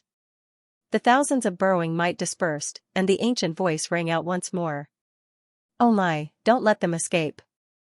They're going to keep gnawing at us." Li Qingshan thought of something. With a wave of his hand, a stream of water flew out, splitting into thousands of water streams and pinning all the burrowing mite on the spot. As Li Qingshan rampaged through the sea of insects, he paid most of his attention to the surroundings, waiting for the old voice to speak again so that he could track down its location. However, he discovered that the voice still came from everywhere. It was not purposefully hiding itself. And according to what it said, there was only one answer. The one who spoke was the great banyan tree, which was also the greatest demon king of the Mist Province, the Banyan Tree King. He could not help but feel some respect. When he investigated the Golden Cicada Spirit King in the past, he had also looked through the rough information on the 72 demon kings. The Banyan Tree King was the one with the longest lifespan. He was renowned for his longevity and wisdom. Normally, the more powerful a demon king was, the more they would be feared by other races. However, the Banyan Tree King was revered by hundreds of races across the entire Mist Province. The demons went without saying, but even rarer was whether it was the humans who regarded themselves as orthodox or the strange other folk, they all respected him like he was their ancestor. Some tribes even revered him like a god. The history books recorded that when the founding emperor swept through the 9 provinces, he had once visited the Mist Province to ask the Banyan Tree King for advice on how to govern the world, asking about the ways of ancient sages and wise rulers. A figure like that was no longer just powerful. Li Qingshan dared not tarry either, but he never expected the voice to answer, "I am indeed a banyan tree, but I'm not the Banyan Tree King." Li Qingshan said, "But according to what I know, this banyan tree comes from the Banyan Tree King. If I pluck a hair from your body, can I say that hair is you?" From the moment Hua Qinglu heard Li Qingshan mention the Banyan Tree King, she had already become speechless from surprise. The Banyan Tree King, one of the 10 demon kings, was a figure who had surpassed who knew how many levels to a chi practitioner. The difference between them could no longer be described as a chasm. Instead, it was an actual chasm. She also discovered that, at some point in time, Li Qingshan had wrapped his arm around her waist and pulled her closer. His other hand was tightly gripping the traitorous demon sword, his eyes bright. No matter what kind of opponent he was facing, he would neither relax his vigilance nor be timid. Even when he was facing the legendary Banyan Tree King, he still addressed him as fellow cultivator. Hua Qinglu's heart softened. She rested her graceful figure that Li Qingshan had praised as well-developed gently in his arms. She had actually grown rather accustomed to this. Hearing the Banyan Tree King's words, he couldn't help but mutter, "Such a large tree is actually just a strand of hair to the Banyan Tree King. I really want to see what his trunk looks like in the Mist Province." Li Qingshan raised his eyebrows and said with a smile, "That depends on how you put it. There are tens of thousands of horses in the world, but white horses are the minority. Could it be that white horses are not horses? Although it's just a strand of hair, it contains all of my information. How can you say that it's not me?" "Ha ha ha ha ha." The aged voice let out a bold laugh. The entire great banyan tree trembled gently. Its branches and leaves swayed together. The pursuers waiting outside looked at one another. They had no idea what was happening inside. Hua Qinglu felt the entire space tremble. She subconsciously pressed a little closer to Li Qingshan. Li Qingshan shot her a comforting gaze and said secretly, "Don't worry. A strand of hair can't do anything to me." The corner of Hua Qinglu's lips curled up slightly. Earlier, he had just said that a strand of hair was the whole. That's reasonable. A white horse is also a horse. I am the Banyan Tree King. The laughter subsided, and the Banyan Tree King admitted it with great emotion. Li Qingshan said, "May I ask if you have any advice for me, fellow? I'm 10,000 years older than you, so it's only right for me to call you senior." "Then do whatever you like, senior." Li Qingshan could not be bothered with these empty titles, but he thought inside, 10,000 years older than me? If I cultivate at the same speed as you, then I'll really be done for. However, I still like you, fellow. Li Qingshan curled his lip. Old people sure are difficult to please. Hua Qinglu shot a glance at Li Qingshan in a hurry. This was the Banyan Tree King. Even Si Qing had to treat him with respect. If he was angered, it would be terrible. "Old person?" "Hee, young man, I want to ask you for a favor," said the Banyan Tree King. "What is it?" "There's been a little too many bugs on me recently. Please help me get rid of them. Also, the vines on me are too tight. I need to find a way to loosen them. It'll be even better if there's some rain." Li Qingshan was confused. "With your abilities, can't you deal with a few bugs and vines? Do you need someone else to do it?" "I'm a tree." What kind of answer was that? Li Qingshan corrected him. "It's the Banyan Tree King. If you remove the king, it's actually just the great banyan tree. Have you ever seen a banyan tree catch bugs by itself?" With the Banyan Tree King's explanation, Li Qingshan understood that as it turned out, there was a complete ecosystem around the great banyan tree in the Mist Province. If there were bugs, then there were birds that ate them. The sun vines were vicious, but there were creatures that restrained them. However, after Si Qing dug them into the dragon arena, the birds and beasts had obviously been dispersed or slain. This ecosystem had been severed. Even if you're right, there's a saying that a slight tug on one hair can affect the entire situation. Surely you can't just stand by and do nothing after being dug up by the roots. If I hadn't come, wouldn't you have been eaten up by these bugs and entangled to death by the vines? The Banyan Tree King said meaningfully, "If I flew into a rage just because a single hair of mine was plucked, I wouldn't have lived to this day. Moreover, if I go out more, I'll always be able to broaden my horizons. If you hadn't come, I could have asked for help from others. That kid. Si Qing wouldn't have just watched me wither and die. The worst outcome would be losing a single hair, but if I didn't pluck a single hair, I'd be losing my entire body." Li Qingshan was taken aback by that. He muttered to himself, "Only by not fighting can there be no one in the world who can fight against me." He vaguely understood that this was his path of survival. Although he already possessed the unbelievable power of a king, he still followed the laws of nature and lived as a tree. Even if he had his bark ripped open, vines sucked away his sap, or worms devoured his body, he would not abuse his power. Instead, he worked hard to maintain a natural balance, providing a home for the various races of life. If enemies invaded, the vines and the bugs would both fight for them. This was similar to the intelligence of the spirit turtle. It seemed like he was in a disadvantaged position, but he did not fight back even when he was harmed. Instead, he maintained the optimal form of survival for himself. He had only heard of people hating wolves and tigers, but he had never heard of people hating trees. That's a rather profound statement," said the Banyan Tree King. Li Qingshan let go of Hua Qinglu and clasped his hands. "All right, I'm willing to lend you a hand." He already believed that the Banyan Tree King had no ill intentions. He could even put up with the bugs that devoured his body without using his own power to purge them, so why would he have any ill intentions towards them? He was also very impressed by his intelligence. This was like facing an evil person wielding a weapon and unleashing his might. He needed to stand up and fight to the death. However, when he faced a wise and gentle old man with a cane, he would bend down and ask for guidance. What could conquer a person's heart was definitely not power.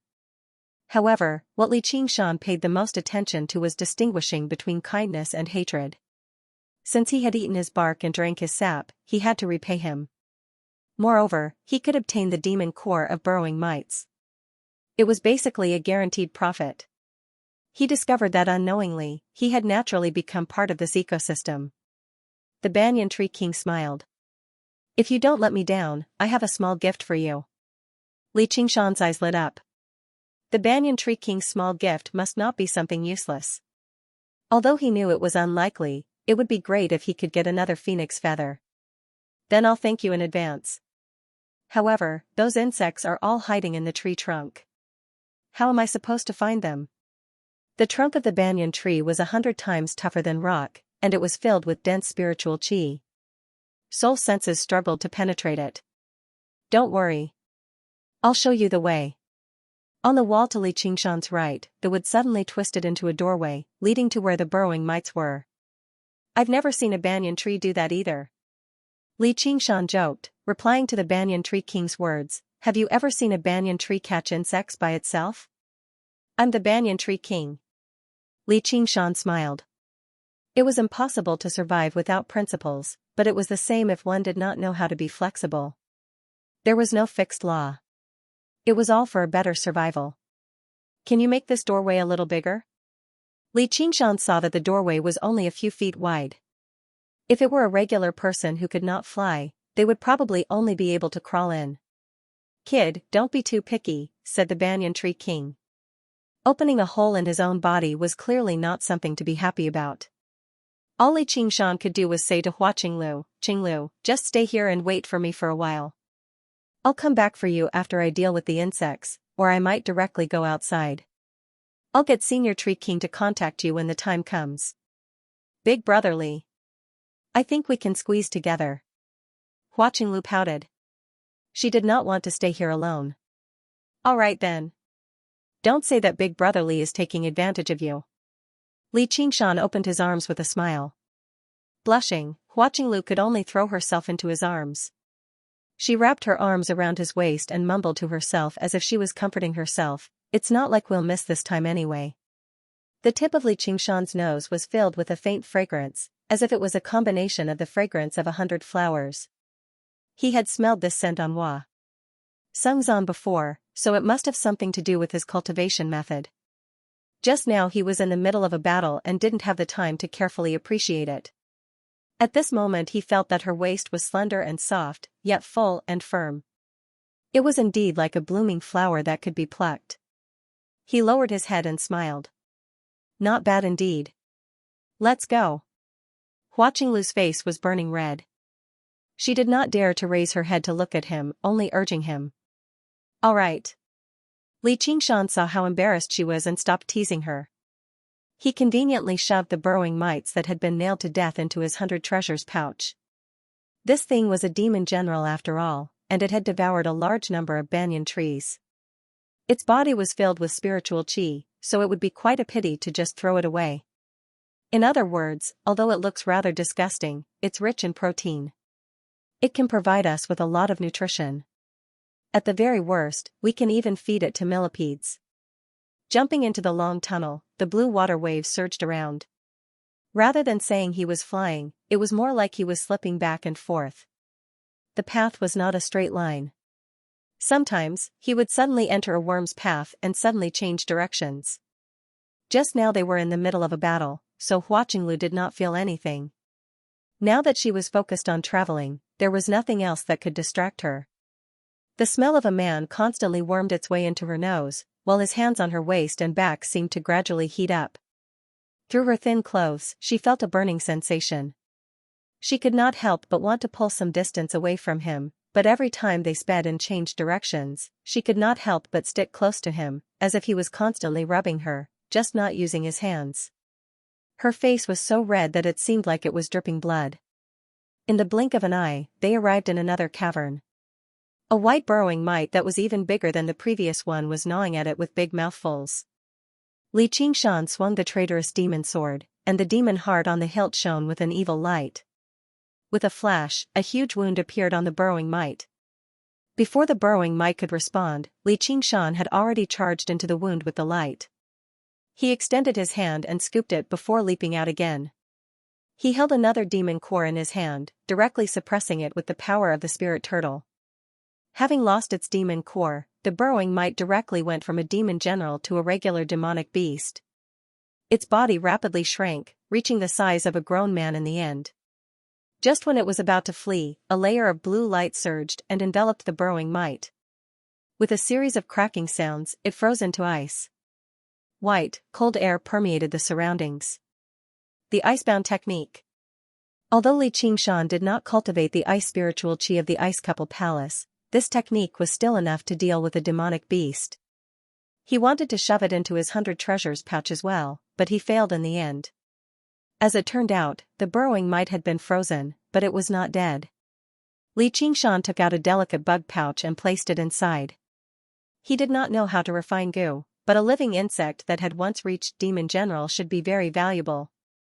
At the very least, he could feed it to millipedes. Li Qingshan called out, "Next. Your sword is very interesting." The Banyan Tree King never expected him to kill a burrowing mite so easily. He could also tell that the traitorous demon sword was extraordinary. This is a demon sword, but only demon folk should be able to wield a demon sword.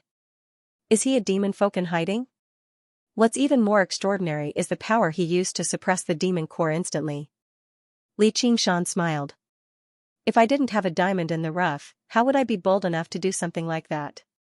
If he were a regular Foundation establishment cultivator, just killing the burrowing mite would be a problem. Even if he defeated it after much difficulty, the countless burrowing mite would disperse together, and he would struggle to kill it.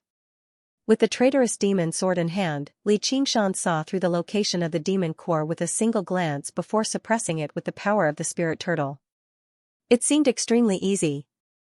However, the Banyan Tree King understood extremely well that as the foundation of demons, the demon core was not some weakness. As a matter of fact, it could even be described as a strength. When it mattered, it could even be used to attack the enemy like controlling artifacts. Only those at a higher realm of cultivation could directly suppress it, but it definitely would not be as easy as it was for him. It's no wonder that when Xiqing dug me out from the Mist Province in the past, I could vaguely sense a change in the heavenly secrets. Sure enough, I've encountered an interesting person. This kid is anything but ordinary. He's faded with me. As the Banyan Tree King thought, he opened up another path. Are you all right? Do you want to stay here and rest? Li Qingshan could sense that Hua Qinglu's breathing was rather disorderly. Her heartbeat had sped up, and her body temperature had risen by several degrees. It was not like he was an innocent young man who had never been with a woman before, so he could obviously guess that it was because of him. He smiled faintly. Her clothes were all woven from the precious silk of spiritual silkworms. Although they seemed tight, they were actually extremely thin. Under such a tight embrace, he could basically picture the outline of her body in his head. Hua Qinglu bit her lip and shook her head gently. She did not want to stay here alone, but if she separated from him right now, she would really be admitting to some strange feeling. Li Qingshan smiled at this act of deceiving himself and set off on his journey again. He had to admit that the feeling of hugging her was quite nice. He added in a very impudent manner, "Don't blame me if you flatten me." It almost drove Hua Qinglu crazy. Didn't you say you could not flirt with a friend's sister? Men are all perverts. Not a single one of them is good. Even if they flatten me, it's none of your business. She bared her teeth and glared at Li Qingshan like a cat with its fur standing on end, which made Li Qingshan laugh aloud. He slaughtered his way through, truly unstoppable. Wherever he passed by, the insects fell to the ground. Only 7 of them had reached Demon General, and several hundred of them were regular demons. There were even more weaker demons, basically numbering in the tens of thousands. Although Li Qingshan did not stop, it still took him 16 to 19 hours to freeze all the burrowing mites and stuff them into the bug pouch. Counting the time, it was almost 24 hours, which was an entire day. The battlefield would vanish very soon. He had gained quite a lot from this trip, and he had achieved his original objective. Although he did not stop for even a moment, he mainly exhausted his mind and the energy from the demon heart in the traitorous demon sword. His spiritual chi was constantly recovering, and it had completely filled his dantian now. The sword chi from the incomplete sword had become even more powerful, absorbing a total of 70% of his spiritual chi. However, after reaching 50%, the rate of absorption slowed down, and it was becoming slower and slower. If he wanted to nurture this sword chi to its full power, it would probably take more than a few days. It was also because the great banyan tree was denser with spiritual chi than any place of cultivation. It was no wonder that 7 of the insect demons that cultivated slowly had become demon generals. 70% was enough to kill people anyway, so there was no need for perfection. Li Qingshan stopped and clasped his hands. "Fellow, it's about time. I'm going to leave." Then he said to Hua Qinglu in his arms, "Qinglu, just wait here for a while. I'll lead those guys to another battlefield first. They've guarded this place for so long, so there probably won't be any other cultivators in this battlefield. You'll probably be the only one teleporting, so it won't be too dangerous. However, you still have to be prepared. Don't be stingy with your talismans." "All right." Hua Qinglu only returned to her senses after a moment of surprise. She agreed, but her arms remained wrapped tightly around his waist. She basically maintained this posture for the entire day, clinging to him like a koala and accompanying him to the top and bottom of the banyan tree to fight. This process did not seem boring at all. As a matter of fact, she did not even sense the passage of time. Outside of battle, Li Qingshan would tease her from time to time, and she gradually grew accustomed to this state. She no longer felt so nervous and shy, recovering some of her usual sharp-tongued self. She retaliated without backing down, which left Li Qingshan speechless quite a few times. However, there was one time when she went overboard, and Li Qingshan casually slapped her on her perky bottom. This was a habit left over from his interactions with Han Xiongji, Helicoverpa and Yi Liuhua. Afterwards, he also felt that he had gone a little too far. Hugging and hugging were forced by this situation, and teasing could be considered a joke, but the slap was definitely indecent. He apologized in a hurry, and Hua Qinglu clutched her bottom as if she had been struck by lightning. Afterwards, she became completely enraged, insisting on getting off. Li Qingshan was in the wrong in the first place, so how could he let go at a time like this? Apologizing a few times was useless, so he stopped talking. He had already hit her anyway. At this moment, his clone just happened to arrive in the prefectural city and saw the intense battle in the sky. Li Qingshan was also surprised and sighed. Si Qing was already able to fend off so many golden core cultivators all by himself without losing the upper hand. He truly was the 11th prince after all. As a result, he focused all of his attention on his clone, paying close attention to what his great enemy, Si Qing, was capable of. Hua Qinglu said nothing in a fit of pique, nor did she hug him anymore. She allowed him to hug her like a large doll. Only after over an hour did she take the initiative to wrap her arms around his waist again and press her head against his chest. At this moment, the battle finally came to an end. Li Qingshan returned to his senses and felt like she had calmed down. Just when he was about to say something to ease the atmosphere, Hua Qinglu sighed gently and spoke first. "Big brother Li, I know you didn't do it on purpose. You've saved me time and time again, so I shouldn't have been so headstrong. However, you already have Sister Han, yet you still provoke me like this. I can't take this lying down. My cultivation might be very poor, but I'm not a woman who can be easily taken advantage of. If it weren't for the fact that I'm already engaged to Qiongji, would she not be so angry?" Don't flatter yourself too much. Li Qingshan thought and smiled. As long as you're not angry. As the saying goes, an elder brother is like a father. Just treat it like I'm teaching you a lesson in your father's place. My father has never hit me. Moreover, you're clearly in the wrong, so what right do you have to teach me a lesson? Hua Qinglu was furious. You're clearly in the wrong, yet I've compromised to make peace with you, yet you're still in the right? If worst comes to worst, I'll just let you hit me. Women sure are petty. Tui, who wants to hit you back? It's not like I'm your mother. Hua Qinglu smiled. Sigh, why is my cultivation so slow? Back then, he was clearly around the same age as me, and I was even younger than him. This intelligent and beautiful woman from an aristocratic clan had always been the object of envy, but when she interacted with Li Qingshan, she felt rather inferior. In the cultivation world, the strong were revered. Cultivation was the most important standard of evaluation. Many times, it could even be the only standard. In order to urge their disciples to work hard on cultivation, clans and sects imprinted this idea firmly in their hearts. Starting from Qi practitioners, those with a higher cultivation would be senior brothers and sisters. Junior brothers and sisters would have to bow when they saw them, let alone a peak foundation establishment cultivator like Li Qingshan. He was a stunning genius, shrouded in an invisible halo. Hua Qinglu was deeply affected by this, and she was even more reluctant to be looked down on by Li Qingshan. After this episode, Li Qingshan no longer dared to speak or act so recklessly. He needed to think before he spoke. He had always been a casual person. As the saying went, when a flower blooms, one must pluck it. If someone was truly interested in him like Yi Liubo and her sister, he would not turn them down. However, he would not spend the effort to actively pursue them either. Hua Qinglu could be described as a supreme beauty, enough to tempt men, but in terms of beauty and allure, she paled in comparison to Gate Master Qiu. And, after making arrangements for Begonia, he no longer felt reluctant to look back. This was all because his greatest pursuit in life was not love. There was only one woman who had ever made him feel like this, but that woman had poured a bucket of cold water over him, and he had completely given up on that thought. Hua Qinglu sensed the change in his tone and felt rather touched inside. As it seems, he really does care about my feelings. Li Qingshan casually talked to her about matters regarding the Hawkwolf Guard and Hua Sengzan. Hua Qinglu answered all of them, and she also asked him a few questions. However, their lives were far too different. Their way of thinking differed too, so they did not have much in common.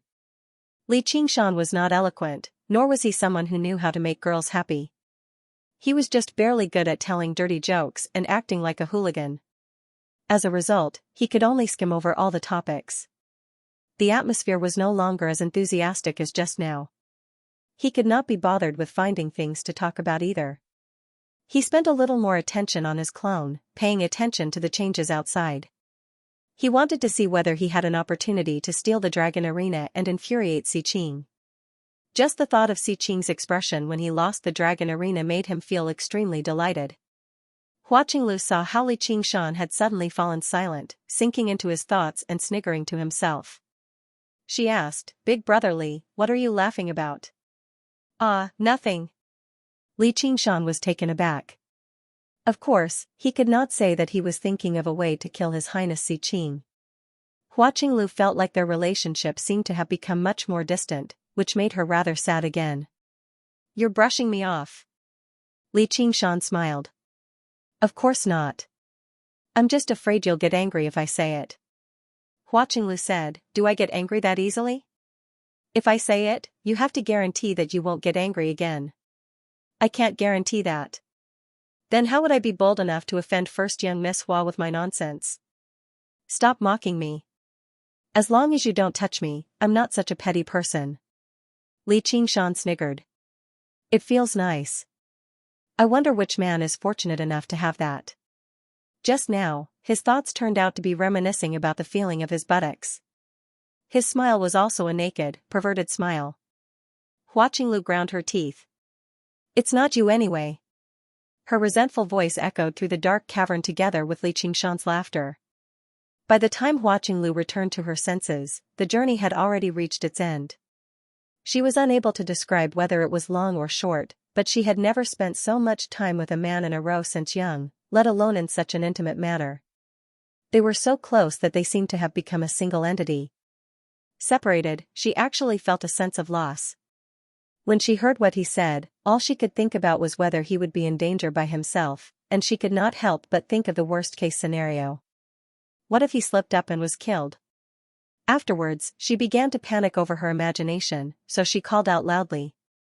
"Senior Tree King, my big brother Li has helped you eliminate so many insects. He's in danger right now, so how can you turn a blind eye to him?" The Banyan Tree King's ancient voice rang out grandly. "Don't fret. Li Qingshan, you promised me 3 things. You've only done one now, and you want to leave?" Li Qingshan said, "It's not that I'm not keeping my word, but I really can't make it in time. Even if I don't leave right now, I'll be forcefully transported to another battlefield in a while.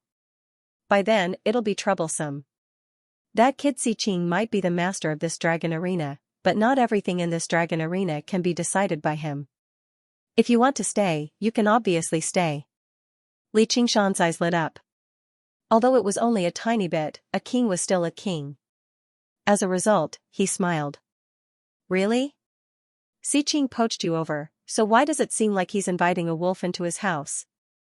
Though, I really do want to kill all of them. You might as well tell me about the gift I want to give you. Xiqing specially begged me for it, but I never agreed. Alright, I'm tempted. Li Qingshan understood that some precious items could not be exchanged for no matter how many spiritual stones they offered. Qinglu, what do you think? The black dragon swam through the sky, moving between the rays of light. It sometimes rose and hid, sometimes swelled and sometimes shrunk, making the encirclement of the golden core cultivators miss every single time. Meanwhile, the black dragon brandished its claws and fangs, rampaging about like a wolf in a flock of sheep. There were many sheep, and while they could cause some damage to the wolf with just their hooves and horns, they were unable to play a decisive role. The black dragon suddenly opened its mouth, revealing a mouthful of blade-like teeth. It spat out a cloud of black smoke that enveloped a golden core cultivator. Originally, the cultivator was confident in his robes, so he did not take it too seriously. However, the robes rapidly became dyed black, losing their spiritual nature. He retreated in a hurry and fright, flying over 5 kilometers away in a single moment. The crowd of cultivators was gradually filled with shock. How can he be so strong? He cultivates the imperial family's Black Emperor Dragon mantra, which is stronger than all of our cultivation methods. Emperor-level cultivation methods are indeed extraordinary. Xiqing really was prepared to provoke us. He clearly wants to use us to establish his might. We've fallen for his trap. The cultivators all considered retreating. If it were not for the fact that their disciples and followers were still trapped in the dragon arena by Xiqing, they probably would have fled in all directions already. Prince Xiqing, do you really want to become enemies with the entire cultivation community of the Rui Commandery? You can't defeat us today, and we can't defeat you either. Why don't we just make peace and stop here? The cultivators saw how impressive Xiqing's abilities were, so they all stopped underestimating him, becoming deeply worried. Today, they were all gathered together. Perhaps they were not afraid of Xiqing, but once they split up in the future, it would be troublesome if Xiqing suddenly decided to settle the score with them. Not to mention that there were still the unfathomable Jia Zhen and Yi Dan who had yet to take action. The situation was against them. So what if they were golden core cultivators? If they encountered an existence even more powerful than them, they could only lower their heads and give in. Although the battle continued, the battle intent and killing intent it provided to the dragon arena had weakened drastically. Xiqing frowned slightly. This battle had not been satisfying. He curled up and said viciously, "You really are a bunch of trash. You want to flee just like this? Do you really think I can't kill you? If it wasn't for the fact that I wanted to collect battle wills and didn't want to reveal my trump card too early, I would have defeated you bunch of trash long ago." Just like how the North Moon was unable to massacre the demon commanders in the past, Xiqing was unable to do the same. Establishing his might through battle was one thing, but if a golden core cultivator actually died here, that would be a completely different matter. Golden core cultivators weren't just any Tom, Dick, or Harry. The death of any one of them would be a huge matter. Even the Grand Xia Imperial Court had no choice but to respond. Under these circumstances, it was easy for Xiqing to handle the situation with ease and remain undefeatable, but if he wanted to do what North Moon did to the demon commanders, ripping off the limbs of these golden core cultivators and defeating them all, that would be very difficult. He thought to himself, the strong should be able to do whatever they want, but they have to be restrained by these layers of rules, allowing these weak trash to be so noisy. One day, when I ascend to the throne and become the emperor, I will definitely return this world to normal. All the cultivators exchanged glances. None of them responded to Xiqing's words. Be it trash or killing him, let him say whatever he wanted. Clap. Clap. Clap. Gu Yinying clapped her hands 3 times and smiled. Aching, when it's possible to forgive, one should forgive. You should watch your tongue too. Since you've all witnessed each other's abilities, just listen to me and bury the hatchet. Qing found this battle to be rather unpleasant, but he had basically achieved his original objective. He had awed all the cultivators from sex and gathered enough battle wills and killing intent. There was no benefit to continuing the battle, so he went along with what Gu Yening had said. Since you've said that, Yening, then let's just forget about it today. I just want to make them understand that the Rui Commandery is still the world of Grand Xia. It's not their turn to become a cultivator. Qing turned back into a human and left with a flick of his sleeve. No matter how displeased the Golden Core cultivators were, all they could do was back down and return to the Soaring Clouds terrace. They were all worried. Originally, they thought after the Battle of Burial Mound Mountain, the 100 schools had suffered a great loss in strength, and it would finally be their turn to take charge of the Rui Commandery. They never thought a few even more vicious people would come, which made it worse than before. Li Qingshan hid his mirror clone in the dark and thought, what a pity. These sect cultivators sure are cowardly. He was eager for Qing to fight with these Golden Core cultivators until both of them were heavily injured. Only then would he be able to take advantage of the situation and take the Dragon Arena for himself. However, he also understood that even if Gu Yening had not mediated between them, they would not have been able to continue this battle. Suddenly, he felt Gu Yening's gaze glance over indifferently. Although it was just a glance, Li Qingshan knew she had discovered him.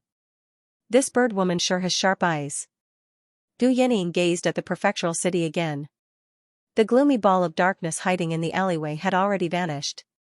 From the beginning till the end, only she had noticed the existence of the gloomy ball, and only she had seen that the gloomy ball of darkness had not left. Instead, it had followed the huge shadow of the Dragon Arena and dove into it. Qing smiled. Everything was becoming more and more interesting.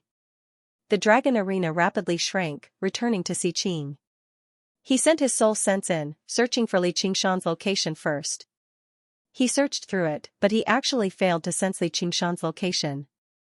He was surprised. Don't tell me he escaped while I was distracted? That's impossible. Immediately, he remembered there was only a single place in the Dragon Arena that he could not sense. He focused on the rainforest battlefield where the great Banyan Tree King resided. Sure enough, he saw the scarred man's group surrounding the banyan tree. Li Qingshan, do you think I can't do anything to you just because you're hiding in the tree? Qing sneered and sighed, but he would not break the rules he had set down in the beginning. He patiently waited for the 24 hours to pass. Suddenly, he discovered that 2 people were missing. One was Zhu Lai, while the other was the dwarf. Qing found Zhu Lai's traces very soon. He was currently fighting a woman in white in the lake battlefield.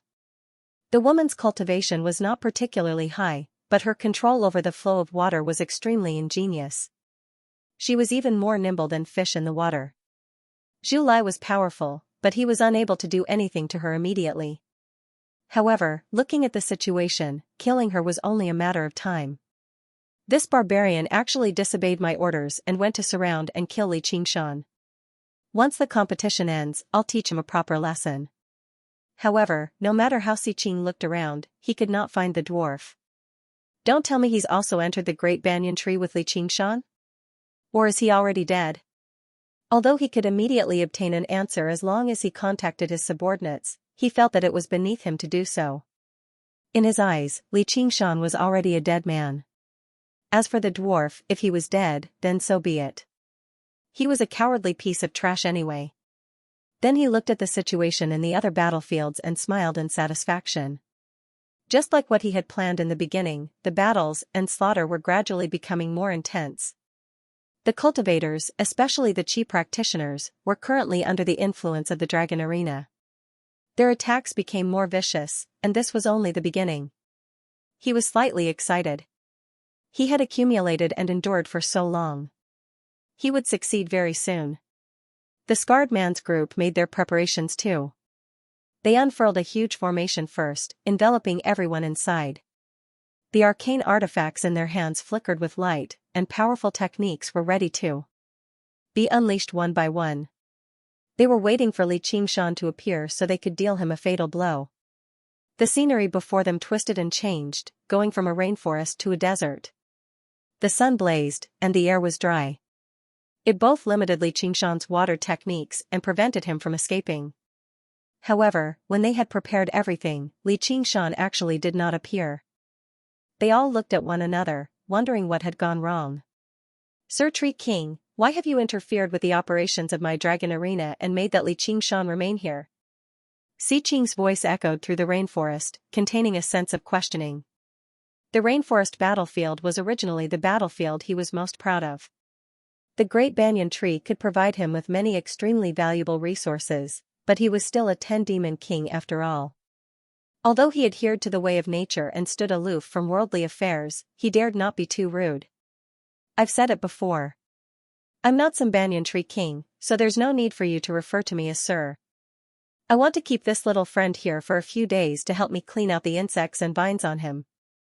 Afterwards, I'll send him out myself. Senior, you're my guest. No matter what you need, I'll fulfill my duties as a host and do my best to satisfy you. Please let that Li Qingshan out, Senior, and I'll help you clean them up. After Si Qing had transplanted a branch of the banyan tree king into the dragon arena, he had apologized to it politely and even wanted to take it on as his master. However, the great banyan tree completely ignored him.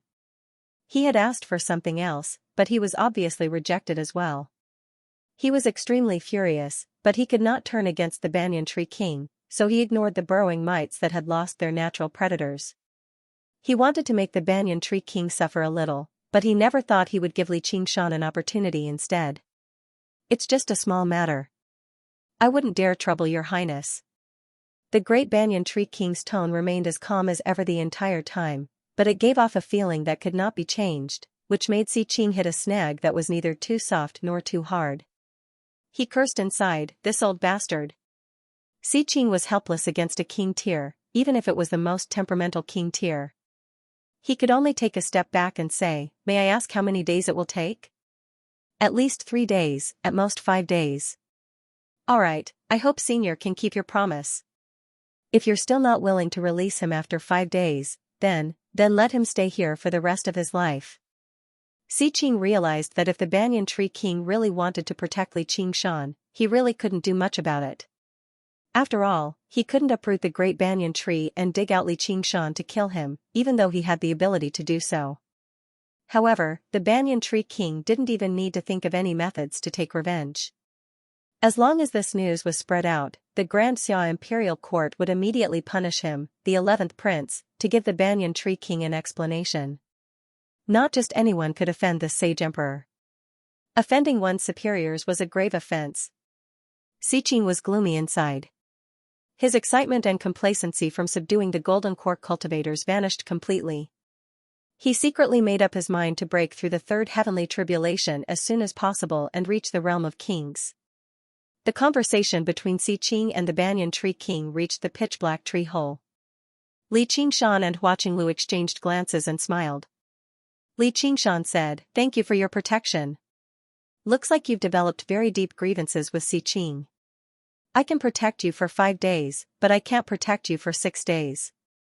When the time comes, you'll still need to find a way yourself.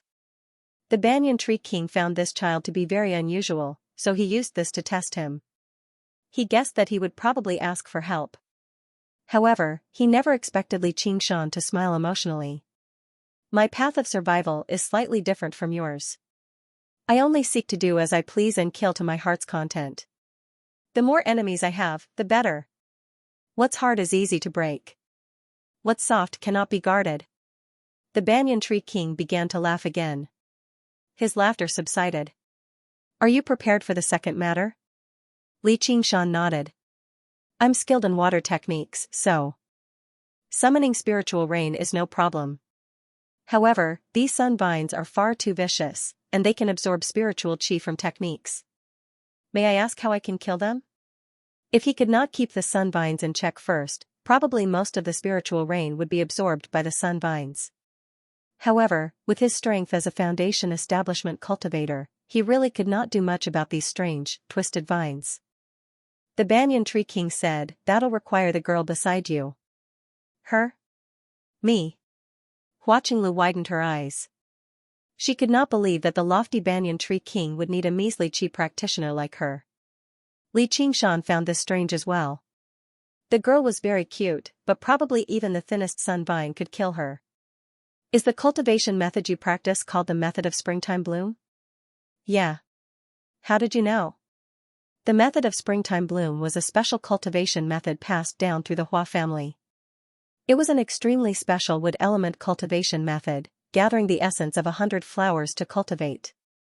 Although it did not possess the ability to bewitch, it could increase one's allure, allowing them to possess the beauty and fragrance of 100 flowers.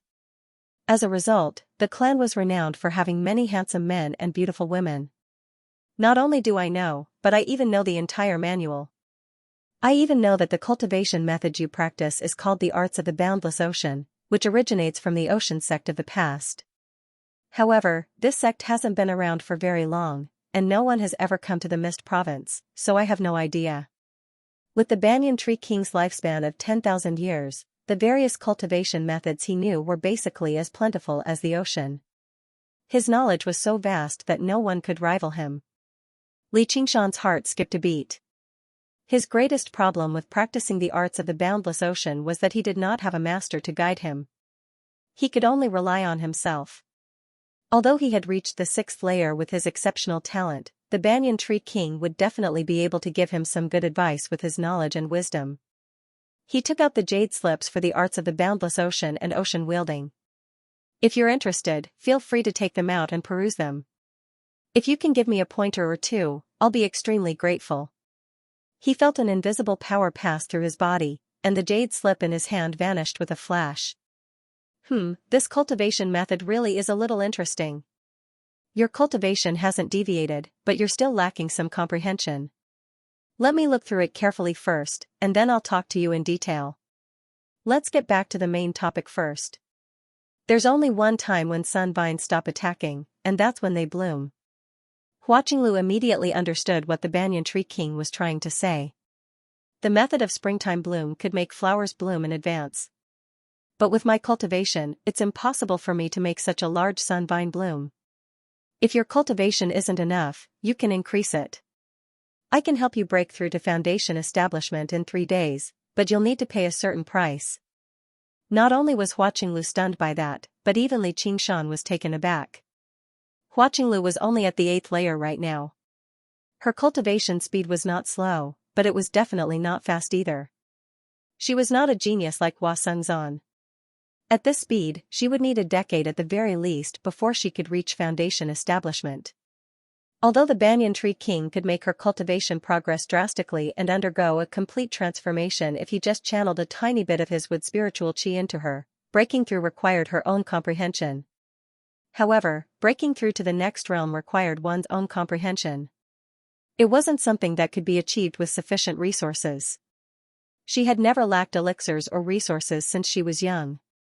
If the Banyan Tree King had not said that, the two of them would definitely treat it as boasting. What price? I have nothing. Hua Qinglu shook her head. I've never heard of it.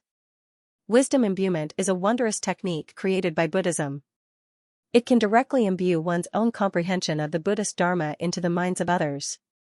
No matter how evil that person has been, they'll abandon good and evil and convert to Buddhism after receiving the imbuement. No matter how stubborn they are, they'll be able to gain enlightenment and advance valiantly on their path of cultivation. Turning evil into good and fools into wisdom is known as wisdom imbuement. There's actually such a wondrous technique in the world. In other words, as long as I receive wisdom imbuement, I can easily break through my current realm. May I ask what you need me to do, senior? Hua Qinglu's eyes shone brightly. Her talent was not bad, but her ability to comprehend was lacking. After all, not everyone was a genius. You don't need to do anything. But didn't you say there was a price to pay? Qinglu, I'd advise you not to accept this wisdom imbuement. When Li Qingshan heard the Banyan Tree King's explanation, he felt that something was amiss. No matter how he thought about it, wasn't this the so-called brainwashing? And it really was brainwashing. Why? Hua Qinglu looked at Li Qingshan's frown and became more and more confused. If you completely accept someone else's thoughts, will you still be you? What's the point even if you become stronger and smarter? That's right. This is the price I'm talking about. The reason why this wondrous technique hasn't been widespread is because it's been sealed by Buddhism. The monk who created this wondrous technique also went mad and died. Went mad? Hua Qinglu was horrified. The Banyan Tree King told her about an old story. Several thousand years ago, there was a virtuous, eminent monk in the western Thunder Province, known as the Jade Wisdom Chan Master. He often felt regret that his wondrous Buddhist Dharma could not be comprehended by everyone, so he read through all the records and thought hard for a decade before finally creating this wondrous technique. He first performed the technique on the stupidest disciple in the temple. Sure enough, the disciple lived up to his expectations. In a single night, he could recite all the Buddhist scriptures in the temple fluently and master them all. Even the smartest disciple in the temple paled in comparison, and his cultivation advanced drastically. As a result, all the disciples in the temple rejoiced and asked the Jade Wisdom Chan Master to perform the technique on them. The Jade Wisdom Chan Master went as far as to expend his mental and magical powers to enlighten all of them. As a result, every single disciple became smart and kind. The Jade Wisdom Chan Master also believed he had grasped the supreme technique to deliver all life, so he was overjoyed. A good friend just happened to visit, so the Jade Wisdom Chan Master showed him. Chan Master of the temple. Of the monastery. If we do this, what difference is there between Buddha and devil? Finished speaking, he left the temple. Zen Master Yutong thought that his good friend was jealous of him and felt a little unhappy. However, he did not take it to heart until the Dharma assembly that was held once a month. The monastery's disciples sat down to discuss the Dharma. In the huge hall, there were nearly 100 disciples, but they spoke like they were carved from the same mold. Even their expressions and tone were similar. The Dharma assembly, which was supposed to be a tit-for-tat and an intense debate, suddenly became peaceful. There was no dispute, just like a pool of stagnant water. Even though he was only 8 or 9 years old, he had the air of an old man. Zen Master Yutong seemed to see 100 Zen Masters Yutong talking to themselves. Fear grew in his heart, but it was too late for regrets. This wisdom imbuement was different from other spells. Once it was used, it would be hard to reverse it. Therefore, on a stormy night, Zen Master Yutong screamed, "I'll kill them all. I'll kill them all." He killed himself. Such a tragic story made Hua Qinglu pale. She did not want to become a Jade Wisdom Chan Master. Sure enough, there was no such thing as a free lunch in the world. Shortcuts were not so easy to take. The Banyan Tree King smiled. "Girlie, there's no need for you to be so afraid. There's no such thing as beauty or evil. Going too far is a disaster. There's no such thing as good or bad cultivation methods. As long as you know your limits, it won't turn you into someone else all of a sudden. During the imbuement, I'll do my best to only give you my comprehension of the method of springtime bloom. The increase in your ability to comprehend will be limited to foundation establishment. I'll reduce the influence on your mind, but it's unavoidable.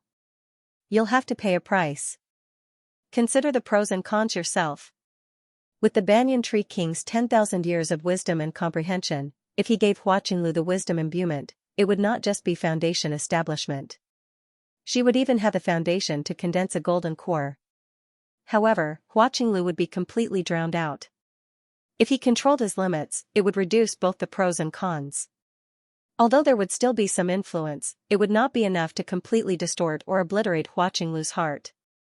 To Li Qingshan, even the slightest bit of distortion was unacceptable. Even though he admired the Banyan Tree King's way of survival very much, when he was lectured that the unyielding is easy to break, he still had to answer rudely, "The soft cannot be guarded. No matter how great your things are, they're still yours. I have my own principles." Hua Qinglu hesitated instead. She lowered her head and thought for a while before raising her head again. "I agree, Qinglu." Li Qingshan pressed down on her shoulder with a frown. "Big brother Li, if I can't complete these 3 tasks, I won't be able to receive Senior's gift.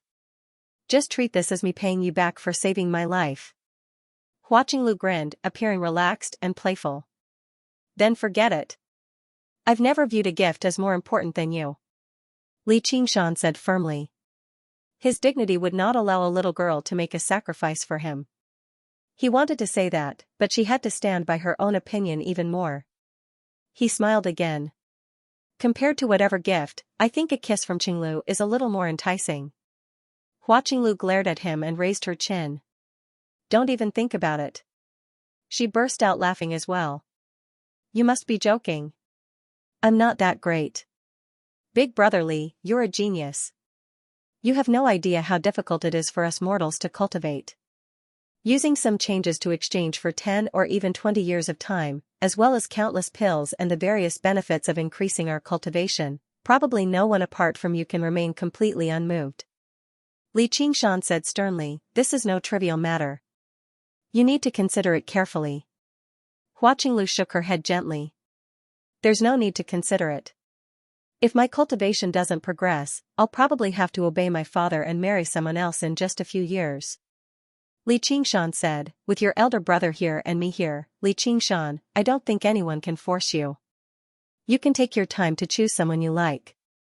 Hua Qinglu pressed her hand against her chest. It's not force. This is my responsibility. I've been spoiled by my father and brother ever since I was young. I basically grant all my requests. This is something I've come to understand a long time ago. Not to mention that it's hard to say whether or not you like someone between a man and a woman. Even if you like someone today, you might not like them in the future. At the end of the day, it's more practical to find someone of equal status. Li Qingshan seemed to see the serious little Hua Qinglu from many years ago again. He rubbed her head. Girl, you're so practical at such a young age. You don't have any of your elder brother's infatuation at all. Hua Qinglu grabbed his large hand and shook it off forcefully. You're getting touchy again. I don't want to be as stupid as my elder brother. As long as I reach foundation establishment successfully, I won't have to worry about marriage anymore. I'll stay single for the rest of my life and learn from Gu Yenying. I'll make you stinky men die of envy. Foundation establishment cultivators in their early 20s were all geniuses that their clans treasured, regardless of their gender. They had a certain amount of autonomy in all matters, large or small. Unless she was willing, she would never become a tool for marriage. Different cultivation levels directly affected a cultivator's identity and status, or even their fate for the rest of their lives. Li Qingshan smiled. That works too, just in case I get jealous.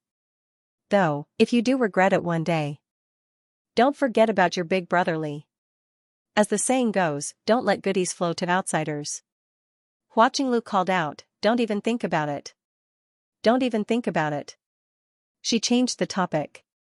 Though, if there's another interesting adventure like this in the future, you have to call me. I won't drag you down anymore. Li Qingshan shook his head. By then, I'll already be a golden core cultivator. I'll probably still have to fight with one hand. Then I'll have to trouble you to free up a hand to carry me. Hua Qinglu's face reddened slightly. Eagerness filled her eyes. I want to see even more scenery. I want to receive the respect of you and everyone else. I don't want to be unable to be friends with Zijian when I see her again one day. There was nothing else Li Qingshan could say. Since that's your choice, I can only support you. Hua Qinglu raised her head. Senior Tree King, I've already decided.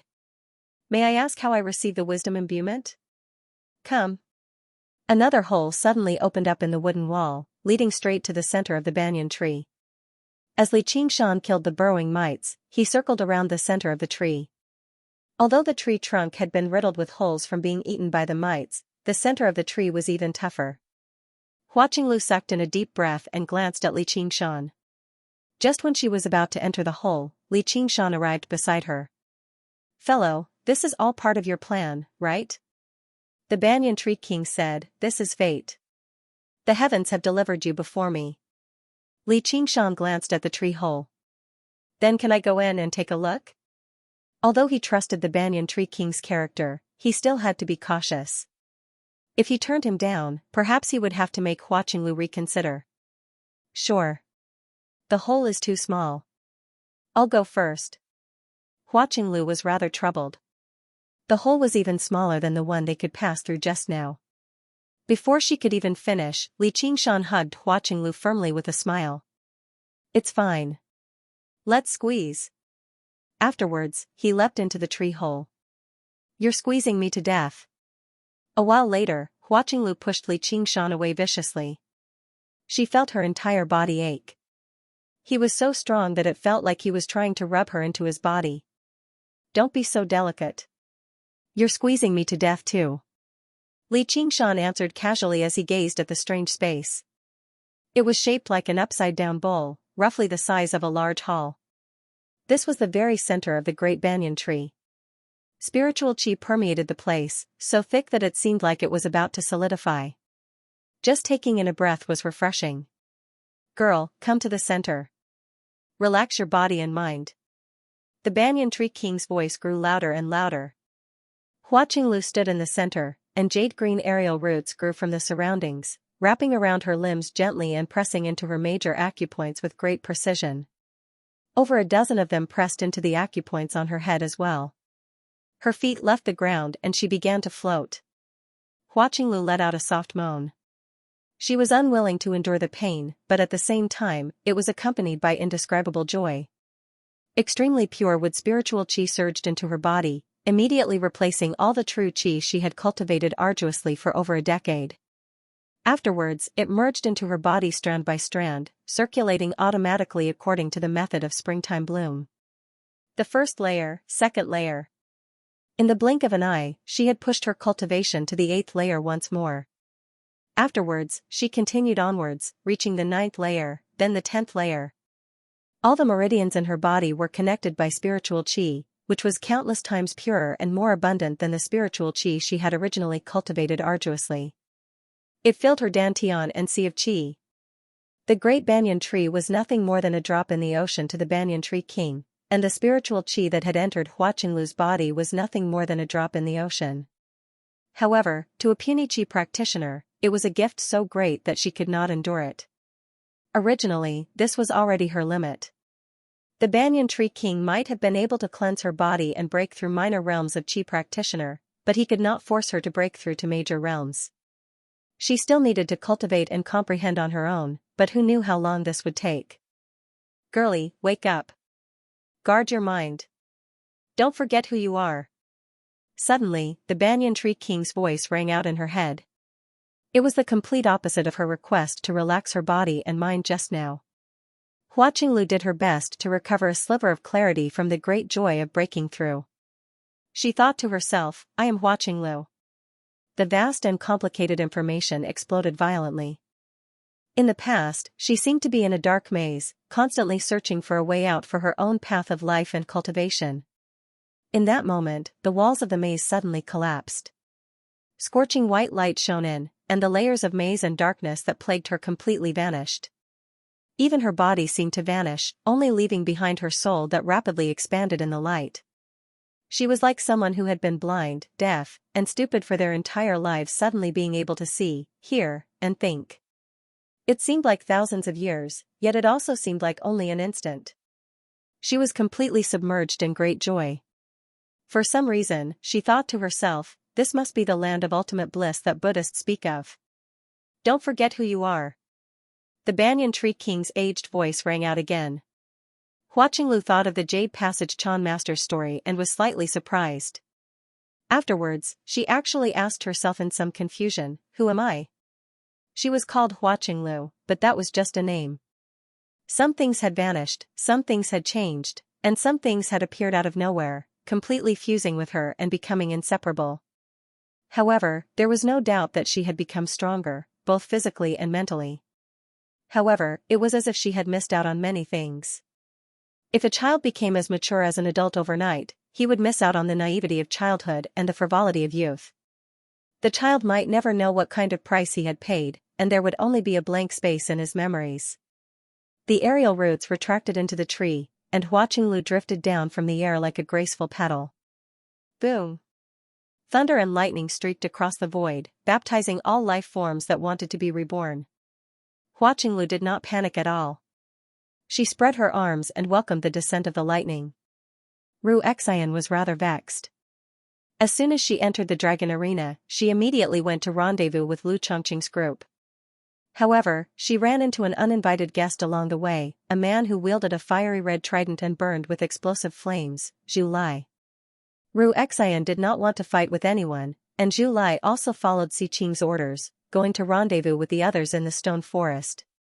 They planned on surrounding and killing Li Qingshan together. He was rather reluctant to carry out this order, preferring to find another opportunity to fight to the death with Li Qingshan. However, as a captive, he did not have much of a choice. On the mirror-smooth surface of the lake, the two of them brushed past each other just like that as they ran towards different targets. Ru Xian exhaled. Fire devourers had always been skilled in battle, and the power of the flames they used was even more startling. This guy was much more difficult to deal with than regular late Foundation establishment cultivators. A streak of firelight suddenly shot over, blocking his path. Zhu Lai's eyebrows furrowed into a crease as the flames in his eyes leapt about. He stared into Ru Xian's eyes. Her appearance was extraordinarily beautiful, which convinced him that a face like hers did not exist in his memories, nor did he have any thoughts of lust. Instead, he experienced a strange feeling. This woman disgusted him very much. This disgust was almost instinctive. He was tempted to kill her and be done with it. However, when he considered his current situation, he probably felt the same when he saw any human cultivator. If it were just this feeling of disgust, he would not have purposefully turned around. Within the disgust was an indescribable sense of closeness, as if he had run into an old friend in a foreign land. This feeling was so distinct and special that it was unforgettable for anyone who had experienced it. He had only experienced something like this once in his memories, so he asked, "Have we met somewhere before? I've never been to a savage place like the Mist Province. You've probably mistaken me for someone else." Ru Xian smiled and looked at Zhu Lai. She also did her best to search through her memories, but it was to no avail. She had seen far too many fire devourers in the past. After so many years, all that remained in her memories were balls of furious flames and twisted, furious faces. Zhu Lai said nothing more. He suddenly struck out with the trident, shooting towards Ru Xian like a comet with scorching flames. Since she refused to admit it, then he'd just kill her and see what happens. This was how fire devourers operated. People would always reveal many secrets before they died. If she still refused to admit it, then they could take this secret with them to the netherworld. Killing a measly early Foundation establishment cultivator like her would not take up too much time anyway. Ru Xian was already prepared. The moment Zhu Lai raised the trident in his hand, she had already dove straight into the lake. These damned fire devourers. The trident missed. The flames illuminated the surface of the lake as white mist rose into the air. Ru Xian's voice rang out from the bottom of the lake. "I heard that a fire devourer became Si Qing's dog, biting people everywhere under orders. Don't tell me that's you." "Shut up." Zhu Lai swung the trident viciously in the direction of the voice. With a great rumble, the surface of the lake was split open. The flames descended, and a white figure flashed by, but the moment the flames reached him, he slid to one side gently. "I heard that among the many other folk, fire devourers have the worst tempers. They're all hot-tempered men who would rather die than submit. Looks like the legends really aren't true. As it turns out, they swagger around when they face those weaker than them, but they wag their tails and beg for mercy when they face those stronger than them. I heard that Si Qing likes men, tisk tsk." Zhu Lai's heart ached from being stabbed. The flames on him immediately surged to a height of 10 meters. "Very good. You've angered me. Do you know that the angrier fire devourers are, the more powerful their flames become?" Hiss. Ru Xian dove into the bottom of the lake. Zhu Lai originally thought he could finish off Ru Xian in a few moves, but he discovered that she was even more slippery than Li Qingshan. She refused to face him head-on, swimming around like a fish in the water. No matter how violent his flames were, she would always be able to grasp an opening ingeniously and nullify a wave of his attacks. It was as if she knew his methods, moves, and even battle style like the back of her hand. He clearly possessed an overwhelming advantage, but he was actually unable to emerge victorious right away, which made him even more doubtful. Apart from the battle, Ru Xian's mockery constantly rang out from the bottom of the lake, provoking him into crying out. How could he still care about Si Qing's orders? His attacks became more and more vicious. He swore he would not stop until he killed her. Ru Xian encountered danger again and again. If it were not for the many talismans she had on hand, she would have almost lost her life several times. She pursed her lips firmly, and her expression did not change at all like a jade statue. The constantly invading flames, the endless fleeing, the endless jungle. These memories that she had originally forgotten suddenly became clear once again. Her blood was still dripping, without the slightest hint of fading. The pain was still as vivid as before, like it was yesterday.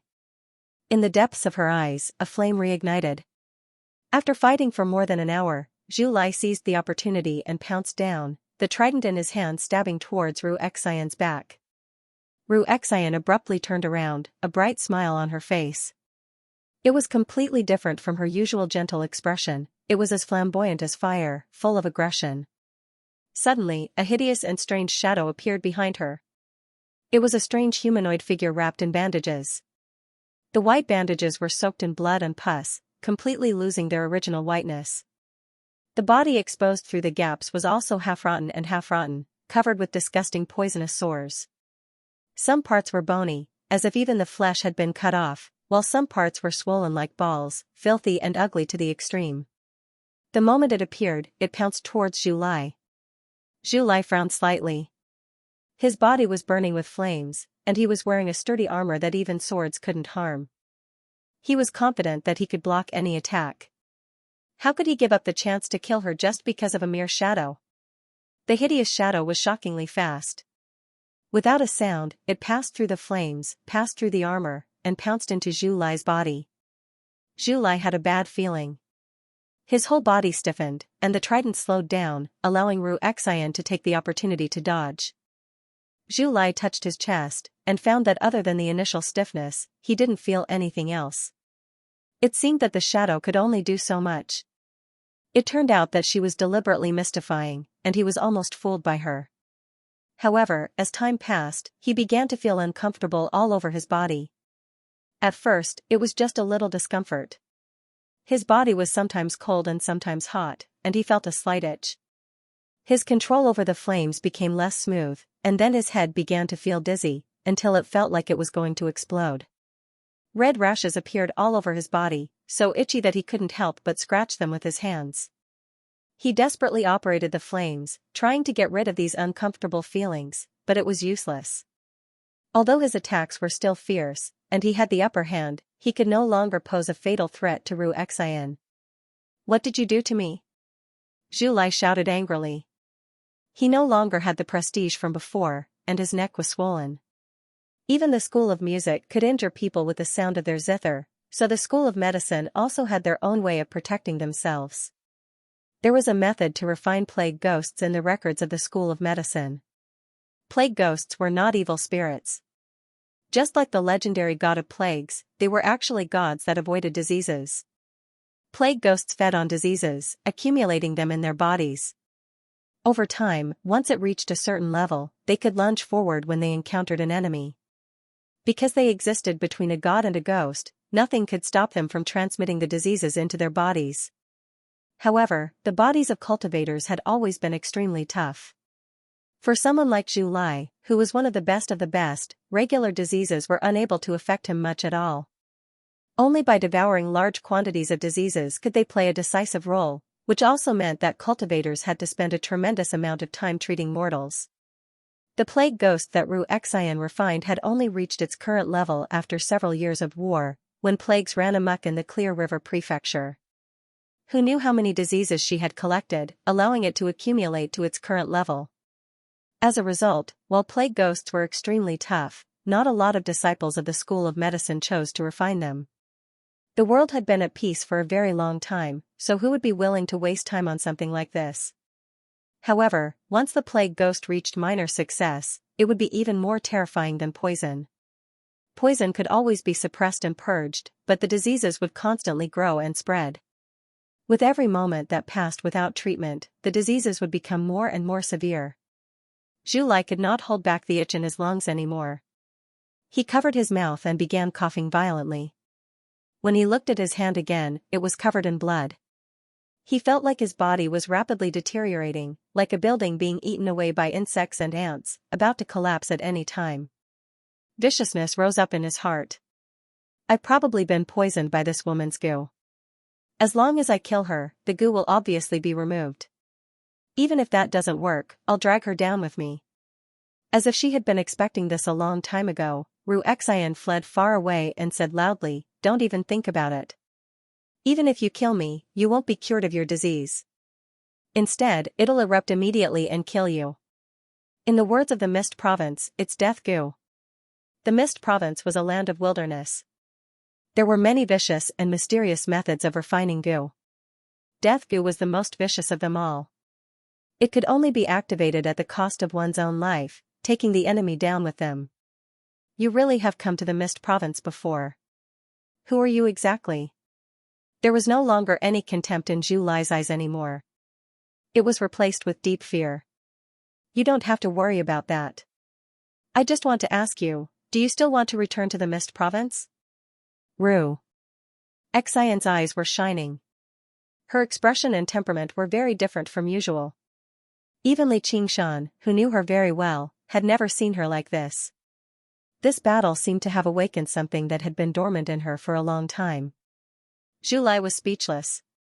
Fire devourers were valiant in nature. If he had to die on the battlefield, he definitely would not feel any fear, but the situation right now was different. First, he had been subdued by Si Qing, and then he was defeated by Li Qingshan. Most of his resolve to die had been worn away, and the diseased pain in his body constantly intensified. He could not help but develop a will to survive. So what if I want to? If you want, I can control the disease in your body? However, you have to cooperate with my treatment and be under my control for 10 days. After a moment of thought, Zhu Lai finally lowered his head. Fine.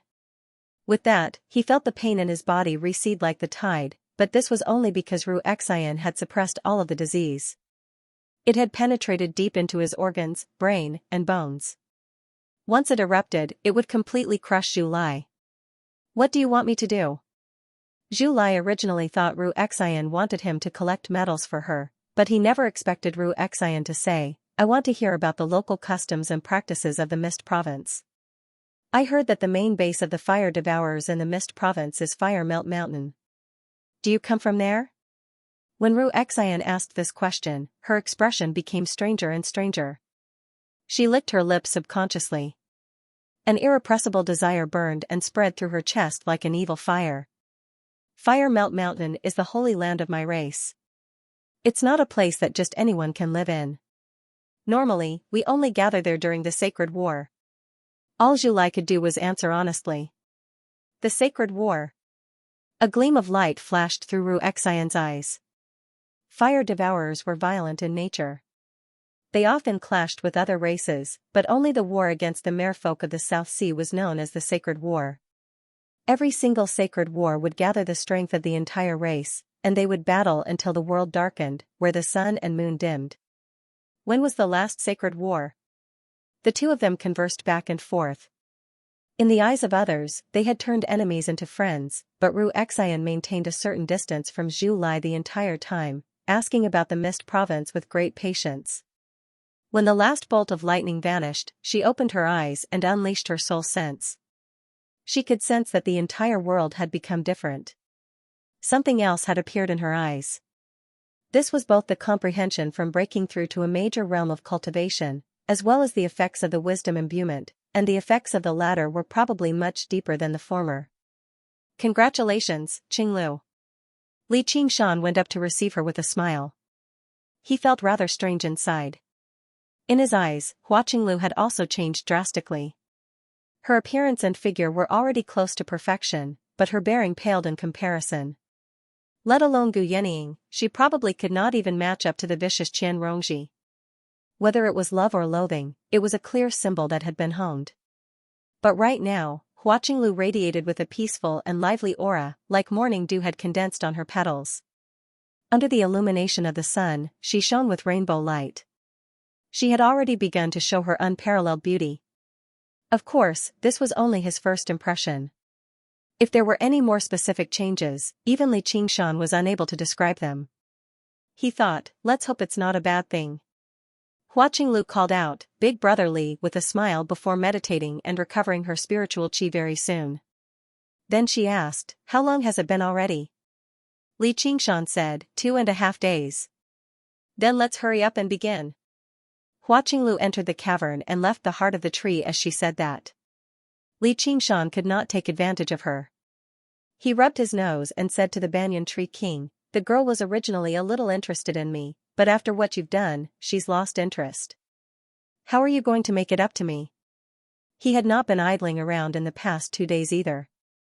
He constantly asked the banyan tree king for guidance on cultivation, so they became much more familiar with each other. Most of the time, they joked around. As for whether Hua Qinglu was interested in him or not, he actually did not care too much. The human heart is unpredictable. How can you be certain with a single glance? Then thank you for your guidance over the past few days, fellow. Li Qingshan smiled. The banyan tree king's understanding of the arts of the boundless ocean had benefited him tremendously. He gained some confidence in condensing an ocean pearl and breaking through to golden core. Of course, he did not forget to ask about how to merge water and fire. The banyan tree king had mentioned a few methods, but these methods could clearly only balance regular water and fire. They could not balance the spirit turtle and the phoenix. Li Qingshan dared not say too much either, but a legend that the banyan tree king mentioned piqued Li Qingshan's interest. Wisps of clouds appeared out of nowhere in the azure sky, rapidly growing and merging together. They barely managed to envelop the cloud-like canopy of the great banyan tree. They were different from regular clouds, seeming rather unnatural. Li Qingshan sat cross-legged in a tree hole near the crown of the tree. He was chanting something, wholeheartedly casting the spell. Even with his ability to control water, casting a heavenly rain of such a large area was not an easy task. He needed to coordinate it with the incantation. The spiritual qi in his dantian receded like the tide, and the clouds rapidly thickened. Sunlight was unable to penetrate them, so they naturally turned from white to black. The rainwater filled with spiritual qi constantly accumulated, like a sponge that had absorbed enough water, only waiting for a carefree storm. Hua Qinglu arrived at the very bottom of the great banyan tree. The roots of the great banyan tree and the sun vines intertwined in the soil, entangling with one another. Very soon, she found a suitable spot and pressed her hands against the roots of the sun vines. She used the method of springtime bloom, and her hands shone with rainbow-like light. The sun vines that were as huge as dragons trembled from this tiny force. They absorbed all of the force with their instinctive ability to absorb spiritual qi, and the trembling rapidly intensified. Mature sun vines could basically ignore any technique, but the purpose of this force was not to attack, but to stimulate. Just like how people who were immune to poison could not resist aphrodisiacs, the flowering and fruiting of plants was deeply ingrained in their instincts. Very soon, all the spiritual qi in Hua Qinglu's body was drained dry. Immediately, an aerial root wrapped around her, channeling pure wood spiritual qi into her body. Flower buds appeared on the sun vines first. A while later, golden sunflowers bloomed resplendently, shining with light as resplendent as the sun. The banyan tree king said, "All right, I feel much more relaxed now." "Thank you. The nectar of the sunflowers is very valuable to you. Go collect some." Hua Qinglu let out a sigh of relief and smiled as well. She had arrived at the banyan tree king, and she finally saw light again. It had only been a few days, but she felt like she had been reincarnated. Li Qingshan also received the banyan tree king's message. His chanting stopped, and with a hua sound, the sponge in the sky seemed to have been forcefully twisted. The heavy rain poured down, landing on every leaf and flowing down the tree trunk. The sunflowers bloomed even more brilliantly in the dark rain. Li Qingshan arrived outside the tree hole as well. He watched as Hua Qinglu fluttered about between each flower like a butterfly. The banyan tree king's voice rang out by his ear again. "Come, take your present." Li Qingshan followed the guidance of the banyan tree king and arrived at the crown of the tree. The branches and leaves crisscrossed, and one could not see more than 10 feet ahead. The branches swayed slightly. The leaves parted to make a path for him. Li Qingshan arrived at the end of the path and saw a small, pitiful flower blooming on a thick branch. It seemed like several hundred strands of fine hair had gathered together. Its color ranged from white to red, making it very inconspicuous. It was completely out of proportion to the banyan tree king's colossal body. It could not compare to the huge, resplendent sunflower either. Is this the present? Don't hurry, don't hurry. Time seemed to pass quickly. The flower's color darkened before it formed a tiny fruit in the end, going from green to yellow. Of course, it was still very inconspicuous. Hurry up and pluck it, urged the banyan tree king. His voice was slightly tired. Li Qingshan extended his hand and plucked the fruit. He fiddled around with it. Thank you, but can this fruit be eaten? He probed it with his soul sense, but he did not sense much spiritual chi in it. Instead, it had gathered another power. It was a powerful will that was similar to soul sense. He had no idea what it could be used for. Li Qingshan, give me the fruit in your hand, and our grudges will be written off. Si Qing's voice suddenly rang out from the sky. It was filled with urgency. When he saw the banyan tree blossom and bear fruit, his eyes widened. The fruit of wisdom. He had once humbly begged the banyan tree king for this fruit of wisdom. The banyan tree king had been known for its wisdom since ancient times. The fruits it bore could not allow one's cultivation to advance to the heavens, but they contained the crystallization of the banyan tree king's wisdom, which could enlighten one's wisdom and comprehension. This was different from the brainwashing of wisdom imbuement. Instead, it was enlightenment and development, like the Buddhist's severe warning. The effects of this blow were not the same. Ordinary people would at most become a little more clear-headed after eating it, and it might not even have much effect. However, it had a miraculous effect on those cultivators who had reached a bottleneck and their cultivation stagnated. In order to break through the third heavenly tribulation and reach the king's realm, Si Qing naturally needed a fruit of wisdom. However, he was rejected by the banyan tree king. The spiritual power required to bear a fruit of wisdom was much greater than 10 rounds of wisdom imbuement. Li Qingshan had only killed some burrowing mites and cast a spell, yet he had received such a generous reward. This made Si Qing even more jealous. Hearing Si Qing's words, Li Qingshan naturally knew that it was something good. He immediately stuffed it into his mouth and chewed vigorously. The taste was much more sour than he had imagined, but when he thought of Si Qing's ugly expression, his mood immediately improved. He lay down on the tree branch and ate happily. Si Qing's expression was as ugly as he had imagined. He could no longer tolerate Li Qingshan's repeated provocations.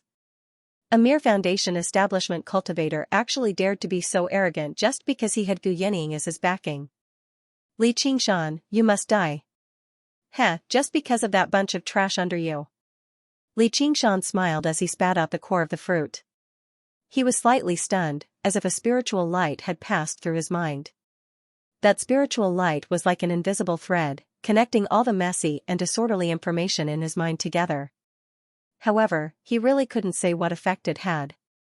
His cultivation had not increased in the slightest, and his divine sense had not become stronger either. However, the questions regarding the arts of the boundless ocean that he had been asking the banyan tree king for guidance these days had suddenly become clear.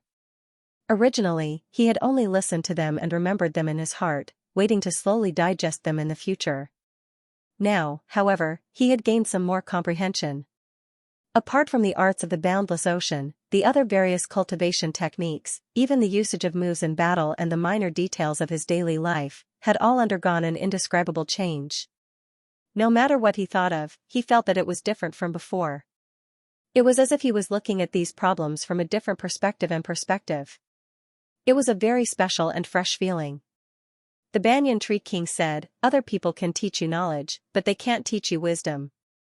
Although this fruit is known as the fruit of wisdom, true wisdom still has to be found by you yourself.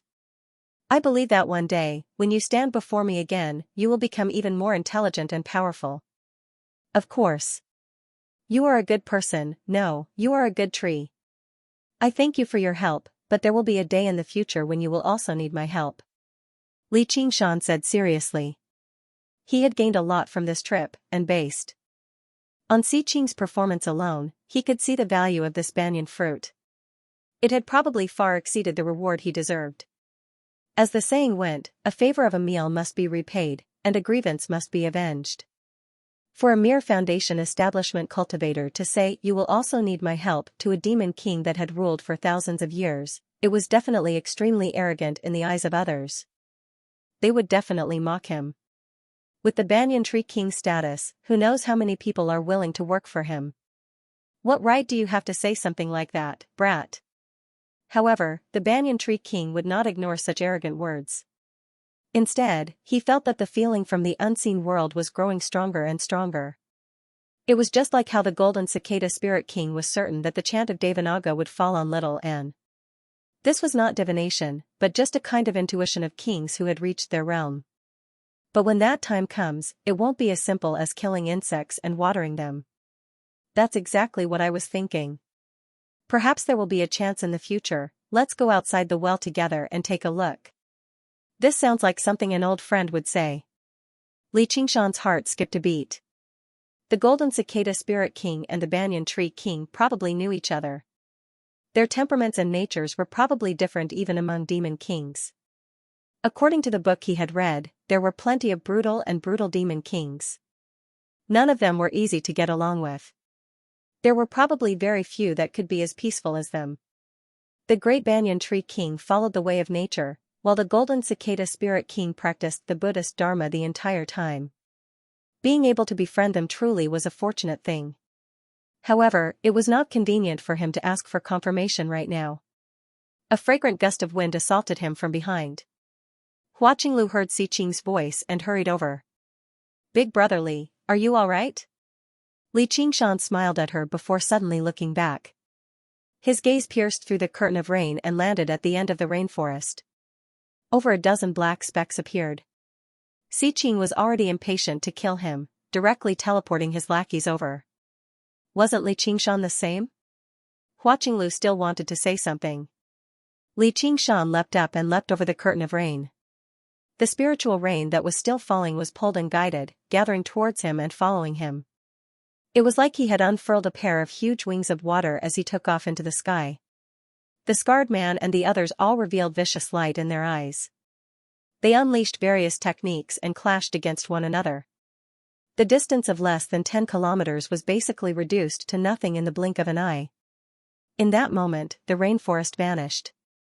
Hua Qinglu held her breath, but she discovered that Li Qingshan and Si Qing's lackeys had all vanished from the battlefield. She cried out involuntarily, Big brother Li. The Banyan Tree King said, You can't help him much right now. Stay here for a few more days. Hua Qinglu nodded forcefully. As if she had made up her mind, she flew towards the sunflowers that had bloomed magnificently. As they exchanged questions and answers, time passed by slowly. Zhu Lai was very cooperative, basically telling her everything he knew. However, he did not yield. Fire devourers would never yield to anyone, whether it was her or Si Qing. He was waiting for an opportunity. He understood the rules of this competition very well. This lake arena would soon disappear, and everyone would be teleported to the same place. At that time, it would be the best opportunity to kill her. He did not believe that this woman, who was full of lies, had cast the fatal insect on him. Even if it was him, he had to take a gamble, because he had already remembered where he had seen her before. He counted silently. There were still 15 minutes left before the teleportation. Zhu Lai's expression changed drastically. His entire body blazed with flames as he charged towards Ru Xian without any regard for the consequences. Ru Xian's smile did not change as she flew backwards. The distance between them rapidly shrank before slowly widening again. Various violent diseases erupted on Zhu Lai's body at the same time. His entire body swelled up, and his skin festered. The Ru Xian in his vision gradually blurred. His eyes became clouded over, almost blinding him. You bastard! Let's die together! Zhu Lai let out the howl of a wild beast on the brink of death. His chest shone brightly and throbbed violently. His heart was about to explode. The heart of a fire devourer was like the demon core of a demon. It was the center where all of their strength was gathered. Once it was detonated, it could erupt with startling destructive power. At such a close distance, it would be difficult for Ru Xian to escape death. The struggle of a trapped beast. Cardiac arrest. Ru Xian spread her fingers with a smile and closed them gently. In that moment, Zhu Lai seemed to have lost all of his strength. For the first time in his life, his heart calmed down, no longer beating. The flames on his body were extinguished as well. His body continued to charge towards Xian, doing his best to raise the trident in his hand and stab it towards her. Xian turned to the side slightly and brushed past him. She plunged a hand that was as white as jade into his chest and dug out a bright red heart. It rapidly hardened in the wind, turning into a fiery red rock, the heart of molten fire. Zhu Lai's body was completely devoured by the disease. He died and rotted away. The plague ghost appeared from his body and returned to Xian's body. Xian let out an undetectable sigh and glanced at the sky.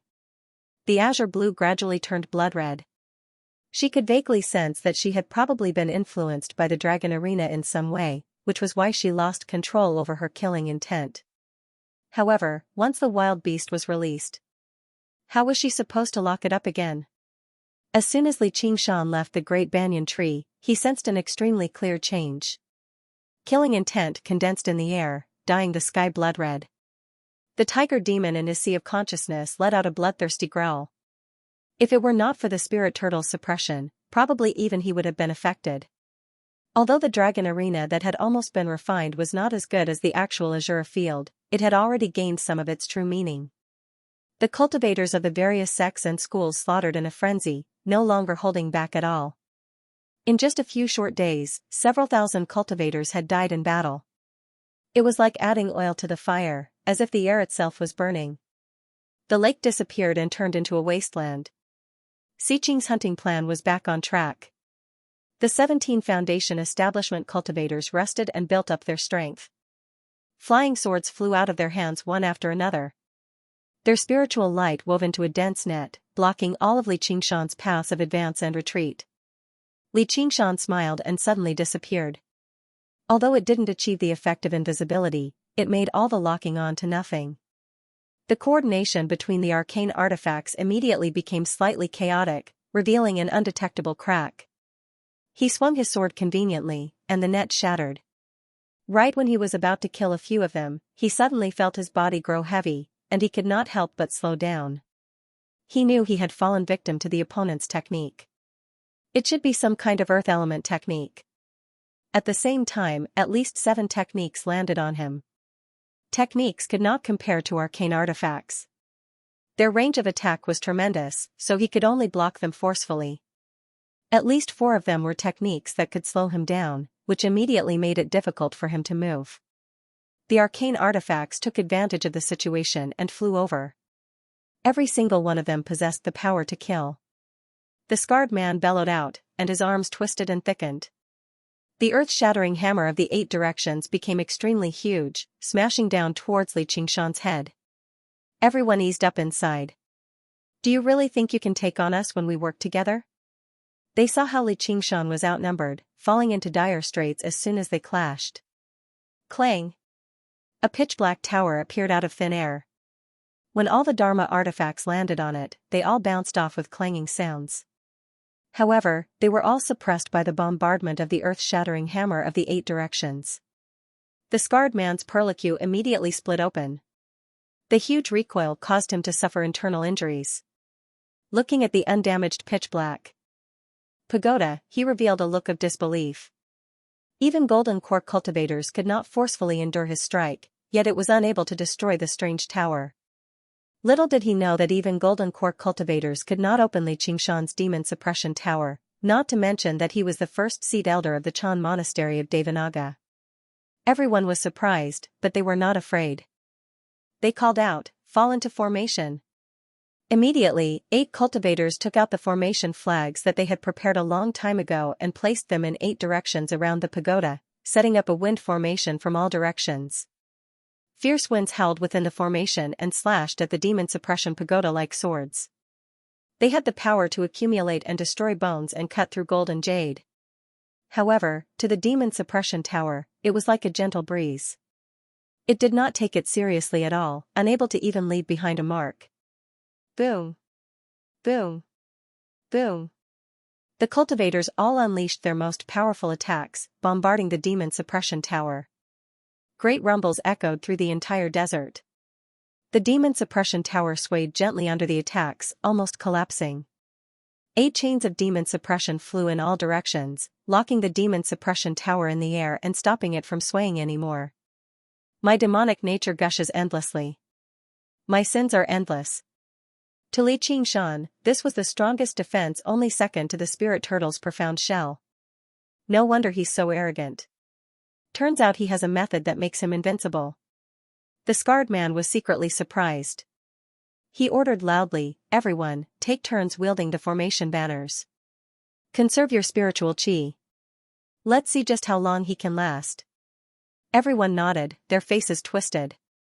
The more powerful the arcane artifact or technique was, the more spiritual chi it consumed. Defending blindly would only result in the depletion of spiritual chi. This was obviously a very logical deduction. However, the secret technique of the Chan monastery of Devanaga used the demonic nature of the person suppressed in the tower as the source of power. Li Qingshan remained in the tower. The reason why he did not immediately kill his way out was because he felt his demonic nature surge. During the battle, the tiger demon became more and more restless. Originally, suppressing the ox demon and tiger demon with the spirit turtle was already rather difficult. Under the influence of the killing intent of the dragon arena, the tiger demon that had already been violent became more and more unsettled. He had to deal with the internal problems first before dealing with the external ones. Moreover, compared to his own problems, the encirclement outside was nothing.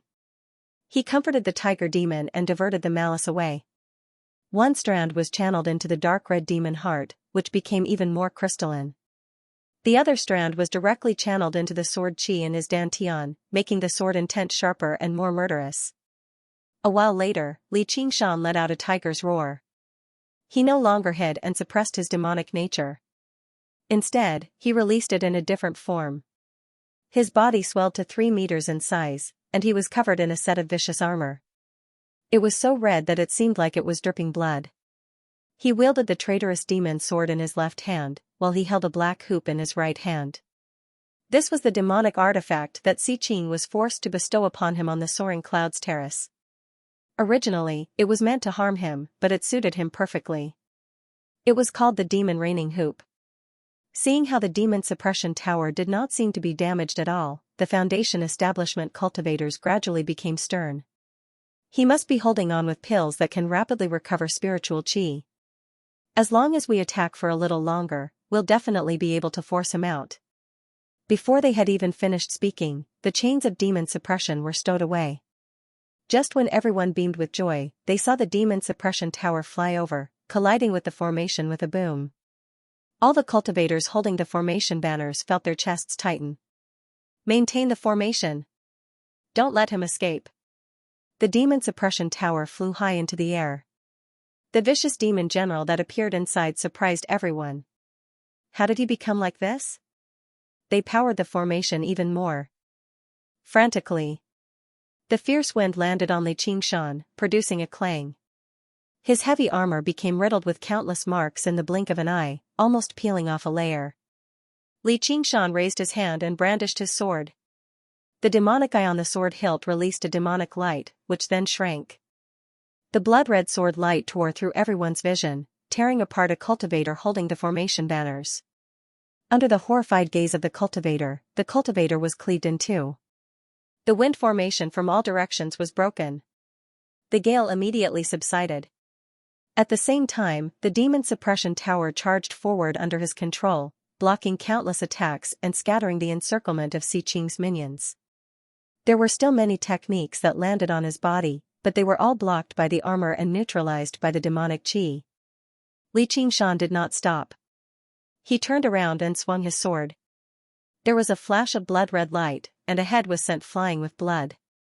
His Tritomai sword chi was absorbed into the traitorous demon sword, condensed and not released. The sword intent also contained the monstrous killing intent of the tiger demon. Wherever the sword pointed, the killing intent would intimidate the enemy. It could not be dodged. The demonic eye could see through openings and could not be blocked. No matter what kind of enemy it was, it would be broken with a single strike. In an instant, he had suffered countless attacks. His protective artifact had been destroyed, and his demonic armor was covered in cracks. He took this opportunity to swing his sword 5 times. Kill, kill, kill, kill, kill, kill. Of the 17 cultivators, only 10 were left. The two specks of red light in Li Qingshan's eyes swept across them. Everyone's expression changed, their hearts filled with shock. The battle went from the sky to the ground. Suddenly, a giant hand formed from sand reached out from the desert and grabbed Li Qingshan. The scarred man roared as he swung the earth-shattering hammer of all directions. Li Qingshan's demonic chi moved, scattering the giant hand. Then, he punched the earth-shattering hammer of all directions. Boom!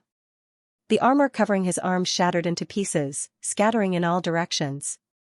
The scarred man's eyes were wide open, his hands dripping with blood. The earth-shattering hammer of all directions flew out of his hand, spinning into the sky. Suddenly, he felt something tighten around his neck. A black ring had appeared. The reigning demon ring tightened, digging into his flesh. With a puff, a huge head was forcefully snapped off. His last words were, "So you've been hiding your strength all along." In his battle with Zhu Lai, everyone had seen him being forced into a desperate situation. He had only managed to turn defeat into victory with great difficulty. Everyone had thought that was the limit of his strength. "A bunch of weaklings dares to kill me?" Li Qingshan laughed. The reigning demon ring flew back into his hand. He pointed his sword at the sky. "Thank you for your generous gift." Xiqing saw this scene. He clenched his fists tightly, his expression changing drastically. Kill. The remaining 10 cultivators gathered their courage and charged at Li Qingshan. However, they couldn't win even with numbers, let alone with fewer people. Li Qingshan had fought fiercely, but not only did he not feel tired, his killing intent surged. He hadn't had his fill yet. In the blink of an eye, another 3 people died. The remaining 6 were frightened out of their wits, fleeing in all directions. Li Qingshan waved his hand, and the demon suppression tower suppressed one person, the chains of demon suppression wrapped around another with a clatter, and the demon reigning hoop wrapped around another. He showed no mercy, swinging his sword and killing them one by one.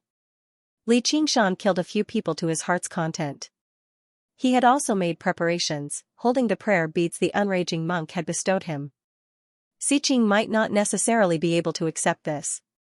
If he really did come to kill him regardless of the consequences, then he would have no other choice. All he could do was use the Chan monastery of Devanaga as a shield. Presumably, Xiqing would have some qualms. But a while later, nothing happened. Li Qingshan was taken aback. This Xiqing sure is shrewd.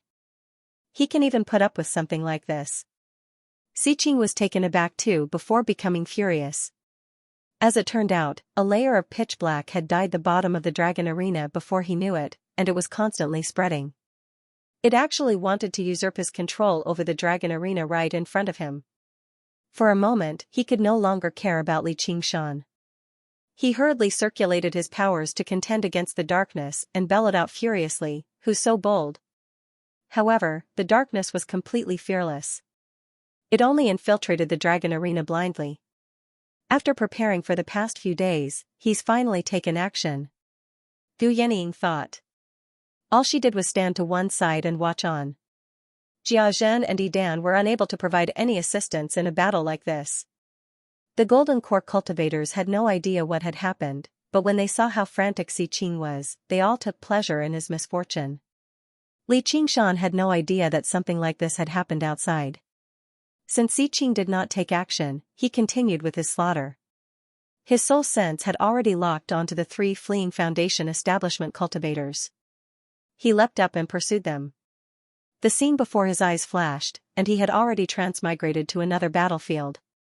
However, he could no longer see the original appearance of this battlefield. Spiritual light flickered and magic techniques crisscrossed, destroying the original landscape into a mess. Close to 1,000 cultivators were engaged in a chaotic battle within a radius of several tens of kilometers, and all of them had bloodshot expressions.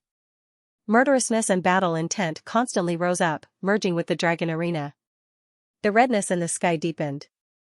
Li Qingshan was slightly surprised. This Xiqing sure was deranged.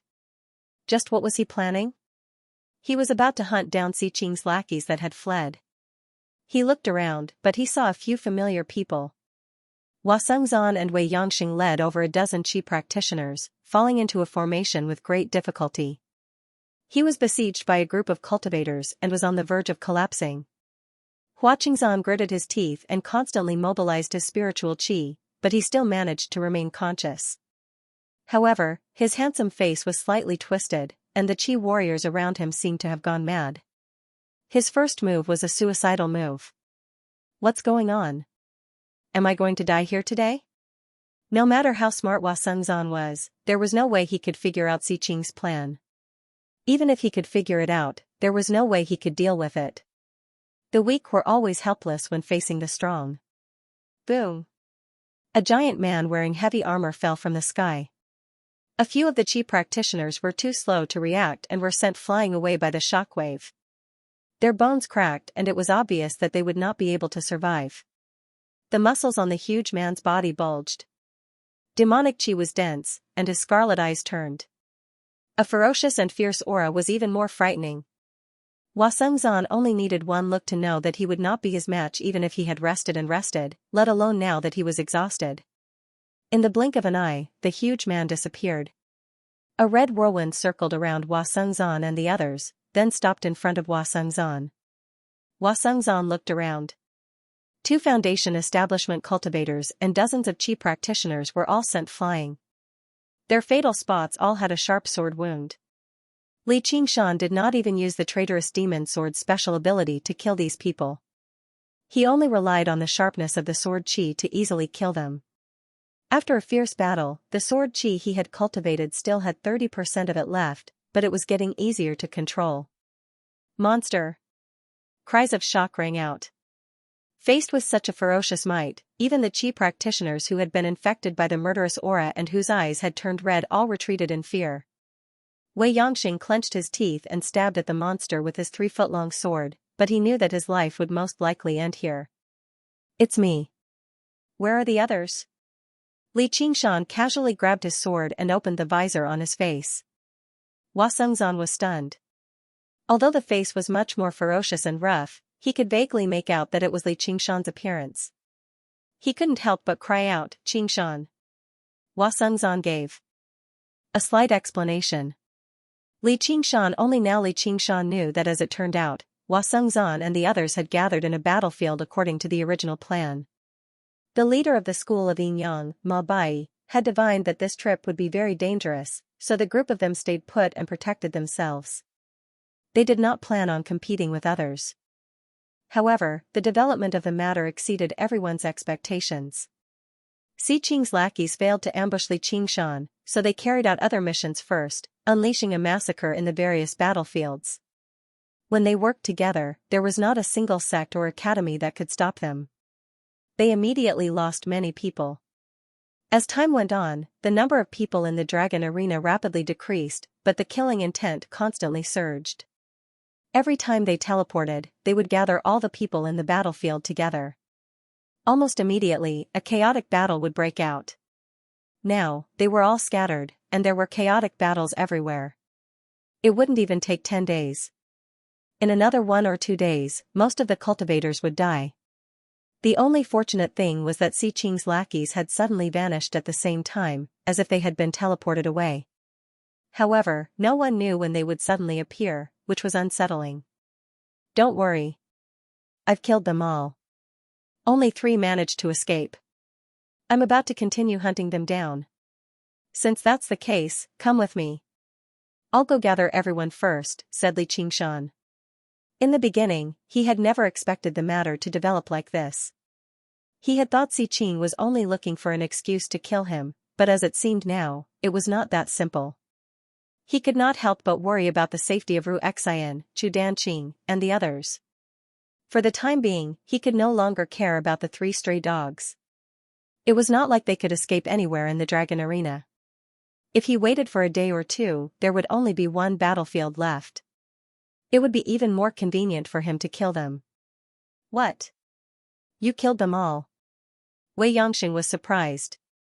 Everyone had witnessed the group's strength. It was basically overwhelming. In reality, when Li Qingshan did not rendezvous with them in the beginning, they all thought he had been killed. They had even worried for him. Hua Sengzan looked at Li Qingshan's appearance and secretly guessed, this is probably his hidden strength. Why does it seem like the legendary demonification? However, he also knew now was not the time to talk about this. Xianxia, have you seen Qinglu? Don't worry. She's very well. She's already broken through to Foundation establishment now. There's something strange about this dragon arena. Is there any way to make these people calm down? As they spoke, a few other chi practitioners that were close to madness charged over recklessly, but they were all cut down by Li Qingshan in a single stroke. Although he had no idea what Si Qing was trying to do, Li Qingshan insisted on doing the opposite. You want them to kill one another, but I want them to coexist peacefully. Hua Sengzan exclaimed, but Qinglu's only at the 8th layer. You'll understand once you see her. Wei Yanxing said, if junior brother Mind Enlightenment recites the universal kindness mantra, or if junior sister Qinxin plays the song of calming the heart, it might be effective. Where are they? They've all been scattered. It's useless to keep talking.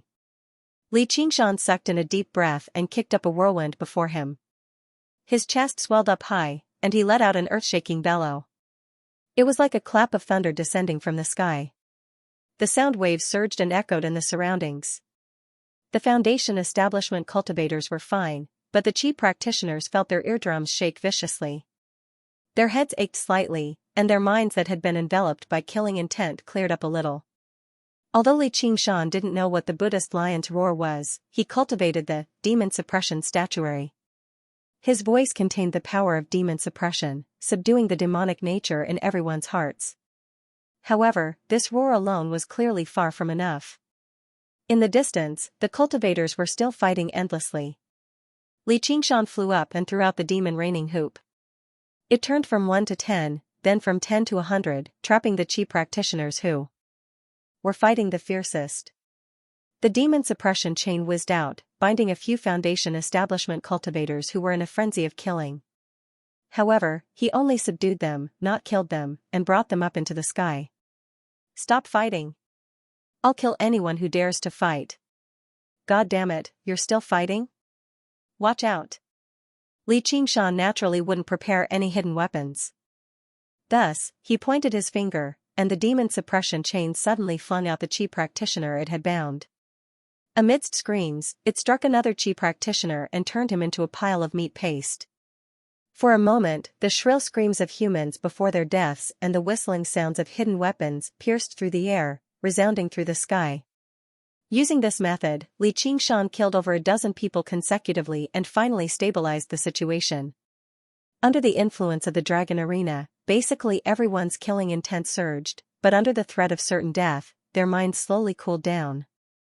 They all raised their heads and gazed at the sky. I'm Li Qingshan. Si Qing has set up a trap for us to kill one another. Don't fall for it, you bunch of idiots. Don't throw your puny lives away here for nothing. The dragon arena can affect people's minds. Everyone, sit down and meditate immediately and compose yourselves. I'll count down from 3.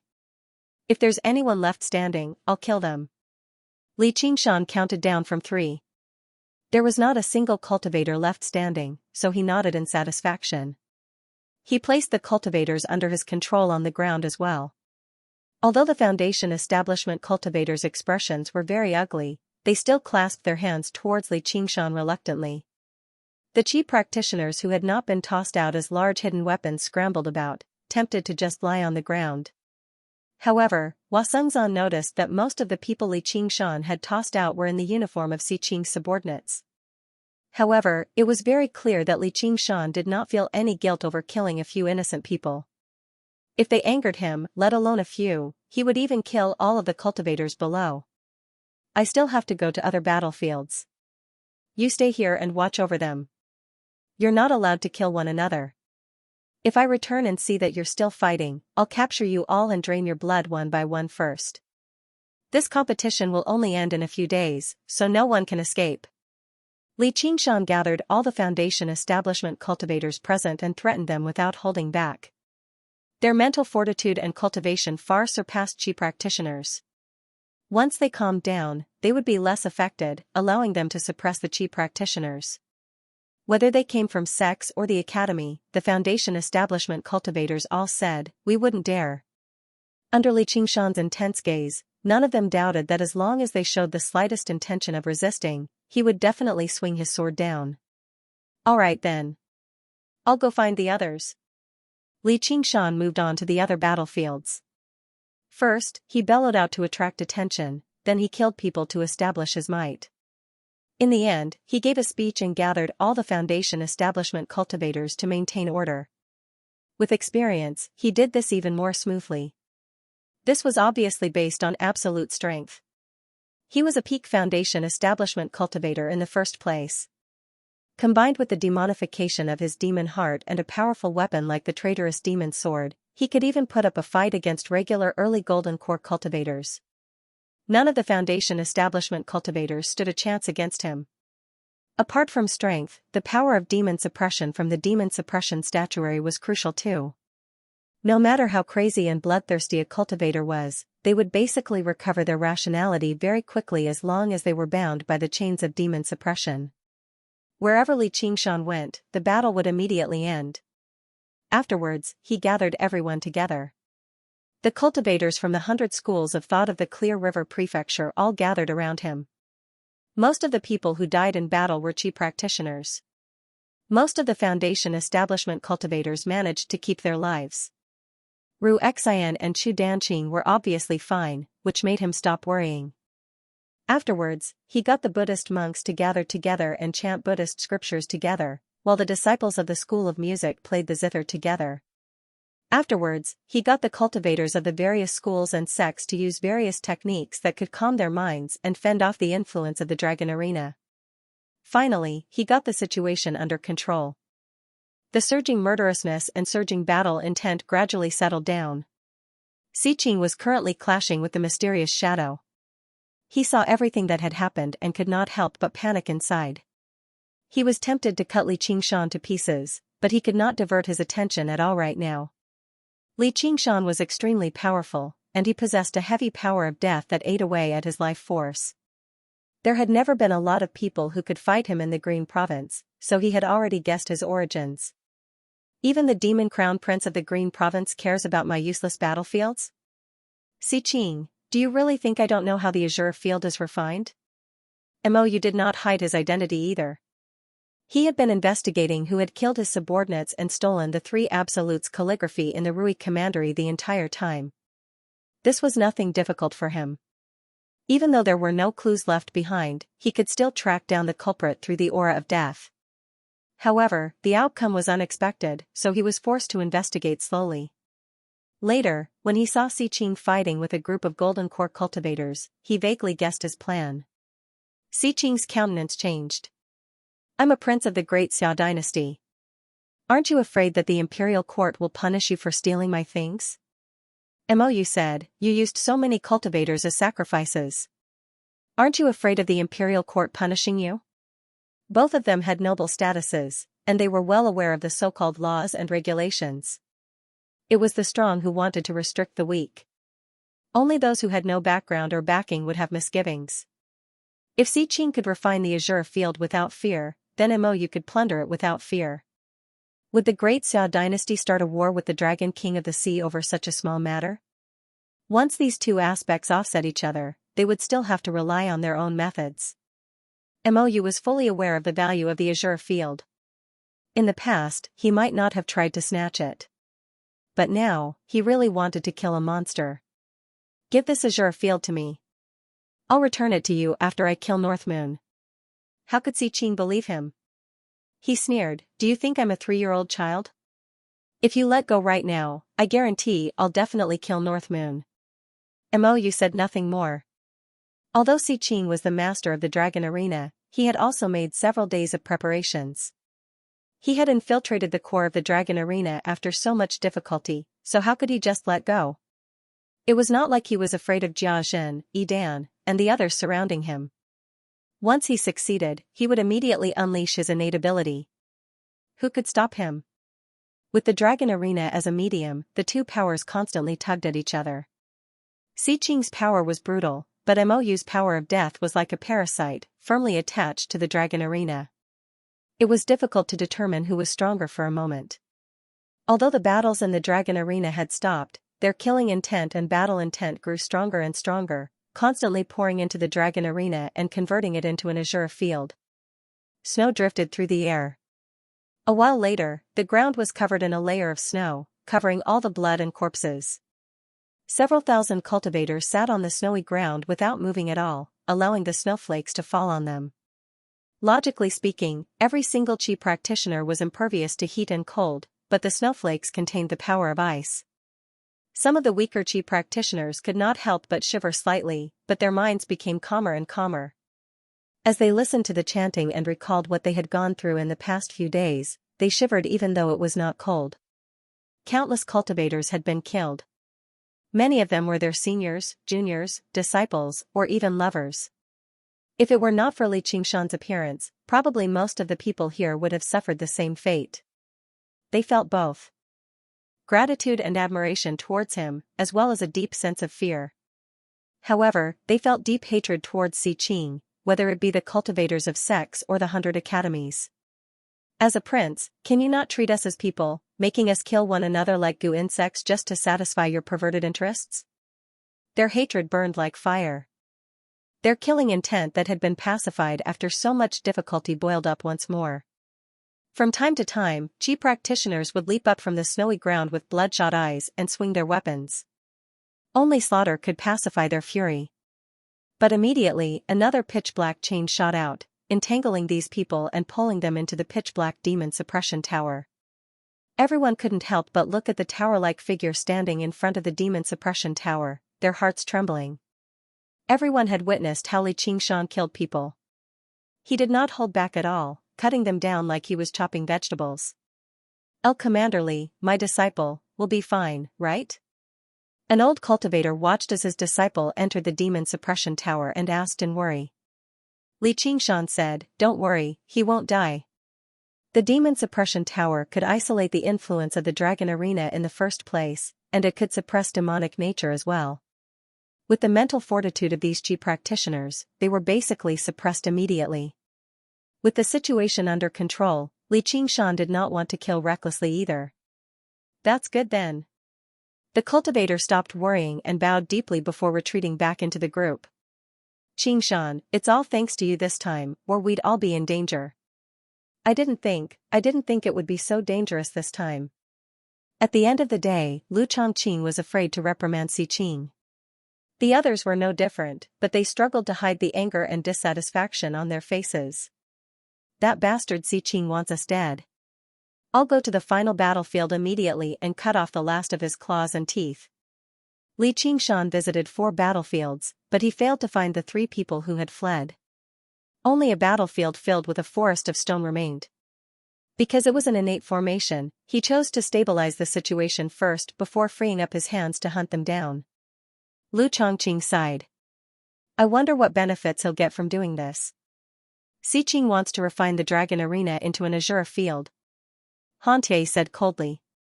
As a descendant of the school of the military from an aristocratic clan, he had vaguely heard that dragon arenas could be refined into azure fields.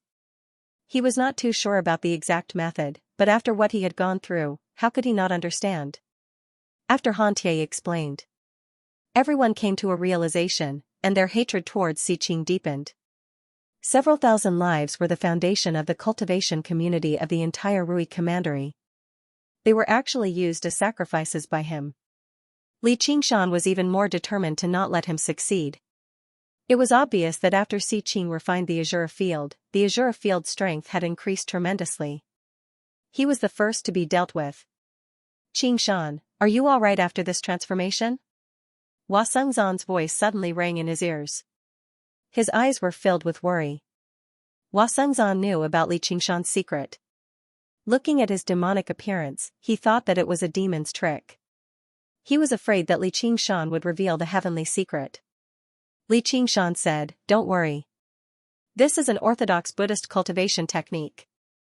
If Li Qingshan had said that this was a demonic art, Hua Sengzan would have believed him somewhat. But with such a dense demonic aura, how could it be related to Buddhism? He forced a smile and asked, I don't see Qinglu anywhere. Has she fallen into the formation too? What am I supposed to do then? Aren't I here? Li Qingshan pointed into the distance with a smile. A figure flew over from the horizon, flickering with golden light. As it turned out, it was a beautiful woman. Her bearing was extraordinary, which immediately attracted everyone's attention. Big Brother Li. Hua Qinglu arrived before Li Qingshan and raised her head in surprise. She had never seen Li Qingshan like this before. After Li Qingshan had left, she had finished gathering the sun nectar. The nectar was extremely valuable to her as she practiced the method of springtime bloom, so she was covered in golden pollen too. Qinglu. However, Hua Qinglu's surprise was nowhere near as great as Hua Sengzan or the people who knew her. When she entered the dragon arena, she was clearly just a chi practitioner. She was still nowhere close to the 10th layer, so how did she become a foundation establishment cultivator in the blink of an eye? And looking at her aura, she was already close to breaking through to mid-foundation establishment. Although there were plenty of fortuitous encounters in the cultivation world, a fortuitous encounter that could allow someone to reach such a level in just a few days was unheard of. Li Qingshan sniggered. What, you don't recognize me anymore? That's fantastic. Hua Qinglu was overjoyed. After Li Qingshan's disappearance, she had always been worried. Now that she saw that he was safe and sound, she let out a sigh of relief. After the wisdom imbuement, she understood the feelings in her heart, but she also understood even more that they probably would not end up together. However, now that they met again, her emotions surged and she actually struggled to control herself. Even though his demonified appearance seemed extremely hideous and vicious in the eyes of others, in her eyes, even someone as handsome as Hua Sengzan paled in comparison. Whether he was handsome or ugly, no one could replace his existence. With how clever of a person Hua Sengzan was, he immediately noticed that something was wrong with Hua Qinglu's expression. He was secretly surprised and asked, Qinglu, how did you reach foundation establishment successfully? This was also the question that everyone wanted to ask. Under everyone's gazes, Hua Qinglu remained calm. Just the change in her bearing was shocking enough. However, they heard her say, it's a long story. It's all thanks to Big Brother Li. With that, everyone's gazes gathered on Li Qingshan. They felt like he was becoming more and more unfathomable. Li Qingshan said, this is your own fortuitous encounter. I just happened to be there. Suddenly, he heard Ru Xian's mocking voice. Congratulations, fellow Li. You've captured the heart of a beauty again. Li Qingshan glanced at her with a smile. I once whipped a famous horse in my drunken stupor, afraid that I would harm a beauty. Are you perhaps jealous, fellow Ru Xian? Ru Xian said, once this is over, I have a request. It was extremely rare for Li Qingshan to see her so stern, and he could vaguely sense that she seemed to have changed, but he was unable to put his finger on it. As a result, he said, is there a need for a request between the two of us? Even if you want the stars and moon in the sky, I can give them to you one day. Plucking the stars and moon was his ambition. Ru Xian fell silent for a while. Don't try to coax me with big words. I'll never fall for a kid like you. Haha, you've even seen through that. In the maze of jagged rocks, a huge figure suddenly appeared. He was wearing scarlet heavy armor and holding an oddly shaped longsword. He was observing his surroundings. It was Li Qingshan. At the center of the stone forest were 3 foundation building cultivators and several dozen chi practitioners. They were all disciples and subordinates of Si Qing, Jia Zhen, and Yi Dan. As Li Qingshan carried out the general trend and pacified the conflicts in several arenas, these people were forced to come here. He's here, I can feel his aura. Don't be afraid. We'll operate the spell formation here. He definitely won't be able to come over. That being said, everyone's faces were filled with terror. It was as if it wasn't a person, but a monster that was about to rush over and tear them to shreds. In this labyrinth, directions were reversed and chaotic. No matter how strong a person's sense of direction was, they would not be able to find their bearings. Although there was a sun hanging above their heads, it was most likely an illusion and deception. To Li Qingshan, finding someone in such a place was even more difficult than finding a needle in a haystack. He arrived in front of a strange rock, raised the traitorous demon sword, and slashed down. He did not know anything about yin and yang, the 5 elements, or the 8 trigrams, so he might as well use brute force to break through. With a clang, the traitorous demon sword bounced off the strange rock, not even leaving behind a mark. This maze of several dozen kilometers was a single entity. Even with the sharpness of the traitorous demon's sword, it would not be easy to break through. Li Qingshan furrowed his brows. He raised the traitorous demon's sword with his right hand and stroked the blade with his left. The traitorous demon's sword let out a slight hum as his evil eye stared straight at the strange rock. With a single slash, the strange stone was split in half. Li Qingshan's brows were still furrowed, and the surrounding environment twisted and changed, but the maze was still there. As for the demon heart that served as the eyes, it was only half its original size. This battle had consumed a lot of energy. Each battleground had a radius of several dozen kilometers, and there were probably tens of thousands of these strange stones. If he were to chop them down one by one, he believed that he would eventually be able to destroy the operation of the magic formation. However, how long would he have to chop them down? Not only that, it would definitely waste a lot of time and energy, and he would also have to exhaust the demonic energy of a demon heart. If I had known this would happen, I would have asked a few people from the school of Yin Yang to help me break this formation. Li Qingshan pondered, but he also understood that this was just a thought. Although he appeared to be a hero who had saved everyone, he was also a fanatic who had formed a deadly feud with Si Qing. There were probably not many people who would be willing to be associated with him and stand up against Si Qing. Even if he couldn't refuse to help him, he still felt very uneasy. He thought about how Lu Chongqing and the others were almost killed, but they dared not say anything. This was the helplessness of the weak. Li Qingshan couldn't be bothered to force them. After all, this was his battle. The spirit turtle has the ability to divine fortune. I might as well give it a try and see if I can break this formation. Li Qingshan thought of something, and the figure of the spirit turtle in his sea of consciousness suddenly began to move. The profound inscriptions on his back crisscrossed, each shining with a wondrous, ripple-like light that merged together in a profound manner. In the end, it formed a huge ripple, spreading out in all directions with Li Qingshan as the center. The ripple was invisible. It was not light, nor was it soul sense. Instead, it contained the profound laws of the world. Just as Li Qingshan felt rather confused, specks of light suddenly appeared in his sea of consciousness. They were the illusory arrangement of the maze formation. If it were someone who understood formations, they could calculate the crucial points of the entire formation, the laws of operation, and so on from the illusory image alone. It was like a traveler who had obtained a map. No matter where they wanted to go, it would be extremely easy. However, Li Qingshan was still confused. I don't understand it at all. As a result, he continued to power the spirit turtle, and the profound inscriptions on the spirit turtle's profound shell began to revolve once more. Li Qingshan became rather absent-minded. He nodded from time to time and muttered to himself, "Oh, I see. I get it now." A while later, he opened his eyes again. His face was already filled with a smile, and he strode forward confidently, making his way into the depths of the maze. His footsteps moved left and right at times, advancing and retreating at times. He did not hesitate at all, but he approached the center of the maze firmly. He did not take a single unnecessary step. In the center of the maze, there was a flurry of panic. "Oh no, he's approaching." "Don't panic. He's probably just running around in the maze. He won't be able to reach here through luck." "No, he's approaching very quickly. He's basically walking over in a straight line. He's already seen through the formation. We need to move quickly." Everyone scattered like birds and beasts. Before long, Li Qingshan arrived. He smiled. "You sure run away quickly." Just now, he had borrowed the power of the spirit turtle to deduce the laws of operation of the entire formation, clearing away all the obstacles. This was unbelievable to regular cultivators, but it was nothing difficult for the spirit turtle that stood on equal footing with gods.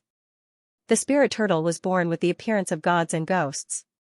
Above it was the heavens, below it was the earth, and on its back were the hills and mountains.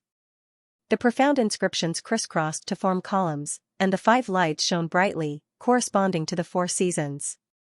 It knew when to advance and when to retreat, knew good or bad, and believed without words. Spirit turtles did not learn any formation divination. All formation divination was not an acquired invention. Instead, it was just an imitation of nature. The existence of the spirit turtle itself was compatible with nature. It was born with knowledge. This was also thanks to the fruit of wisdom from the banyan tree king. Although it could not allow a person's cultivation to skyrocket and make them extremely intelligent, it could influence various aspects unknowingly. It allowed Li Qingshan to gain a deeper understanding of the power of the spirit turtle. In the center of the maze was a small, empty space. An extremely large, strange rock stood in the middle, flowing with light. Li Qingshan knew that the strange rock was the core of the formation. As long as he destroyed it, the entire formation would lose its effects and turn into a regular stone forest. Destroying such a large, tough rock was clearly not an easy task. However, was there a need to destroy it? Li Qingshan pressed his hand against the rock and sent his soul sense into it. The rock shone brightly, producing a power that resisted him, but it was suppressed by him very soon. He forcefully took control of the maze, and the entire maze began to operate. The 3 Foundation establishment cultivators rushed through the maze, not daring to stop for even a moment. As for the Qi practitioners, they had all been left behind. If they could buy themselves some time, it would be a blessing. They understood the maze extremely well, so they did not hesitate at all as they advanced and retreated. They calculated that they only needed a few more steps to reach the exit of the maze, but when they circled around a strange rock, they all paled in fright. Before they knew it, they had actually returned to the center of the maze. The nightmarish existence stood there with a sword in hand and a vicious smile on its face. Before Li Qingshan, the 3 Foundation establishment cultivators were basically unable to fight back at all. Li Qingshan ended their lives in a single stroke. Even Foundation establishment cultivators were like that, so the Qi practitioners were obviously even worse off. They wandered around the maze before returning to Li Qingshan in the end. In the end, the sword slid across the throat of a Qi practitioner, producing a smear of scarlet blood. With that, all of the lackeys Si Qing had sent over had been slaughtered. Li Qingshan felt at ease and began laughing aloud. His battle intent surged and his murderousness soared, but it had also merged with the dragon arena unknowingly. Suddenly, the entire dragon arena shook. Li Qingshan's laughter paused. The blood-red color in the sky grew thicker and thicker, completely turning blood red from its original azure blue. It began to revolve slowly, forming a blood-red swirl that constantly spread out in all directions until it filled the entire sky. From the very depths of the swirl, a cry that could not be heard with the ears rang out. It could only be sensed with the heart. It was like an army of a million was engaged in a bloody battle in the wilderness. There were no comrades, only enemies. No one was afraid. No one retreated. They only constantly swung their weapons and advanced until the last person was left standing on the battlefield, enjoying this glorious victory alone and letting out a hysterical cry like that at the sky. Every single person who heard the cry would tremble from the depths of their soul. It was both fear and desire. In his sea of consciousness, the tiger demon suddenly let out a roar. Its desire for battle and slaughter suddenly became extremely intense. No matter who the enemy was, it was willing to fight them. Through killing and being killed, it could experience the hot-bloodedness of life. It was as if this was the meaning of its existence. Li Qingshan raised an eyebrow. The spirit turtle released a sense of indifference and tranquility, calming and diluting this heart of slaughter. Then he used the demon suppression statuary, allowing the demon heart to devour this unsuppressible demonic nature with all its might. This was basically the best supplement for the demon heart. Only like that did he barely suppress the tiger demon. This is the power from the Azure realm. The dragon arena is currently transforming into an Azure field. Originally, I thought I could stop Si Qing from refining an Azure field if I pacified the war, but I didn't think he would still succeed. Li Qingshan understood. He had once sent his divine sense into the hungry ghost realm, one of the 6 paths of reincarnation. He had felt the shock of absolute stillness, which was the summons of the entire world. What he did not know was that in the end, it was his own power that had facilitated this transformation. The killing intent and battle intent released by the tiger demon far surpassed that of ordinary cultivators. It was precisely the resource needed to refine the Azure field, like a key. He opened the door to the Azure realm and allowed the Azure field to descend. Not good. I have to hurry back. Li Qingshan collected the corpses and 100 treasures pouches of the Qi practitioners, then rushed out of the labyrinth and returned to the original arena. He immediately heard the sounds of battle. The chanting of sutras and zither sounds were all drowned out by the battle cries and could no longer be heard. Thousands of Qi warriors were engaged in a frenzied battle, which was 10 times more intense than the battle just now. Even the most basic will to survive had vanished.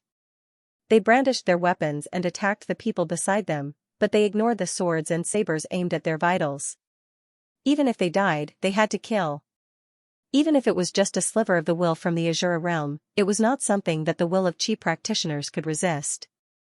And it was not just Qi practitioners. Faced with such a situation, even some Foundation establishment cultivators became restless.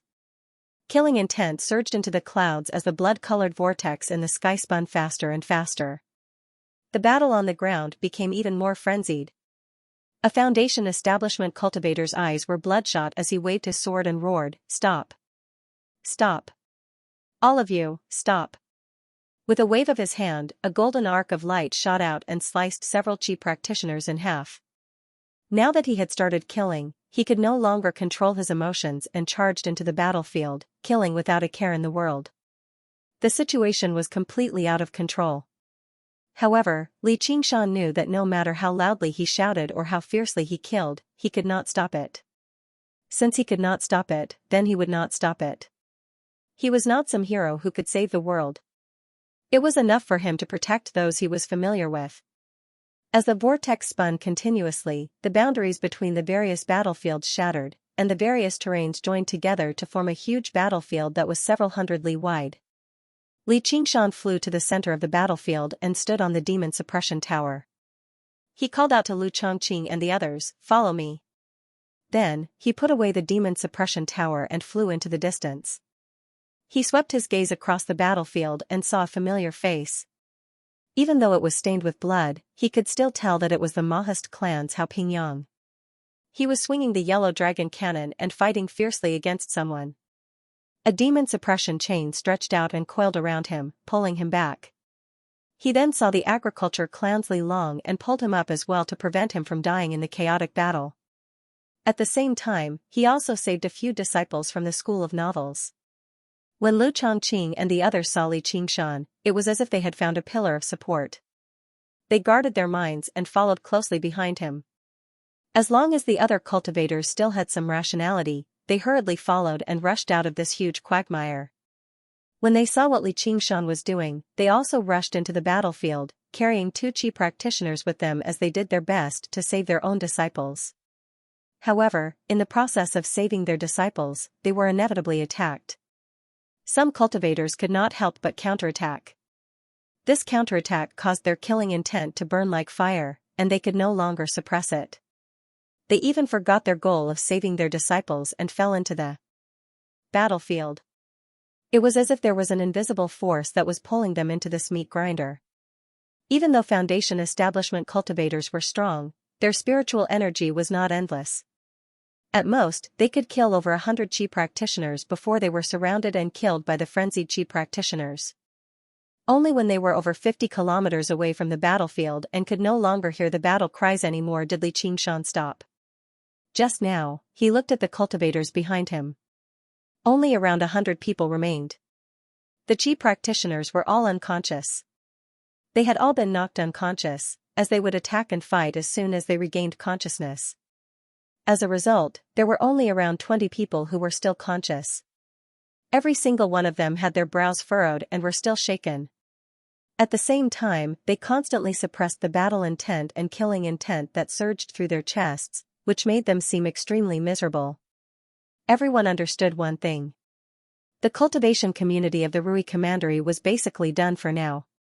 Li Qingshan had seen a lot of things, and he could suppress his killing intent, so he still seemed very calm. He summoned the demon suppression tower again and tossed the unconscious Qi practitioners in. It was a little cramped, but they probably did not mind. As far as the eye could see, the dragon arena was presented in its entirety.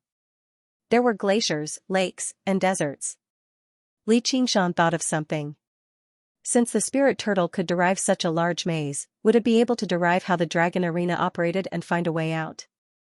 He had also learnt the most basic path of forging artifacts in the 100 schools of thought. He knew that forging spiritual artifacts was imbued with various talismans and inscriptions. As for forging arcane artifacts, it was engraving even more complicated formations to achieve even more powerful effects. Li Qingshan immediately powered the spirit turtle and began deriving. An invisible ripple expanded into the surroundings. Above his sea of consciousness, specks of starry light appeared. In a daze, the glaciers and lakes all vanished, only leaving behind fluttering inscriptions and operating formations. Every single formation was 10 times more complicated than the maze, and they were all connected to one another, which multiplied their complexity. It was like a precise machine, where every single formation was a gear. They worked together and revolved together. This was a dragon arena that only the Great Xia Empire possessed the ability to forge. Its mysteries and complexity had completely exceeded Li Qingshan's imagination. If he wanted to derive how it operated, even half a year might not be enough. After his shock, he immediately dismissed his thoughts and ventured into the very center of the dragon arena. Since he was unable to derive it, could he find the center and destroy it to his heart's content? Suddenly, he saw two powers constantly clashing in the very center of the dragon arena, vying for control over the dragon arena. One was obviously Si Qing, while the other was a power filled with deathly stillness. Li Qingshan was even more familiar with it. "Mou. Why's this guy here too? No wonder Si Qing can't be bothered with me." Seeing his enemies fight to the death was obviously something to be happy about.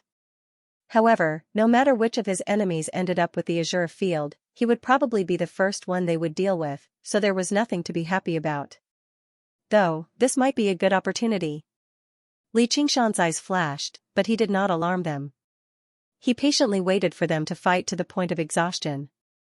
Watching Lu saw Li Qingshan gazing off into the distance in a daze. She asked, "Big brother Li, what do we do now?"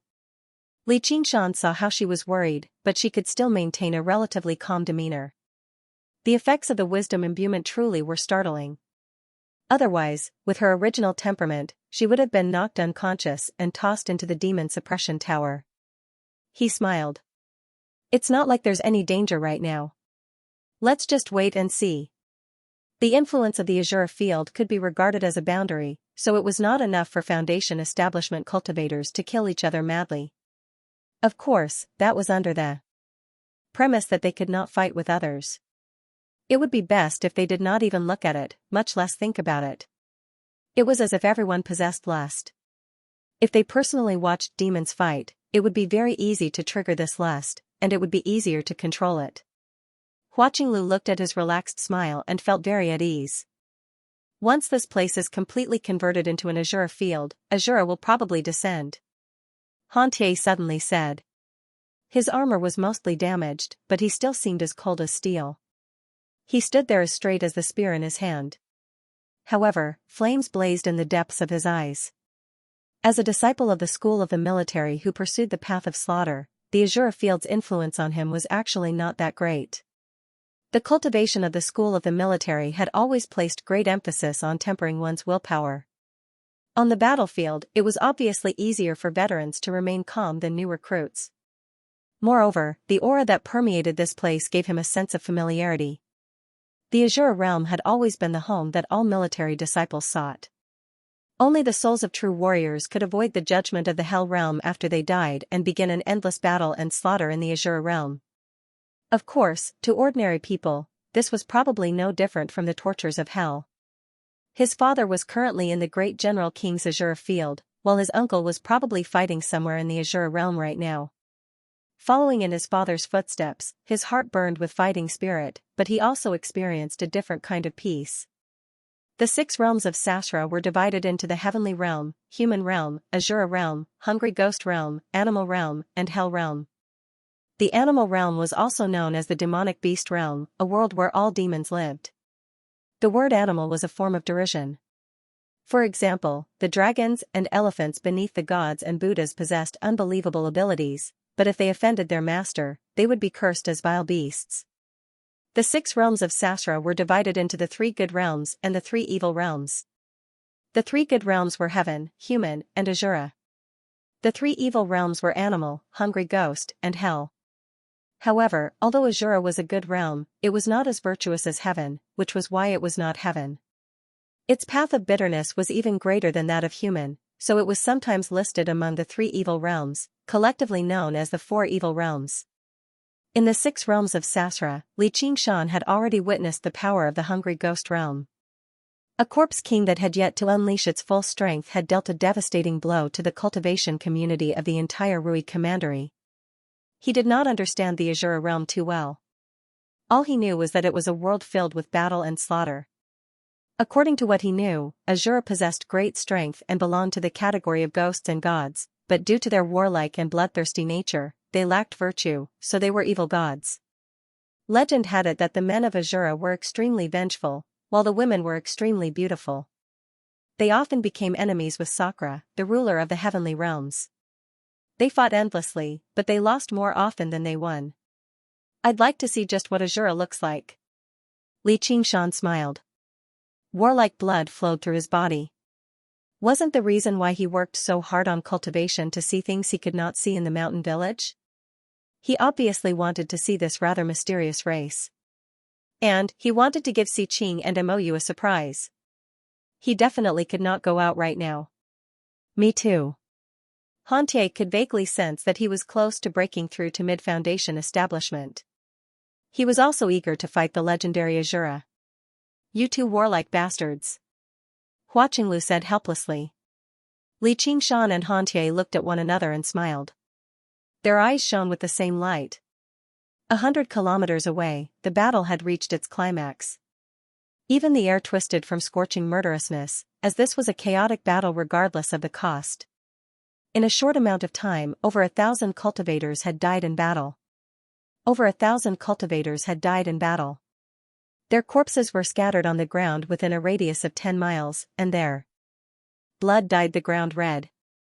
The vortex in the sky spun faster and faster, like a strange eye that stared at the battle on the ground. Suddenly, in the deepest part of the whirlpool, a figure descended from the sky, rapidly falling towards the center of the battlefield. That's an Azura. Li Qingshan's eyes were extremely sharp. He saw the figure with a single glance. It was a male Azura. His upper body was covered in a blood-red color, and his body was so strong that it looked like it was carved from red rocks. His lower body was covered in a brass skirt armor. Ferocious faces were engraved on them, and in their hands were a pair of square iron maces that were covered in a layer of bloody light. The Azura Teist Demon Dragon Realm, and Dao, and Asonic Yin Azura Asen Chi, King, as Asic, as Asonic, as, and, he, Asic, and, as, Ozus, as, and, as. This Azura had not undergone the first heavenly tribulation. He was not interested in such an opponent. In the beginning, existences that were too powerful couldn't enter. There was an invisible barrier between the 2 worlds. In the beginning, no powerful beings could enter. There was an invisible barrier between the 2 worlds. Unlike the legends, this Azura was not ugly. He had a head of messy gray hair, but he looked rather dignified. It seemed that legends could not be completely trusted. Li Qingshan shook his head, and a strange smile appeared on his face. With this Azura's cultivation, he would be heavily injured if he did not fall to his death, unless he knew some flying spells. He would most likely be dismembered by the cultivators in an instant. What mysteriousness and majesty would he have? Just as he was thinking about this, he saw Azura suddenly brandish his dual truncheons and fiercely strike the void. With a bang, the air exploded, and the speed of his descent slowed down a little. At the same time, his body stretched out, and pieces of rock-like muscles suddenly flowed like water. He constantly made subtle movements, stirring up the flow of the air. His dual maces were brandished into a ball. It looked messy, but it coordinated with every movement of his body, slowing down the speed of his descent. The smile on Li Qingshan's face disappeared, replaced by admiration and a hint of vigilance. Beside him, Hantie's eyes burned with a blazing light. To be able to achieve this without relying on any spells and only relying on physical skills, it was truly extraordinary. Li Qingshan believed that if he had the same physique as this Azura, he would probably be able to do the same thing, but he wouldn't be able to do it as easily as he did. Although he was good at fighting, it was all about the overall strategic situation, or the grasp of local tactics. Although he would often perform outstandingly in a battle, it was impossible to say that his moves were exquisite beyond compare. He had only cultivated for about 10 years, and he was cultivating several techniques at the same time, spanning across 3 races, human, demon, and demon. Where would he find the time to study and polish the changes in his moves? Some things were difficult to make up for with talent. Little and might seem to have a heaven-defying comprehension ability, being able to comprehend the sword intent of the 3 absolutes calligraphy just by looking at it once, but it was due to the years of strict education in the prefecture overseer's manor. Although she had temporarily forgotten her memories, some things had been deeply engraved in her instincts. Li Qingshan, on the other hand, did not have such an opportunity. He adhered to the principle of 1 man can defeat 10 men. Instead of refining his moves, he might as well raise his cultivation and use absolute strength to crush his enemies. However, after seeing this Azura, he stopped underestimating him. If an ordinary Azura had such superb skills, it would probably be even more astonishing if it were a powerful Azura. It should not be forgotten that other than 1 man can defeat 10 men, there was also a saying that went, "For ounces can overcome 1,000 caddies." Absolute skills were the same as absolute strength, both giving one an overwhelming advantage in a battle. Seeing that the Azura had disappeared into the horizon, Li Qingshan and Han Tie flew up without saying a word, only to see that the Azura had landed in the center of the battlefield. There were still several thousand cultivators fighting on the battlefield. His landing was like a drop of water falling into the ocean, unable to cause any ripples. The Azura placed his feet on the ground, looking down at the entire battlefield like a lion patrolling its territory. A man taller than him appeared behind him. His muscles were bulging, and there was an obvious bulge on his forehead. Li Qingshan had actually seen this man before. He was the eldest senior brother of Horned Rhinoceros Mountain, who had competed with him in strength several years ago. However, his luck did not seem to be very good, for he had not broken through to the Foundation establishment realm for several years. Perhaps it was because of that competition that he had experienced that he had not broken through. However, he had basically gone through the trials of battle. His body had become even sturdier, and his aura had become sharper and sharper. If Li Qingshan were to judge him, he could be regarded as a peak master among chi practitioners. The eldest senior brother of Horned Rhinoceros Mountain spewed out 2 puffs of white gas from his nostrils, and like an angry rhinoceros, he charged straight at the Azura. A red light flashed in the Azura's eyes, and in an instant, his expression became extremely ferocious. His nostrils flared up, and the corners of his mouth curled up, revealing his sharp teeth. He seemed to be both furious and laughing. In an instant, he had transformed from a normal man into a ferocious beast. Li Qingshan immediately understood why Azura men were said to be extremely ugly. It was not a disgusting ugliness, but a frightening ugliness. He could not help but smile. The blood-red swirl revolved in the sky. Li Qingshan and Han Tie stood side by side on a hill, gazing at the battlefield below. 2 streaks of light flew over from behind. They were Sengzan and his sister. They were worried for their safety, and they were rather confident in their mental fortitude and cultivation, so they had hurried over. Li Qingshan pointed at the battlefield and called out with a smile, "Look, a sight like this is rare." Sengzan gazed into the distance. Within the earth-shaking battle cries, various colors of light constantly flickered, the explosions of flames, and the clashing of blades and swords formed a soul-stirring chorus. He could not help but be drawn into it and fight to the death. He calmed down in a hurry and looked at Hua Qinglu beside him. She was much calmer. Suddenly, he sighed and sighed. After learning about Li Qingshan's other identity, he no longer held any thoughts of competing with him. As for Han Tie, he had been good friends with him for many years. Han Tie's cultivation had always been greater. Even when he had been stuck at the 10th layer for all these years, he had still succeeded at Foundation establishment first. However, he had caught up and was about to break through to mid-Foundation establishment. Now, even his sister, who he had watched grow up without any talent, had surpassed him in cultivation. It would be a lie to say he was not disappointed at all. He made up his mind to cultivate properly once he returned. "Can you save some more people?" Hua Qinglu was reluctant. There were quite a few people she knew on the battlefield. Li Qingshan believed he had already done everything he could for these strangers, but he still had to pay attention to the battle between Si Qing and Mou at the center of the dragon arena at all times. How could he be in the mood for this? However, he could not say that out loud. Xianxia said, "It's too late. They've already been completely assimilated by the will of the Azure realm. However, after they die in battle, perhaps their souls can return to the Azure realm." Hua Qinglu asked, "Is that an Azura?" In the center of the battlefield, the Azura suddenly spun around gracefully, kicking up a cloud of dust. The first senior brother of the horned rhinoceros mountain missed. The metal maces whistled through the air and struck his back heavily. He staggered a few steps forward and fell to the ground. Li Qingshan shook his head slightly. To a body-tempering cultivator like horned rhinoceros mountain's eldest senior apprentice brother, such a blunt weapon would not have much effect. Take this move for example. It was just that horned rhinoceros mountain's eldest senior apprentice brother had been agitated by the murderous aura and lost his mind, causing his entire body to be full of openings. It couldn't be said to be exquisite. Sure enough, horned rhinoceros mountain's eldest senior brother roared and turned around to fight again, but he only managed to turn half his body around.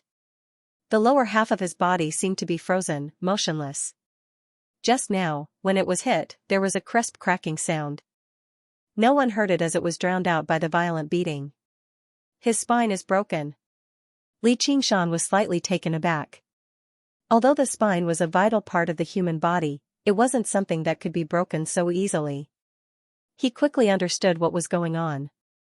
Just like how the traitorous demon sword could see through the flaws of objects, the spine was not indestructible. Azura's expression and aura were close to madness, but his attacks were extremely precise. It was clear that this was a killer move that had been practiced countless times. Moreover, he was clearly very familiar with the vitals and weaknesses of all kinds of enemies. With just one move, he had defeated an opponent whose cultivation was on par with his own, and from a certain point of view, was even slightly stronger. He had done it as if it were light. It was extremely easy. Azura grinned maliciously as he struck the same spot with his mace again. Horned rhinoceros mountain's eldest senior apprentice brother's eyes widened as he let out a roar. Azura raised his other mace, and as if striking a rock, he struck it again and again into the body of horned rhinoceros mountain's eldest senior apprentice brother. After striking it several dozen times, blood gushed out, and horned rhinoceros mountain's eldest senior apprentice brother finally breathed his last. All of this happened in but a moment. The other chi practitioners reacted, agitated by Azura's aura, brandishing their weapons to kill him. Azura's murderous aura flourished even more. Instead of retreating, he charged into the fray, his two mace swinging wildly, immediately stirring up a whirlwind of slaughter. All Li Qingshan saw was that Azura's attacks were vicious. There was no pattern to it, but every single strike was precise and effective. They were all killing moves honed through endless slaughter. Basically all the chi practitioners who clashed with him died in a single move. A while later, several more people died to his metal mace. However, in a chaotic battle like this, it was impossible for him to emerge unscathed unless he had 3 heads and 6 arms. A few deep wounds appeared on his body, but they did not bleed. Instead, they rapidly healed. To think that a low-level Azura like him possesses such vitality. How impressive. If the battle continues, he'll definitely be the last one to survive. Li Qingshan rubbed his chin. An Azura like that was even more powerful than some Foundation establishment cultivators who were not skilled in battle. If it were a sect like the Sect of Clouds and Rain that primarily practiced the arts of charm, it would not even be strange for Azura to kill them. That's the undying body of Azura. It's said that powerful Azura can even be reborn from a single drop of blood. Xianxia mentioned everything he knew about Azura. Reborn from a single drop of blood?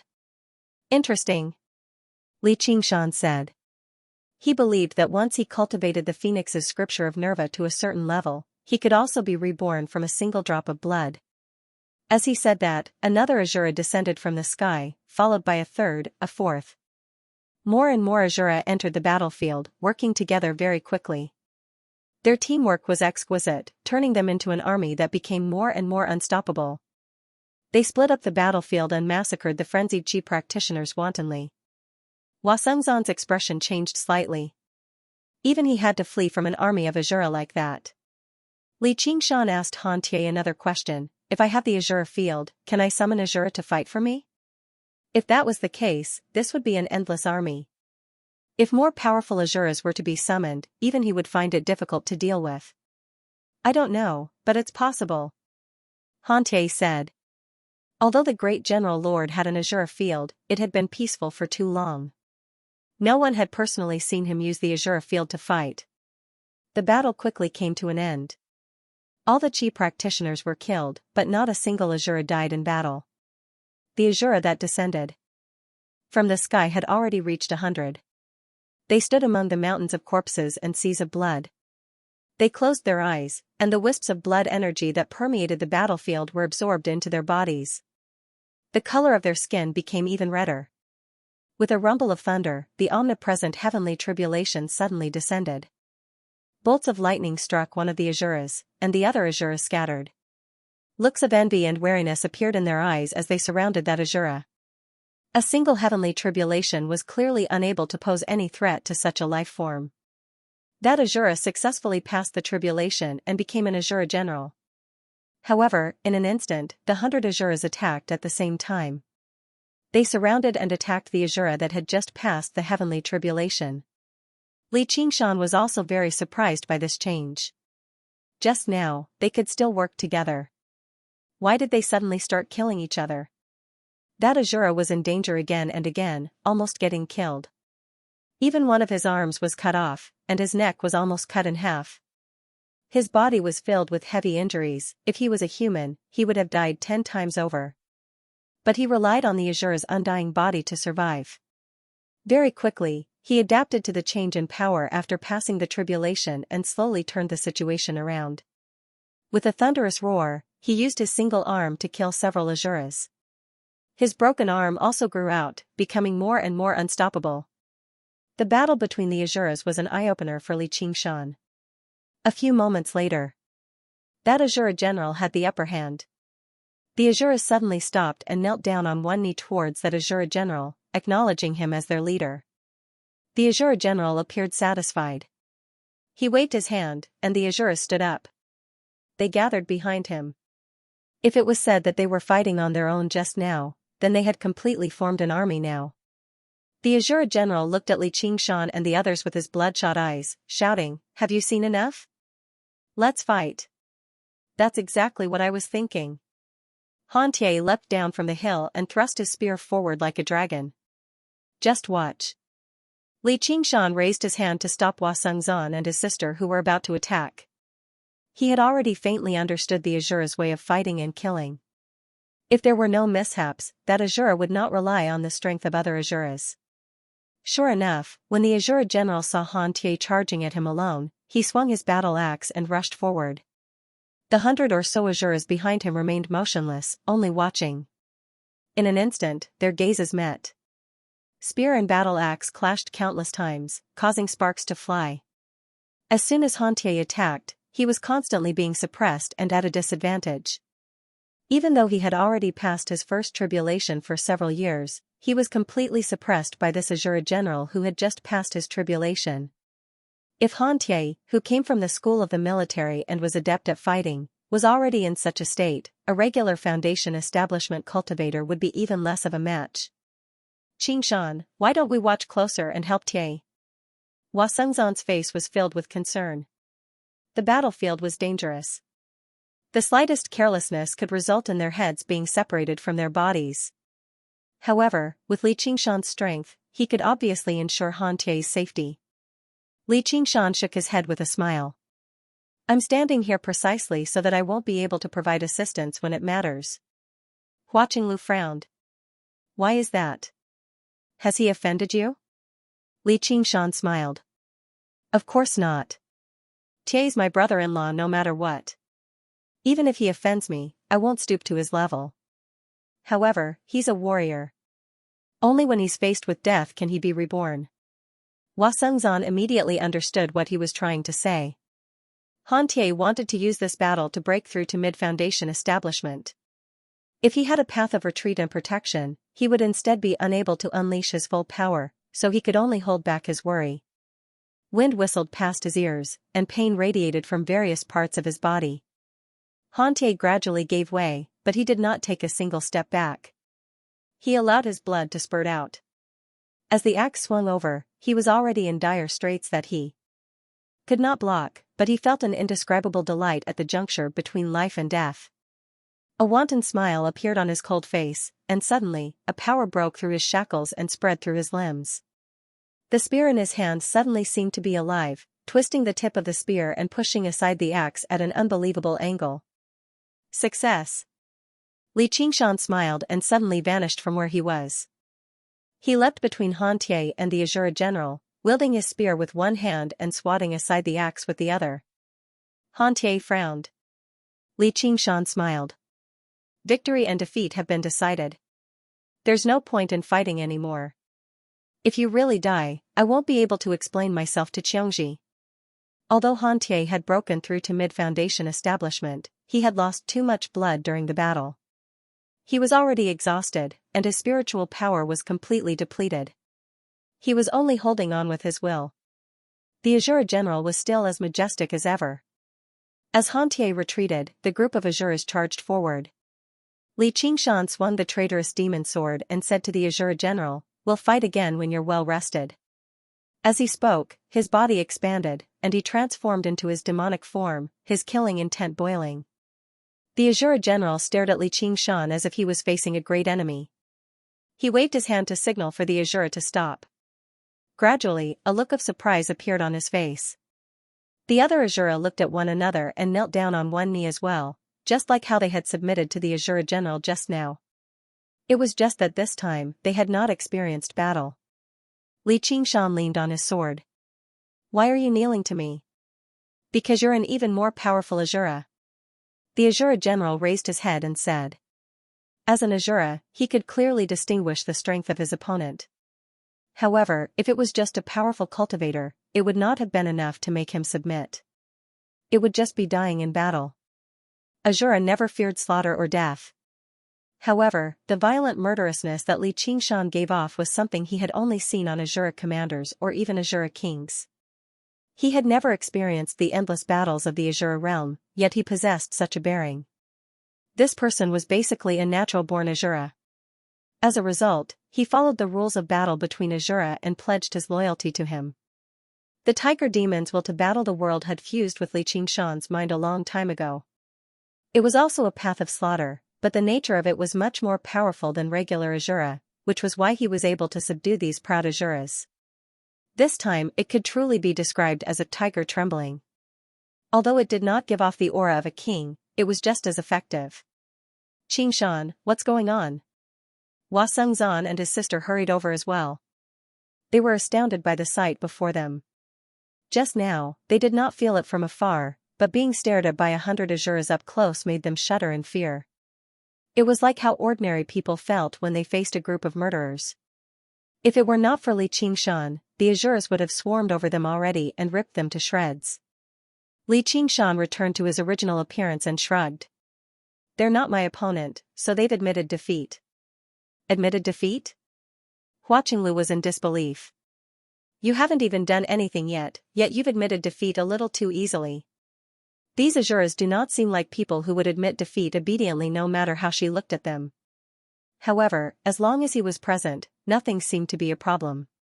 With that, the greatest danger has been dealt with. Hua Sengzan let out a sigh of relief. After knowing that Li Qingshan was also known as North Moon, he wouldn't be surprised no matter what he did. Hantie looked at Li Qingshan's back. However, Xiaochen revealed a contemplative expression. He did not understand where this berserk killing chi came from. This man seemed to be hiding many secrets. Does Xianxia know all of this? However, on second thought, since he had no ill intentions towards the Han family, there was no need for him to investigate everything thoroughly. "Get up." "How boring. I thought there would be a huge battle. Will there be even more powerful Azuras descending later?" Li Qingshan looked up at the blood-red sky with anticipation. This Azura field has only just been born. Summoning us here is already its limit, the Azura general replied. Li Qingshan nodded. Although he had successfully refined the Azura field, he still needed to continue accumulating it if he wanted to turn it into an actual combat weapon. It was no wonder that the blood-colored vortex in the sky slowed down after the 100 Azuras descended. He then asked the Azuras if they could leave the Azura field. The answer he received was yes, but they could only participate in battle. Staying outside for a long period of time would cause damage to their essence. Once they deviated from their killing chi, they would be abandoned by the Azura realm. Of course, this was also because he had just become an Azura general. His killing chi was not strong enough. If he could be like Li Qingshan, his killing chi would not be worn down no matter what world he was in. He would not be affected by this, and he would be qualified to conquer the heavenly axiom. Li Qingshan nodded slightly. It seemed that this Azura field was a summoning tool. It could summon Azuras from the Azura realm to fight for him. As the Azura field grew stronger, the Azuras summoned would also become stronger. However, there were many limitations to its usage. First, he had to have the power to suppress these Azuras. Otherwise, if he summoned an Azura king, he would be killed instantly. Pure strength was not enough to make them submit. They needed to acknowledge him as one of them. Only people who liked to fight and kill could play around with it. Hua Qinglu sighed. I wonder when we can leave. Let's wait a little longer. 10 days will pass very quickly. It probably would not take that long. Li Qingshan suddenly asked the Azura general, I heard that the women of Azura are all beauties. Why are there only men here? Hua Qinglu immediately rolled her eyes at him. Li Qingshan smiled. I was just saying it casually. No matter how pretty the Azura are, they can't compare to our sister Qinglu. Hua Qinglu's face reddened, and her eyes brimmed with smiles. Clearly, she enjoyed it very much. Cough, cough. Hua Sengzan cleared his throat and glanced at Li Qingshan. Li Qingshan said, It's not like I'm flirting with you. What are you coughing for? Not to mention that my brother-in-law hasn't even said anything yet. Hua Sengzan lamented, You've even admitted that you're flirting with me. You really are careless when you make friends. Tie, you need to keep your brother-in-law in Xianxia's place. It's already fortunate that he doesn't hit me. You better keep your sister in check. Han Tie said coldly. Li Qingshan laughed aloud. Look at how you make me sound like a tyrant who takes advantage of others. If it weren't for your vicious nature, how would you have intimidated these Azura? Even if I defeat them, they won't obey me. Han Tie then said to the Azura general, Wait, let's fight again. I refuse, said the Azura general. Why? Han Tie frowned. He saw the Azura general look at Li Qingshan again. Although he had chosen to serve Li Qingshan, he was still extremely displeased with him interfering in the battle. Li Qingshan kicked over. I told you to fight, so fight. Stop spouting so much bullshit. I definitely won't interfere this time. I don't care if you fight to the death or not. You all deserve it. The Azura general took a few steps back and clasped his hands. Yes, sir. Let's go and watch from the side. Li Qingshan placed his hand on the shoulders of the siblings, Hua Sengzan, and made his way off into the distance with his arm around them. What a bully. Hua Qinglu grumbled. So be it if he took advantage of her in private, but he was even flirting with her in front of so many people. What a despicable, overbearing man. All Hua Sengzan could do was smile bitterly. Seeing how Hua Qinglu did not even resist such intimacy, he refused to believe she was heartless even if he was beaten to death. What could he say as her elder brother if his sister wanted to throw herself at him? However, he did understand Hua Qinglu's feelings a little. If it were not for Li Qingshan's presence this time, it would not just be Hua Qinglu. Everyone who entered the dragon arena would be dead as well. Even if they did not die to Si Qing's lackeys, they would die to these Azura. Si Qing probably never planned on paying the astronomical reward he had offered in the first place. Even now, the opportunity to escape from here was all on Li Qingshan. Seeing how relaxed he was, she stopped worrying. She would just let him bully her and dominate her for a while. In the center of the dragon arena, the two powers separately turned into a majestic black dragon and a pitch-black crow. The clash became more and more intense. Si Qing saw the appearance of the Azura, and he wanted to control the Azura field even more. Although these low-level Azura could not be regarded as any great assistance to them, this was only the beginning. As long as they had sufficient time, they would be able to form an Azura army. Compared to these Azura, the subordinates they lost were nothing. Both their battle prowess and loyalty paled in comparison. As for that Li Qingshan, he could kill him easily. Thinking up to there, he bellowed out, "Dragon's might is see." The black dragon shone brightly, gradually suppressing the crow.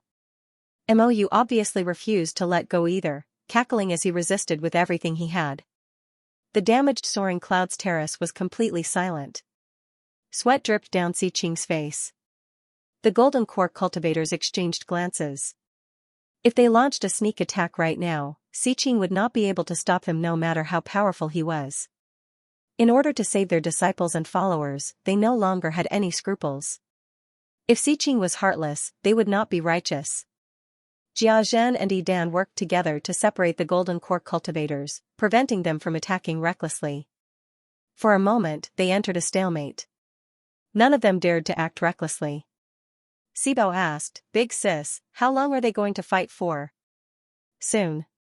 Gu Yinying smiled, but her eyes that were as sharp as a hawk's gazed at the soaring clouds terrace beneath her feet. As soon as she finished speaking, there was a great boom, and a scarlet-red figure leapt up from the soaring clouds terrace, picking up the dragon arena and running away. It was the North Moon's demon that had returned. Oh no!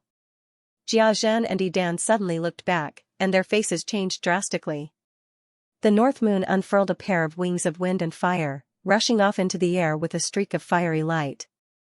At the same time, in the center of the azure field, the black dragon had established his victory, but he was exhausted too. Suddenly, a spirit turtle descended from above, radiating with an unstoppable, powerful will that suppressed the black dragon and crow at the same time. "Who is it?" Xiqing and Mou were both surprised and furious. "My two good grandsons, have you even forgotten the voice of your grandfather North Moon?" The spirit turtle suddenly spoke in the human tongue, filled with complacency and mockery.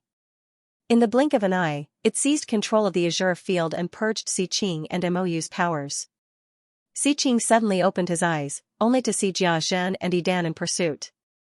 With a furious roar, he turned into a black dragon and chased after them. In the azure field, Han Tie was just about to engage in a fierce battle with the Azure general when the scenery before him suddenly changed. He discovered he was high in the sky, and below him was the commandery city of Rui. He had already left the azure field somehow. Afterwards, he saw Hua Sengzan, Lu Chongqing, and so on. They had already emerged. Li Qingshan was obviously among them too. Amidst their shock, before they could even return to their senses, a black dragon whistled past them. At the same time, a black figure was expelled from the azure field. It was Mou. He let out a furious, shrill cry, and his body turned into a ball of twisted darkness, vanishing into thin air. When he reappeared, he was already behind the North Moon, enveloped by black feathers. As Foundation establishment cultivators, Lu Chongqing and the others were unlikely to fall to their deaths. They descended from the sky with a few Qi practitioners, but before they had even landed, a group of golden core cultivators surrounded them, asking about their disciples and followers. The expressions of all the golden core cultivators changed drastically. One of them grabbed the cultivator's collar. "What? Tell me clearly. What exactly happened?" The gazes of the other cultivators towards Li Qingshan and the others also became extremely unfriendly.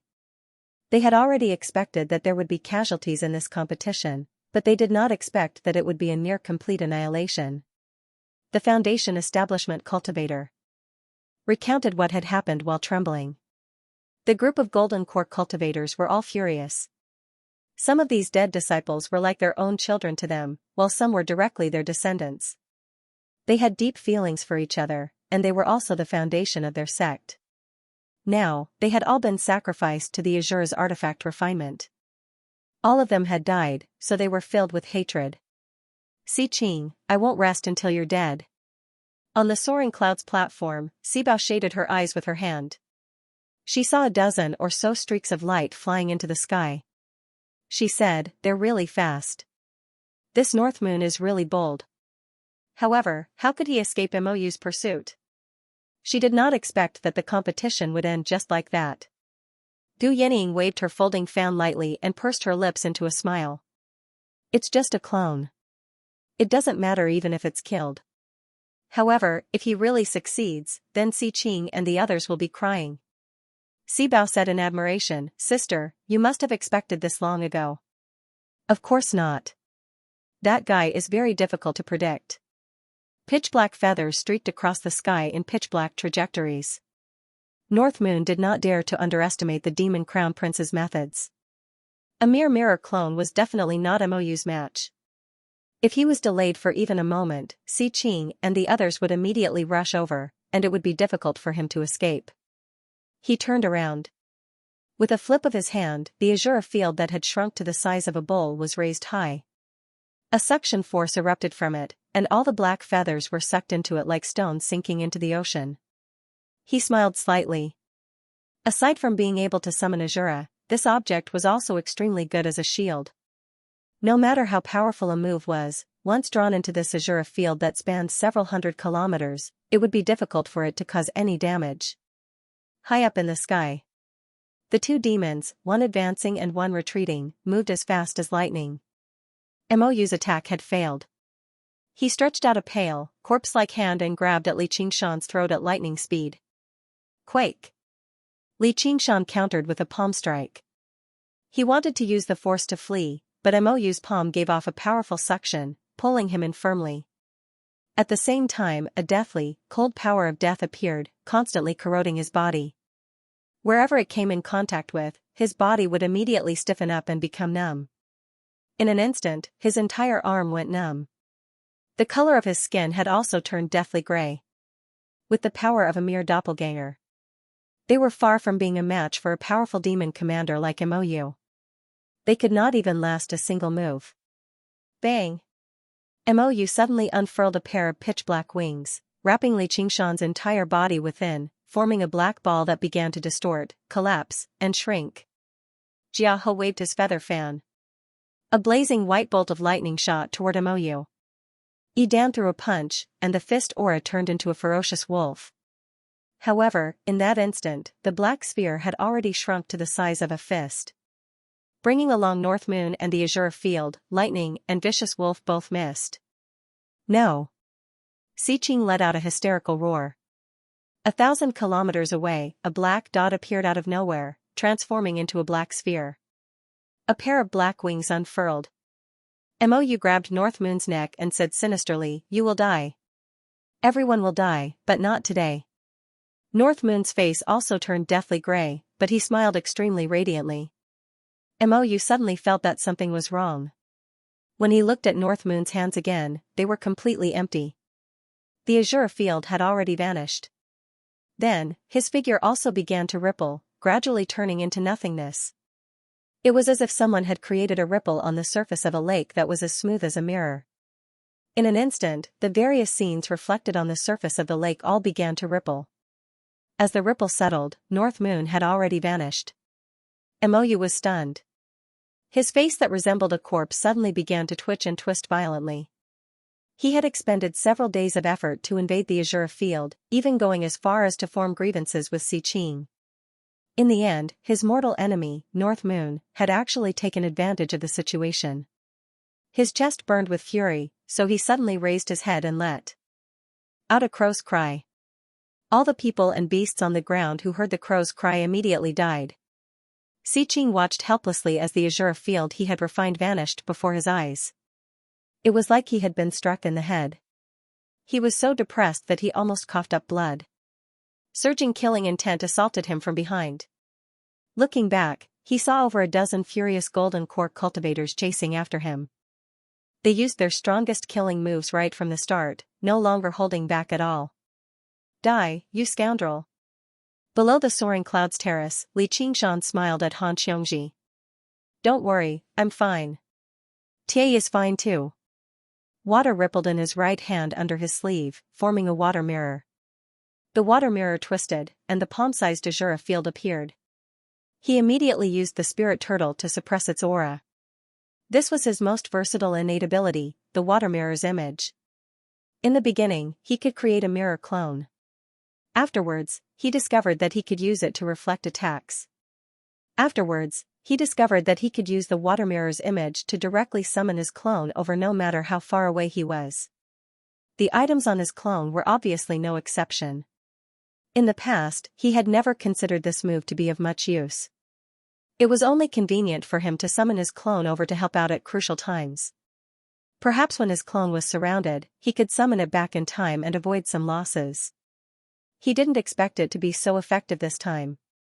Although he couldn't directly pull the clone over, he could secretly transfer the loot back to the main body through this water mirror. Leaving the clone, there was just a trick to lure the tiger away from the mountain. After fooling both Xiqing and Mou and obtaining the Azure field, Li Qingshan was delighted. When he looked at the distant horizon again and saw Xiqing fighting against a group of golden core cultivators, he was even more delighted. Double the good news. Heh, my good grandson Qing, didn't your grandfather North Moon still benefit from all your painstaking efforts and cruelty in the end?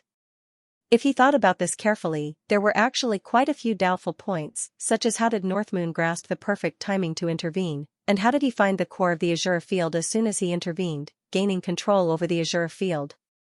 Even Mou had spent several days before he gradually eroded the core of the Azure field. However, no one could imagine that the real North Moon had been trapped in the Azure field the entire time. He had used the spirit turtle to derive and analyze the entire Azure field, which was why he succeeded in a single stroke. Suddenly, he felt a sharp gaze. He turned around and smiled brightly at Gu Yenying on the soaring clouds terrace. He said to Han Xiongji, "I'll go talk to Commander Gu." He called Hua Sengzan. Hua Sengzan followed him in a hurry. The two of them arrived on the soaring clouds terrace and clasped their hands. Subordinately Qingshan, Hua Sengzan, greets Commander Gu and Commander Si. Si Bao said impatiently, "Li Qingshan, tell me everything that happened." What happened inside? Li Qingshan told her everything that had happened. He did not lie at all. He only skipped over everything that had to do with his secrets. When Si Bao heard that Li Qingshan had obtained the Banyan Tree King's fruit of wisdom, she had already widened her eyes. When she heard how he took on 18 people alone and defeated Si Qing's lackeys, disbelief filled her face. The Banyan Tree King gave the fruit of wisdom to a kid like you? You were actually able to defeat so many Foundation establishment cultivators alone? Don't you dare lie, or I'll beat you up. Li Qingshan smiled. Just because of you? What did you say? Si Bao doubted her ears. This kid sure had no limits to his arrogance. Cough cough, nothing. Hee, I overreacted. I've been agitated too much recently. Gu Yenying stopped Si Bao, who was about to lose her temper. She smiled. All right, you can keep going. Afterwards, I went to the various battlefields and put an end to all the battles. I also killed all of Si Qing's subordinates. However, afterwards, the Azure field descended, and it still fell into chaos. In the end, only the few of us were left, but we were quite lucky. We managed to make it out alive. Apart from Li Qingshan, everyone felt like they had survived a disaster. However, he was probably the only one who could rejoice. Even the 100 schools of thought in the Clear River Prefecture that had the most survivors had lost most of their disciples. However, Li Qingshan did not recognize any of them, so there was nothing to feel sad about. This subordinate can testify that everything Commander Li said is true. Hua Sengzan also said. His gaze drifted between Gu Yenying and Li Qingshan. He could not help but wonder, does she know about his other identity? Heh, I'm such an idiot. If I didn't know, why would I treat him so differently? The two of them both stood between the human path and the demon path, so they obviously possessed a natural rapport. They were both straightforward and unfathomable. In the past, under the cedar tree outside Qingyang City, they had actually met by fate, and he was just an insignificant foil. He could not help but think about how Li Qingshan had once told him that he would either pursue her with everything he had, or he would let it go gently. He had even said that he had no idea just how far apart they were from Gu Yenying. Before he knew it, many years had passed, and he could already stand beside her. Thinking up to there, he suddenly made up his mind. It was time for him to make a decision. Si Bao clapped her hands and smiled. Si Qing is in deep trouble now. He probably won't even be able to keep his position as the Marquis of Rui. I really do need to thank that North Moon. If he had only used cultivators as sacrifices to refine the azure field, the imperial court probably would not do anything to Xianxia as long as he had a justifiable reason. Perhaps there might even be people who admired Xianxia's generosity. However, if he lost the azure field, the situation would be different. The imperial family had spent a tremendous amount of money to refine the dragon arena. It was equivalent to an item bestowed by the emperor. Once it was lost, it would be a great crime. Now that this had happened, the act of using cultivators as sacrifices seemed both brutal and foolish. In short, evil could be protected, but incompetence could not be forgiven. The imperial court would definitely punish them. Xianxia understood this as well. His painstaking sacrifice had ended up like this, so he completely descended into a frenzy. He turned into a black dragon and roared furiously, spitting out surging black smoke that formed a black cloud. He moved through it and grabbed a golden core cultivator with his claws, about to kill him. Jiazhen said in a hurry, "Your Highness, you mustn't." Xianxia suppressed his fury with difficulty and asked the golden core cultivator, "Do you want me to spare your life?" End of chapter 666. Don't forget to subscribe, like, and share the video to support the channel.